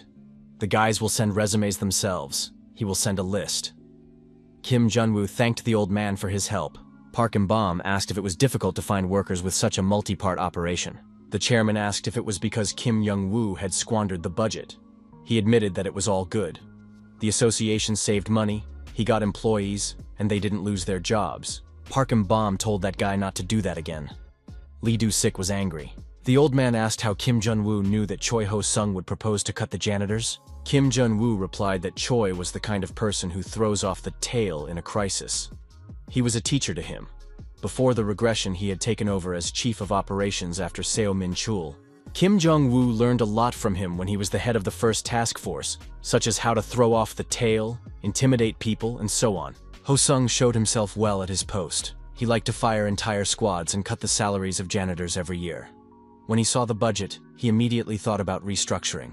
Mr. Choi thought janitors were the most useless employees. That's why our hero recommended him to the CEO as the head of operations. The chairman warned that if he mistreats the employees after that, he will not just leave it at that.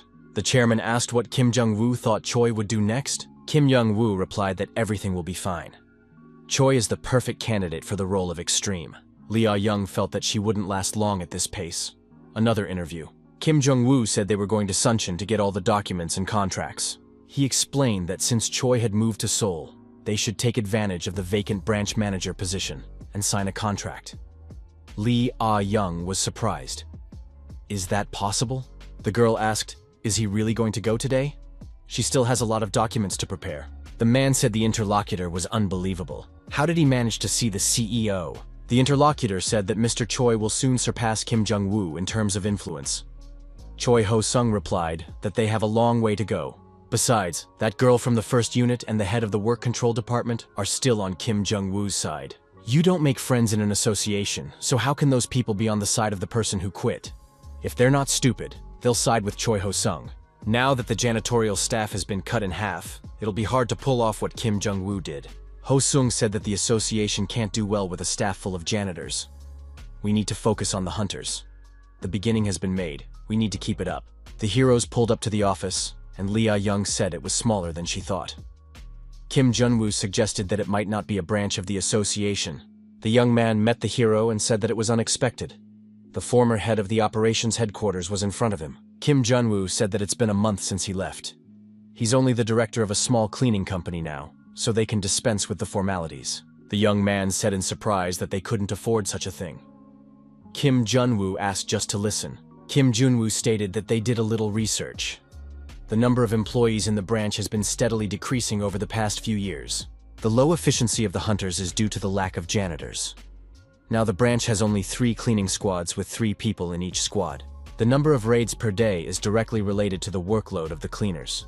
The manager recognized that the efficiency of the hunters is decreasing. The young man recognized that there are a lot of dungeons, but not enough people. The budget is very modest. He doubted that the services of a cleaning firm would help, but with enough funding, the issue would be resolved. Branch Chief Kang Hyun-won sat thoughtfully. Kim Jun-woo asked if the one was the branch chief. Who was the young man? The young man said he forgot to introduce himself. Shim Hyun-soo, the representative and leader of the Baekje Guild under the branch. The young man added that Kim Jun-woo understands. The head office allocates little budget and the work is done by mercenaries like him. He wanted to say something else, but the protagonist asked to leave. Kim Jun-woo said that he came to negotiate with the manager. Not this young man. The young man came out and said that he would find out later anyway. Kang Hyun-won admitted that it came out awkwardly, and added that most of the work is really on the guild hunters. That's why they have such authority. The branch head asked if the young men came to discuss the cleaning contract. He is ready to sign it right away. Kim Jun-woo told the branch manager that he's not in a position to explain the work rules, but that's not the way to do it. He doesn't believe that Kang let the branch be indebted to the mercenaries. The main thing is the office or branch. The association must protect the citizens. The leader must be strict and confident so that the subordinates trust him. Kang admitted to being too soft, but the branch office cannot do without Baekje's help. As said, the efficiency of the hunters depends on the workload of the scavengers. They have to segregate from the guild, but it's difficult right now. Lee Ah-young inquired if everything was okay. The protagonist replied that Sang-hyuk and So-yeon's veteran squads will be here starting tomorrow and will quickly pick up the productivity. Shim Hyun-soo asked if the ex-leader was already leaving. He thought he would be invited to a restaurant after the talks. Kim Jun-woo says there's no time. He's on his way back. Shim noticed that their guild has more influence than the affiliates. Their janitors will run into guild hunters more often than official guild hunters. Maybe Kim Jun has heard of the guild support fund. It lives on donations from those employed in the field. Even a small amount would help. Isn't it beneficial to maintain a good relationship? Kim Jun replied that they are private companies and don't have to maintain a relationship with that guild. Shim Hyun-soo said that he knows Choi Ho-sung well. He recently became the head of operations at the Seoul office. If asked, he can help Kim with anything. The hero couldn't stop working because of the gangsters that surrounded the neighborhood. After returning, he told Sang-hyuk and Seo-yeon about the Baekje Guild, but they didn't care. As expected, thanks to their leadership, the branch's productivity increased greatly. The first sweep was successful, but after a week, a problem arose. The aides asked the leader, "Was this Kim Jun was the chief of staff?" Shim said he had too much money. "We should help get rid of him." Plus, Choi said this guy was kicked out of the association. He didn't last long there. Who knew a former janitor would run away so fast?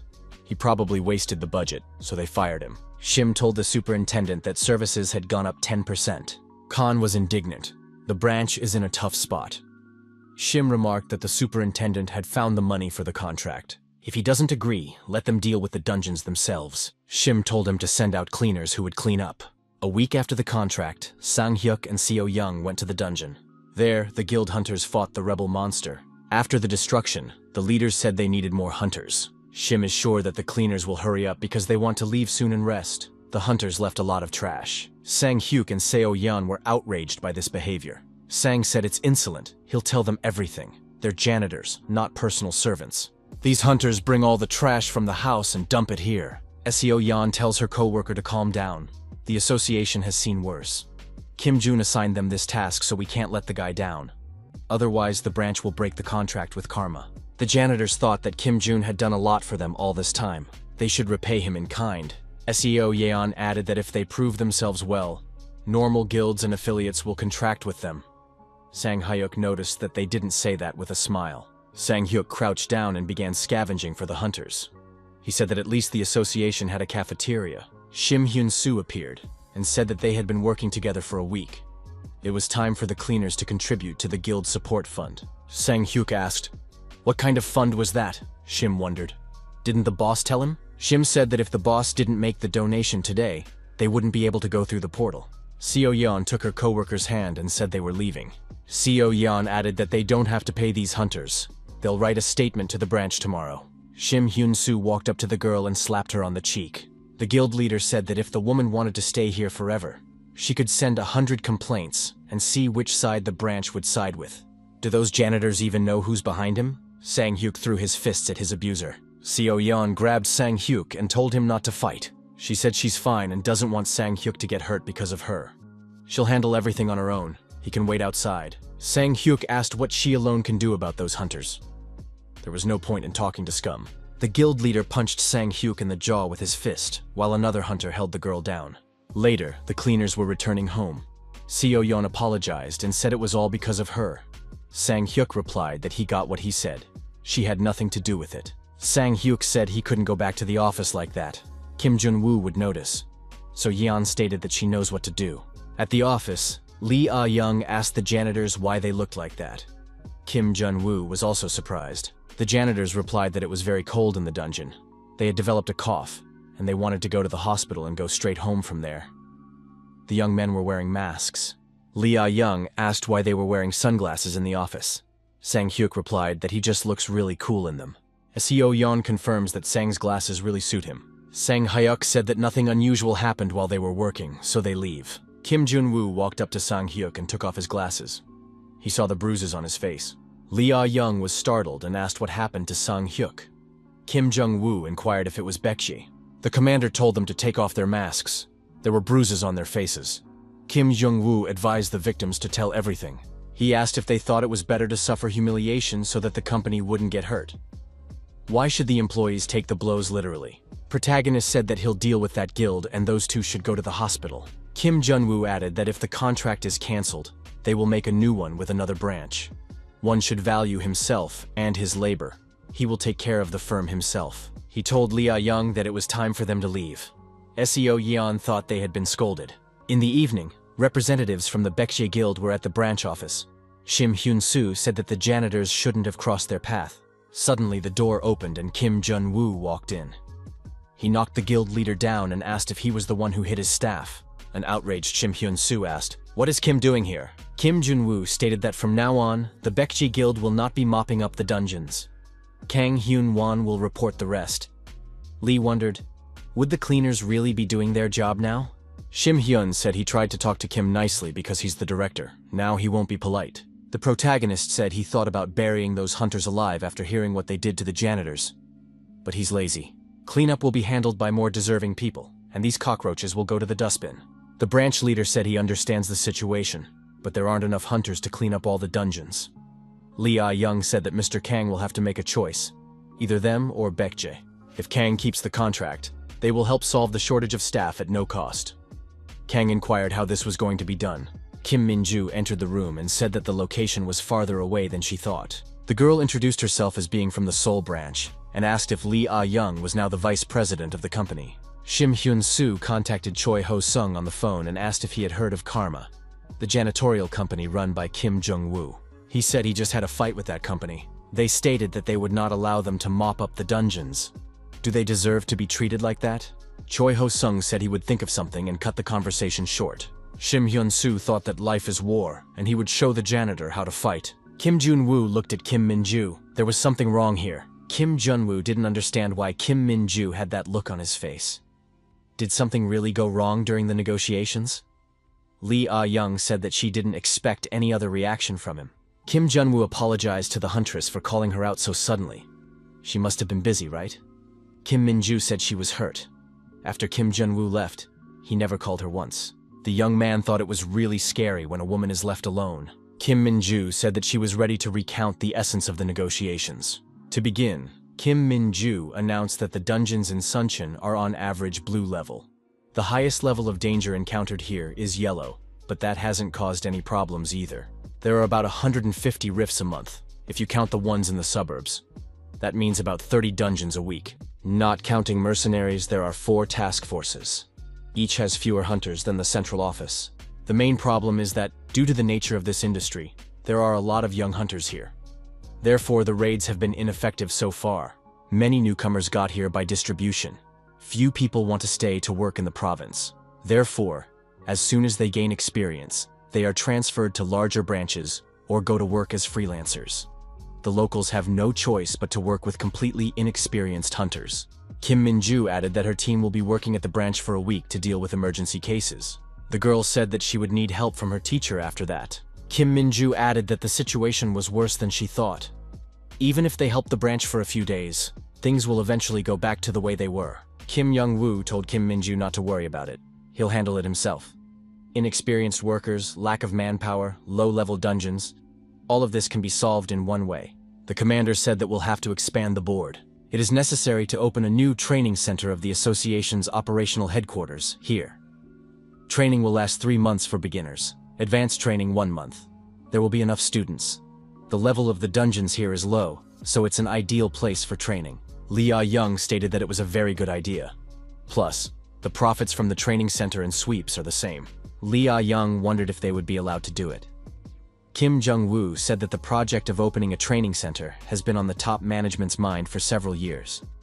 Unless the association suddenly decided to open it elsewhere, it will be fine. Kim Min-ju stated that it would be difficult to realize this plan. She recently heard that leader Choi Ho-sung is trying to realize this project in Seongnam. Moreover, he wants to be fully in charge of training the hunters.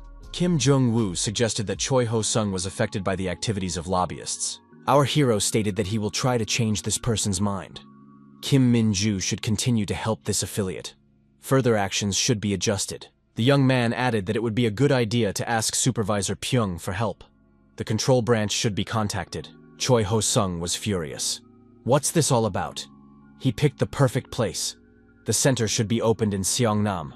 The chairman said they would open it next to the branch in Suncheon. Their operations headquarters is understaffed, so they're too dependent on the guild.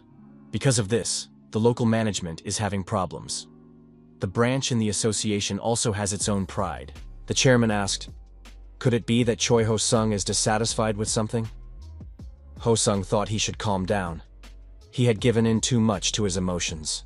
Need to keep his temper in check. Choi Ho-sung asked the chairman, "Shouldn't he be the one to decide about setting up a training center for newcomers?" The chairman said that the interlocutor was right. But there is another place where the training center is really needed. Parkenbaum asked if Choi Ho-sung should have gotten something in return for making this decision. The issue was resolved, and the opening of the training center will take place in Suncheon.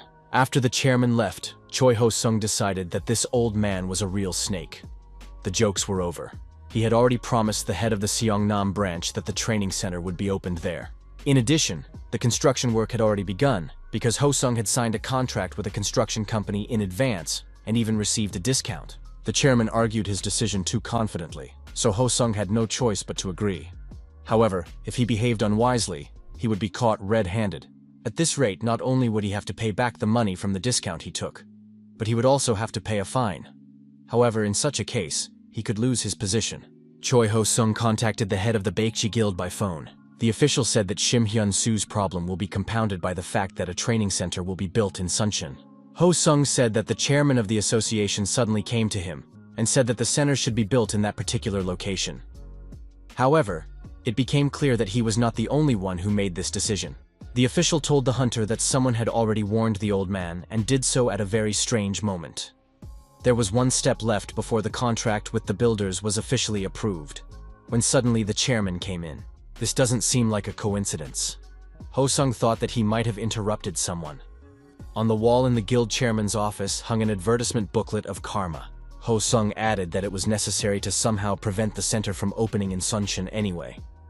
Shim Hyun-soo wondered, would he be able to do that? Ho-sung said that if not, a training center and hundreds of hunters will appear in that place.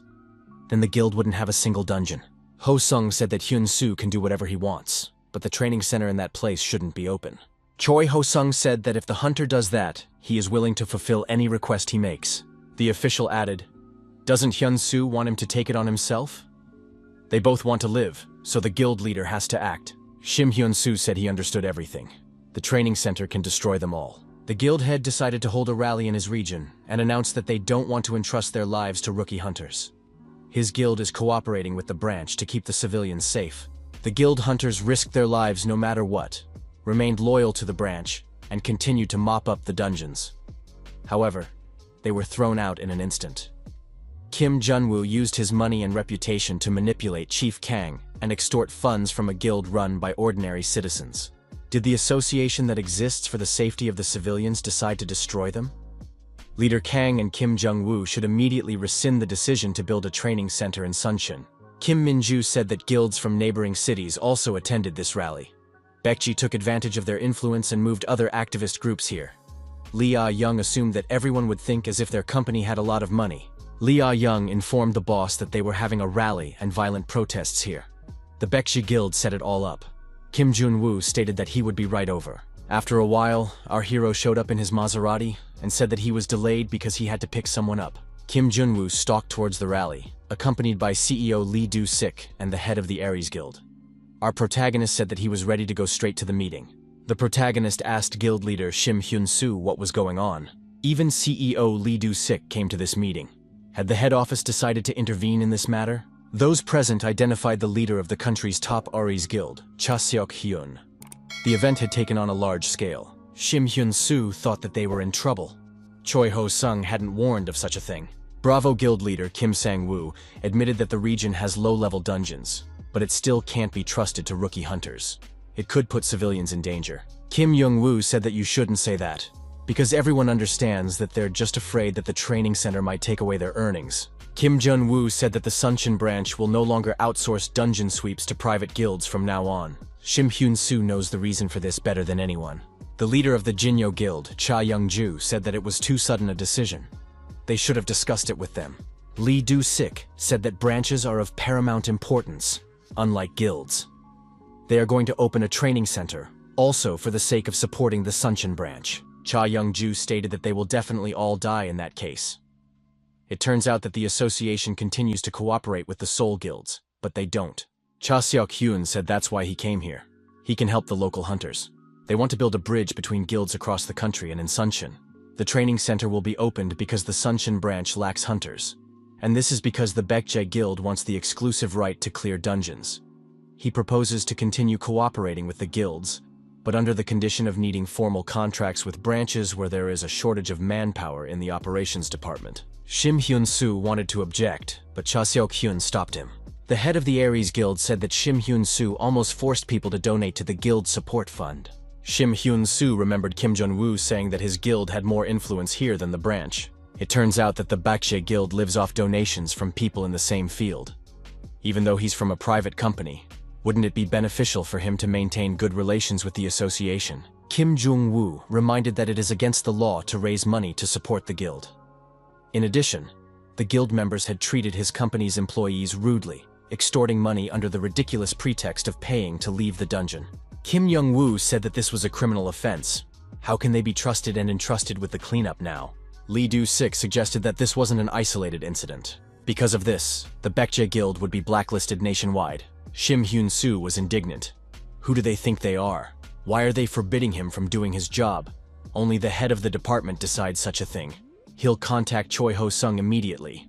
Lee Do-sik recognized that only Choi Ho-sung really had the authority to make such decisions. However, he supported them, both about building the training center and solving the problem of clearing the dungeons. Shim Hyun-soo got down on his knees and admitted that he made a mistake. He would make sure it wouldn't happen again. Hunter asked him to give him another chance and not to do this to him. Kim Jun-woo walked up to the kneeling guild leader. Our hero asked, did his employees have to be treated this way? Shim Hyun-soo didn't have to worry. He would receive a month's compensation for refusing his services. This could be considered a donation to the guild support fund that they couldn't provide before. Kim Jun-woo stated that this is the end of the negotiations. Everyone can go back to their business. Those present would be notified later on which affiliates they would be able to sign contracts with. As planned, a training center and dormitory for inexperienced operatives opened in Sunshin. Veteran hunters from all branches took turns working there as instructors. The center became a mandatory training stage for newcomers. It was thanks to this that the efficiency of dungeon raids increased significantly. Under the supervision of experienced instructors, newcomers did not create new problems. This helped to placate particularly disgruntled groups of citizens. Kim Min-ju also made a great contribution. Her appointment as a senior instructor reflected well on the work of the training center. The girl offered our hero to go on a mission together. Kim Jung-woo decided to show the leaders of the cleaning squads new equipment and went with them to the dungeon. The young man did not think that he would ever wear this uniform again. Hunter asked Shim Hyun-soo what they were going to do now. Their guild was on the verge of collapsing. The others had already heard the news and submitted their resignations. Hyun-soo stated that he would not sit idly by after what happened. He decided to take revenge on Choi Ho-sung for stabbing them in the back. It was necessary to find out the schedule and address of this official. Suddenly, the head of the guild was tripped by someone and stretched out on the ground. The person walked over to Shim Hyun-soo and asked if he was all right. The guild leader realized that Yang Min-ho was in front of him. Yang Min-ho asked him to be quiet and not to tell anyone about him. After another sweep, the leader asked how they were doing lately. Han Yu-bin said that the Gangnung branch wasn't too bad. the dungeons weren't too difficult, and the mopping speed was normal. Sang Hyuk added that they're doing well too. They even got some of their paychecks in advance. Kim Jung-woo said that the Jeonju branch had been asked to dismember the monster into smaller pieces, and that the cleaners would soon be getting new equipment for that. The supervisor asked if anyone has any complaints or suggestions. Everyone is free to talk about it. Seo Yeon inquired if snacks could be added to the kitchen in the office. Kim Jun-woo promised to make it happen. Lia Young suggested that the employees are happy with everything. A worried Kim Min-ju appeared and said that the teacher should see this. She had never seen a monster's body here before. Kim Min-ju said that she found it already in this condition. Since she hadn't seen one before, she didn't risk approaching it. Han Yu-bin said that this is the first time she's seen it too.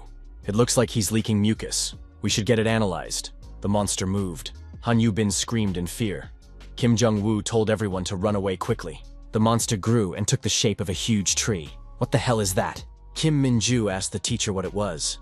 Kim Jung-woo replied that it was a monster in demonic form. He can't be defeated through normal means. It's dangerous because it oxidizes everything it touches. Kim Jung-woo looked up and said that he had already shown up. Before our hero could even blink his eyes, that day was upon him. Not far from Socho Station, even before the regression, he saw all of his colleagues die. The regeneration dungeon disaster. The aide asked Shim Hyun-soo who it was. Does he know him? Maybe he needs to be taught a lesson. The leader said that it was just a strange person. No need to pay attention to him. Shim Hyun-soo added that he seemed to have seen this person somewhere before. The guild leader said that it's Yang Min-ho, who was promised 2 million for his capture. He has a new plan to catch the man and get the reward. The aide inquired, "Isn't Yang Min-ho a first-class hunter? How will they capture him?" Hyun-soo replied that the man couldn't even stand up straight right now. The villains have decided to capture this chicken that lays golden eggs. The reward won't be less if they turn him in not quite whole, right? Shim Hyun-soo said that he's ashamed of what happened earlier, so he can't just walk away. He wants to apologize. However, Yang Min-ho didn't listen to this man and struck him on the head with his fist, inflicting a dangerous wound. Yang Min-ho told Shim Hyun-soo, who was lying motionless, to watch what he said. A black cat with glowing eyes appeared nearby and said that he had finally met Yang Min-ho. This person really doesn't know how to hold his temper. The puppet skill was activated. The person who appeared beside the black cat said that he was forced to work overtime in the association every day. And after the Chaeyul incident, he had to deal with a whole bunch of problems. He added that Mark has been looking for Yang Min-ho for a long time. The man took the black cat in his arms and said he was giving Yang Min-ho one last chance. The youngest commander of the second task force is Kim Jung-woo, A rank. First assignment as a commander. He explained that unlike the usual ones, there was a crack in the interdimensional passage of this dungeon that caused the monsters to keep arriving. At the same time, there was no main boss. Therefore, the dungeon would not close, and there was no choice but to repel the endless waves of monsters. A sweep was impossible. The monsters were vulnerable to the sacred relics. The warrior asked for an end to his suffering. Regeneration Dungeon Day 1.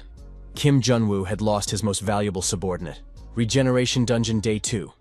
This was no longer a dungeon, but a real disaster. Strategy and planning were useless. Hunter stated that they needed to retreat and wait for reinforcements. Hunter told leader Lee Soo-yeon to retreat. Everyone started to retreat. We need to get to the gate as fast as possible to stop them. There were reinforcements waiting ahead. The commander told Moon Na-young to protect the priests, and Han Soo-young to help the magicians. Suddenly, a huge monster appeared from around the corner and immediately pounced on the hunters. The leader said he would take the monster on himself. Then the classmates of our hero, with whom they were studying for the hunter's license exam, died. A new priest was used, which made it possible to use the sacred relics. Kim Jun-woo thought that he had almost no memories of that day. Kim Jun-woo fought and was ready to die at any second. The protagonist was hitting and hitting all the creatures again. All the creatures he could reach. Hunters with the same aspirations died alongside our hero. It took the hunters 3 days to stop all the monsters. However, they were still unable to reach the gates of the dungeon. At that time, the destruction of the capital was only a matter of time. It was only then that director Seo Min-chul realized how serious the situation was, and requested support from the branches and guilds across the country. And then slowly but surely, they were able to retake the territories occupied by the monsters. When the hunters were able to reach the gate, the dungeon was gone, as it should be. It was all over. Only no one could rejoice or breathe a sigh of relief. They hadn't won, they had barely survived. A young man approached the young man and apologized for the disturbance. The man said they were a cleaning crew and asked where they should start. Kim Jong-woo asked the men where they had been all this time. The man wondered. They weren't hunters after all. Kim Jong-woo said that they were useless. The protagonist knew there was no point in being angry, but then emotion took over reason. He didn't know any of these janitors, but rage was clouding his eyes. Lee Ah-young woke up our hero and asked what was wrong. Why was he mumbling something to himself the whole time? Kim Jong-woo replied that he was just dreaming. Lee Ah-young said that the boss's face was gloomier than usual. Kim Jong-woo stated that he was fine. The thought of being only a month away from the disaster was making our hero's head spin. This was the only dungeon he hadn't been able to clean up in all his years of work. It was impossible to clean it up. Omega-level dungeons could not be cleared, and it only appeared a few times in history. A similar thing occurred in South America 40 years ago, but since the mopping up system there was not developed, the dungeon could not be closed. Not only civilians died then, but half of all hunters. The disaster was unprecedented. As soon as the young man recalled what he had experienced back then, he asked the chairman to summon all the task forces to the capital in a month. However, the chairman replied that in case of an emergency, the law prohibited more than 15 task forces from gathering in one place. Kim Jong-woo thought that he would have to do everything by himself. The young man asked Lee Ah-young if she was busy next month. She replied that she had some work piled up, but maybe she could find the time. Kim Jong-woo asked the girl to get him some weapons. He needs several types: sacred relics, tridents, swords. Lee Ah-young wondered why he suddenly needed weapons. Aren't they a janitorial company? Especially since they aren't in an association anymore. Where would she get so many weapons, especially in a month? Kim Jong-woo asked if the interviews were scheduled for today. Lee Ah-young replied that there was nothing on the schedule for today. A person walked into the office and asked if there were still open positions at that firm. It was Im Dong-beom. In dungeon cleaning, monsters are divided into 3 big groups: those with armored skins of varying strength, those with normal skin, and those without skin. Seo-yeon added that the first type is clear. The second one has soft skin like any humanoid. The latter has no skin, like skeletons or ghosts. For each type of monster, a different method of dismemberment is used. Right now, since it's a humanoid monster, you have to start with the head. Can Im Dong-beom cut it off in one go? The student did it correctly. Seo-yeon was satisfied. Seo-yeon wondered if it was really Im Dong-beom. Since he was a former task force leader, he was well versed in dungeons and monsters. He only needed to get used to his new position, and then he would be able to reach Han Yubin's level. Im Dong-beom said that he didn't even think that dungeon cleaning had such a precise algorithm. Seo-yeon stated that there wasn't one originally. However, the CEO personally did the research, created the classification, and released a printed manual.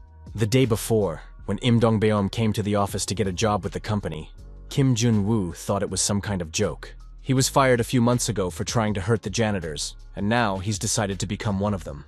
Very strange business. Anyway, our hero couldn't just chase away the man who came for an interview, so they exchanged a few words. Im Dong-beom found himself in a more difficult situation than expected. Because he lost his rank, he could no longer work as a hunter, so he was forced to strategize in the first guild he could find. Rumors spread that he had been fired due to a disciplinary violation, and he could only dream of joining a larger guild. He was forced to move from one small guild to another. However, he had created such karma for himself. This person was even sympathetic. To them, Don Beam said it doesn't matter to him what job to do. They all do what they have to do. After saying that, our hero decided to hire this person. Kim Jong-woo asked Im Dong-beom if he was doing well with his new job. Dong-beom replied that he just does what he's told. The protagonist said that the apprentice will go through a training course during this week, and then go straight to work. He'll probably be put in the first group led by Moon So-yeon. Does he agree? Dong-beom nodded affirmatively in response. Kim Jong-woo said that he plans to expand the staff, and if Im Dong-beom works hard, one day he can be trusted to manage the team. So we have to be patient. The young man added that he's saying this because he believes in Im Dong-beom. Dong-beom thanked him and said that he had to go. He has his next training course coming up. Kim Jong-woo and Lee Ah-young were relaxing on the veranda and drinking refreshments. The girl asked what Kim Jong-woo thought about all of this. The young man replied that Im Dong-beom is trying hard. His past experience as the head of an operative can help. He just needs to train him well. Kim Jong-woo has noticed that now the jokes are out of the way. Someone is trying to make him their insider. Choi Ho-sung told Im Dong-beom to do whatever he wants without worrying about anything. This was said before his return. It wasn't about the importance of any activity in that area. The point was that there was no need to be afraid of dirty work if it would be beneficial. If Im Dong-beom hadn't said those words, our hero would have doubted for a long time whether his assumptions were correct. The very fact that Dong-beom came and calmly said this phrase shows that these two are clearly connected. Unfortunately, our hero knew almost nothing about Im Dong-bim and Choi Ho-sung's relationship. Kim Jung-woo asked Lee Ah-young if she had found out what he asked. The girl replied that the two had attended the same university. They first met at a reunion already after Choi Ho-sung had joined the control department. When Dong-beom registered as a hunter and became part of the operations team, Choi Ho-sung helped him in one way or another. The protagonist realized how this person was able to achieve such great results while still being a rookie. Lee Ah-young noticed that Ho-sung did nothing when Dong-bim was kicked out of the association. Kim Jung-woo remarked, if Ho-sung smells something fried, he throws his tail off without a second thought. Lee Ah-young thought, maybe Dong-bim really wants to work for them and no one sent him. Kim Jung-woo wondered, does the girl really think he's happy to be a janitor? These two must have agreed on something. Ho-sung might have promised to return to the association for the information he'd gotten. In fact, it couldn't be said that our hero wasn't bothered by it. If it turns out that, among other things, he's been squandering the association's money, he'll be in trouble. It's bound to cause quite a stir. No matter what his intentions are, it's still embezzlement. Kim Jung-woo has only been a supervisor for 4 months, and before that, he was a janitor for a meager salary. One might wonder where he got the money to start his own company. No one around him can understand him. That's why our hero didn't say anything to Lee Ah-young either. Lee Ah-young herself said, maybe state that they receive funding from the association's budget? Kim Jung-woo was surprised. How does she know that? The girl stated that she was responsible for all the human resources, accounting, and many other documents. Did the guy really think she wouldn't find out anything? Lee Ah-young said that there's no need to worry. She knows that Kim Jung-woo wouldn't do this for the money in his pocket. He probably has a good reason that he can't voice. Kim Jung-woo stated that this girl sometimes scares him.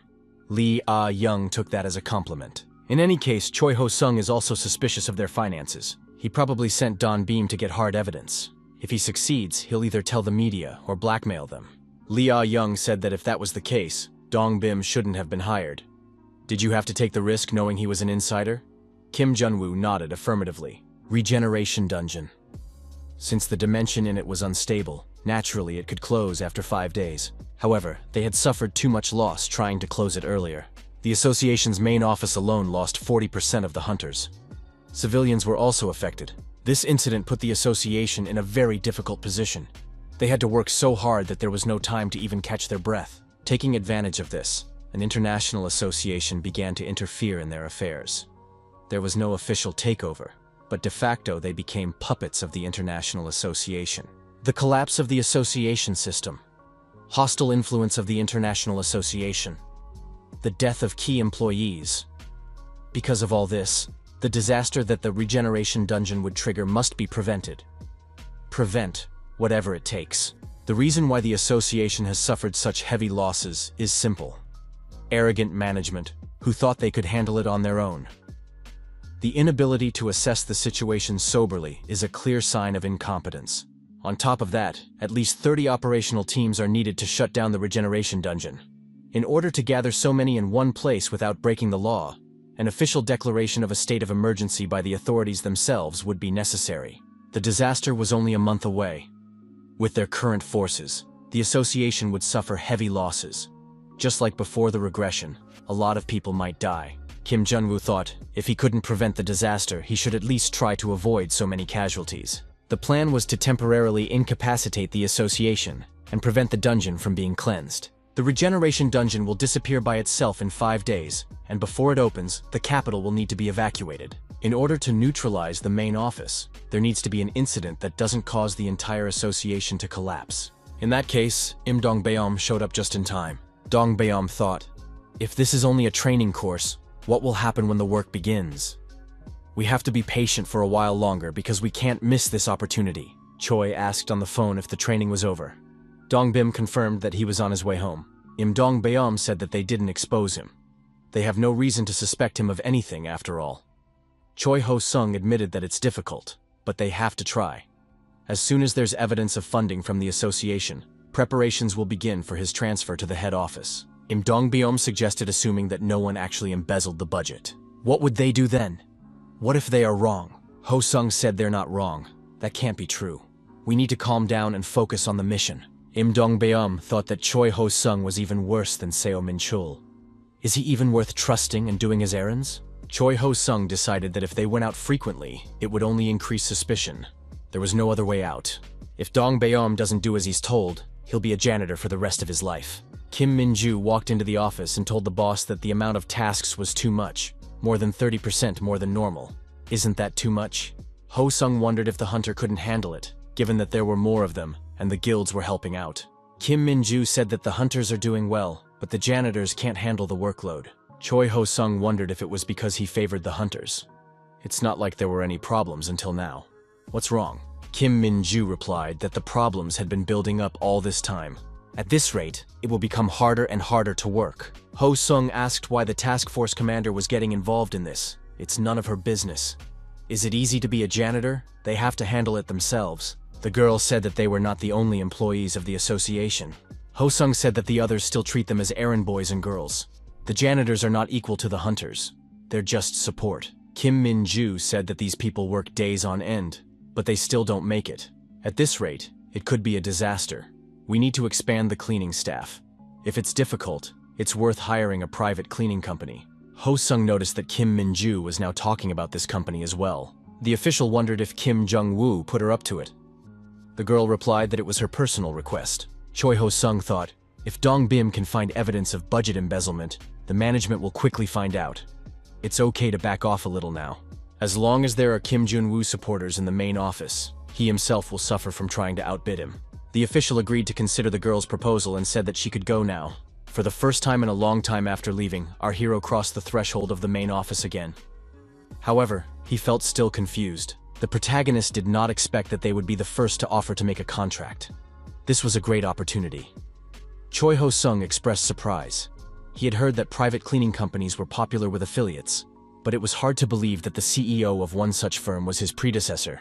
Kim Jun-woo says that he's no longer with the association, so there's no need for ceremony. He's ready to cut to the chase. What pace of dungeon cleaning does Ho Sung want to achieve? The official admitted that he's not well acquainted with how the cleaners work. Kim Jung-woo explained that the quality of work is maintained if a team cleans a maximum of 3 dungeons per day.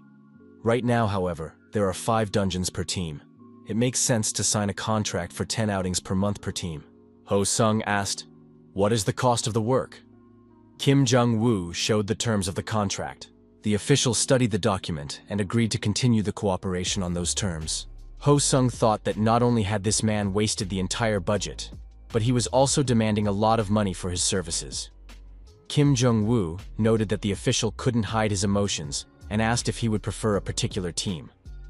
The interlocutor replied that he didn't care. Kim Jung-woo said that in that case, he has a team with a rookie on it. That's what he would send. He added that there's no need to worry. This person is a former head of operations, so he's a veteran in the industry. Choi Ho Sung didn't expect that Kim Jung-woo would actually hire Im Dong-bim. Now it's safe to contact him without arousing suspicion. Ho Sung noted that although this is about the activities of the head office, Dong Bim is still a newcomer, despite his past experience. The official added that he won't argue and agrees to work with this team. Kim Jung-woo promised to contact him as soon as the team is ready to leave. Ho Sung remarked that Kim Jung-woo is quick to get things done. The latter replied that unlike Ho Sung, he doesn't have much to think about yet. However, this contract will help avoid some of the problems.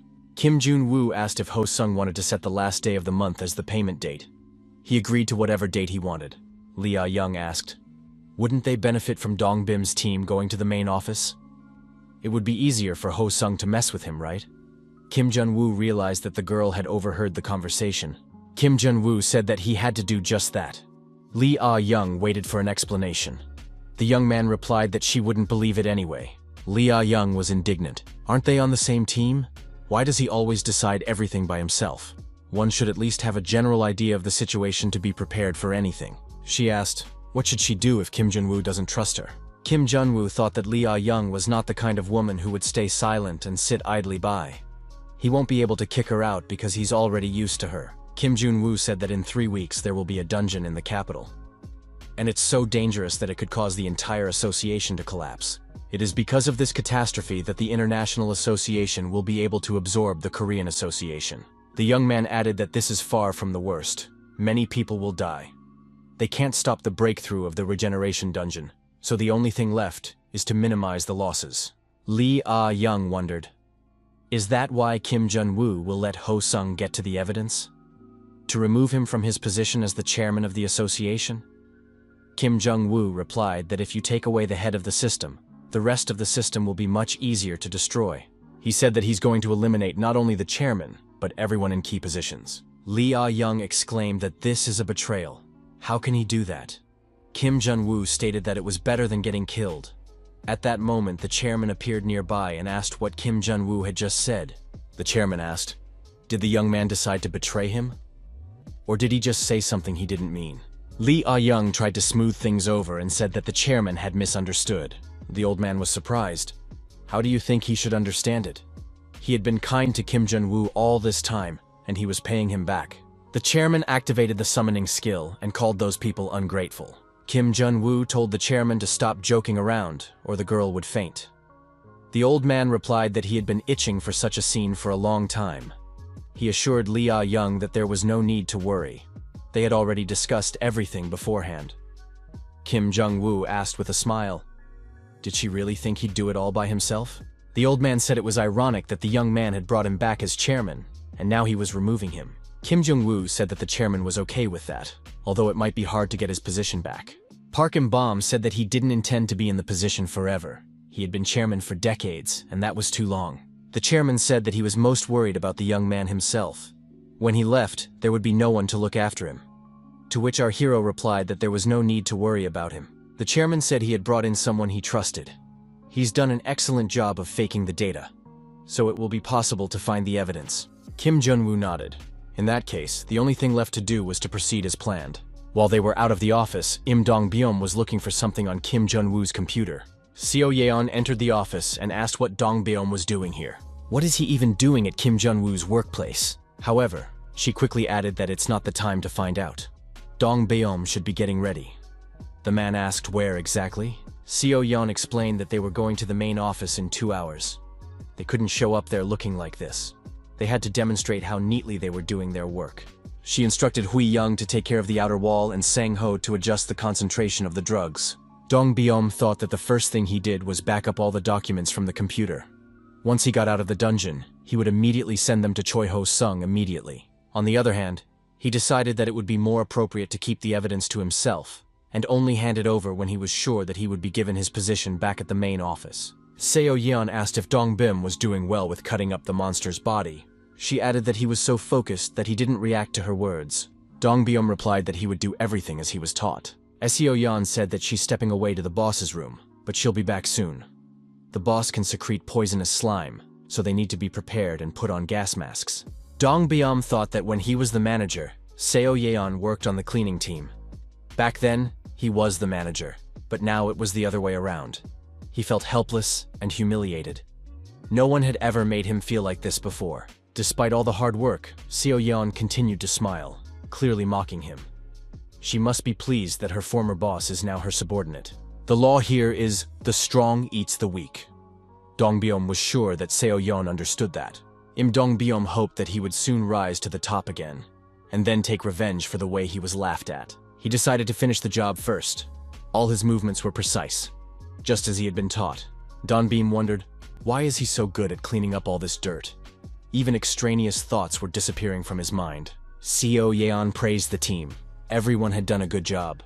The only thing left to do was to report the end of the cleaning. She asked Dong-byum where the remains were. He said they were here, but the cart was empty. Seo Yeon shouted that she had to go back and get them right away. Dong-byum wondered, where did they go? However, the girl did not have time. The dungeon closed. The branch head was indignant. Were they unable to collect the remains of the monsters? She had thought that this company could be trusted. What on earth is this? The woman stated that it was Im Dong-byum's mistake. Now I can see why they came together. She asked, how could the former manager make such a mistake? The branch manager added that Dong-byum has always been like that, only chasing after efficiency and not knowing how to do anything. The woman demanded an explanation. How would they be responsible for this? If the dungeon reappeared, the cleaners would have to clean it up themselves. Seo Yeon apologized and admitted that it was her mistake. This was Dong Byom's first assignment. She, as the commander, showed a lack of care and didn't double-check the rookie's work. Seo Yeon said that their firm would reimburse the cleanup costs. If necessary, they would provide support for the reappearance of the dungeon. The branch head wondered, could the cleanup workers really handle this too? Seo Yeon said that they had recently signed contracts with several very capable guilds. The branch head realized that she had lost her temper without realizing it herself, simply because Don Beam was with them. They had cleaned up the dungeon anyway. They had just forgotten to take the remains. Seo Yeon apologized again and promised that it wouldn't happen again. She would make a detailed report to the CEO. The branch manager said that she would turn a blind eye to the incident this time. But next time, she would definitely report it to her superiors, and the contract would be cancelled. Seo Yeon thanked and said that Commander Chu is a wonderful person. She added for Dong Bin not to get upset and take things personally. Love can lead to mistakes at work. The girl said she got lost on her first mission, and then just stood there crying. Dong Bin couldn't understand. It was his mistake after all. But Seo Yeon asked for forgiveness. Is she really protecting her subordinates on purpose? Why is she comforting him? Choi Ho-sung said that they should wait a little longer. One big company will collapse soon, and then the interviewee will get not only the fine payment but also the training center in Seongnam. He repeated that we should wait a little longer. The interlocutor threatened that if they did not pay the fine for illegal foundation laying, he would tell the journalists everything. The man added that they had nothing to lose. It was their last chance. The man was the president of the construction company, Kang Sung-hyun. Choi Ho-sung tried to call Im Dong-bin after the conversation, but he was out of range. He was beyond furious, but there was nothing he could do. The department head had heard that Dong-bin went to work every day, but he didn't answer the phone. Had he really turned his back on him? Choi Ho-sung thought he no longer had a choice. His short stint at the head office was coming to an end. Young-soo's assistant walked into the office, and Ho-sung said it was time to pack his bags. However, Young-soo advised him not to rush. He had checked everything. In his hands, he was holding the accounts of the Karma Company. Ho-sung rejoiced and gave up the idea of packing. But who sent them those documents? The day before, Lee Ah-young saw Kim Jun-woo humming a song and asked what good things happened. The latter said that based on the CCTV footage, Im Dong-bin had solved the crimes.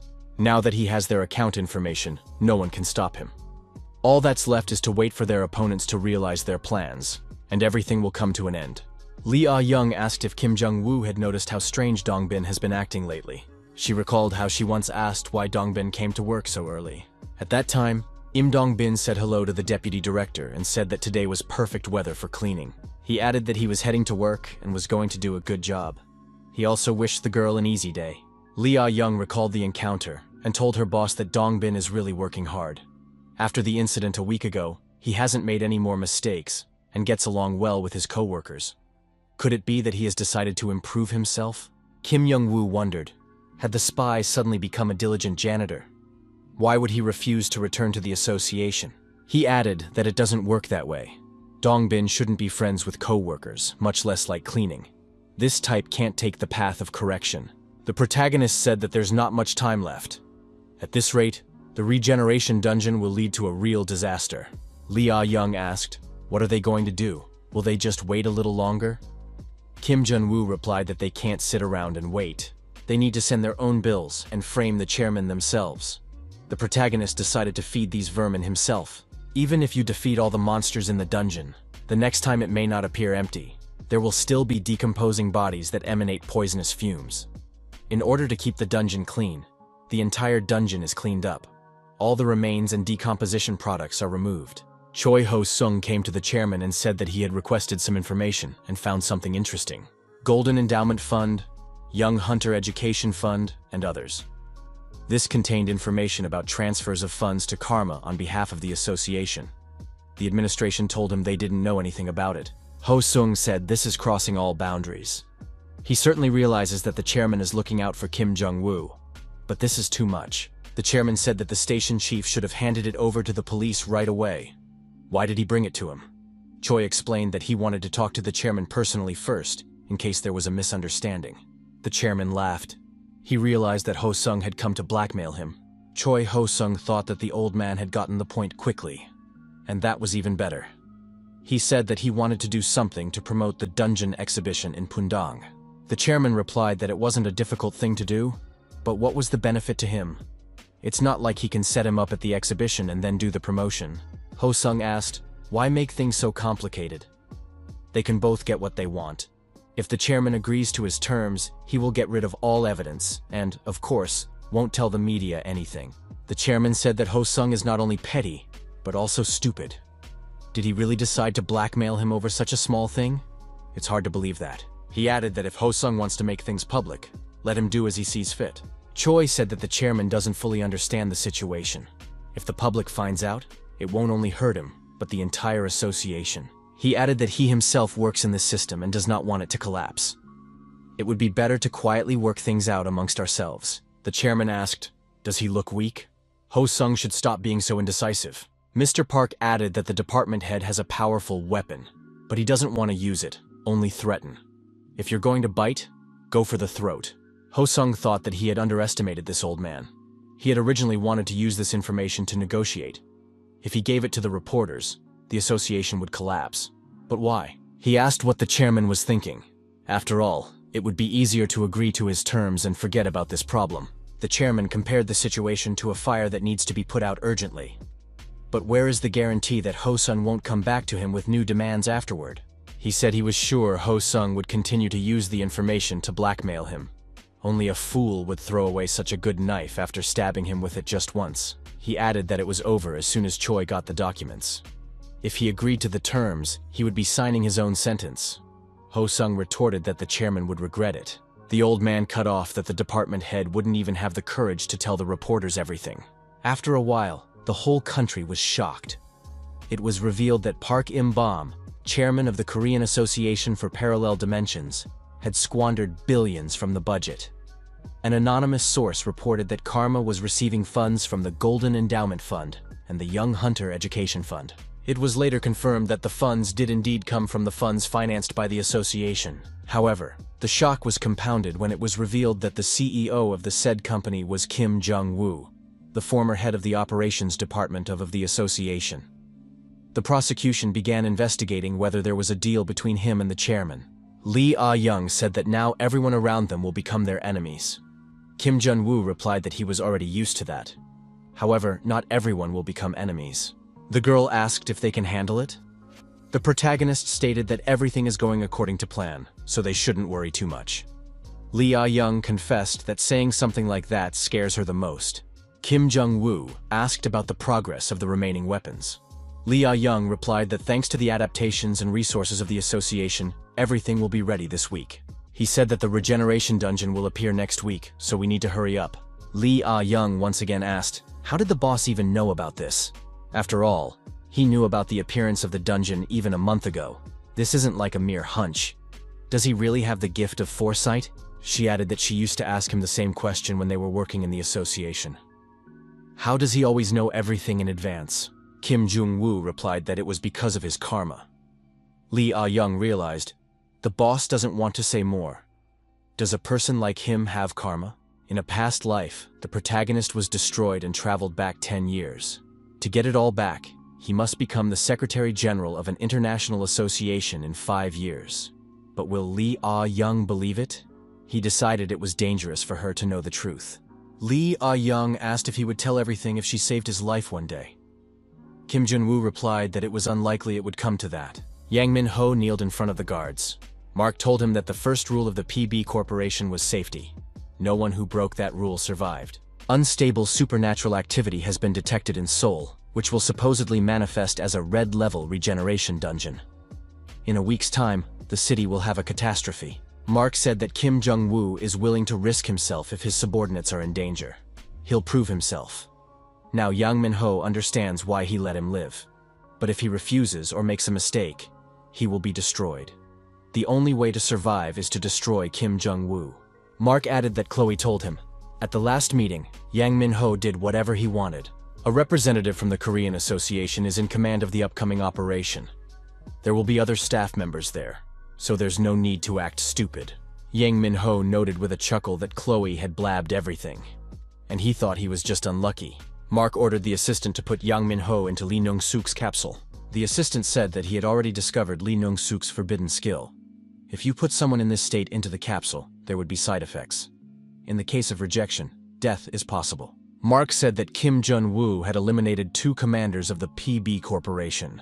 In his current state, Yang Min-ho won't be able to resist him. If he fails the mission, he's finished. Yang Min-ho laughed. This was how his life was being handled? And yet they want to put him back in the capsule? He said that he would survive, become stronger, and destroy that rascal. He would finally get his chance. Mark ordered to prepare a titan and a bullet of ability-suppressing stone just in case. Yang Min-ho said he couldn't wait to kill Kim Jun-woo. A week later, a bright red slime rained down from the portal. The hunters looked at it in surprise. What is it? Had it fallen from the sky? What they were waiting for had happened. The regeneration dungeon had opened. Bloodthirsty monsters began to appear on the surface. Meanwhile, after the media reported the embezzlement of the budget by Chairman Park Im-bom, a real scandal broke out. The association had maintained a positive image for a long time, so the news shocked the public.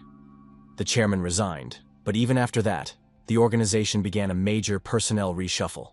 More than a dozen task forces, including Kim Min-ju's unit, were transferred to provincial branches. Commanders and supervisors were also redistributed. Only Choi Ho-seong, the CEO, and a few staff members remained at the main office. It took a few days to restore order after the incident. The regeneration dungeon has indeed opened up. All the hunters were selflessly fighting the incoming monsters. One of them reported to Commander Chu that Team 5 had evacuated all the civilians within a 5-kilometer radius.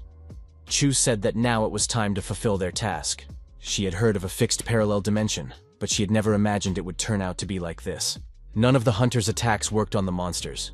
Each of them was at least as strong as the yellow dungeon boss, and some were even stronger. One of the hunters reported that they can't do it with their forces. They needed to call for reinforcements immediately. Chu reminded them that the task force had been disbanded. There would be no reinforcements. The young man asked, in that case, how would they be able to clear the dungeon? Chu knew. The last group of hunters had already left the headquarters. Everything had happened at an extremely bad time. The hunter had warned that there was movement above them, danger from above. Chu realized this was no longer a raid. The main goal now is not victory, but survival. It is urgent to inform all the groups, stop their tasks and retreat. The head of the branch, Mrs. Chu, ordered all hunters to immediately retreat. The area within a 10-kilometer radius of the dungeon is now cordoned off. Choi Ho-sung said that the quick response minimized the damage. Manager Ha Sung-man was indignant. The center of Seoul is overrun, and this man is satisfied. Can't the hunters who are getting a paycheck handle the dungeon? Ho-sung explained that all the monsters are at the level of the yellow dungeon bosses and above. Acting recklessly is dangerous. Ha Sung-man asked, "Aren't hunters paid to take risks?" The manager demanded an explanation. What measures will be taken? Ho-sung replied that they could not do it on their own, so they sent urgent requests to all the country's task forces and hoped for approval by tomorrow morning. Ha Sung-man asked, what would they do until then? What if the monsters break through beyond the cordon? Ho-sung asked a counter question. What if all of their hunters died in that battle? He added that there were several soul guilds participating in the raid. There aren't enough people, but they'll try to get more guilds involved until they get permission to convene the task forces. The manager asked who would lead the operation. He also ordered the remaining hunters to be involved in guarding the cordoned-off area. Ha Sung-man asked if there was someone willing to lead the operation. There was silence in response. No one wanted to take on such responsibility, or was simply afraid to. The manager said there was only one person who could handle it. Choi Ho-sung countered that this person was no longer an employee of the association and was also involved in embezzlement. Putting him in charge would be a serious blow to the organization's reputation. The manager replied that what matters now is not reputation, but survival. They don't have the luxury to choose. Or does Ho-sung himself want to lead the operation? The branch manager thought, he just got rid of this guy and now they want to call him back. Were all the risks he took for his position for nothing? Choi Ho-sung said he could not give his consent. However, he added that he would lead the operation himself. Anyway, he's the head of the operation headquarters. Today, there will be a joint dungeon attack involving the guilds. Ho-sung ordered all the task force commanders to come to the general manager's office to discuss strategy. The manager told Hwang Dong-hui from the management department to report the number and location of the monsters. Dong-hui thought to himself that this was poorly organized from the start. At this rate, he would just walk out of here. Lee Ah-young noticed that if there were more than 200 monsters in the area, it would become overcrowded. She estimated that at least 50 would have to be destroyed before reinforcements arrived. Kim Junwoo pointed out that it was quite a lot. Right now, one monster appeared every 5 minutes. 12 hours had already passed since the dungeon had opened, which meant that about 144 monsters had appeared. No matter how experienced our hero is, it is necessary to allocate strength wisely and use skills judiciously. The assistant asked if the boss was really going to go there alone. We need to take at least Han Yubin with us. Kim Junwoo replied that he doesn't want to wait for anyone. He would just go out and come back. He asked Lee Ah-young to bring what he asked for. The girl saw Kim Junwoo start to undress. Lee Ah-young blushed with embarrassment when she saw the boss taking off his shirt. "What are you doing? Have you lost your shame?" The young man replied, "I'm in a hurry. Or do you suggest we find the locker room first?" The commander added that it's too dangerous outside, so Lee Ah-young should stay here and report if the situation changes. Lee Ah-young asked Kim Junwoo to be careful too. Events before the regression. Huntress Chu was attacked by a monster. Monsters crowded all around, creating a direct and deadly threat.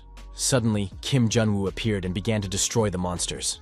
A huge monster of gigantic size approached him. Kim Junwoo activated the skills Limit Breaking and Sword Mastery. He attacked the monster, dealing powerful damage. The magic sword pierced through the monster's mouth. After landing, Kim Junwoo grabbed his sword and prepared to fight the smaller monsters. "It's about time to restore order here," he said. The protagonist contacted Lee Ah-young and asked if the area had been cleaned up. The girl replied that there were about 30 monsters within 2 kilometers of him. According to her calculations, to stabilize the situation, he should be able to deal with them in half an hour. Kim Junwoo wondered if the control department's server security was really that bad. "Well, and better for it," he added ironically. He asked the assistant to name the shortest path to the next point. Choi Ho-sung, who didn't want to call Kim Junwoo for help but had to do so, was actually confident. He had never commanded an operation of this magnitude before. But it was time to compromise his pride. All the guilds that the association had approached had already sent their fighters. There were about 250 hunters on the ground. But considering the size of the affected area and the number of monsters, it wasn't enough. There was no other way out. The only thing left was to descend into this hell and try to close the dungeon. The assistant reported to the chief that the number of monsters had begun to decrease. Ho-sung wondered what had happened. Did the freelancers really start a sweep? The assistant explained that the monsters had started attacking each other. Apparently, due to the lack of opponents and the increase in numbers, a fight for territory had begun. Choi Ho-sung asked if Dong Hui was sure of this information. He replied that he had gone to the site himself and personally verified it. The aide expressed that it might not be a good idea to send hunters there now. Dong Hui said they could hold out until reinforcements from all over the country arrived, without having to do a sweep. Ho-sung said the operations team should stay on standby, and the aide should continue to monitor the situation. Dong Hui reported over the phone that the dispatch of hunters from the main office was temporarily suspended. Since he would be alone in the target area, not a single mistake could be made. He also relayed the coordinates of the irregular, Kim Jung-woo, and said that Team A could move out. Team B should stay in reserve for now. Dong Hui asked the interlocutor, "Is Young Min under control?" The interlocutor replied that yes, full control. Dong Hui said to wait for further instructions. Yang Min thanked him and asked him not to take offense. He must destroy Kim Junwoo on his own. The protagonist continued to inexorably exterminate monsters. Nothing could stop him. Our hero activated the swordsmanship skill. Since these monsters are demons, normal attacks won't be effective without the use of holy relics. The protagonist thought that it was very tedious to work alone. It was very exhausting. Kim Junwoo remembered that if he had the Demon King skill, things would go much faster. It was the strongest skill he had before he was reborn. Kim Junwoo had already counted 24 monsters. Lee Ah-young wondered if the boss was all right. The girl noticed that it had already been 2 hours. She warned that Kim Junwoo needed to retreat immediately, or she would call for reinforcements. The commander replied that he needed a little more time. Our hero looked around and saw the head of Chu's branch. The woman said she survived because of Kim Junwoo. "Are you the only one cleaning up this place?" he wondered. The young man replied that it was too dangerous here, and Chu needed to leave soon. Head Chu stated that she will fight as well. She wants to take full revenge on the monsters. Suddenly, a hunter appeared and said that they hadn't seen each other in a long time. It was Yang Min-ho. Kim Jung-woo was expecting someone else to come here. It turned out to be the representatives of the International Association. Yang Min-ho's return was quite expected since he was defeated last time. Kim Jun-woo wondered, Did Yang Min-ho really think he would win this time? At that moment, a man with a titan in his hand lurked around the corner. Kim Jong-woo noticed that Yang Min-ho had even dyed his hair, so it looked like he was preparing seriously. Yang Min-ho replied that he even went through pain to face this opponent. The villain added that he took the head of the defeated as a trophy on every mission. There's something romantic about it. Being much weaker, they continue to fight for it even after defeat. Yang Min-ho stated that he has never failed a mission. Kim Jong-woo's head will definitely belong to him. He added that he is very curious, whether this opponent's head is different from others. He wants to know a lot of things. Yang Min-ho shouted loudly that he really wants to get Kim Jong-woo's head. The protagonist was not ceremonious and attacked the opponent first. Yang Min-ho remarked that Kim Jong-woo still looked like a monster. The villain added that Kim Jong-woo often keeps everything inside and constantly sacrifices himself for the weak. A gunshot rang out and our hero was shot in the stomach. Kim Jong-woo immediately realized that this was no ordinary bullet. Was it really a weapon? He kneeled down in front of Yang Min-ho, and his wound began to bleed. Lee Ah-young, sitting in the office, asked if Kim Jong-woo was okay. Yang Min-ho said that he had been chasing this guy for a long time and didn't expect an opportunity like this to arise. Was he willing to risk his life for his subordinates? Despite his incredible strength, this hunter has fallen. How pathetic he was. The villain added that Kim Jong-woo had lost this time. Lee Ah-young once again inquired if the boss was okay and asked for an answer. The girl thought in fear, could Kim Jong-woo have died there? The assistant firmly dismissed those thoughts. Kim Jong-woo couldn't be destroyed that easily. Lee Ah-young armed herself with a firearm and asked Kim Min-ju to help. Kim Jong-woo went to the affected area, and communication with him just dropped. Kim Min-ju said she knew. The teacher would go there alone. Is this really the place? She came here as soon as she heard the news from Seoul. It's necessary to find the teacher. Kim Min-ju told Yu Bin that the teacher had gone to clean up the dungeon and was no longer in contact. Han Yu Bin replied that she couldn't help herself and was already on the spot. It's been so long since she's been hunting. Cha Seok-hyun said that one can't worry. The Ares and Artemis guilds are already here. He said that if the association failed, the guilds would save Seoul. Lee Ah-young realized that the permission to summon hunters from all over the country hadn't come yet. If they did it on their own, they would have to sever relations with the hunters forever. Even so, everyone was here for Kim Jong-woo. He helped each of them without asking for anything in return. Now, it was the leader's turn to help. The gunner with the Titan said what the leader of Team A was saying, an irregular under the influence of the stone's suppressing abilities. The interlocutor said it was a good job, and he would report back to his superiors. Unexpectedly, the injured Kim Jong-woo got up from his knees and attacked the opponents. The interviewer wondered, hadn't he been told that Kim Jong-woo would be under the influence of a rock? The shooter replied that he was sure. The bullet had that stone in it. The shooter said that Kim Jong-woo had stopped moving again. He was ready to fire another shot. The man ordered the leader of Team A to answer him immediately. Everyone knew that the stone was supposed to temporarily block Kim Jong-woo's abilities. Weapons made of this stone had always proved fatal to hunters, but it didn't work on Kim Jong-woo for some reason. The man wanted to ask the leader of Team A what was going on. Yang Min-ho was furious. Had the shooter decided to aim for his head? Did he know how much time had been spent to get that head? Did he really want to shoot a hole in it now? Head Chu woke up and attacked Yang Min-ho. The woman said she didn't know who he was. Chu stated that she knows the guy who is her immediate superior. Therefore, she is returning a stab in the back to that rascal. Yang Min-ho turned to face the woman and said, "Does she really want to die?" Our hero obtained the Hyper Boost skill and immediately used it. Kim Jong-woo grabbed Head Chu in his arms and immediately ran away with her. The interlocutor asked Yang Min-ho, "What does all this mean?" Yang Min-ho replied that it was simply wonderful. Just a few of his jewels were broken. Head Chu told the injured Kim Jong-woo that the association was a few kilometers away and it was okay to ask for their support. The protagonist said that there was no need to do that. There were still a few monsters left here, so Head Chu better get out of here. The woman replied that she couldn't leave Kim Jong-woo after all he had done for her. Kim Jong-woo heard what those scoundrels were saying. So it was a stone-blocking ability after all. When he was shot before his rebirth, he felt the same thing. There was a daze and loss of strength. Because of that, he didn't have time to use his shield, much less counterattack. Back then, the bullets also had that stone in them. However, it was different now. Because of the skill Karma, the effect of the stone wasn't what it should have been. The skill isn't very good, but it has that effect. The perfect cure skill was activated. The protagonist decided that it was necessary to heal himself first. The man on the phone asked Yang Min-ho, "What's this all about?" He was sure that teams A and B had been ordered to wait until the irregular's physical strength was exhausted. The man said that he would have to report everything to Mark. Yang Min-ho asked Huang Donghui, wasn't their goal to eliminate the irregular? Those guys are just a resource for the operation.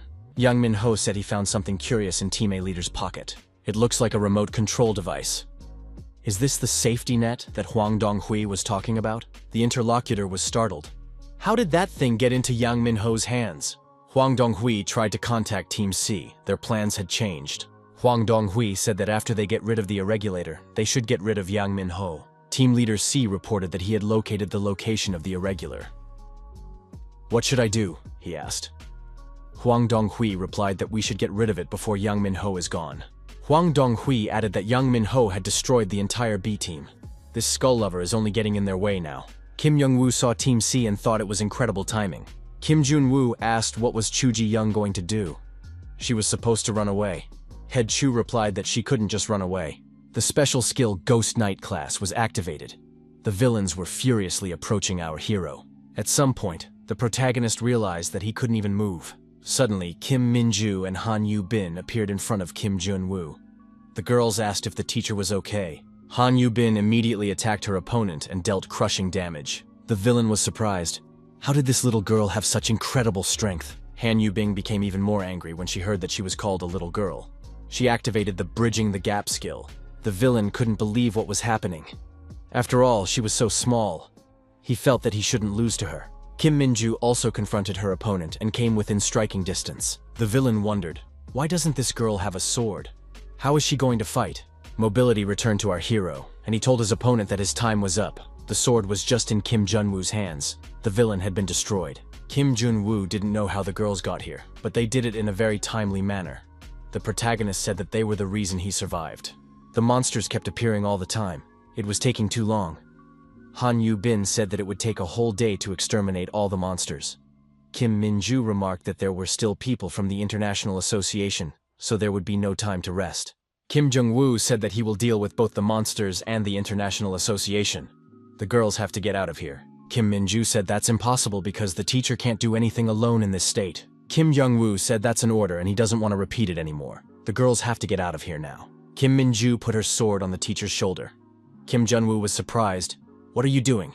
The huntress said that if the teacher was going to fight the monsters and the association alone, she would do her best to stop him. The girl added that Kim Jun-woo no longer works for the association, so he has no right to give orders. It's too dangerous for the teacher to go alone in such a state. Han Yu-bin said that Kim Min-ju is right. A teacher shouldn't even think of acting alone. The girl asked, shouldn't co-workers, even if they are former co-workers, be there for her in a situation like this? Han Yu-bin added that Kim Jun-woo might try to stop her, but she's not going to leave here either. The protagonist suggests that these girls have too much free time since they don't obey him. In that case, he tasks them with cleaning up the regeneration dungeon. In return, they will try not to get killed. Kim Jun-woo said what the girls must have heard. Only holy relics can do damage to these monsters. But if you hit the side of the head, you can slow down their spread. The girls have to restrain the monsters while he deals with the International Association. Kim Jun-woo said that he will now be able to fight them at full strength. Kim Min-ju said she will take Head Chu to a safe place first. Kim Jung-woo said that there was one more thing to do. He grabbed the lying rival by the hair and asked if either of them had a Titan-type gun. The villain said he wasn't going to say anything. Kim Jun-woo stabbed the knife into his opponent's shoulder and asked, does the villain doubt my determination? Yang Min-ho was fighting the head of the Ares Guild at this time. He asked, is Cha Seok-hyun so blinded by revenge that he doesn't realize the difference in their strengths? This revenge ended very sadly. Very soon he will send it to Chae-yul, so you can say hello to him. Yang Min-ho said that he wanted to add this warrior to his collection as well. However, Kim Jun-woo suddenly appeared and prevented Yang Min-ho from attacking Cha Seok-hyun. Yang Min-ho was surprised. What kind of person is this Kim Jun-woo? He can't even calm down after that bullet. The protagonist decided not to engage in a discussion with his opponent and punched Yang Min-ho in the jaw with his fist. The villain couldn't stay on his feet and flew far back. Kim Jun-woo said that Yang Min-ho is talking out of turn a lot, as usual. After all, isn't this their second round? There's no need to drag it out. Kim Jung-woo added that they had good fun before, but now he can fight at full strength. Yang Min-ho wondered, what's this all about? Our hero's S-rank skill restriction removal chain had begun. Kim Jun-woo replied, it means that all enemies will now die. Hao Down got the skill, Total Immersion, and became almost invulnerable. Yang Ming-ho and his minions wondered, what kind of energy is this? Where did this guy get so much power from? We have to stop him immediately. There was no way to stop our hero. He activated the Thunder Fist and scattered the opponents in different directions. Yang Min-ho thought that Kim Jun-woo had interrupted the entire elite C team consisting of soldier leaders of the association's squads before his eyes. Kim Jun-woo's strength had wiped the opponents into powder. Yang Min-ho decided that no matter what he did, catching Kim Jun-woo now would be impossible. Yang Min-ho told Kim Jun-woo to stop. That was enough. He recognized that he couldn't win by force. The villain raised the remote up and said that he would use another way now. The perpetrators said that the association building and the operations department were booby-trapped. Kim Jong-woo said it's not serious. How could Yang Min-ho have booby-trapped them? Yang Min-ho pressed a button on the remote and an explosion went off. The villain laughed and said that the control room was now blown up. Should we blow up the operations department as well? Kim Jun-woo thought that there was no one in the control department since the regeneration dungeon appeared. But since it was an emergency situation, all the members of the operations headquarters were sitting there waiting for orders. This control room must be destroyed. The villain must be stopped. Yang Min-ho thought that Kim Jun-woo would now only aim for this remote control. Because of this, it would be possible to win by giving Kim Jun-woo a crushing blow. Yang Min-ho raised his hand with the remote up again and asked, "What will Kim Jun-woo do now?" The villain said that there was no more time. However, at that moment, a gunshot rang out, and the bullet pierced through the villain's arm. Part of the arm with the remote control fell to the ground. Yang Ming-ho did not expect this development. He asked, "What was that?" It was Lee Ah-young. The girl with the gun in her hands happened to be nearby. She was the one who fired the shot. Lee Ah-young asked her boss, "Why are you standing there motionless? We need to get that remote immediately." Kim Jun-woo was surprised. What is the assistant doing here? After all, this is very dangerous. The remote control was right in the middle between the rivals. Which one of them would be the first to grab the remote first? Without any hesitation, Kim Jun-woo and Yang Min-ho jumped towards the remote control at the same time. At that moment, Yang Min-ho's companions grabbed Lee Ah-young. The girl screamed loudly. The protagonist hesitated for a moment. He assessed the situation. What should he do right now? Take the remote control, or free Lee Ah-young? If they activated the explosives, there would be many casualties in the association, and that would thwart his plans. However, Lee Ah-young was in danger at the moment. Our hero turned to the girl and said her name loudly. Yang Min-ho continued to approach the remote. Lee Ah-young shouted for Kim Jun-woo not to run towards her, but rather grab the remote control. Lee Ah-young tried to fight back against the armed criminals on her own. The protagonist shouted for those villains to leave her alone and directed his vector of movement towards Lee Ah-young. At that moment, a gunshot rang out, and the bullet hit the protagonist's leg. The shot was fired by Yang Min-ho. Our hero fell to the ground and was unable to snatch the girl from the clutches of the criminals. Yang Min-ho asked, "Why does Kim Jun-woo keep turning his back on him?" The villain said, "No matter how strong Kim Jun-woo is, a bullet with an ability-suppressing stone will still destroy him." Yang Min-ho once again admits that Kim Jung-woo is a real monster. He really wants to take this rival's head for himself, but he can't get it through normal means. Lee Ah-young urged Kim Jun-woo to get up immediately. Our hero couldn't get up, but said he would get there soon. However, he was immediately embraced by the flames initiated by Yang Min-ho to accomplish his devious goals. The villain laughed and said that it was all because of the girl. Because of her, Kim Jun-woo will die in that fire. Lee Ah-young couldn't believe what was happening and said that it just couldn't be. Suddenly, Kim Jun-woo appeared in front of Lee Ah-young, took her hand and asked, "Why are you sitting here crying like a baby?" The girl was even more surprised. The protagonist had activated the special skill, Demon King. He said that it was all thanks to Lee Ah-young. He thought that he would never be able to unlock this skill. It was possible because of the condition that was fulfilled. Sacrifice yourself for a colleague. At first, our hero thought that he would never be able to unlock this skill again. Saving a coworker he could trust was a difficult condition. But he had spent so much time together with Lee Ah-young that it seems she had started to trust him. Our hero admitted that no one annoyed him as much as Yang Min-ho. The villain was terrified. It was the first time he had seen such a class. What kind of power was this? Yang Ming-ho was extremely frightened. He couldn't even move a finger and couldn't even breathe. Yang Ming-ho shouted that it was a critical attack. The villain said that he needed reinforcements. It was necessary to stop Kim Jun-woo at all costs. Villain's companions said that their target is severely exhausted. Kim Jun-woo told the girl to retreat. It's too dangerous to be around him right now. Our hero decided to activate the Demon King skill at full power. Each of the opponents then began to physically feel the pressure from above on their bodies. But that can't be. Kim Jun-woo activated the grab skill. All of the opponents were under his influence. Our hero said that he would turn all the opponents into fertilizer. Yang Min-ho activated the skill Nurgle Decomposition Demon. The condition for performing this skill was to sacrifice several living beings. Thus, Yang Ming-ho's companions were destroyed by him. Yang Ming-ho told our hero that this was his strength. Yang Min-ho laughed and said that Kim Jun-woo was finished. He would definitely not be able to handle this skill. The protagonist brought the power of his Demon King skill to an unprecedented level. The confrontation between the opponents continued with renewed vigor. Kim Jung-woo attacked his opponent and split him in two. Bleeding, Yang Min-ho said that he really wanted to get his opponent's head. Lee Ah-young approached the exhausted boss and asked if he was okay. The latter nodded affirmatively. Yang Min-ho asked, "Does Kim Jun-woo really think it's over when he destroys him here?" The PB Corporation won't let up on him. Starting tomorrow, all the members of the corporation will eliminate the young man's loved ones one by one. Even after winning today, Kim Jun-woo will still lose. Lee Ah-young was not confused and recorded Yang Min-ho's monologue on a tape recorder. Kim Jun-woo said that starting tomorrow, the whole world will know the truth. Yang Min-ho's remote control appeared in his hand again. He said that he didn't come here alone. The head of the Ares Guild said that even if he pressed the button of the remote control, nothing would happen. Cha Seok-hyun activated the EMP skill. The electromagnetic pulse deactivated the electrical appliances. The guild head said that Yang Min-ho was unlucky this time. Kim Jun-woo said that he was parting ways with Yang Min-ho and applied his fire skills to his opponent. Kim Jun-woo contacted Dong Byom on the phone and said that he had one request.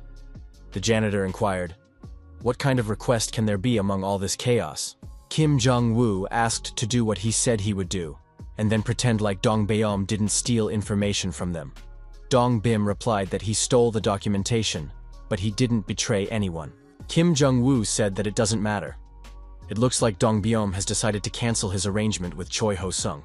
In that case, where would he go if he was fired from the firm?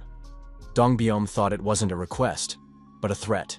Kim Jong-woo said that the association's main office was booby-trapped. Dong Byom has to get the explosives from there. Kim Jong-woo added that Dong Byom was familiar with the building's layout. Where could it have been planted? Our hero said that they had disabled the detonator, but in any case, the explosives had to be removed from there as soon as possible. Dong Byom thought that the head of the firm had just sent him to his doom. Dong Hui didn't understand what was going on.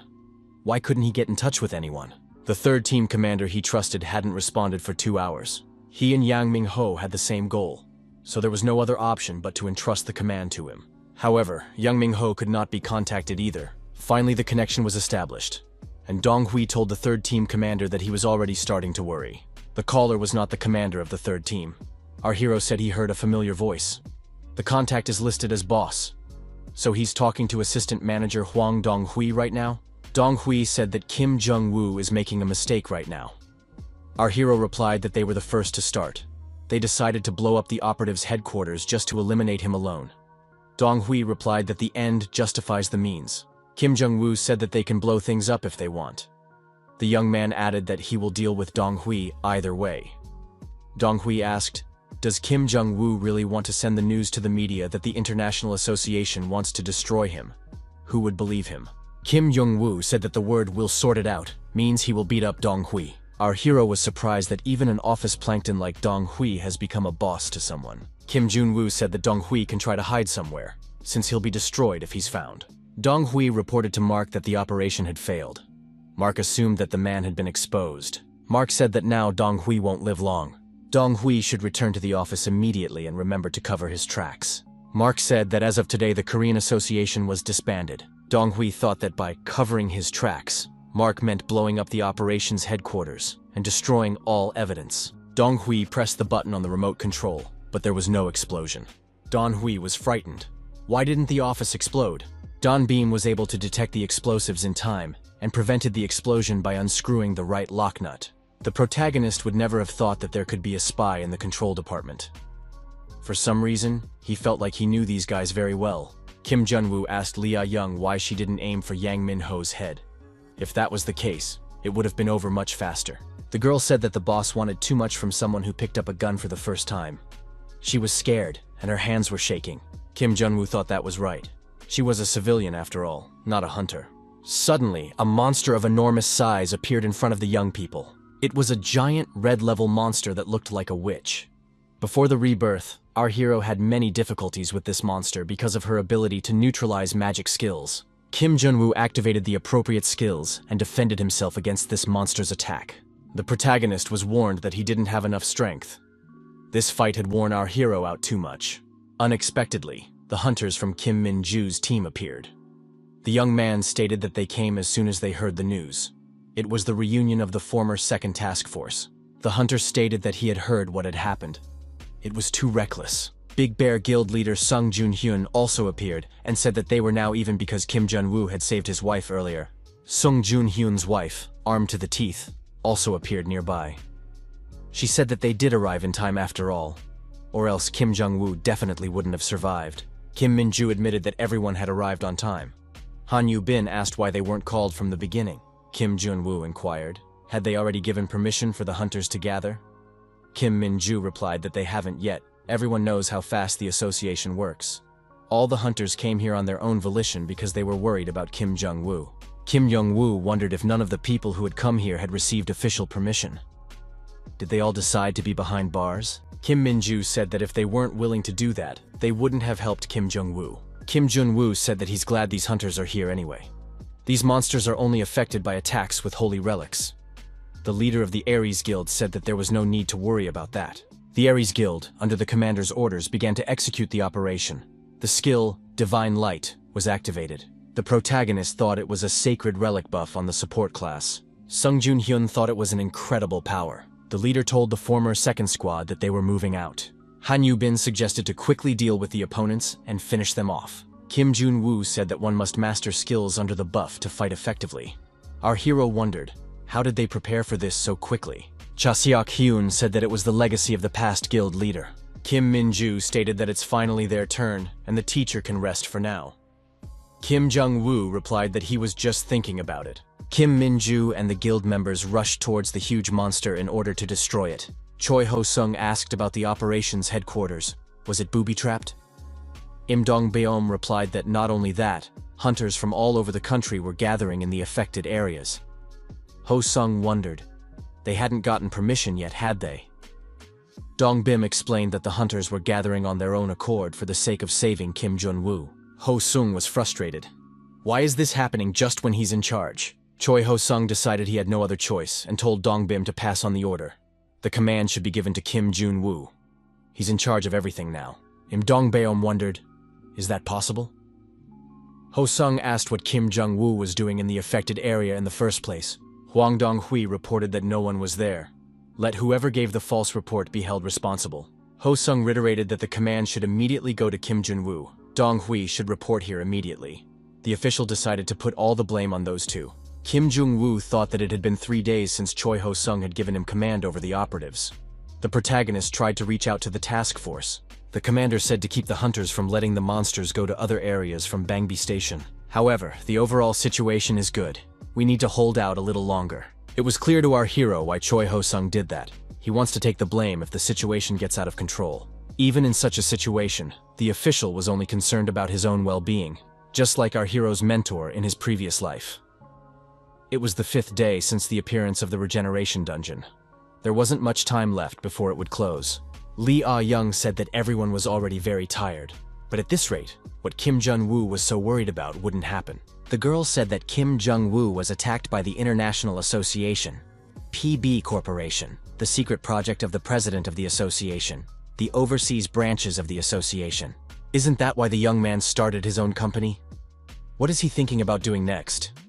Kim Jung-woo replied that he will continue to work with overseas affiliates.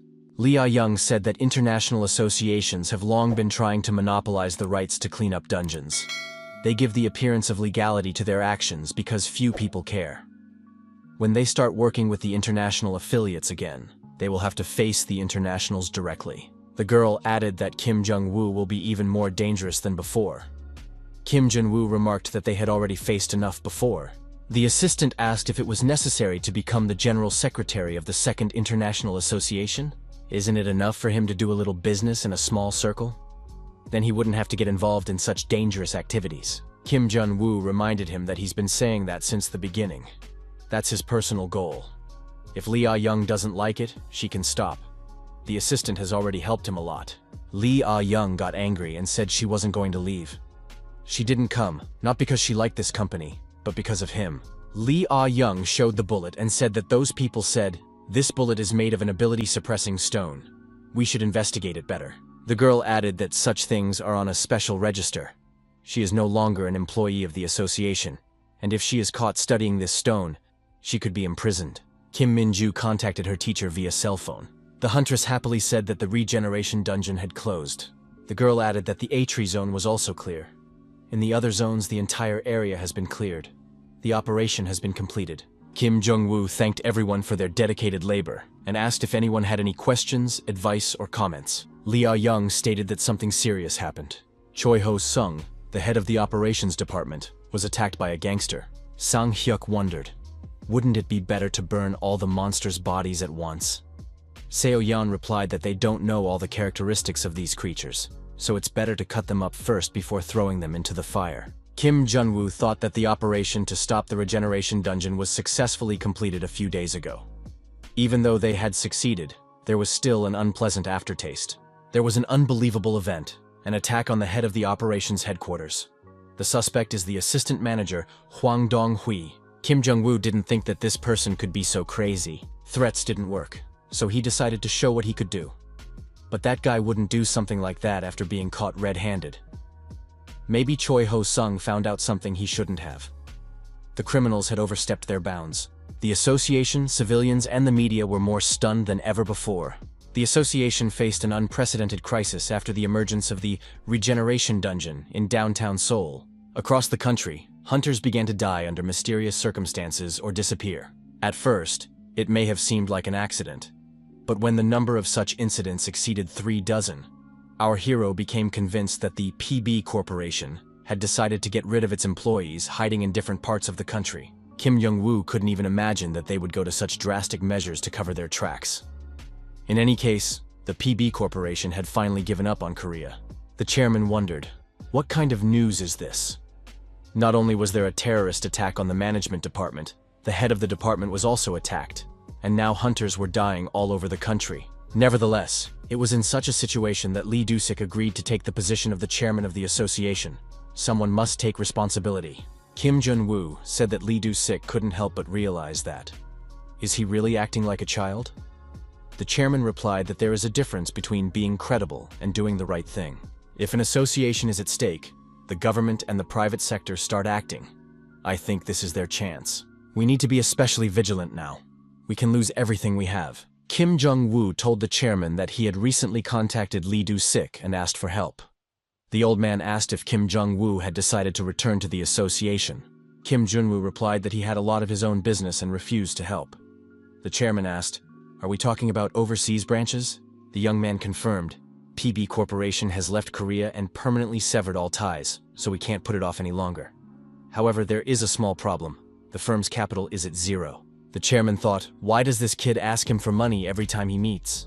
The main office is in a deplorable state, and the regional branches with which contracts have been signed are also in dire straits. Many stopped cooperating with the company Karma, and the level of sales dropped rapidly. This month we had to delay the salaries of our employees. Spending on equipment maintenance and repair, overtime pay, bonuses and special payments. After all the expenses, there is no money left. Moreover, payments from the association have stopped. The situation is very difficult. The chairman wondered, why doesn't the young man attract investors? Doesn't his name give the company value? Kim Jun-woo replied that no one invests now because of one name. It's a cleaning company, and it's a brand new business. Kim Jun-woo remarked that they'll have to cut labor costs first. The chairman said that the resentment would be stronger if he took away what he used to give than if something was not given initially. Kim Jun-woo told the chairman that he had to squeeze water out of dried squid in the past, and he didn't want to do that anymore. If the company is in a difficult situation, all the employees will suffer. Kim Jung-woo said that he has been working without much pay raises so far. Anyway, They need to face the future with confidence. Our hero thought it was time to bring back Kim Jong-woo from the past, monstrous and ruthless. The central French office of the PB Corporation decided to delete all data, even internal correspondence, especially the balance list of the hunters. One of the staff members came into the office and said that things had changed dramatically here. Isn't Mark still not finished? He still had a lot of work to do. Mark responded by telling the man to leave and not to get in his way. The man said that Mark was shifting problems from his sick head to his healthy one. His team is the reason the corporation collapsed, so don't just blame him. The head of the International Raid Control Squad, Kane, said that the CEO was very angry. He told Mark from the beginning to ignore Kim Jong-woo. He had a bad feeling about it. Kane added that Mark was even lucky, otherwise his entire squad would have been replaced. Mark asked what the Secretary General had said. Kane replied that an inspection should be in order. He didn't think the Korean part would be disbanded after Mark had worked so hard to get it back on its feet. They get rid of easily replaceable parts first. You asked why the head of the crew, Mr. Huang, wasn't removed in that case? Mark replied that there should be at least one person who knows Kim Jong-woo well. Did you ask where Mark wanted to move to? After all, they had already been called. Mark wondered, would there be a place to go in a situation like this? Kane said he would send Mark to Zambia. That's Africa. Mark thought that if he went to Zambia because of Kim Jong-woo at a time like this, then he had decided to do that operation. Kim Jong-woo told an upset Seo-yeon that this was the way it was going to be now. The company was in a tough spot, and there was nothing that could be done about it. Our hero assumed the employees would protest, though not every hunter would express displeasure. How upset would they be? Our hero wasn't going to give in. Let them resent him all they wanted. He wouldn't blink an eye. Seo-yeon asked if the overtime ban would hurt the company. Kim Jong-woo wondered why saving money on overtime would hurt the company. Seo-yeon said that they rarely get overtime pay as it is. Kim Jong-woo replied that it's illegal. Han Yu-bin asked if the boss is a good person or just a fool. Kim Jong-woo remarked that he's still her boss. Yu-bin said that all the employees are upset right now. Kim Jong-woo reiterated that he can't do anything about it or they won't even have a regular paycheck.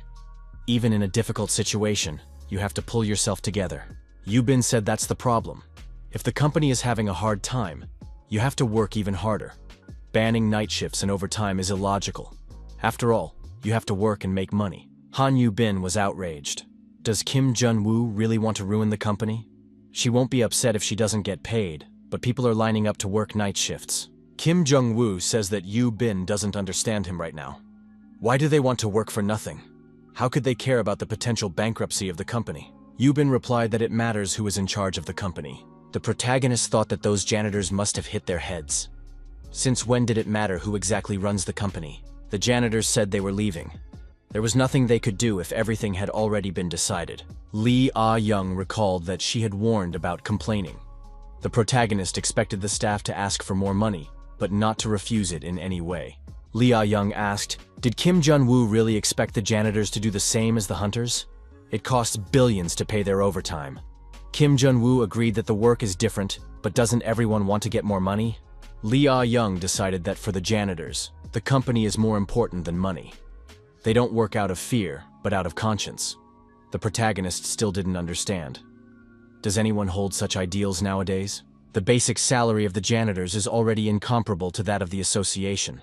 Plus, they covered all the costs of transportation, food, and equipment maintenance. Ah-yeon added that their boss runs around like a stung man for the sake of his employees. Even she would agree to work for that company until she is old. She said that Kim Jong-woo may be the perfect leader, but he's not a good businessman. Just like Yu-bin said, it will be increasingly difficult to run the company at this rate. The main problem is saving money. Kim Jong-woo is not the kind of person who likes to get help, but in business, he needs help. The protagonist wasn't going to be stubborn at all. What kind of pride is pride when it comes to money? It's just that there are circumstances where it's hard to be proactive. Kim Jong-woo thought that it was hard for him to develop his business. After the bombing of the management department building, he was temporarily transferred to the operations department building. The situation both inside and outside the association became very confusing. The protagonist told Lee Do-sik, department head Pyong, and Kim Min-ju about everything that had happened during that time. Kim Jong-woo talked about the attack on department head Choi Ho-sung. He also talked about the terrorist attack on the department building and the real identity of Hwang Dong-hui. He also revealed that the International Association has a secret organization that gets rid of those who interfere with the head office, and gave out all the information about the PB Corporation. Kim Jong-woo revealed his plan to destroy the current International Association and make the Korean Association the second International Association. This plan included the Karma firm. Lee Do-sik said he couldn't believe it. Why did the young man come and tell all this? Kim Jong-woo wondered. Isn't Lee Do-sik going to become chairman soon? A manager in such a position should know everything. Lee Do-sik understood why the young man quit when things were going well. He and the chairman had their own secrets. Kim Jong-woo said that without the management department, it was impossible to conduct raids. Lee Do-sik admitted that the association is now on the verge of collapse, and he is not sure if it will be able to recover. He added that many people expressed their desire to return to the association when they heard about it. With such talented people, they could do anything. To these people, the association was just a company, and they were willing to work hard for it. Lee Do-sik gave a business card to our hero. These were the contacts of the advisor who had helped them when the association had fallen on hard times. A few days passed. The man introduced himself as O.J. Yep. He was happy to work with the young man and considered it an honor to meet in person. Kim Jong-woo said hello and introduced himself as the head of the Karma firm. He also introduced the employees of the firm. Sang-hyuk said that now they have a chance of survival. Otherwise, he thought the firm was finished when the boss went to the association interview. O.J. Ayup told Sang-hyuk to shut up. No matter how close he was to the head of the firm, one should speak respectfully, especially in front of other people. The young man said he understood. Kim Jong-woo was surprised. He couldn't believe that O.J. Ayup could even get Sang-hyuk to be quiet. O.J. Ayup said that everyone should listen to him carefully now. For the company to grow, it is important for everyone to fulfill their responsibilities. There is no room for personal relationships. The strength of a company lies in the hierarchy. If it collapses, the organization loses its strength. Friendly relations and equality are good, but in the end, it only leads to the destruction of the structure and the management core. O.J. Ayup added that all employees must now address Director Kim Jong-woo. The man asked Madam Deputy to show him around the office. Lee Ah-young agreed to do so. Kim Jong-woo asked Lee Ah-young if she remembered saying that he was a bad businessman. The protagonist admitted that being an office worker and owning a business are different things. Kim Jong-woo stated that he only now realized how to run a business. O.J. Ayup wondered why no one was at their workstations 2 minutes after the lunch break. He said that everyone had finished eating lunch and was having idle conversations without noticing that work hours had already started. O.J. Ayup reminded everyone present that everyone here works for the company. This is not a playground. The employees realized that this person was on another level. O.J. Ayup told Sang-hyuk and Dong-bin to stop arguing because they were wasting work time. This man changed the system by psychologically influencing employees, reducing unnecessary spending, and creating a more efficient schedule.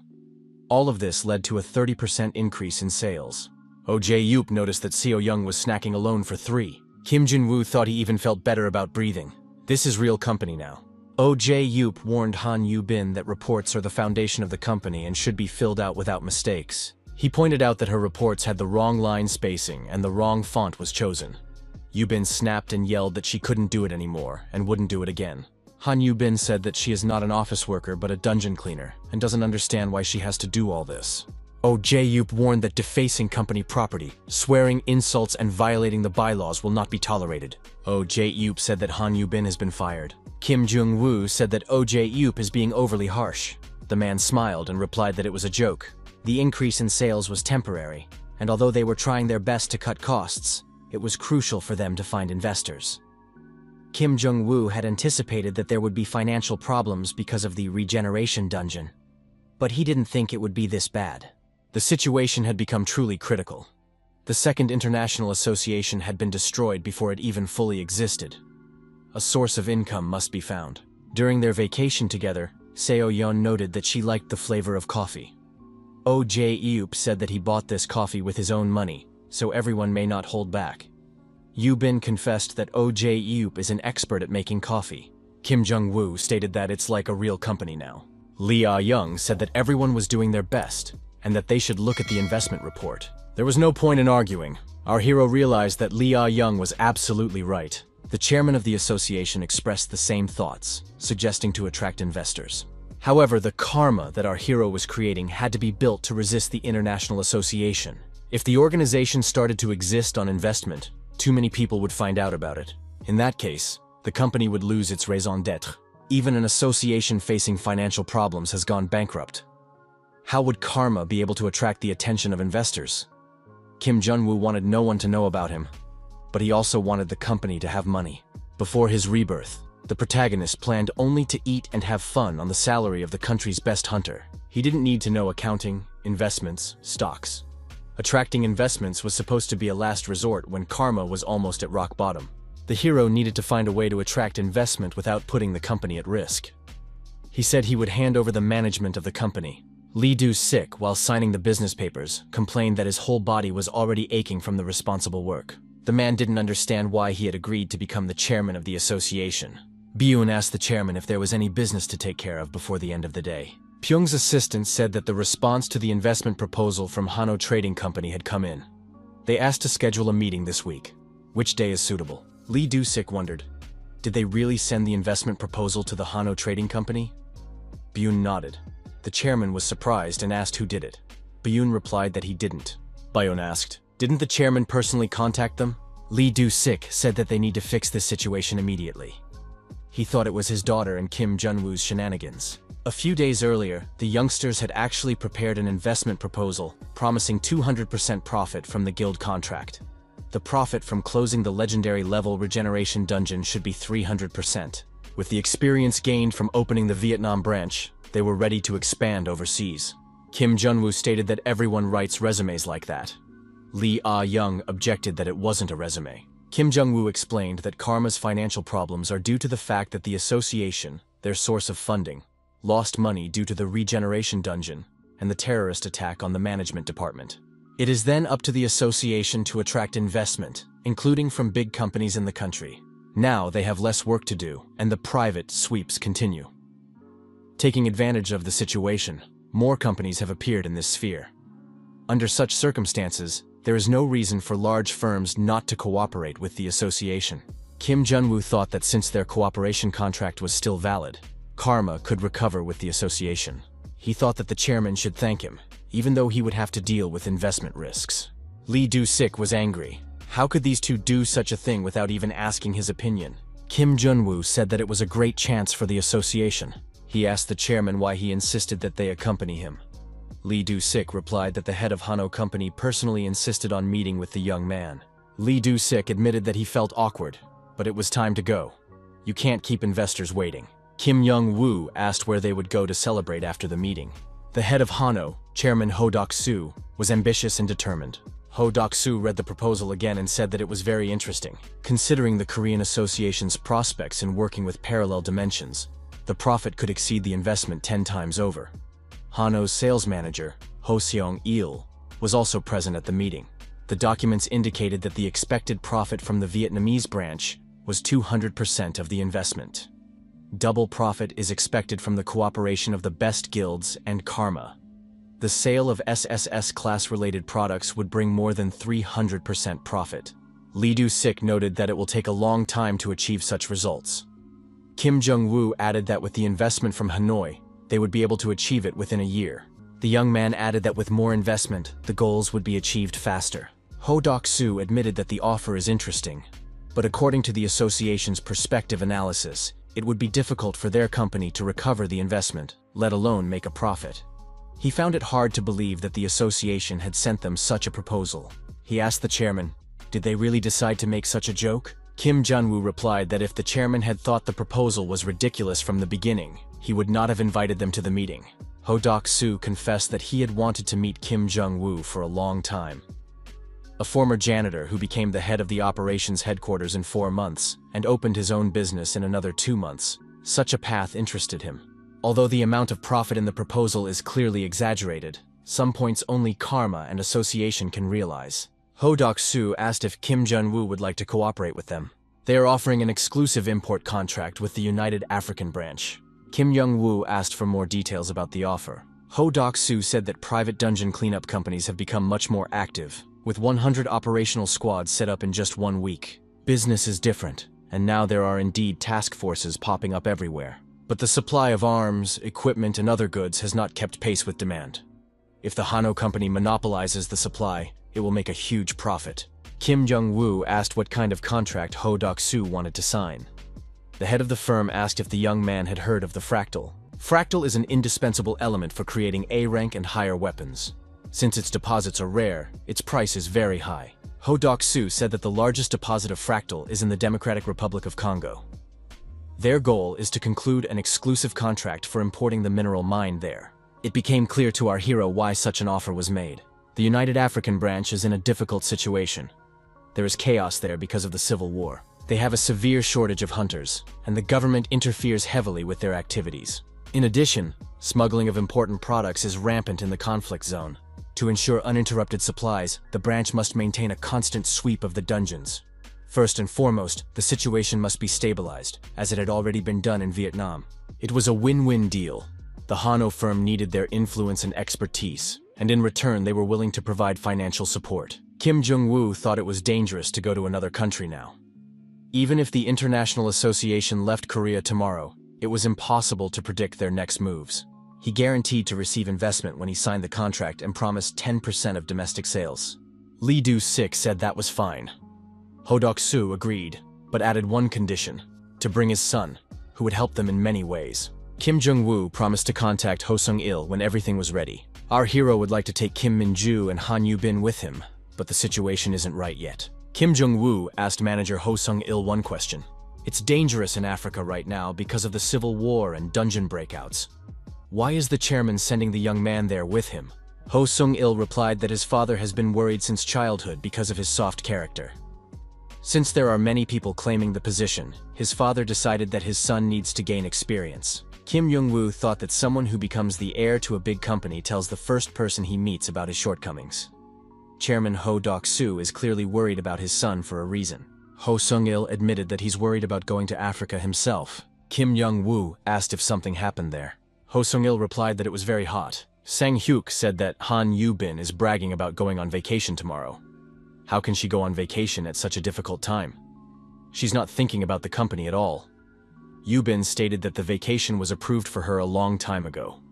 Oh Jae-eub added that every employee has the right to take a vacation. Lee Ah-young stated that they just got back from a meeting. Kim Jong-woo said that it was good that Yu-bin was here now and asked if she had time next week. Yu-bin replied that she has vacation next week. Kim Jun-woo handed Yu-bin an envelope and said that it was a gift. The girl got excited. Is it really a bonus? The envelope contained a temporary hunter's license. This gift caused Yu-bin to be surprised. Kim Jun-woo asked Yu-bin to fill in for Kim Min-ju at the association next week. The girl will go with him for a few days. Han Yu-bin was ready to trash the whole office. Is my vacation not going to happen?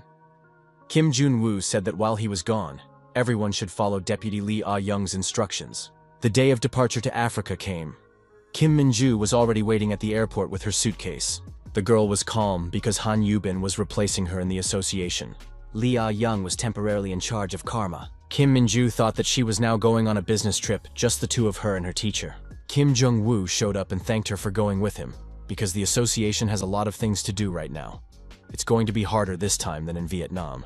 Kim Min-ju admitted that she was a little embarrassed because it was just the two of them this time. Kim Jong-woo introduced Hanno's head of sales, Ho Sung-il, who will also be traveling with them. He is excited to meet Kim Min-ju, who is a fan of her. Ho Sung-il asked if he could shake the girl's hand as a greeting. Lee Ah-young replied that she was happy to meet her. Kim Jun-woo stated that it was time for them to leave. The protagonist thought that this was his second, albeit unexpected, business trip. Kinshasa is the capital of the Democratic Republic of Congo. Kim Min-ju noted that it was even hotter than she expected. Kim Jong-woo said that is why their activities will be more restricted than in Vietnam. Ho Sung-il added that he too is connected to the dungeon industry and will do everything to make the companions feel comfortable. Kim Jong-woo asked if Ho Sung-il had been to Congo before. The man confirmed that he had traveled a few times but had only done small contracts. A man approached them and asked if they were from Hanoi.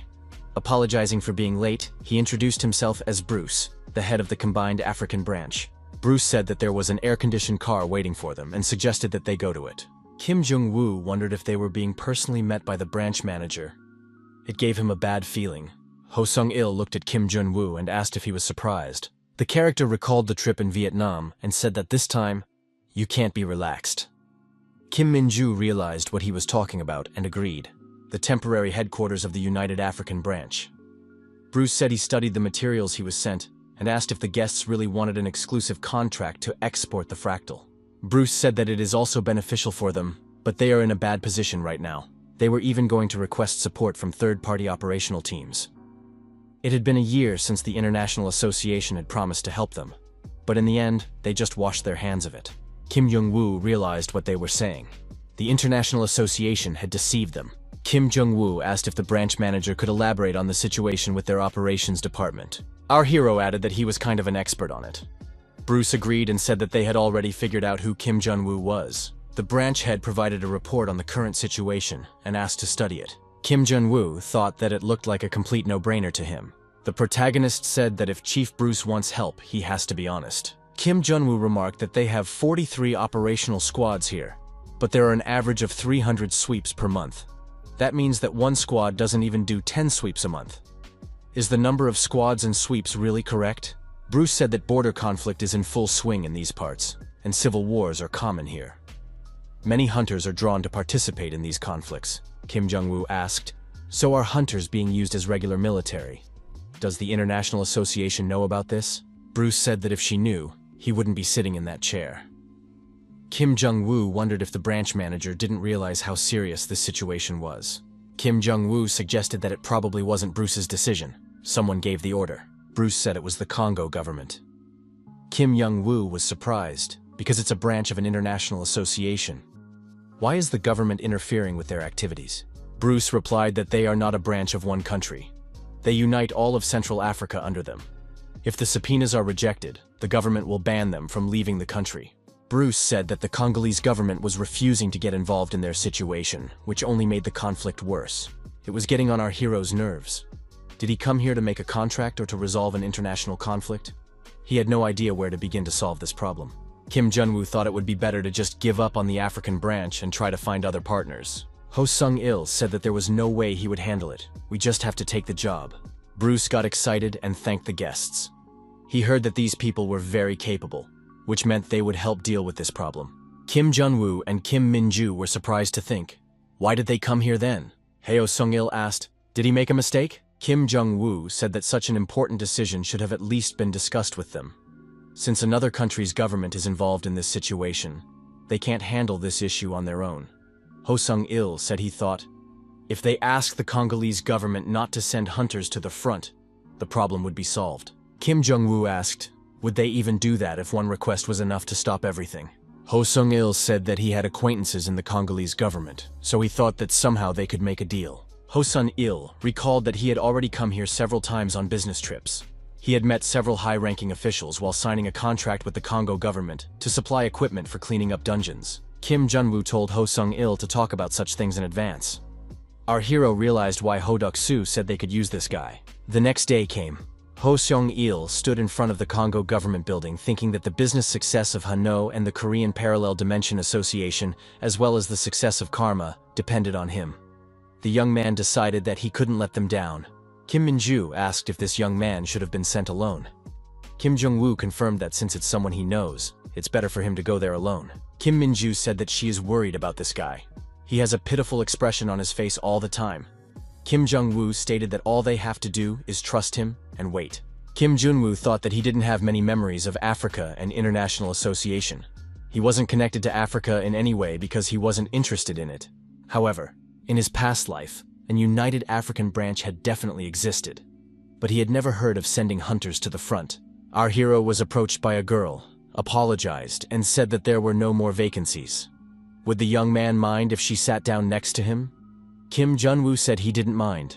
Our hero looked around and saw that all the seats on the opposite side were empty. Kim Jong-woo thought, who is she? Kim Min-ju activated her battle sword just in case. The stranger said that she was happy to see Kim Jong-woo.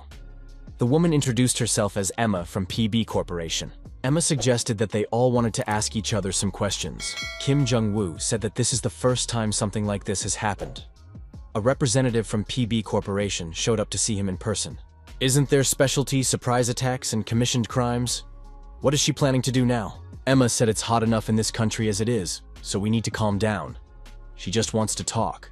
Kim Jong-woo says that if Emma wants to negotiate, she should bring her boss. He's not interested in pawns. Emma said that in that case, the young man had found the right person. All this time, She had heard a lot about him, and they finally met. Ho Sung-il stood in front of the entrance to the office. The young man pondered. Would he be able to do this? Everything was in his hands right now. The young man walked into the study and asked how Cedric had been doing all this time. Cedric was also happy when he saw Ho Sung-il. Cedric said that because of that contract, he had made great progress in his career. He was very grateful to Ho Sung-il. Cedric inquired what business the old acquaintance had come for today. It was a senator from the Republic of Congo. Ho Sung-il said that his case wasn't that important. First of all, he came to see his friend. Ho Sung-il admitted that the Korean Association and Hano Company have a common project. Cedric signaled for silence. The person in the office said that he was wasting too much time. The PB Corporation representative said that it was already time for their friend to visit. He didn't notice how that time flew by. The man bowed and said goodbye to Cedric, thanking him for the conversation. The guest said he would look forward to hearing a positive response regarding their conversation from Mr. Cedric. Ho Sung-il thought it was a very creepy type. Cedric suggested going to a more appropriate place. Ho Sung-il said that they had made an exclusive contract with the United Branch for imports. Everything is ready on their end, but they need to stabilize the dungeon clearance situation in Africa to get started. Cedric said that he considers Ho Sung-il his very good friend, but right now they are in the middle of a war. Cedric added that one government can't stop a civil war. Ho Sung-il said that the operational units of all of Central Africa are now being run from the Congo. If international associations find out about sending hunters to war, there will be a lot of problems. Cedric said that this was not the time to discuss business. When the International Association merged its affiliates, it eliminated the independent associations in Central Africa. That's when the Civil War started. Even though there were small associations in Central African countries, they were able to support themselves with the income from the dungeon sweeps. However, now an international association was destroying them. Ho Sung-il didn't understand why the International Association needed to do this. Cedric stated that he didn't understand it himself. However, there was a plan to merge the associations of all the countries in Africa into one. By causing civil wars with the uneven distribution of operational units, they decided to push those countries to total collapse. The internationals will then unite and absorb Africa with minimal effort. This process is practically already underway. Ho Sung-il said that in such a case we should stop sending soldiers to war. Cedric reiterated that this war cannot be stopped by one government alone. The top will follow the International Association to get a better seat in the government in the future. Cedric said for Ho Sung-il to get out of Africa, because this is not just a civil war. That man Ho Sung-il saw is from a secret organization under the wing of the International Association. Cedric said it was the first time they were acting so openly, though they had already made a deal to buy weapons for use in the Civil War. Ho Sung-il wondered if Cedric would be okay. Is it okay for him to talk about it? Emma said that because of Kim Jong-woo, their corporation had suffered heavy losses, but she didn't think she would get to meet that person in Africa. She wondered why Mr. Kim Jong-woo hated them so much. Kim Jong-woo wondered, didn't they themselves pick on someone who was just cleaning up dungeons? What do they really want? Emma said that they're also cleaners in a way, taking out people who are dangerous to them. Kim Jong-woo was surprised. Emma talks about negotiating and now says she wants to destroy him. The woman suggested getting straight to the point. She told Mr. Kim Jong-woo to leave Africa right now. If the young man fulfills that condition, neither he nor his friends will be harmed. Emma added that the young man was smart and understood what it meant. Kim Jong-woo suggested that he had made those people very worried. The organization that has been so successful in hiding by throwing off their tails is sending a representative to intimidate him. Our hero wondered, their reports didn't say anything like that, did they? Like, this guy's willing to take a risk. Kim Jong-woo assumed that if he destroyed Emma here himself, the problem would disappear. Why wouldn't he do that? It would take them another 10 years to intimidate him. Kim Min-ju was scared. Is teacher really going to fight here? After all, they're right in the center of the capital. Kim Jong-woo said they'll rebuild everything later anyway. Emma said that this young man was more fiery than expected, but unfortunately, she's not going to fight right now. Kim Jong-woo managed to grab Kim Min-ju and dodge the surprise attack.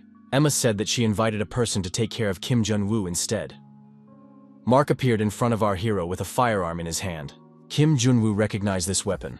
After all, it was the Titan that he was shot with before he was reborn. It was a firearm against monsters for clearing dungeons, the Titan. Kim Jong-woo looked absent-mindedly at his opponent, who was pointing this Titan at him. Smiling, Kim Jong-woo said, he finally found it.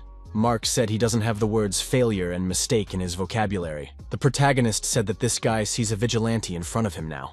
Mark fired a shot, however Kim Jong-woo was able to dodge the bullet. Our protagonist said that if the opponent decided to suddenly attack, we should have done it like last time. Mark was hit in the eye with a fist and was severely deactivated. The people around him didn't understand what was going on. The villain was lying on his back with his arms and legs spread apart. Mark jumped to his feet again, put his gun forward and activated the sniper skill. He shouted for this young man not to dare to defy him.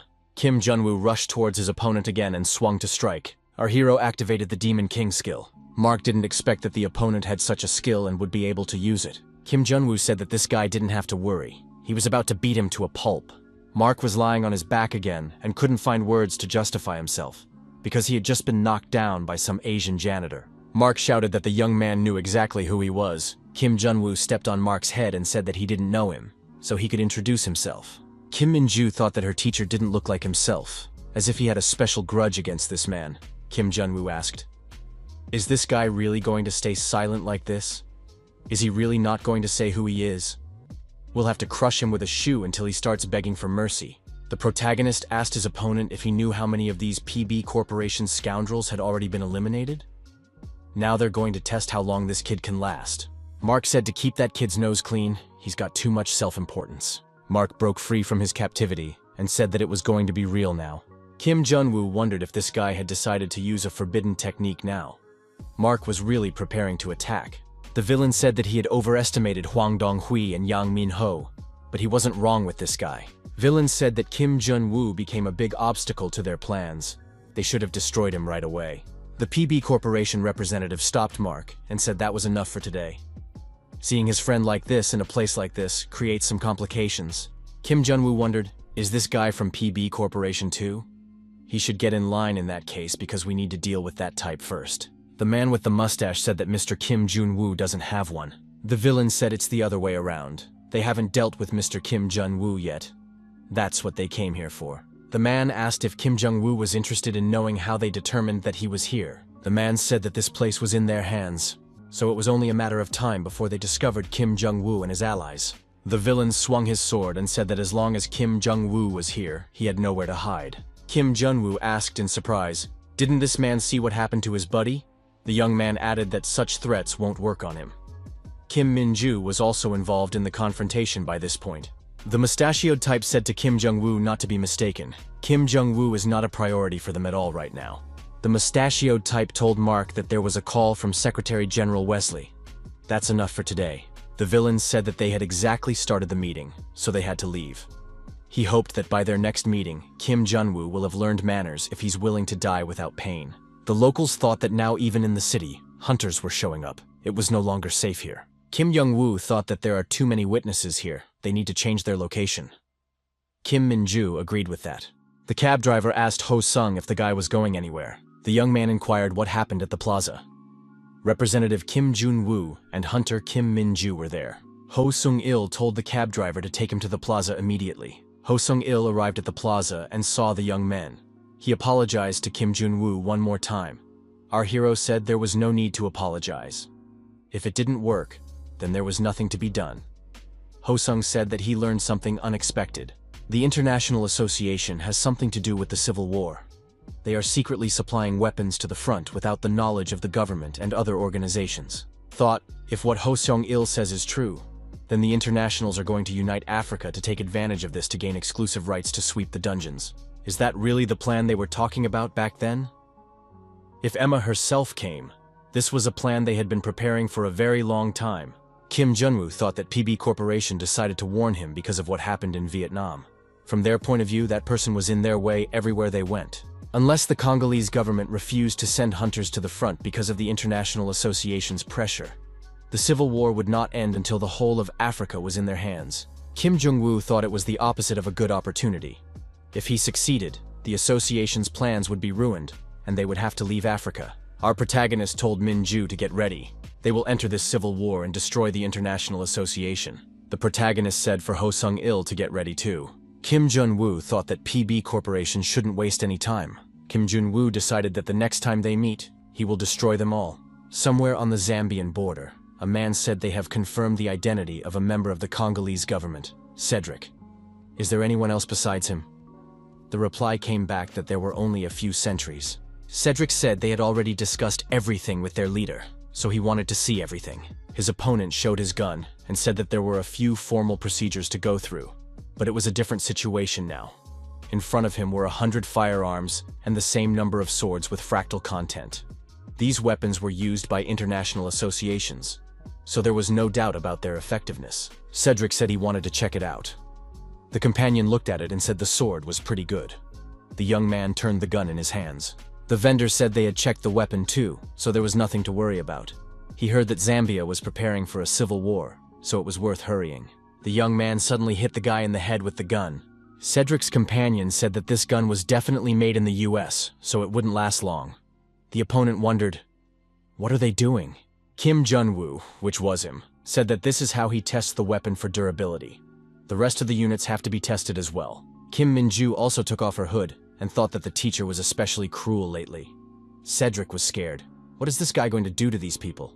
Kim Jun-woo said that they've dealt with everyone. Now there's only one left in front of them. Does he prefer to obediently show where they are from? Or will they experience the quality of 100 swords? The opponent said that was a very interesting request. He has dreamed of becoming a tour guide since childhood. Now his dream will be realized. Kim Jun-woo deactivated that person as well. The young man thought that he had only wasted his strength. Cedric said that he trusts Ho Sung-il and is willing to cooperate with these people. But will it really work? After all, their opponents are an international association. Cedric heard that these people in their home countries solved problems with their fists. However, a civil war is a little different. Besides, they will surely retaliate. Kim Jun-woo said that there is no need to worry. He is an expert in slapping an international association. Our hero said that the operation will be impossible to stop. Once Ho Sung-il contacts them, they will invade the enemy headquarters. Kim Young-woo said that they don't have time, so the team needs to hurry up and do what he said. The young man said that the future of Africa is now in the hands of these people. Kim Jun-woo said to make sure Kim Min-ju doesn't forget about the operation. It has to end today for these rascals. The woman told Wesley that the preparations are over. If Zambia wins, they will be able to reign in Congo, who has been very unruly lately. If Congo wins, they can demand fractal compensation from Zambia. Wesley said that either way, they would be able to dispose of a divided Africa as they saw fit. That was their plan. That was until Kim Jung-woo showed up. Emma said she agreed with Kane's report. A member of the Congolese government made the arms deal. However, they had been expecting it.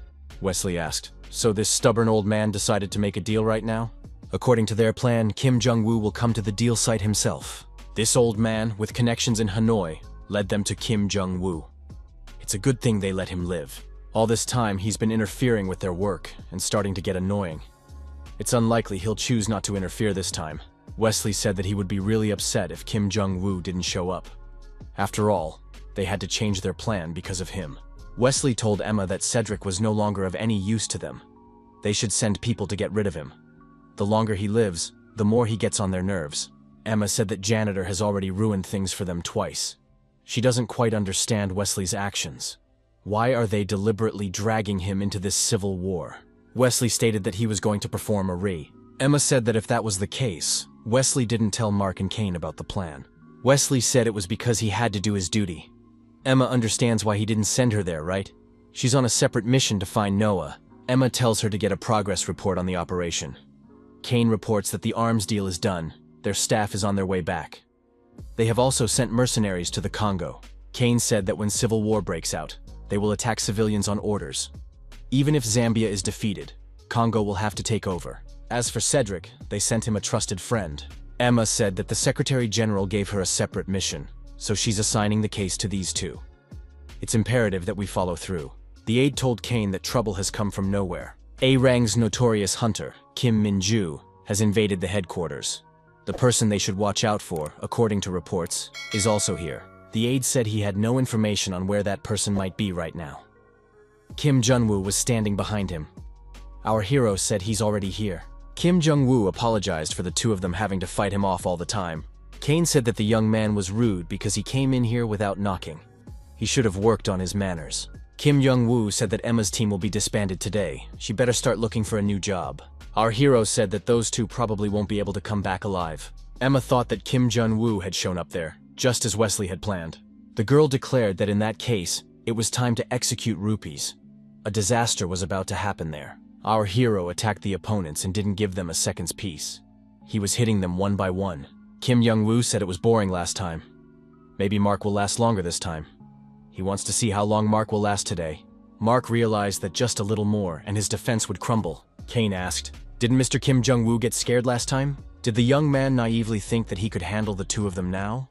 Suddenly, Kim Min-ju appeared nearby and took Kane's hand in hers. Kim Jong-woo grabbed Mark's face and asked where he was going. After all, he is Mark's opponent today. Kim Min-ju, with sword in hand, said for Kane to attack. "You stated that he was looking forward to this fight. A fight where sword faces sword with due respect." The famous Kim Min-ju, an A-rank hunter ranked 3rd in the country. The girl shouldn't disappoint him. Kim Jun-woo said that Kim Min-ju is the key to this operation. This etiquette-crazed old man will be the strongest opponent in her life. It was time to test her capabilities. Kim Min-ju told her teacher that she can do it. Kane said the girl has to prove to him. Is she worthy to cross her blade with him? Mark was deactivated again and lay on his back in the same pose.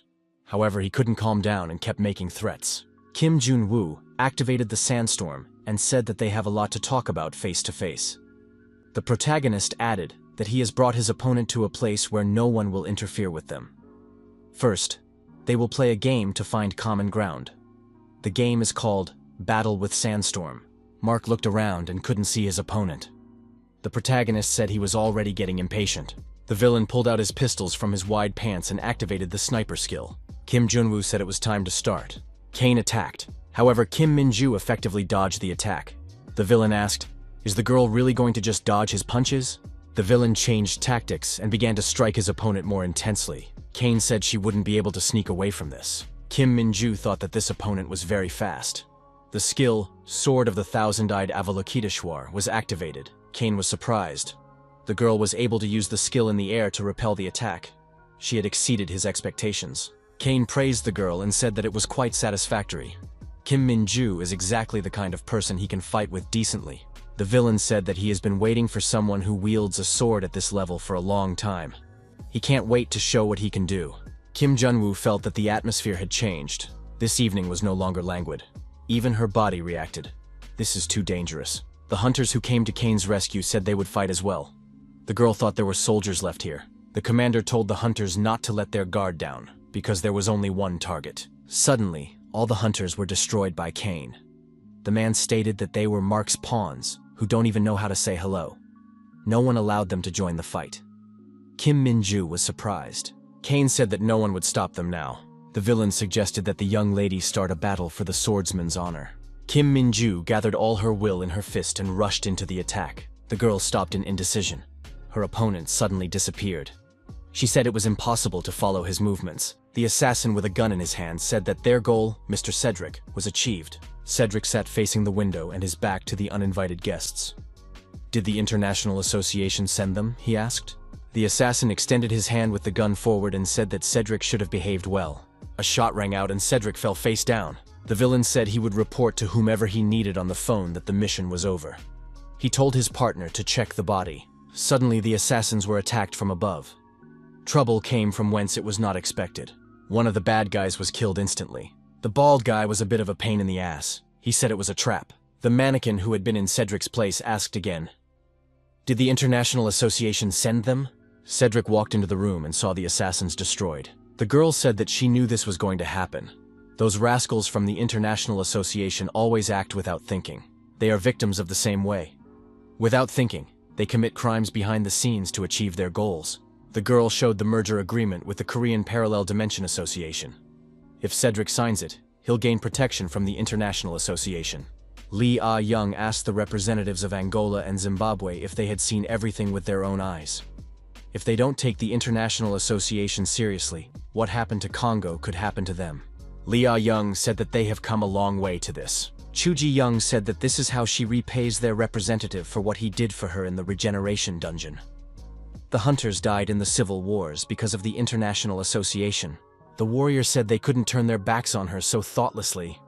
What could people like them do? Chu Ji-young said that they should start by banning the mobilization of hunters. Bruce added that they should save at least one hunter who sacrificed himself to go to war. They are starting step by step. Maybe they can succeed in protecting Africa from the International Association. Kane continued his battle with Kim Min-ju. He wondered, is this really all Miss is capable of? Apparently, he expected too much from her. He thought the show would finally be fun, but the opponent doesn't even have the strength to lift her sword. Kane said he would send Kim Min-ju to the other side with dignity. Kim Min-ju thought, is this really the end? Will she really die this way? The villain raised his sword up and told the girl to be polite before dying. Kim Min-ju was disappointed and mentally apologized to her teacher because she wanted to stay with him longer. But she was too weak, and she was only strong in words.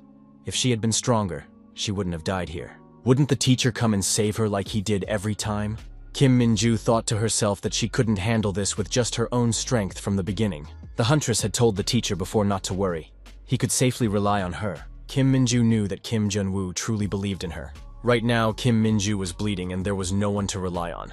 You said that the girl needed more training in hell and lunged forward with your blade. However, the opponent found her strength and threw sand from the ground right into Kane's eyes. Kane cackled and shouted that this was rude in a holy duel between two swordsmen. After that, Kim Min-ju bit her opponent's arm. Kane cried out in pain. The villain said that one should treat one's opponent with courtesy. Doesn't she have the dignity of a swordsman? Kim Min-ju continued to hold her opponent's arm with her teeth. Kane added that one should be polite and not do rude things. The villain swung his blade and said that now he would cut her into pieces. He couldn't stand such rudeness. At that moment, Kim Min-ju activated her skill and was able to dodge his blade. Kane couldn't take the pain anymore and jumped aside, his arm bleeding. Kim Min-ju said she's willing to be a boor and she's fine with it. If she can't lift her sword, she will use her teeth to stop her opponent. The girl added that it's much better than being a burden. Kane said that it's very nasty, but the girl can try to stop him if she wants to. Kim Min-ju used her skill to avoid her opponent's attack. The girl jumped aside but immediately squatted down. A warning appeared that there wasn't enough strength and stamina to use the skill. Kim Min-ju thought she would fall if she wasn't focused enough. This was the last skill she was able to activate. The huntress realized that she only had the stamina left for one swing of her sword. Kim Min-ju decided that she had to defeat her opponent with one strike, relying only on her skill. Kane said that the girl has a serious shoulder injury, so it's hard for her to lift her sword, and now she has no stamina for the skill. What is she hoping for? Kane thought that he even tensed up when he saw his rival's venomous gaze. Now looking into those eyes, anger boils up in him. Before the post, Kane had fought countless swordsmen, observing the norms of decency.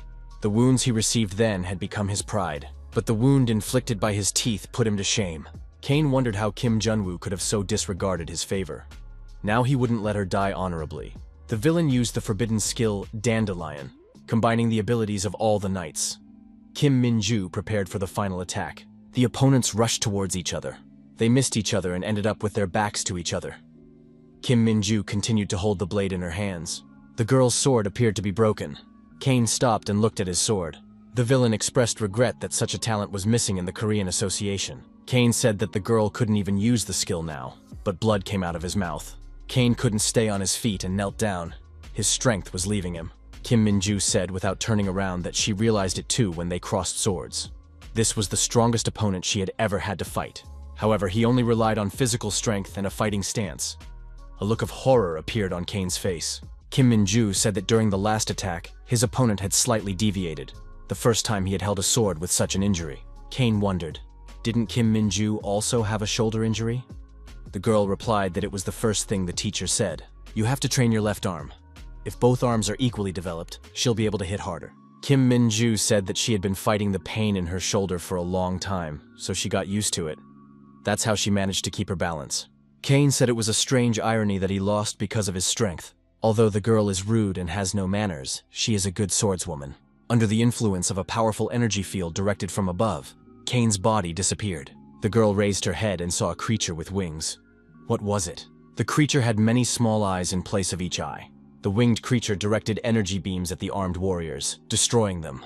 Mark continued firing his pistols indiscriminately, resenting how much longer Kim Jun-woo would run from them.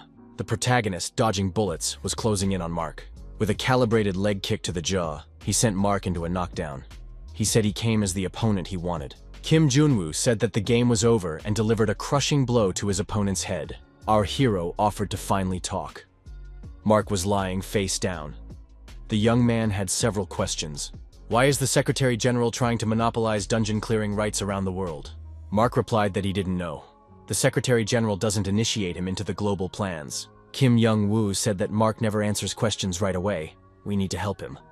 At that time, a winged creature appeared in the sky. A powerful energy stream from the sky attacked Mark, just like with Kane.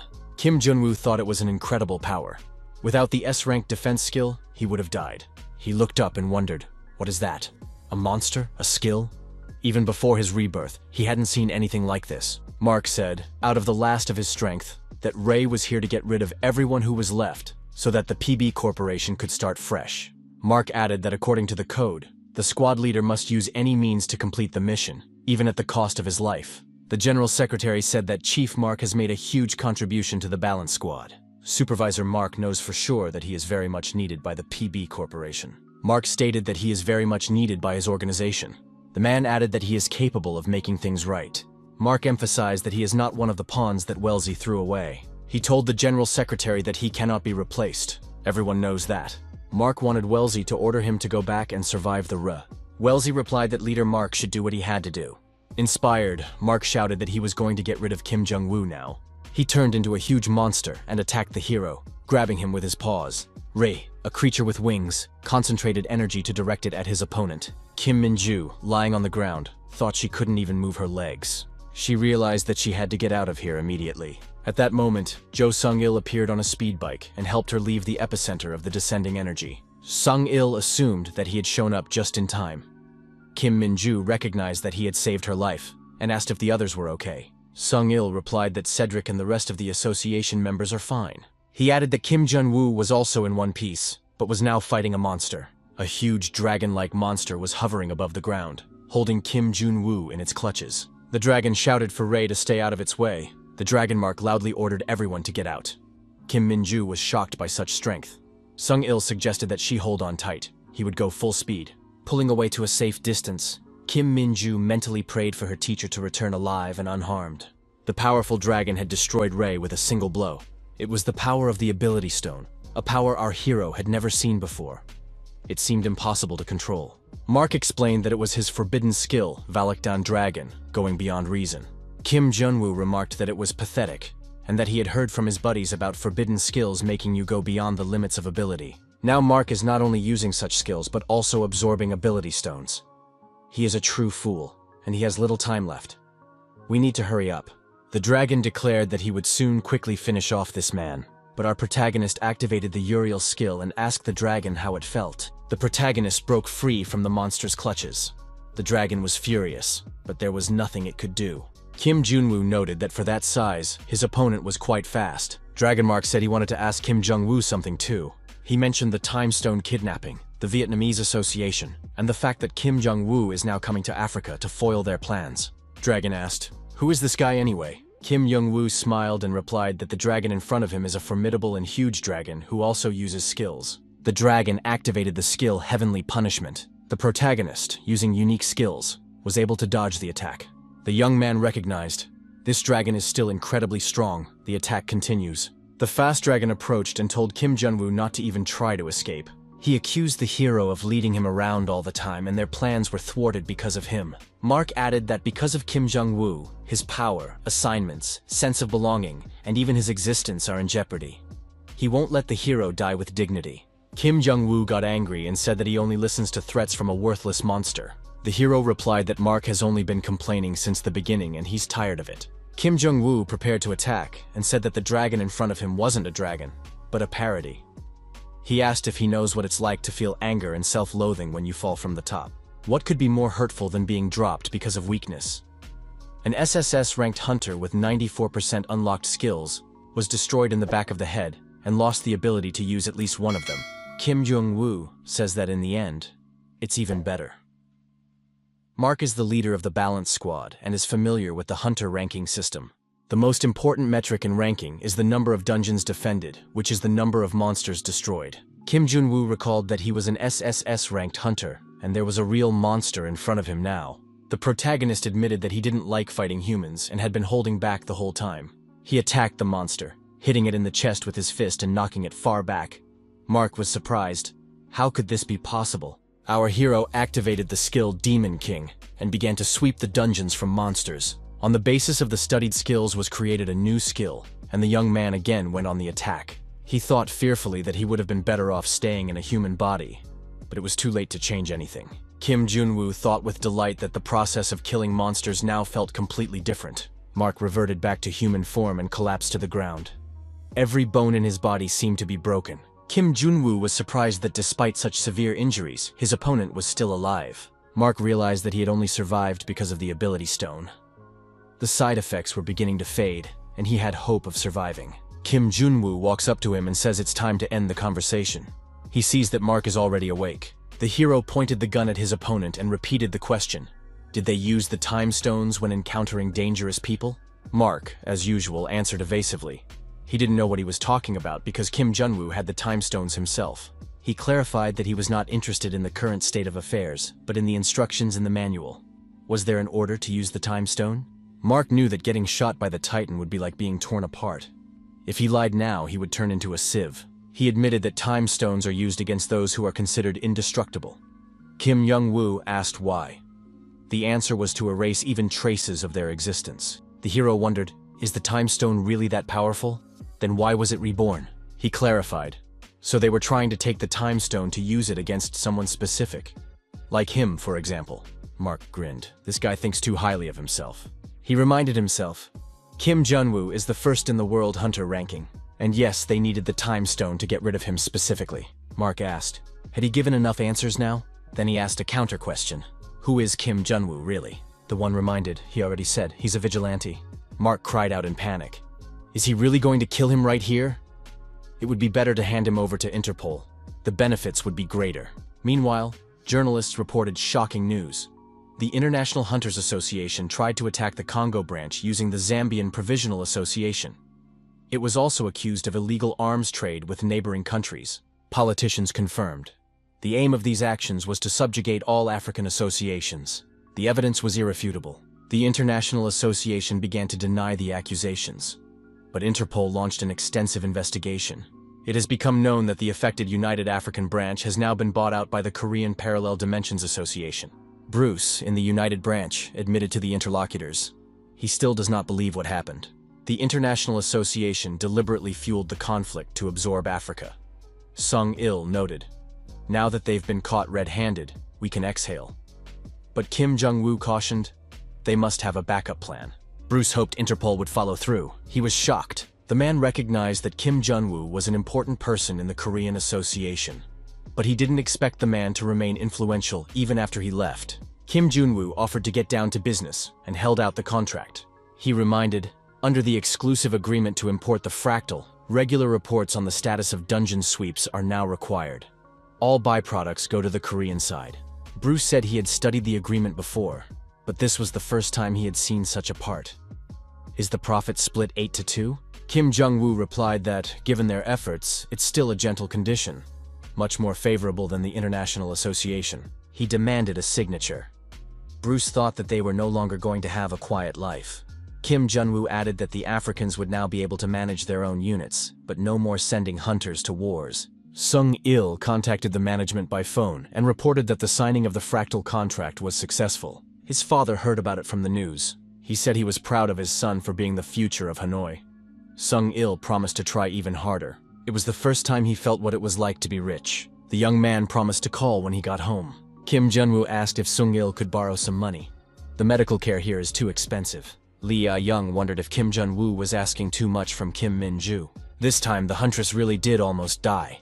The wounds are severe. It'll take a long time to recover. The hero said it will only make her stronger. She'll be fine, Lee Ah-young asked. Then what was the point of all this if she could have died? Kim Jung-woo replied that now the International Association wouldn't be able to act with the same confidence as before. Since then, however, he had often had a headache, all because of the groans of despair coming from those who remained in the International Association. After the failed attempt to take over Africa, more and more associations were applying to leave. Several leaders had died, and the International's influence had waned dramatically. Unlike the past battles, now Kim Jung-woo was striking them on their own turf. He had become a threat to them. The protagonist learned a lot. Thanks to his karma skill, he became a dungeon cleaner and then a candidate for general secretary. But since he would never become a member of the International Association, he decided to create its counterpart. In his previous life, he died because of the Internationals. It all makes sense now. If you dig deeper, you can unravel the reason for his rebirth. Before the hero could realize what was happening, The Korean Association was already running both the Vietnamese branch and the African Association. Kim Jun-woo thought that he now had everything: money, an A-rank fighter, and an experienced assistant, the leader of the best guild in the country, a versatile worker. All of this was incomparable to what he had in his previous life. Now was the right moment to strike at his enemies. Kim Jun-woo hoped that the guys from the International Association couldn't wait for this anymore. The woman approached the hunter sitting on a rock. There was a butterfly sitting on his arm. She noticed that the hunter had decided to rest in this quiet place. Was it easy for him to find it? The butterfly fluttered from the hunter's hand. It flew up to the girl's face, lightly touching her cheek. The hunter caught the butterfly with a sudden movement. The woman said that such a greeting was not very polite. Emma noticed that General Secretary Wellesley was looking for him. In front of Emma stood the world's top-ranked hunter, Noah. At the Karma Association in Seoul, a lecturer was giving an important lecture to the students. Dungeon sweeping takes place within the hunters themselves, and no one knows what changes they will encounter. Therefore, for training and safety, the Karma Association is providing advanced equipment for everyone. Everyone will receive an individualized kit. One of the students put on the goggles and remarked that everything looked extremely realistic. He marveled, "This is a top-notch company. Everything is on a whole other level. Who would have thought we would have personal training rooms and state-of-the-art equipment?" Im Don Beam began his lecture. He pledged his loyalty to Karma for life. Seo Yeon got excited when she saw the snacks in the break room. Hag Yubin wondered, is this an office or a buffet? The janitors confessed that they had never seen such high-quality equipment anywhere. With it, the work went twice as fast. In their previous association, they couldn't have dreamed of such a thing. Sang Hyuk reassured his colleagues that Kim Jung-woo had purchased spare weapons, so they could use them as needed. The janitors recognized that Kim Jung-woo's boss was the best in the world. Lee Ah-young said that at this rate, they might go bankrupt because the costs are too high. The HR manager agreed. The vice president is right. In 1 week, 3 months' worth of money has been spent. Some of it is justified, but a lot of it is unnecessary. Kim Jun-woo wondered, isn't this part of the benefits package? He understood why Lee Ah-young and Counselor Oh Chi-yup had raised the issue. But on the other hand, the company was earning a lot, and he couldn't just sit idly by. It cost a lot of effort to get such a chance. To divert the International Association's attention, the hero founded a small cleaning company with a partner. When the Regan dungeons appeared, the main source of income disappeared, and the association suffered losses. The hero even considered closing the business. But they signed a contract with Hano, South Korea's largest conglomerate, and traveled to Africa to get the exclusive right to fractals. An international association tried to interfere. But despite the difficulties, they achieved their goal and hit the jackpot.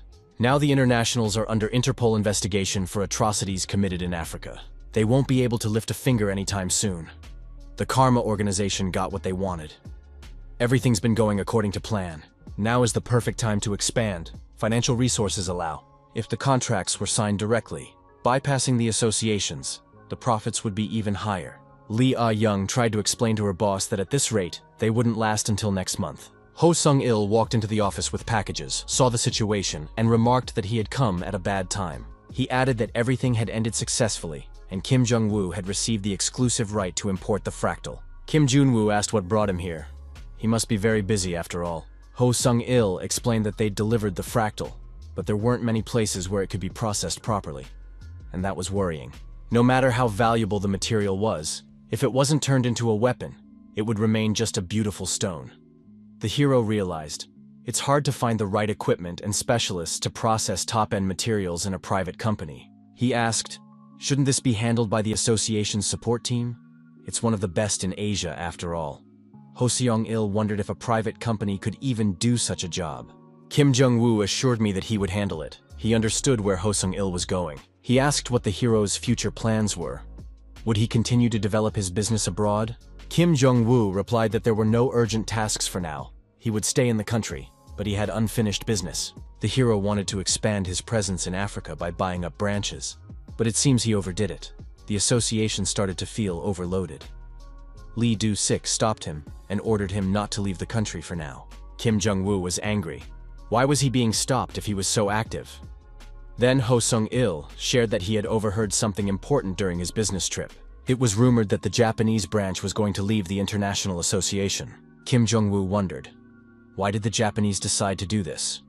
Sung-il explained that the incident in Africa had severely shaken the credibility of the internationals.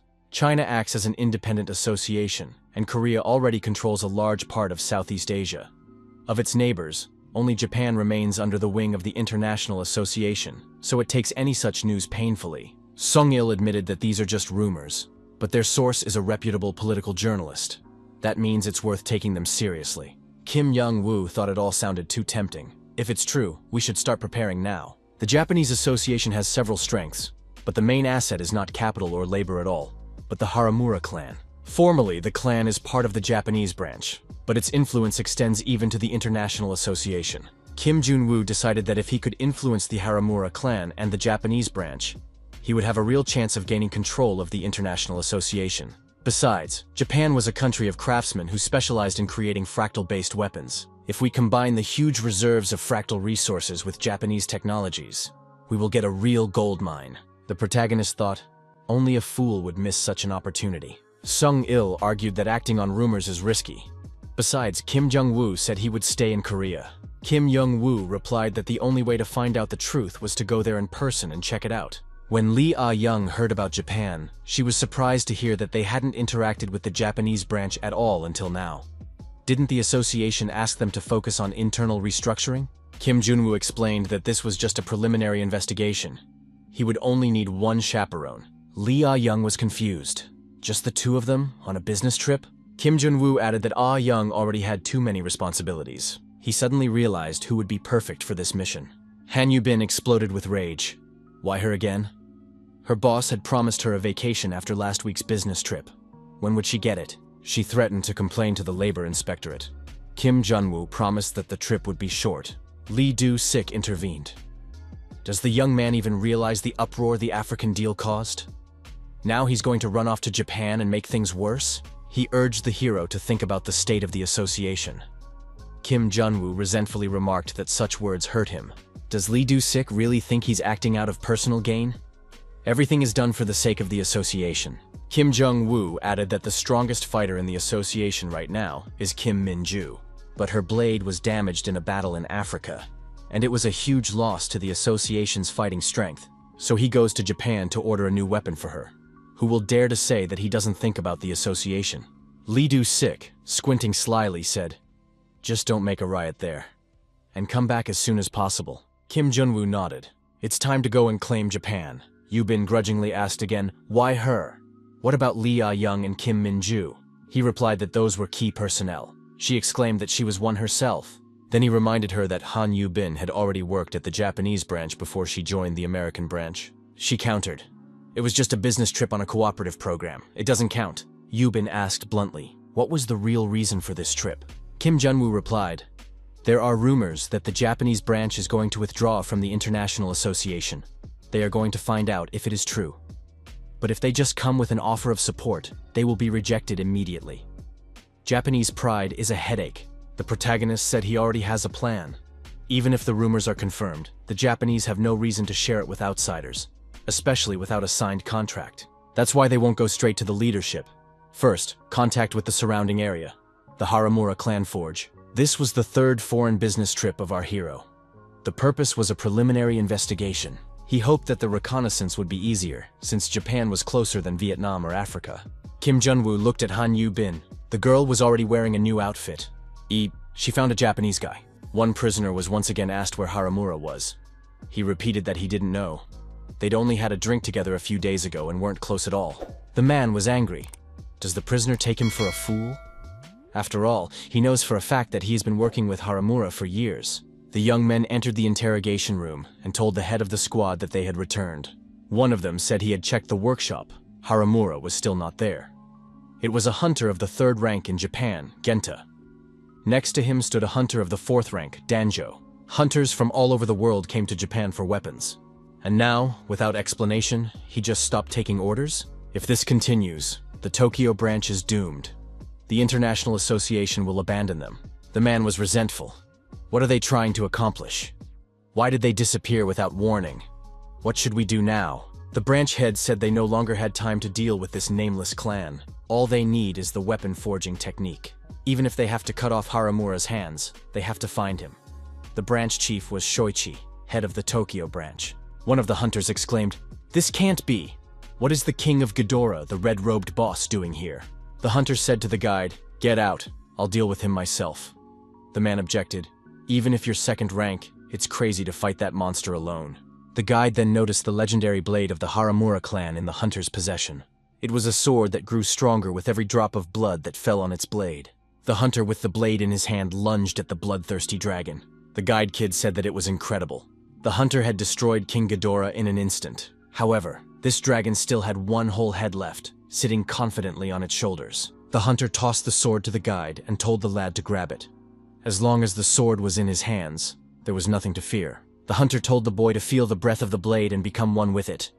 One must go where the sword leads. The child said that he was entrusting his body and soul to the sacred blade of Haramura. The child moved at the call of the blade and struck a cleaving blow. The dragon's head flew off his shoulders. The hunter said that the common man had defeated King Ghidorah. It was a great job. The little man was glad he had done well. The guide noted that it was as if he had merged with the special power of that blade. The hunter warned the boy against complacency. The sword did all the work itself, and the kid only held it. The child agreed. It was expected. The weapons created by the Haramura clan are truly legendary. The Haramura blade grows stronger with each use. Whoever wants to purchase it should contact the phone number below. This was a story based on true events. None of the actors were harmed in the filming of this commercial. Kim Jun-woo thought that the quality of the script of this movie left a lot to be desired. Han Yu-bin, on the other hand, said that it was awesome. It all started with a small family of blacksmiths running a humble workshop. Over time, everyone began to say that their blades had special powers, and soon the blacksmiths found fame. Several years ago, an entire suppression team was destroyed in a red-rank dungeon in Japan. However, an S-rank hunter with the Haramura blade managed to defeat the boss and stop the disaster. The incident was talked about all over Japan, and the Haramura clan became a legend. Their reputation grew so much that the International Association proposed that they merge with the Japan Association. In other words, the Haramura clan played a crucial role in Japan joining the International Association. Immediately after joining the International Association, the fifth-generation blacksmith expanded production, beginning to create not only swords, but other weapons as well. Because of the skyrocketing demand for Haramura weapons around the world, their influence became so great that they could even put pressure on the International Association, Kim Jun-woo said as they arrived. The young men stood in front of Haramura's workshop. The gate was closed, and there was a sign hanging on the door. The sign said that the workshop was closed for personal reasons. The hero assumed that they no longer worked here. Han Yu-bin asked, "Did Kim Jun-woo really come all the way here without even checking to see if the workshop was open?" The protagonist addressed the question to a grandmother passing by. Kim Jun-woo asked when the place closed. The old lady said that Haramura's workshop hadn't been open for a few days. She also said that she saw the foreman arguing with someone right outside the entrance. At first, she thought it was a misunderstanding, but then she realized it was the Tokyo branch staff. Kim Jung-woo asked if the foreman had a conflict with them. The old woman replied that she had heard that they had tried to buy his manual on metal forging techniques. However, Mr. Haramura would never sell it. Kim Jun-woo asked where the master might be. The old lady said she had no such information. Kim Jun-woo said that they had no choice but to stick to the original plan. Han Yu-bin wondered if the boss was going to go straight to the Tokyo branch. The hero thought that sitting around was useless, and it was better to get straight to the point. He too was curious about what had happened between the Haramura clan and the Tokyo branch. A young man on a bicycle approached them and asked if they were looking for Mr. Haramura. Haramura Workshop is a brand that has been dedicated to the clan's tradition for 5 generations. The hunters of the International Association adore this brand. However, no matter how you look at it, it's just an ordinary workshop. The young man said that his master hadn't been here for a long time. The young man introduced himself. His name is Itsuki, and he is Mr. Haramura's apprentice. If the young man had an unfinished order, he could find it. Kim Jun-woo replied that there was no need for that. He would get the order from Mr. Haramura himself, but a little later. It's a very important item. Itsuki said that it might be a long time before he can get the order directly. Kim Jun-woo asked if Itsuki knew what happened between the workshop and the Tokyo branch. The young man said that the Tokyo branch was in a frenzy right now. A few days ago, the master suddenly started rejecting all orders for weapons. The master had always put trust above all else. Itsuki assumed that the International Association had let him down. The master never said outright, but he wanted Japan to withdraw from the International Association. Considering that the Tokyo branch has a huge influence on the Japan Association, its actions could be seen as a quiet protest. Kim Jun-woo thought that the rumors of the withdrawal were not entirely unfounded. If the Haramura clan took such a hard stance, the Tokyo branch must be going crazy right now. In the end, they would have to choose a side, the International Association or the Haramura clan. That's not to say it will be an easy choice for the branch. Kim Jun-woo asked if the master had tried to talk to the Tokyo branch. This is getting serious after all. Itsuki admitted that the guys from there did drop by, but master just kicked them out, saying he had nothing to talk to them about. He was always awfully stubborn. Itsuki assumed that the branch had given up since things had been quiet for a while. But a few days ago, they started showing up for a different reason. The master was furious. They seriously thought they could buy techniques that had been passed down for generations. After those visits, other people started coming here. At that moment, someone shouted, "Is there a Haramura here?" Itsuki said that it was just those guys. The young man explained that it was because of these people that the master stopped coming to the workshop.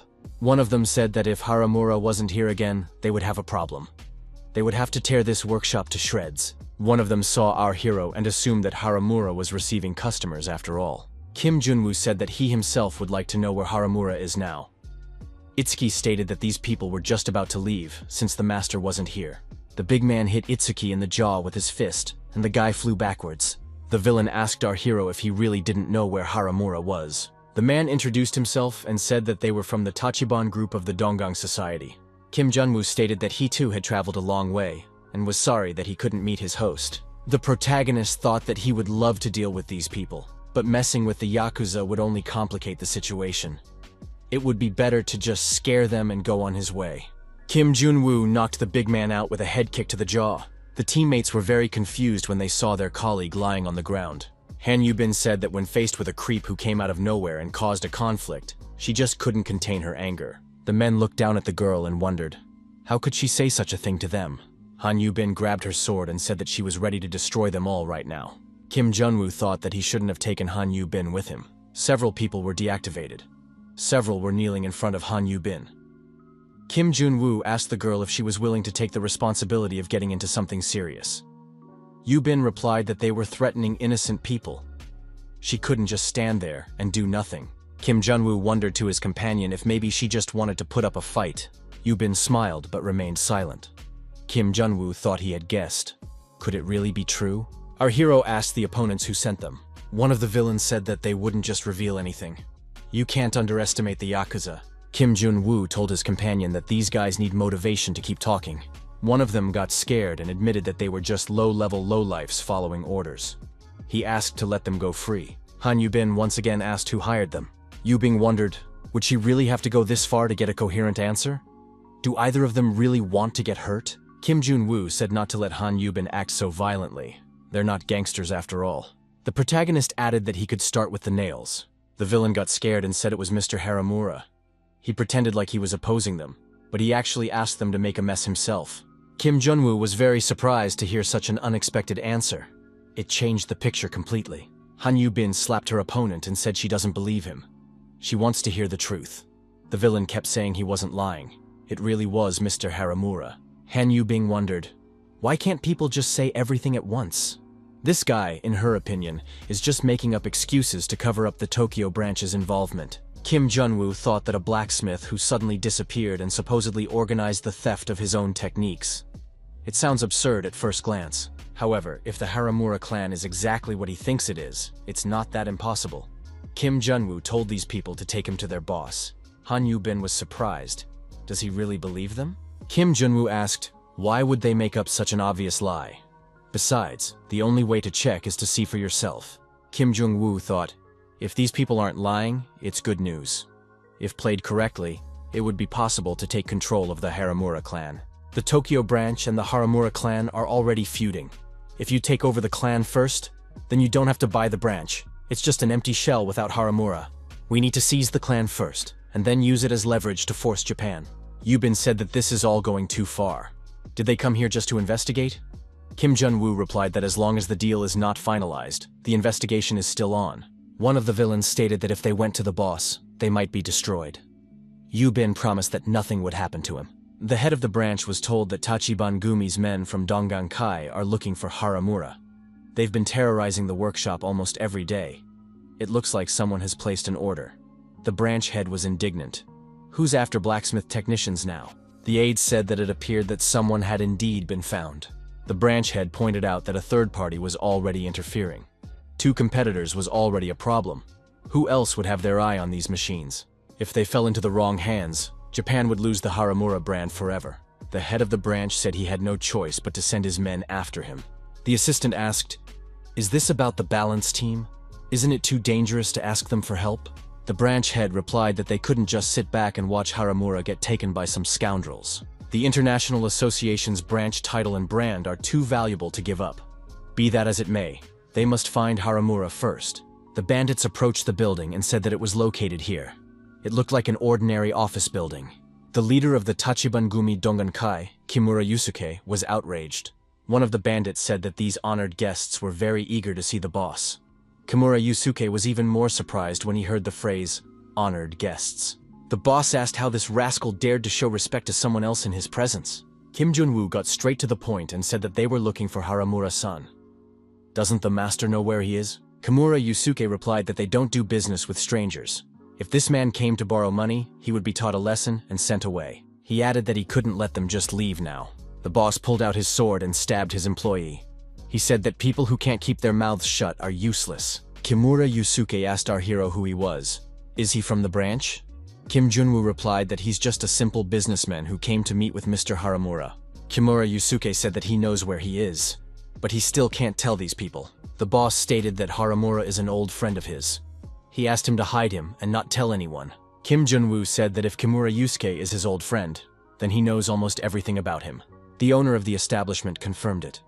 Kim Junwoo assumed that the man was aware of the rumors that the special properties of Haramura's weapon were a fiction.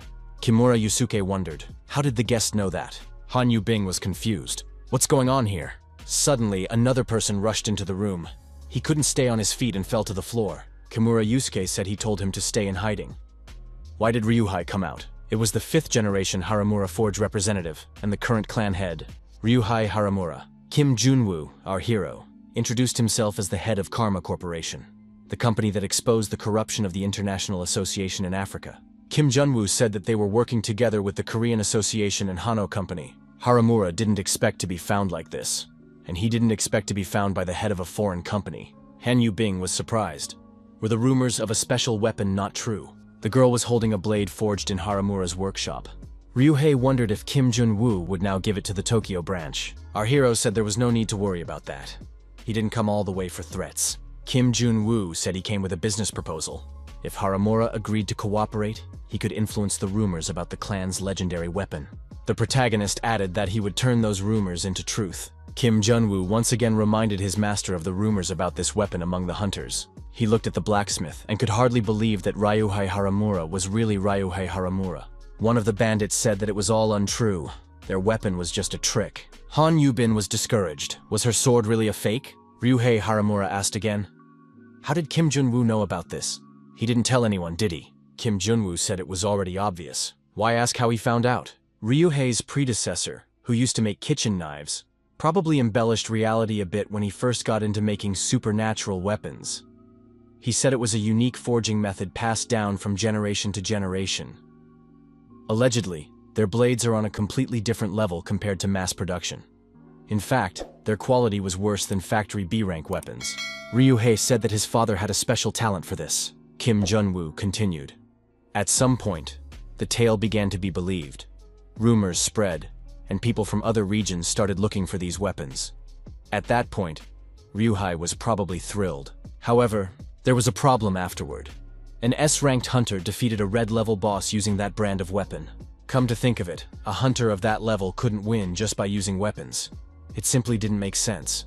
It was just an ordinary coincidence, that's all. However, at that time, this event was a real celebration for Japan, which was struggling to compete in the global monster slaying market. Everyone was saying that a red-level monster had been defeated by a weapon made in Japan. It became a new ray of hope for Japanese society, albeit an accidental one. People didn't want to perceive the situation any other way because they don't rely on facts. People believe what they want to believe.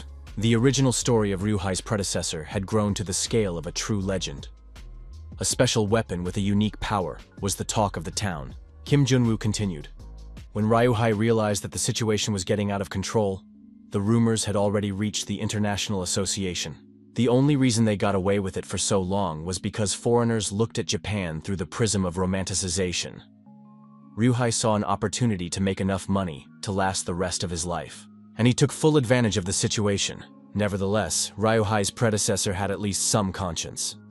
He never took orders for mass production, unlike this guy. Ryuhei, on the other hand, has decided to bet everything on a lie. He's stamping out weapons that barely pull a C rank. Kim Jong-woo wondered why Ryuhei suddenly backed out of his last order. Was he afraid of being exposed? Haramura replied that the International Association had been rocked by scandals lately. He decided it was time to get out of the game. Kim Jong-woo asked, did Ryuhei really believe that the association would just turn a blind eye? Ryuhei said yes, but he didn't expect the association to offer to buy his forging method. Ryuhei asked what Kim Jong-woo meant when he said he was going to turn lies into truth. Our hero said that the blacksmith heard everything correctly. His fictions will become reality because they need the influence of the Haramura clan. Kim Jong-woo continued. They heard that the Japan Association might withdraw from the International Association. That's why they came to see if they could take control of it. But judging from the situation, that's not going to happen. Ryuhei said that if they were really going to withdraw from the International Association, they wouldn't have come to him with an offer to buy the leadership. Kim Jong-woo said it's even better that way. The Koreans don't need to take control of them, they can still achieve their goal. Ryuhei wondered how exactly Kim Jong-woo was going to help him. Does he really want to give him advanced forging technology from that elite research center in Korea? If that's what he's offering, then we can think about cooperating. Kim Jong-woo said that Ryuhei still doesn't realize the position he's in. He suggested that Mr. Haramura should not confuse concepts. He must have gotten the wrong impression. The protagonist says he's not here to help create a special weapon. He's here to make it appear as if Haramura is creating it. All the blacksmith has to do is just continue to exist as the head of a family that can influence the International Association.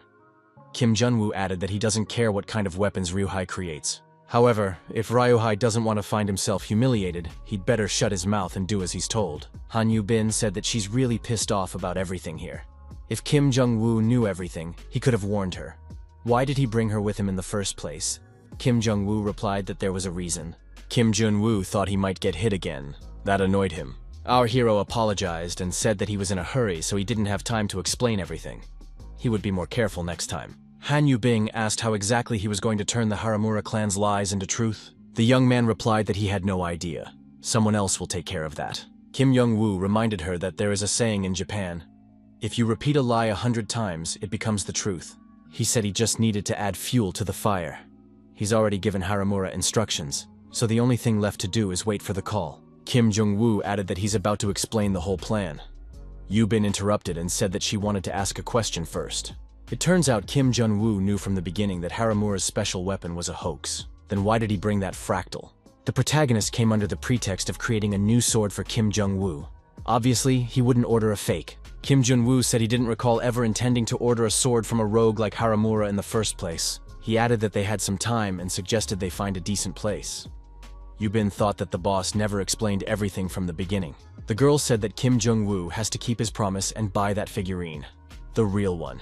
Kimura Yusuke asked, did Ryuhei really believe everything that was said here? He added that the man was just intimidating him. If Ryuhei gets involved with people like that, he'll be on the hook for life. Haramura asked if Yusuke was suggesting that he just confess everything and let his life go down the drain. Kimura said that's not what he meant. Maybe Ryuhei should lay low for a while.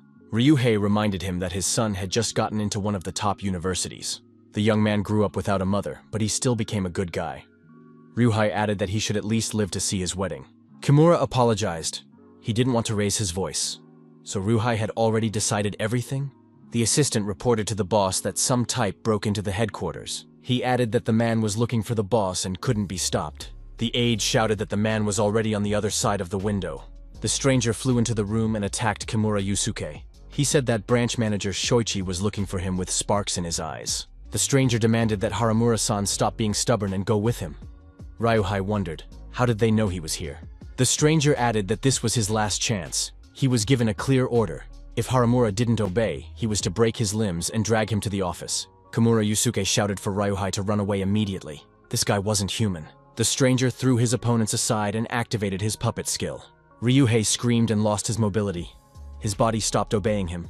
The stranger contacted the branch head and reported that the target had been captured. The branch chief said that he never thought Haramura could be hiding in a Yakuza lair. He added that the International Association's balance team was really worth something. That was impressive. Huang Donghui's agent showed good judgment. Haramura came to his senses and thought his body felt like it was falling apart piece by piece. Where is he? Ryuhei didn't realize what was happening. He was crucified and hanging on chains. The branch chief said. Finally, the blacksmith woke up. He greeted Haramura-san and remarked that they hadn't seen each other in a long time. Ryuhei asked Shoichi-san not to go that far. The branch head said that Haramura once helped develop their branch, but now, unfortunately, he is no longer willing to listen to them. Shoichi said that Haramura's refusal is hindering their work. The branch head added that he had hoped to find common ground. Shoichi's assistant drew his sword and swung it several times in front of Mr. Haramura. Shoichi admitted that he doesn't know what made Ryuhei cut ties, but they still need his help. He said that if Haramura doesn't want to sell his wares, he should consider selling forging methods. He would be paid generously for it. Ryuhei was indignant. Did anyone really think his techniques could just be bought off? Shoichi offered 1 billion. The aides thought they would sell the secret without thinking twice. Ryuhei Haramura said he refused. The aides wondered, are his techniques really worth more? Shoichi turned to manager Huang. He said he had another request.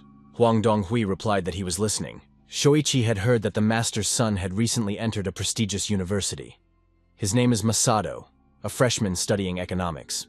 He should be brought here.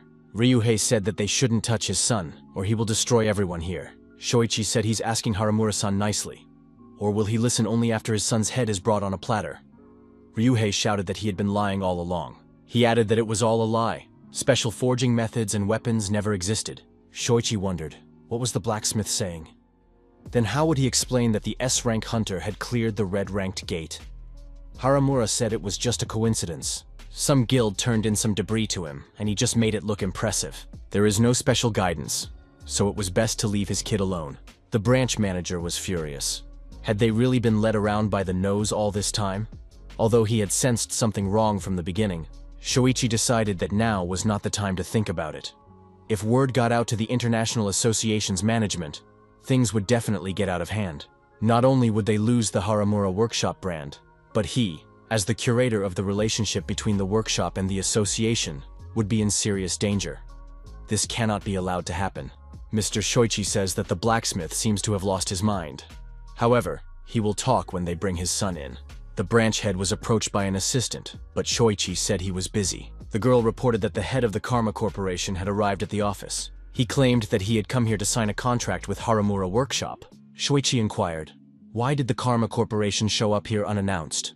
The protagonist repeated that he was here to sign a contract for weapons from Haramura Workshop. The branch head thought it was rather bad timing. They hadn't even confirmed if the blacksmith had lied about the weapon. In any case, if it came out, they would be in serious trouble. Shoichi takes a look at the contract and says it's fine. He just wondered, why did Karma go to them when they could have made a deal directly with the workshop? Our hero explained that the contract with Haramura Workshop is under the jurisdiction of the Tokyo firm, after all. But since the deal was quite significant, it was more convenient to have the branch oversee it. Kim Junwoo had heard that no other weapon could surpass Master Haramura's designs. The young man added that he had doubted it at first. But if the hunters of the International Association are using this particular weapon, then the quality is really excellent. Kim Junwoo stated that in that case, he could not give up such an impressive arsenal. Looking at the contract, it was clear. Their offer was very tempting. The protagonist asked if he could expect a positive response. He knew his interlocutor was in a difficult position, especially after Shoichi had learned the whole truth. There was no way that information would leak out. Tachiban has already warned our hero that Shoichi was the one who took Haramura. Shoichi said that he wanted to discuss the matter with Haramura-san first. Kim Junwoo was overjoyed. He said it was a great coincidence that he too would like to meet the blacksmith. Why doesn't the branch head invite Mr. Haramura to come here? Kim Junwoo had to admit that Shoichi is a good actor, but he doesn't stand a chance. Shoichi announced that Haramura-san had taken some time off. He forgot to warn his guest about it. He can't be contacted right now. Shoichi added that in any case, the conclusion of the contract would have to be postponed indefinitely. Kim Junwoo stated that he should have realized it right away. Our hero said that this deal is a new basis for training young hunters. He held out an envelope to his interlocutor and added, Shoichi understands what we're talking about, doesn't he? Kim Junwoo explained that he was handing over a new program. They'll keep the management, but they want Shoichi-san to handle the financial part. The funds will come in, and the branch manager will be able to manage them as he sees fit. He asked, "Isn't that what Mr. Shoichi had always wanted?" Our hero thought that once the deal went into effect, the sums Shoichi would start receiving would be in the millions. Would he be able to resist such temptation? Shoichi hid the envelope, said he understood, and added that he would try to convince Mr. Haramura. Kim Jong-woo asked if they could test the weapons. It wasn't a matter of mistrust, but simple formalities. Shoichi agreed and asked when it would be convenient. Our hero replied that it would be in a week. Shoichi stated that he would entrust the preparation to his lab. Kim Jong-woo said that he would prefer a test in a real dungeon to see how the weapon would perform in real combat. The companions wished each other good luck and parted ways for a week. Kim Jong-woo asked Han Yu-bin what she was wearing. The girl replied that she couldn't pass by such beauty since they were in Japan. Han Yu-bin asked if the person who would turn a lie into the truth was Shoichi, the head of the Tokyo branch. Kim Jun-woo confirmed that it was. From now on, Shoichi will have to turn Haramura's fairy tales into reality.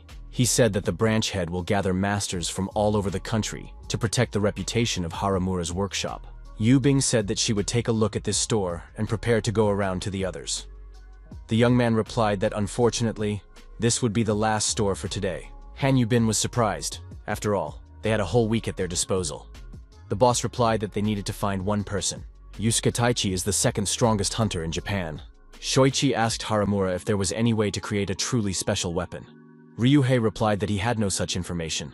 The whole idea seems ridiculous. A weapon that only grants power to the worthy?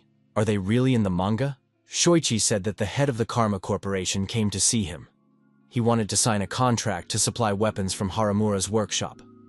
Because of all these rumors, he's offering a huge sum. Ryuhei asked, "Did Shoichi really agree?" After all, he knows it's all a lie. Shoichi replied that he understood. There are no fools in Karma. Sooner or later, everything will come out. They have already guessed that the weapon is devoid of any powers, and have even demanded that it be tested. That's why he's asking for at least one copy to be created. Like from the legends of this family. Haramura says he can't do that. He doesn't have any techniques.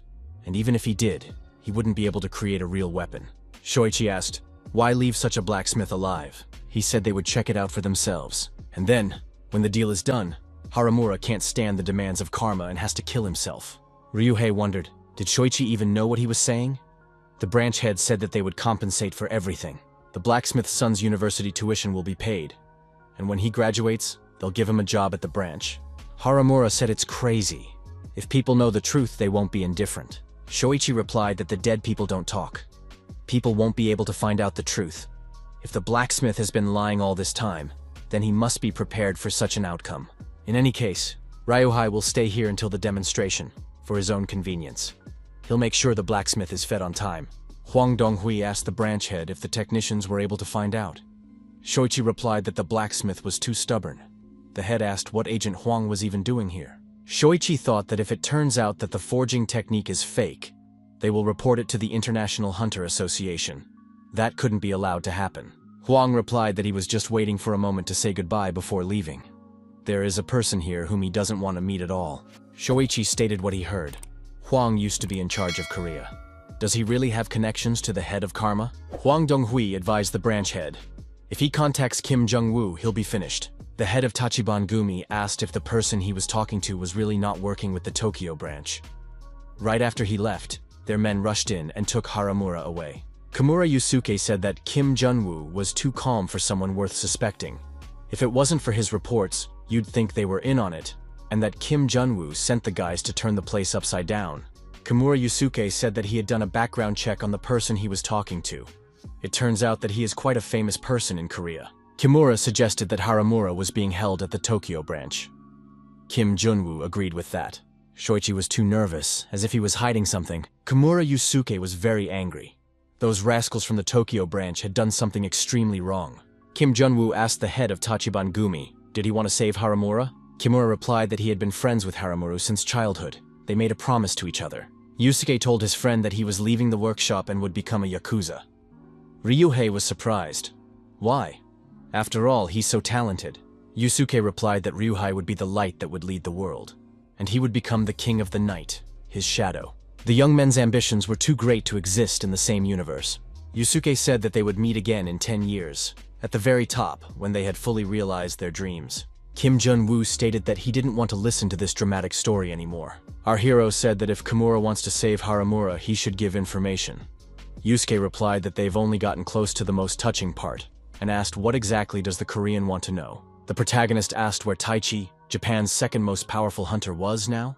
Kimura asked why the interest. Kim Jun-woo replied that the Yakuza more than anyone else should know where this hunter is. Our hero clarified that they are talking about Japan's former number 2, the king of the underworld, Taichi. He was once a hunter, but now he is the head of Japan's largest criminal group with a lot of influence in politics, media, and economy.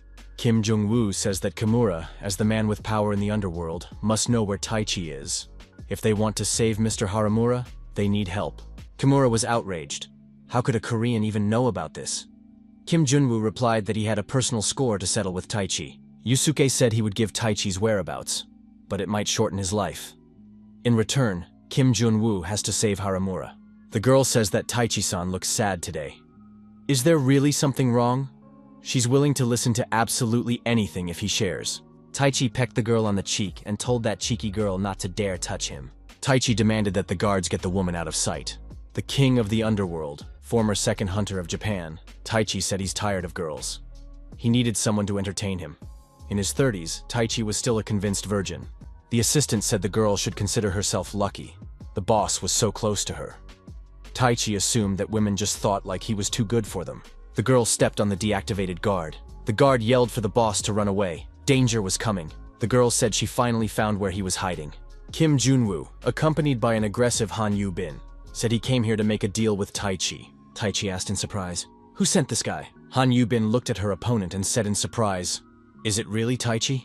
Before his regression, the protagonist had once fought Taichi side by side during a joint operation between Japan and Korea. Since Japan was part of the International Association, their top hunters were recruited. This meant that instead of working with Japan's number 1 hunter, our hero had to settle for number 2. However, Taichi never pulled Kim Jun-woo down. He performed his tasks flawlessly, and in battle, he proved to be much stronger and more agile than expected. This continued until he became the face of the Haramura brand. That's when he completely broke down. This guy turned into a pathetic parody after he became a model. There were rumors that he made a lot of money from it. Even the salary of a top hunter couldn't compare to that. No matter how famous Haramura's workshop was, it could never pay a top-tier hunter enough to retire for long. This meant that Taichi had most likely figured out the secret of Haramura's weapon. In exchange for their silence, he made them pay a huge sum of money. After that, Taichi disappeared. It is said that his fortune and former fame made him rise to the top and become the king of the underground world. Kim Jun-woo introduced himself as a representative of the Korean Karma Corporation and offered a deal. Taichi was surprised. Some pathetic fool dares to make a deal with him? Does he even realize who is in front of him?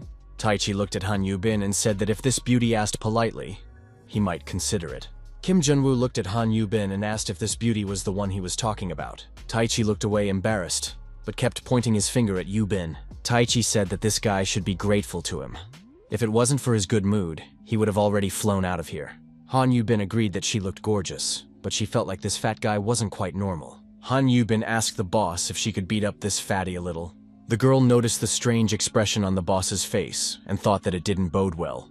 Han Yu-bin tearfully shouted out that she refused. The head of the branch, Shoichi, was furious. Why couldn't these worthless blacksmiths, who were the best craftsmen in Japan, create at least a replica? At least something remotely similar to that weapon. The assistant reported to the chief that they had no craftsmen left. Maybe they should try another method. Shoichi wondered if there were only crooks in Japan. The wounded blacksmith asked what Haramura had done. Shoichi said he had another idea. In doing so, he stepped his foot on the head of the blacksmith Kusanagi. The head of the branch stated that this guy has too long a tongue. Does anyone else know about this lie? Shoichi added that if Haramura was hiding something, his son would follow him. The blacksmith remembered the Korean saying that he could make the rumors about Haramura's family a reality. Taichi agreed that it was an important meeting and told the aides to step out for a while. Kim Jun-woo stated that he was a businessman from Korea and had come to offer a deal to the king of that city. Taichi replied that this guy looked even uglier up close. If it wasn't for that lady, he would have been dead by now. Kim Jun-woo told his companion that Taichi is so drunk that his head is not thinking straight. Otherwise, that fatty definitely wouldn't have called Yubing a beauty. Han Yubing said that she was definitely angry now. The protagonist looked at Taichi and said that they need to get this over with quickly. Kim Jun-woo told his companion that he would signal, and the girl would deal with this madman. Han Yubin reminded her boss that she was kicked out of the International Association for Insubordination. Kim Jung-woo says he doesn't see any other option. If Yubin holds out just once, he'll give her a week's vacation and buy her all the merch she wants. Yubin asked, "Boss, you do realize that she wants to destroy him now, right?" Taichi inquired. "What kind of deal are these people offering?" Kim Jun-woo revealed that Haramura-san is currently being held captive by the Tokyo branch. At this rate, the secret of Haramura's workshop would soon be known to everyone. Taichi wondered, what does this have to do with him? Kim Jun-woo replied that it's directly related. Otherwise, they wouldn't have taken such a risk. The Tokyo branch will do anything to prove that the secret of the workshop is true. If this secret becomes public, the branch's position will worsen. Until now, Haramura has been covering for Taichi, allowing him to quietly hold power underground. Will Mr. Taichi really let this chance slip away? He has a plan to destroy the Tokyo branch. Taichi thought, who is this guy really? Does he really know everything? Could it be a mercenary that the workshop sent? Or a secret agent of the branch? Either way, he shouldn't be allowed to leave alive. Kim Jun-woo decided not to give Taichi any time to think. Our hero told the girl that it was her time. Han Yubin moved closer to the king of the underworld and gazed tenderly into his eyes. Taichi couldn't resist that gaze. A slight blush covered his face. In front of Taichi's eyes was a girl in a wedding dress with a bouquet in her hands. Friends and associates were already congratulating the boss on his marital happiness. Taichi saw his wife and an adorable little girl, a baby, in front of him. All this flashed before Taichi's eyes, and he even wept. Taichi agreed and said he accepted the terms. He's fed up with the rotten underground and just wants to leave it all behind and live the normal life he's always dreamed of. Kim Young-woo said he's now ready to explain the plan in more detail. A few days pass. Taichi meets with the head of the Tokyo branch. While chatting on the phone, the head of the underworld noted that Yubin's voice is very cute. Taichi added that when he hears that voice, his heart races and his palms sweat. Will he be up to the task at hand? Han Yubin said to let Taichi focus on the job. She's ready to talk after it's done. Yubin contacted her boss and said that Taichi was acting according to plan and would arrive at the appointed time. Kim Jung-woo stated that he's already on the spot as well. Yubin should continue to monitor and control the situation. Shoichi says he's waiting for Mr. Kim Jun-woo. Why is the young man without his assistant today? Our hero replied that the girl had some urgent business, so she won't be at the test. Shoichi said that it's too dangerous for an ordinary person to enter the dungeon anyway. The protagonist recognized that there were more people here than expected. The branch head said that security was their priority. A task force will conduct the demonstration in case of emergencies, and a control team will be on duty outside. Kim Jun-woo looked to the side and asked, "The person in different clothes is Haramura?" Shoichi confirmed the assumption. Our hero said hello to the blacksmith and gave his name. Haramura said he was happy to meet him too. Kim Jun-woo asked how the situation was. Ryuhei said the trial is just a cover. After the deal, they're going to fake his suicide. Haramura told Kim Jung-woo not to make the deal. It wouldn't benefit anyone. Kim Jung-woo replies that the preparations had been going on for a week, and he had Taichi's support. In an hour, the king of the underground world would leak to the media that an international association had forced Haramura to mass-produce counterfeits for profit. Ryuhei wondered, why Taichi? Kim Jun-woo asked. Wasn't he the face of Haramura's weapons when he was in the association? He's the perfect informant. Ryuhei asked how Kim Jun-woo even knows Taichi. Kim Jun-woo replied that he had to leave. If he lingered, Shoichi might suspect something wrong. Haramura yelled that Taichi had already leaked the secret. Shoichi wondered if the two of them knew each other. For strangers, they were having a conversation that was too trusting. Kim Jun-woo said that he was also a fan of the Haramura family. They didn't discuss anything special. Shoichi said that the test is planned to be held here in the orange-ranked cave dungeon. The boss is a snow demon, a ghost-type monster. Kim Jun-woo remarked that physical attacks won't work on it. The branch head noted that Kim Jun-woo was well informed. If the test was a 3-star level, it would be meaningless, so that's why they prepared this one. Kim Jung-woo assumed that the branch manager had worked hard to prepare it. The protagonist would never have thought that Haramura was so talkative. This branch manager must have introduced someone to Taichi, but the protagonist also had countermeasures.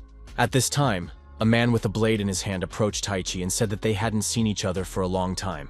Taichi recognized this rascal. Han Yubin looked out from behind cover and controlled the situation. Shoichi drew his sword and said that Mr. Kim Jun-woo has been waiting for this for a long time. In his hands, he held the weapon that Haramura-san had specially prepared for the test. It was the 10th weapon from Haramura's workshop's Odachi lineup, the Shipsupan Wolgyeong, the most popular one. Kim Jun-woo thought it was some kind of pretentious name. Obviously just a toy with a flashy look. Shoichi introduced the hunter who would take part in the test. The branch head told Goreta to come over and say hello. This was a C-rank swordsman. The young men shook hands. Kim Jung-woo noticed that this guy didn't have calluses on his ring finger and pinky finger, while someone who holds a sword should have them. The hero realized that this guy is definitely not a swordsman. Overall, he has an athletic build, but his leg muscles are relatively weaker than his torso, so he doesn't move much in combat. Discolored lips from frequent potion intake, mana drain marks on his palms and face. It was obvious that he was an A-class mage. Kim Jun-woo thought that this man was pretending to be a swordsman, using magic and sword tricks, trying to pass it off as a special weapon. That seems kind of childish. Shoichi said that if Kim Jun-woo is ready, we can get started. The young men headed for the dungeon. Kim Jun-woo mentally asked Yubin to make it on time. Taichi asked what Kenta was doing. Kenta thought that Taichi's admiration for him was just Yakuza games. There's no personal animosity, but for the sake of the guild, Taichi will have to die. All of Taichi's guards had already been eliminated. Taichi wondered if the guild had sent Kenta as an assassin. Perhaps the reason is the secret of Haramura's workshop. Taichi said that Kenta was caught off guard. The association is a pacifier sucking the last juices out of Haramura, so this reaction is expected. Taichi was surprised that a 3rd-ranked hunter came to destroy him. A 2nd-ranked hunter. The branch head had fallen into a marasmus. Taichi drew his sword and said he must pass for love. Kenta might try to stop him. Kenta said that Taichi should come to his senses. He is no longer the hunter he used to be. However, Kenta felt the aura of the former Taichi. The head of the underworld said he wanted to see if Kenta would think the same while reflecting his sword. The opponents walked forward and stopped with their backs to each other. Taichi fell on his back, grabbing his stomach. Blood showed. Kenta thought that was an incredible reaction speed. Was Taichi really a 2nd-rank hunter? Kenta swung his sword and declared that he would destroy Taichi for the sake of Japan's future. However, Han Yubin suddenly appeared and blocked Kenta's strike. Yubin was outraged. How could she fall for such an obvious attack and still wail? The girl stated that she would deal with Kenta herself and let Taichi leave. Taichi said that he didn't know where that girl came from, or who she even was. Han Yubin grabbed Taichi by the collar and said he either has bad eyes or a brain like a goldfish. Kenta said that judging by the proximity of these two, they're clearly in on it. Kenta said he couldn't just let them go. For the sake of idle curiosity, he wants to know if they are lovers. Han Yubing thought that she would beat them up a little and send them back, but now she couldn't just let them go either. The girl swung her sword and angrily asked how dare this guy try to set her up with a fatty. Goreta, wielding his sword, was destroying all the monsters in his way. Shoichi asked if it was as incredible as the rumors said.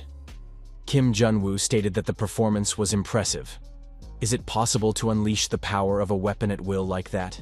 Kim Jun-woo suggested that weapons only give power to the worthy. Shoichi agreed that Goreta was a worthy hunter. In any case, the boss seems dangerous, so Kim Jung-woo can wait outside. The hero refuses. Since he's gotten this far, he wants to see it through to the end. Kim Jung-woo thought that Shoichi was afraid of being exposed. He should have prepared better and used the moment at the most critical time. The aggressive boss monster appeared in front of the hunters and roared loudly. Kim Jun-woo thought he saw an orange-rank snow demon and would have to sweat. Goreta was frightened by the monster's attack and activated a unique skill. Shoichi thought that Goreta had already used a magic scroll. The branch head shouted loudly that the task force was also joining the sweep. Monster dispersed the task force. Kim Jun-woo asked, if the deal goes forward, what will become of Haramura-san? He asked, if the deal goes forward, isn't it obvious that everything will be revealed? After all, these weapons are fake. Kim Jun-woo asked if Shoichi is going to get everything and then drive Mr. Haramura to suicide. That the rumors about Haramura's family are false will be impossible to prove, and the branch head will be able to shift all the responsibility to him. Shuichi asked if that meant Kim Jun-woo knew everything and was checking them out. The aide told the branch chief that the media is already reporting. The branch was in charge of distributing fake weapons. Shoichi felt indignant. Was he really the one doing this? What the hell is Kim Jun-woo doing here? Kim Jun-woo told Shoichi to give up the guild's share of the money nicely. The Tokyo branch is so important to Japan that if it falters, the entire Japanese association will falter. Other countries also have branch concentration, but it is more pronounced in Japan. They took full advantage of the actions of the International Association, which imperceptibly undermined them while they blindly trusted only the brand of the Haramura workshop. The International Association changed the system so that it was easier to manipulate the Japanese Association. Pretending to be scouts, they poached all of Japan's promising hunters. Capturing a branch that is just an empty shell is not a difficult task. Shoichi was outraged. Who dares to say that they produced fake weapons? The branch head said that a rebuttal article should be issued. Kim Jun-woo took out his smartphone and asked if the branch head was interested in finding out who did it. A video of Taichi's statement appeared on the screen. He gave a confession. Taichi stated that the Tokyo branch produced fake weapons from the Haramura workshop to profit from the International Association. The workshop's weapons are created using a special process that cannot be replicated quickly. The Tokyo branch, unable to produce the required quantity for the International Association, began to mass produce and sell counterfeits for its own profit. Taichi learned of this while filming a commercial for Haramura's workshop. In the process, they did not hesitate to resort to threats and violence against Haramura. Yusuke told his guys to get started. There was a lot of information on the internet. The hunters started telling the truth. Shoichi shouted that the TV stations should be contacted and blocked. It was reported that Sabato, the MP, was receiving bribes from the Yakuza. Also Taito Habaki, head of a large corporation, was dealing drugs with the Yakuza. Kichi, the director of the TV station, is a regular customer of the entertainment center run by Taichi. Izo, the TV station's cameraman, has Yakuza among his friends. Before coming here, he sent men from the branch to take out Taichi, but thanks to his strength, he managed to hold off the assassins. Taichi showed the wounds that proved his point. He swore the honor of a second-ranked hunter who fought hard for the sake of the people. Kim Jun-woo said that they would deal with the Tokyo branch somehow, and the branch chief had better go into hiding. Shoichi stated that that rascal won't get away with it. Kim Jun-woo threw the branch manager to the ground. A huge monster was coming up behind the hero. The young man said that now was the best time for Shoichi. He could hand over the post, take what he could, and escape on his own. Shoichi asked if the young man was suggesting that he believe all of this. Kim Jun-woo asked in response, "What will the branch head do if he doesn't believe it? After all, the responsibility would fall on him. The International Association won't just let it go." Kim Jung-woo said there's no time left. Even if he manages to escape from the International Association, it's better than staying in Japan and going to jail. Shoichi thought that Kenta was useless. After all, he had ordered Taichi's destruction. By destroying Haramura, the Korean could be blamed. The branch head thought that if things continued like this, he would definitely not survive. Kim Jun-woo said that this is all for the sake of the Tokyo branch. Either way, the branch is doomed to collapse. They are offering help, and it's not worth delaying.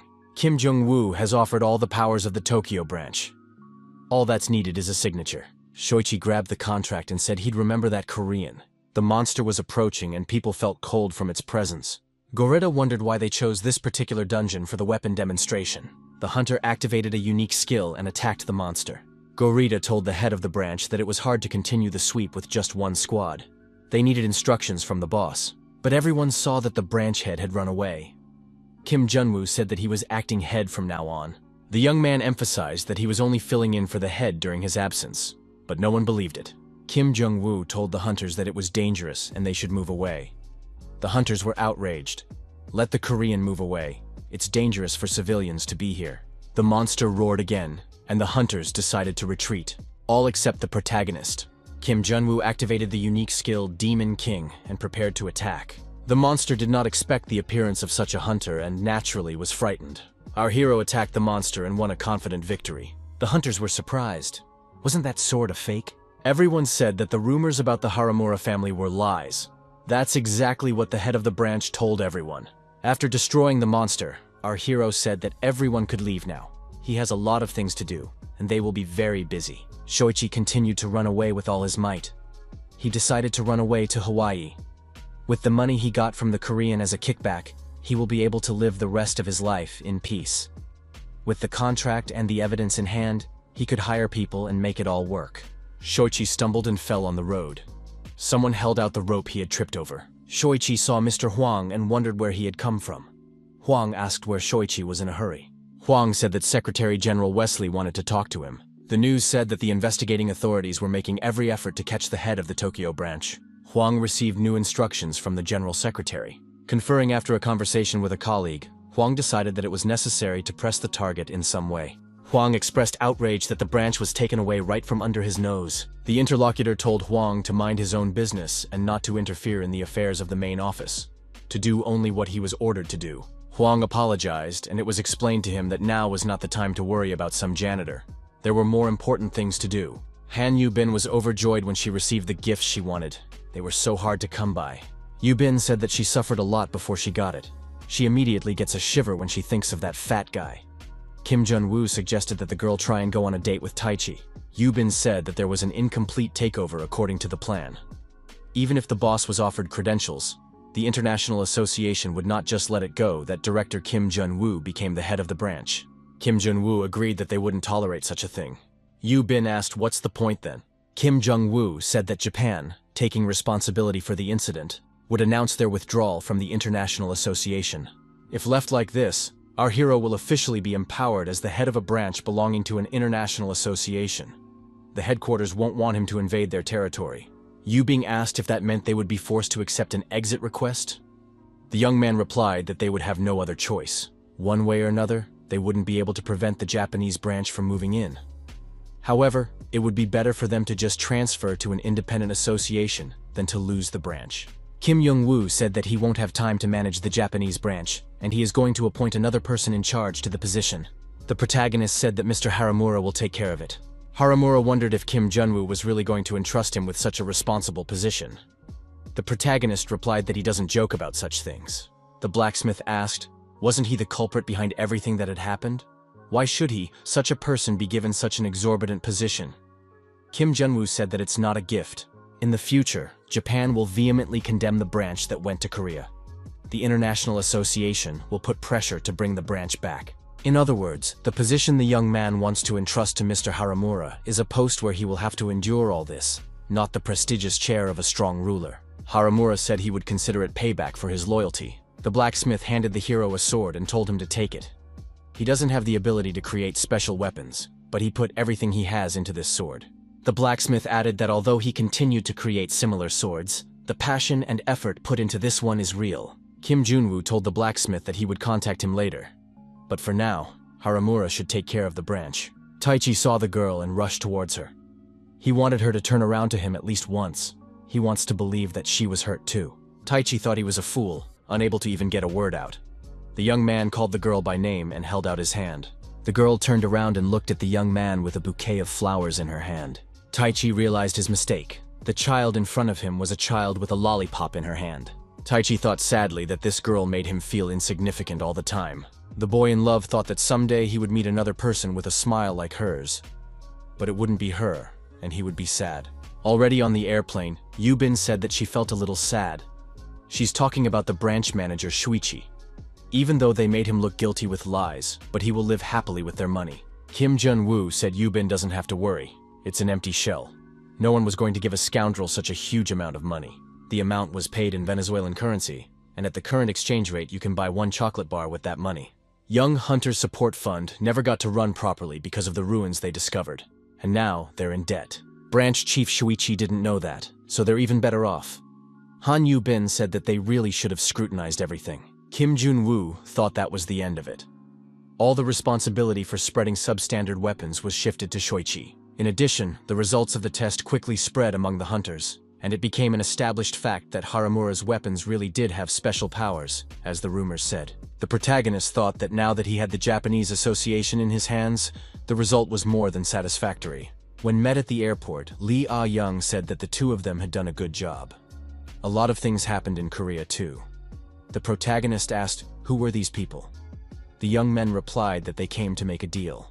Kim Jun-woo asked what was going on. Lee Ah-young replied that she couldn't help it. Ah-young said that among the goods taken out of the Angolan branch was a byproduct they received. During its purification, there was an accident in the support group. The girl added that there were no casualties, but all the equipment was burned and out of service. Kim Young-woo asked what about the support of the task force's equipment. Ah-yeon said that they are thinking of restoring at least repair capacity. As a matter of urgency, functionality has been suspended for now. Kim Jun-woo thought that the support group with 7 overseas branches managed to blow up the entire lab while purifying the byproduct. It would be difficult to conduct operations with temporary equipment, and it would take a long time to recover. Kim Jung-woo asked what the byproduct was. Lee Ah-young replied that she didn't know herself. It was the first time the support staff had seen such a thing. The product is stored in the basement of the association. Kim Junwoo looked at the stone and thought, "Is this the item that survived the fire that destroyed the lab?" The young man asked what was the connection between the accident and the sale of his belongings. Ah Yan replied that if the association couldn't do sweeps, how would they make money? They would have to sell even luxury items to cover the cost of early recovery. The director asked how much it would cost to rebuild.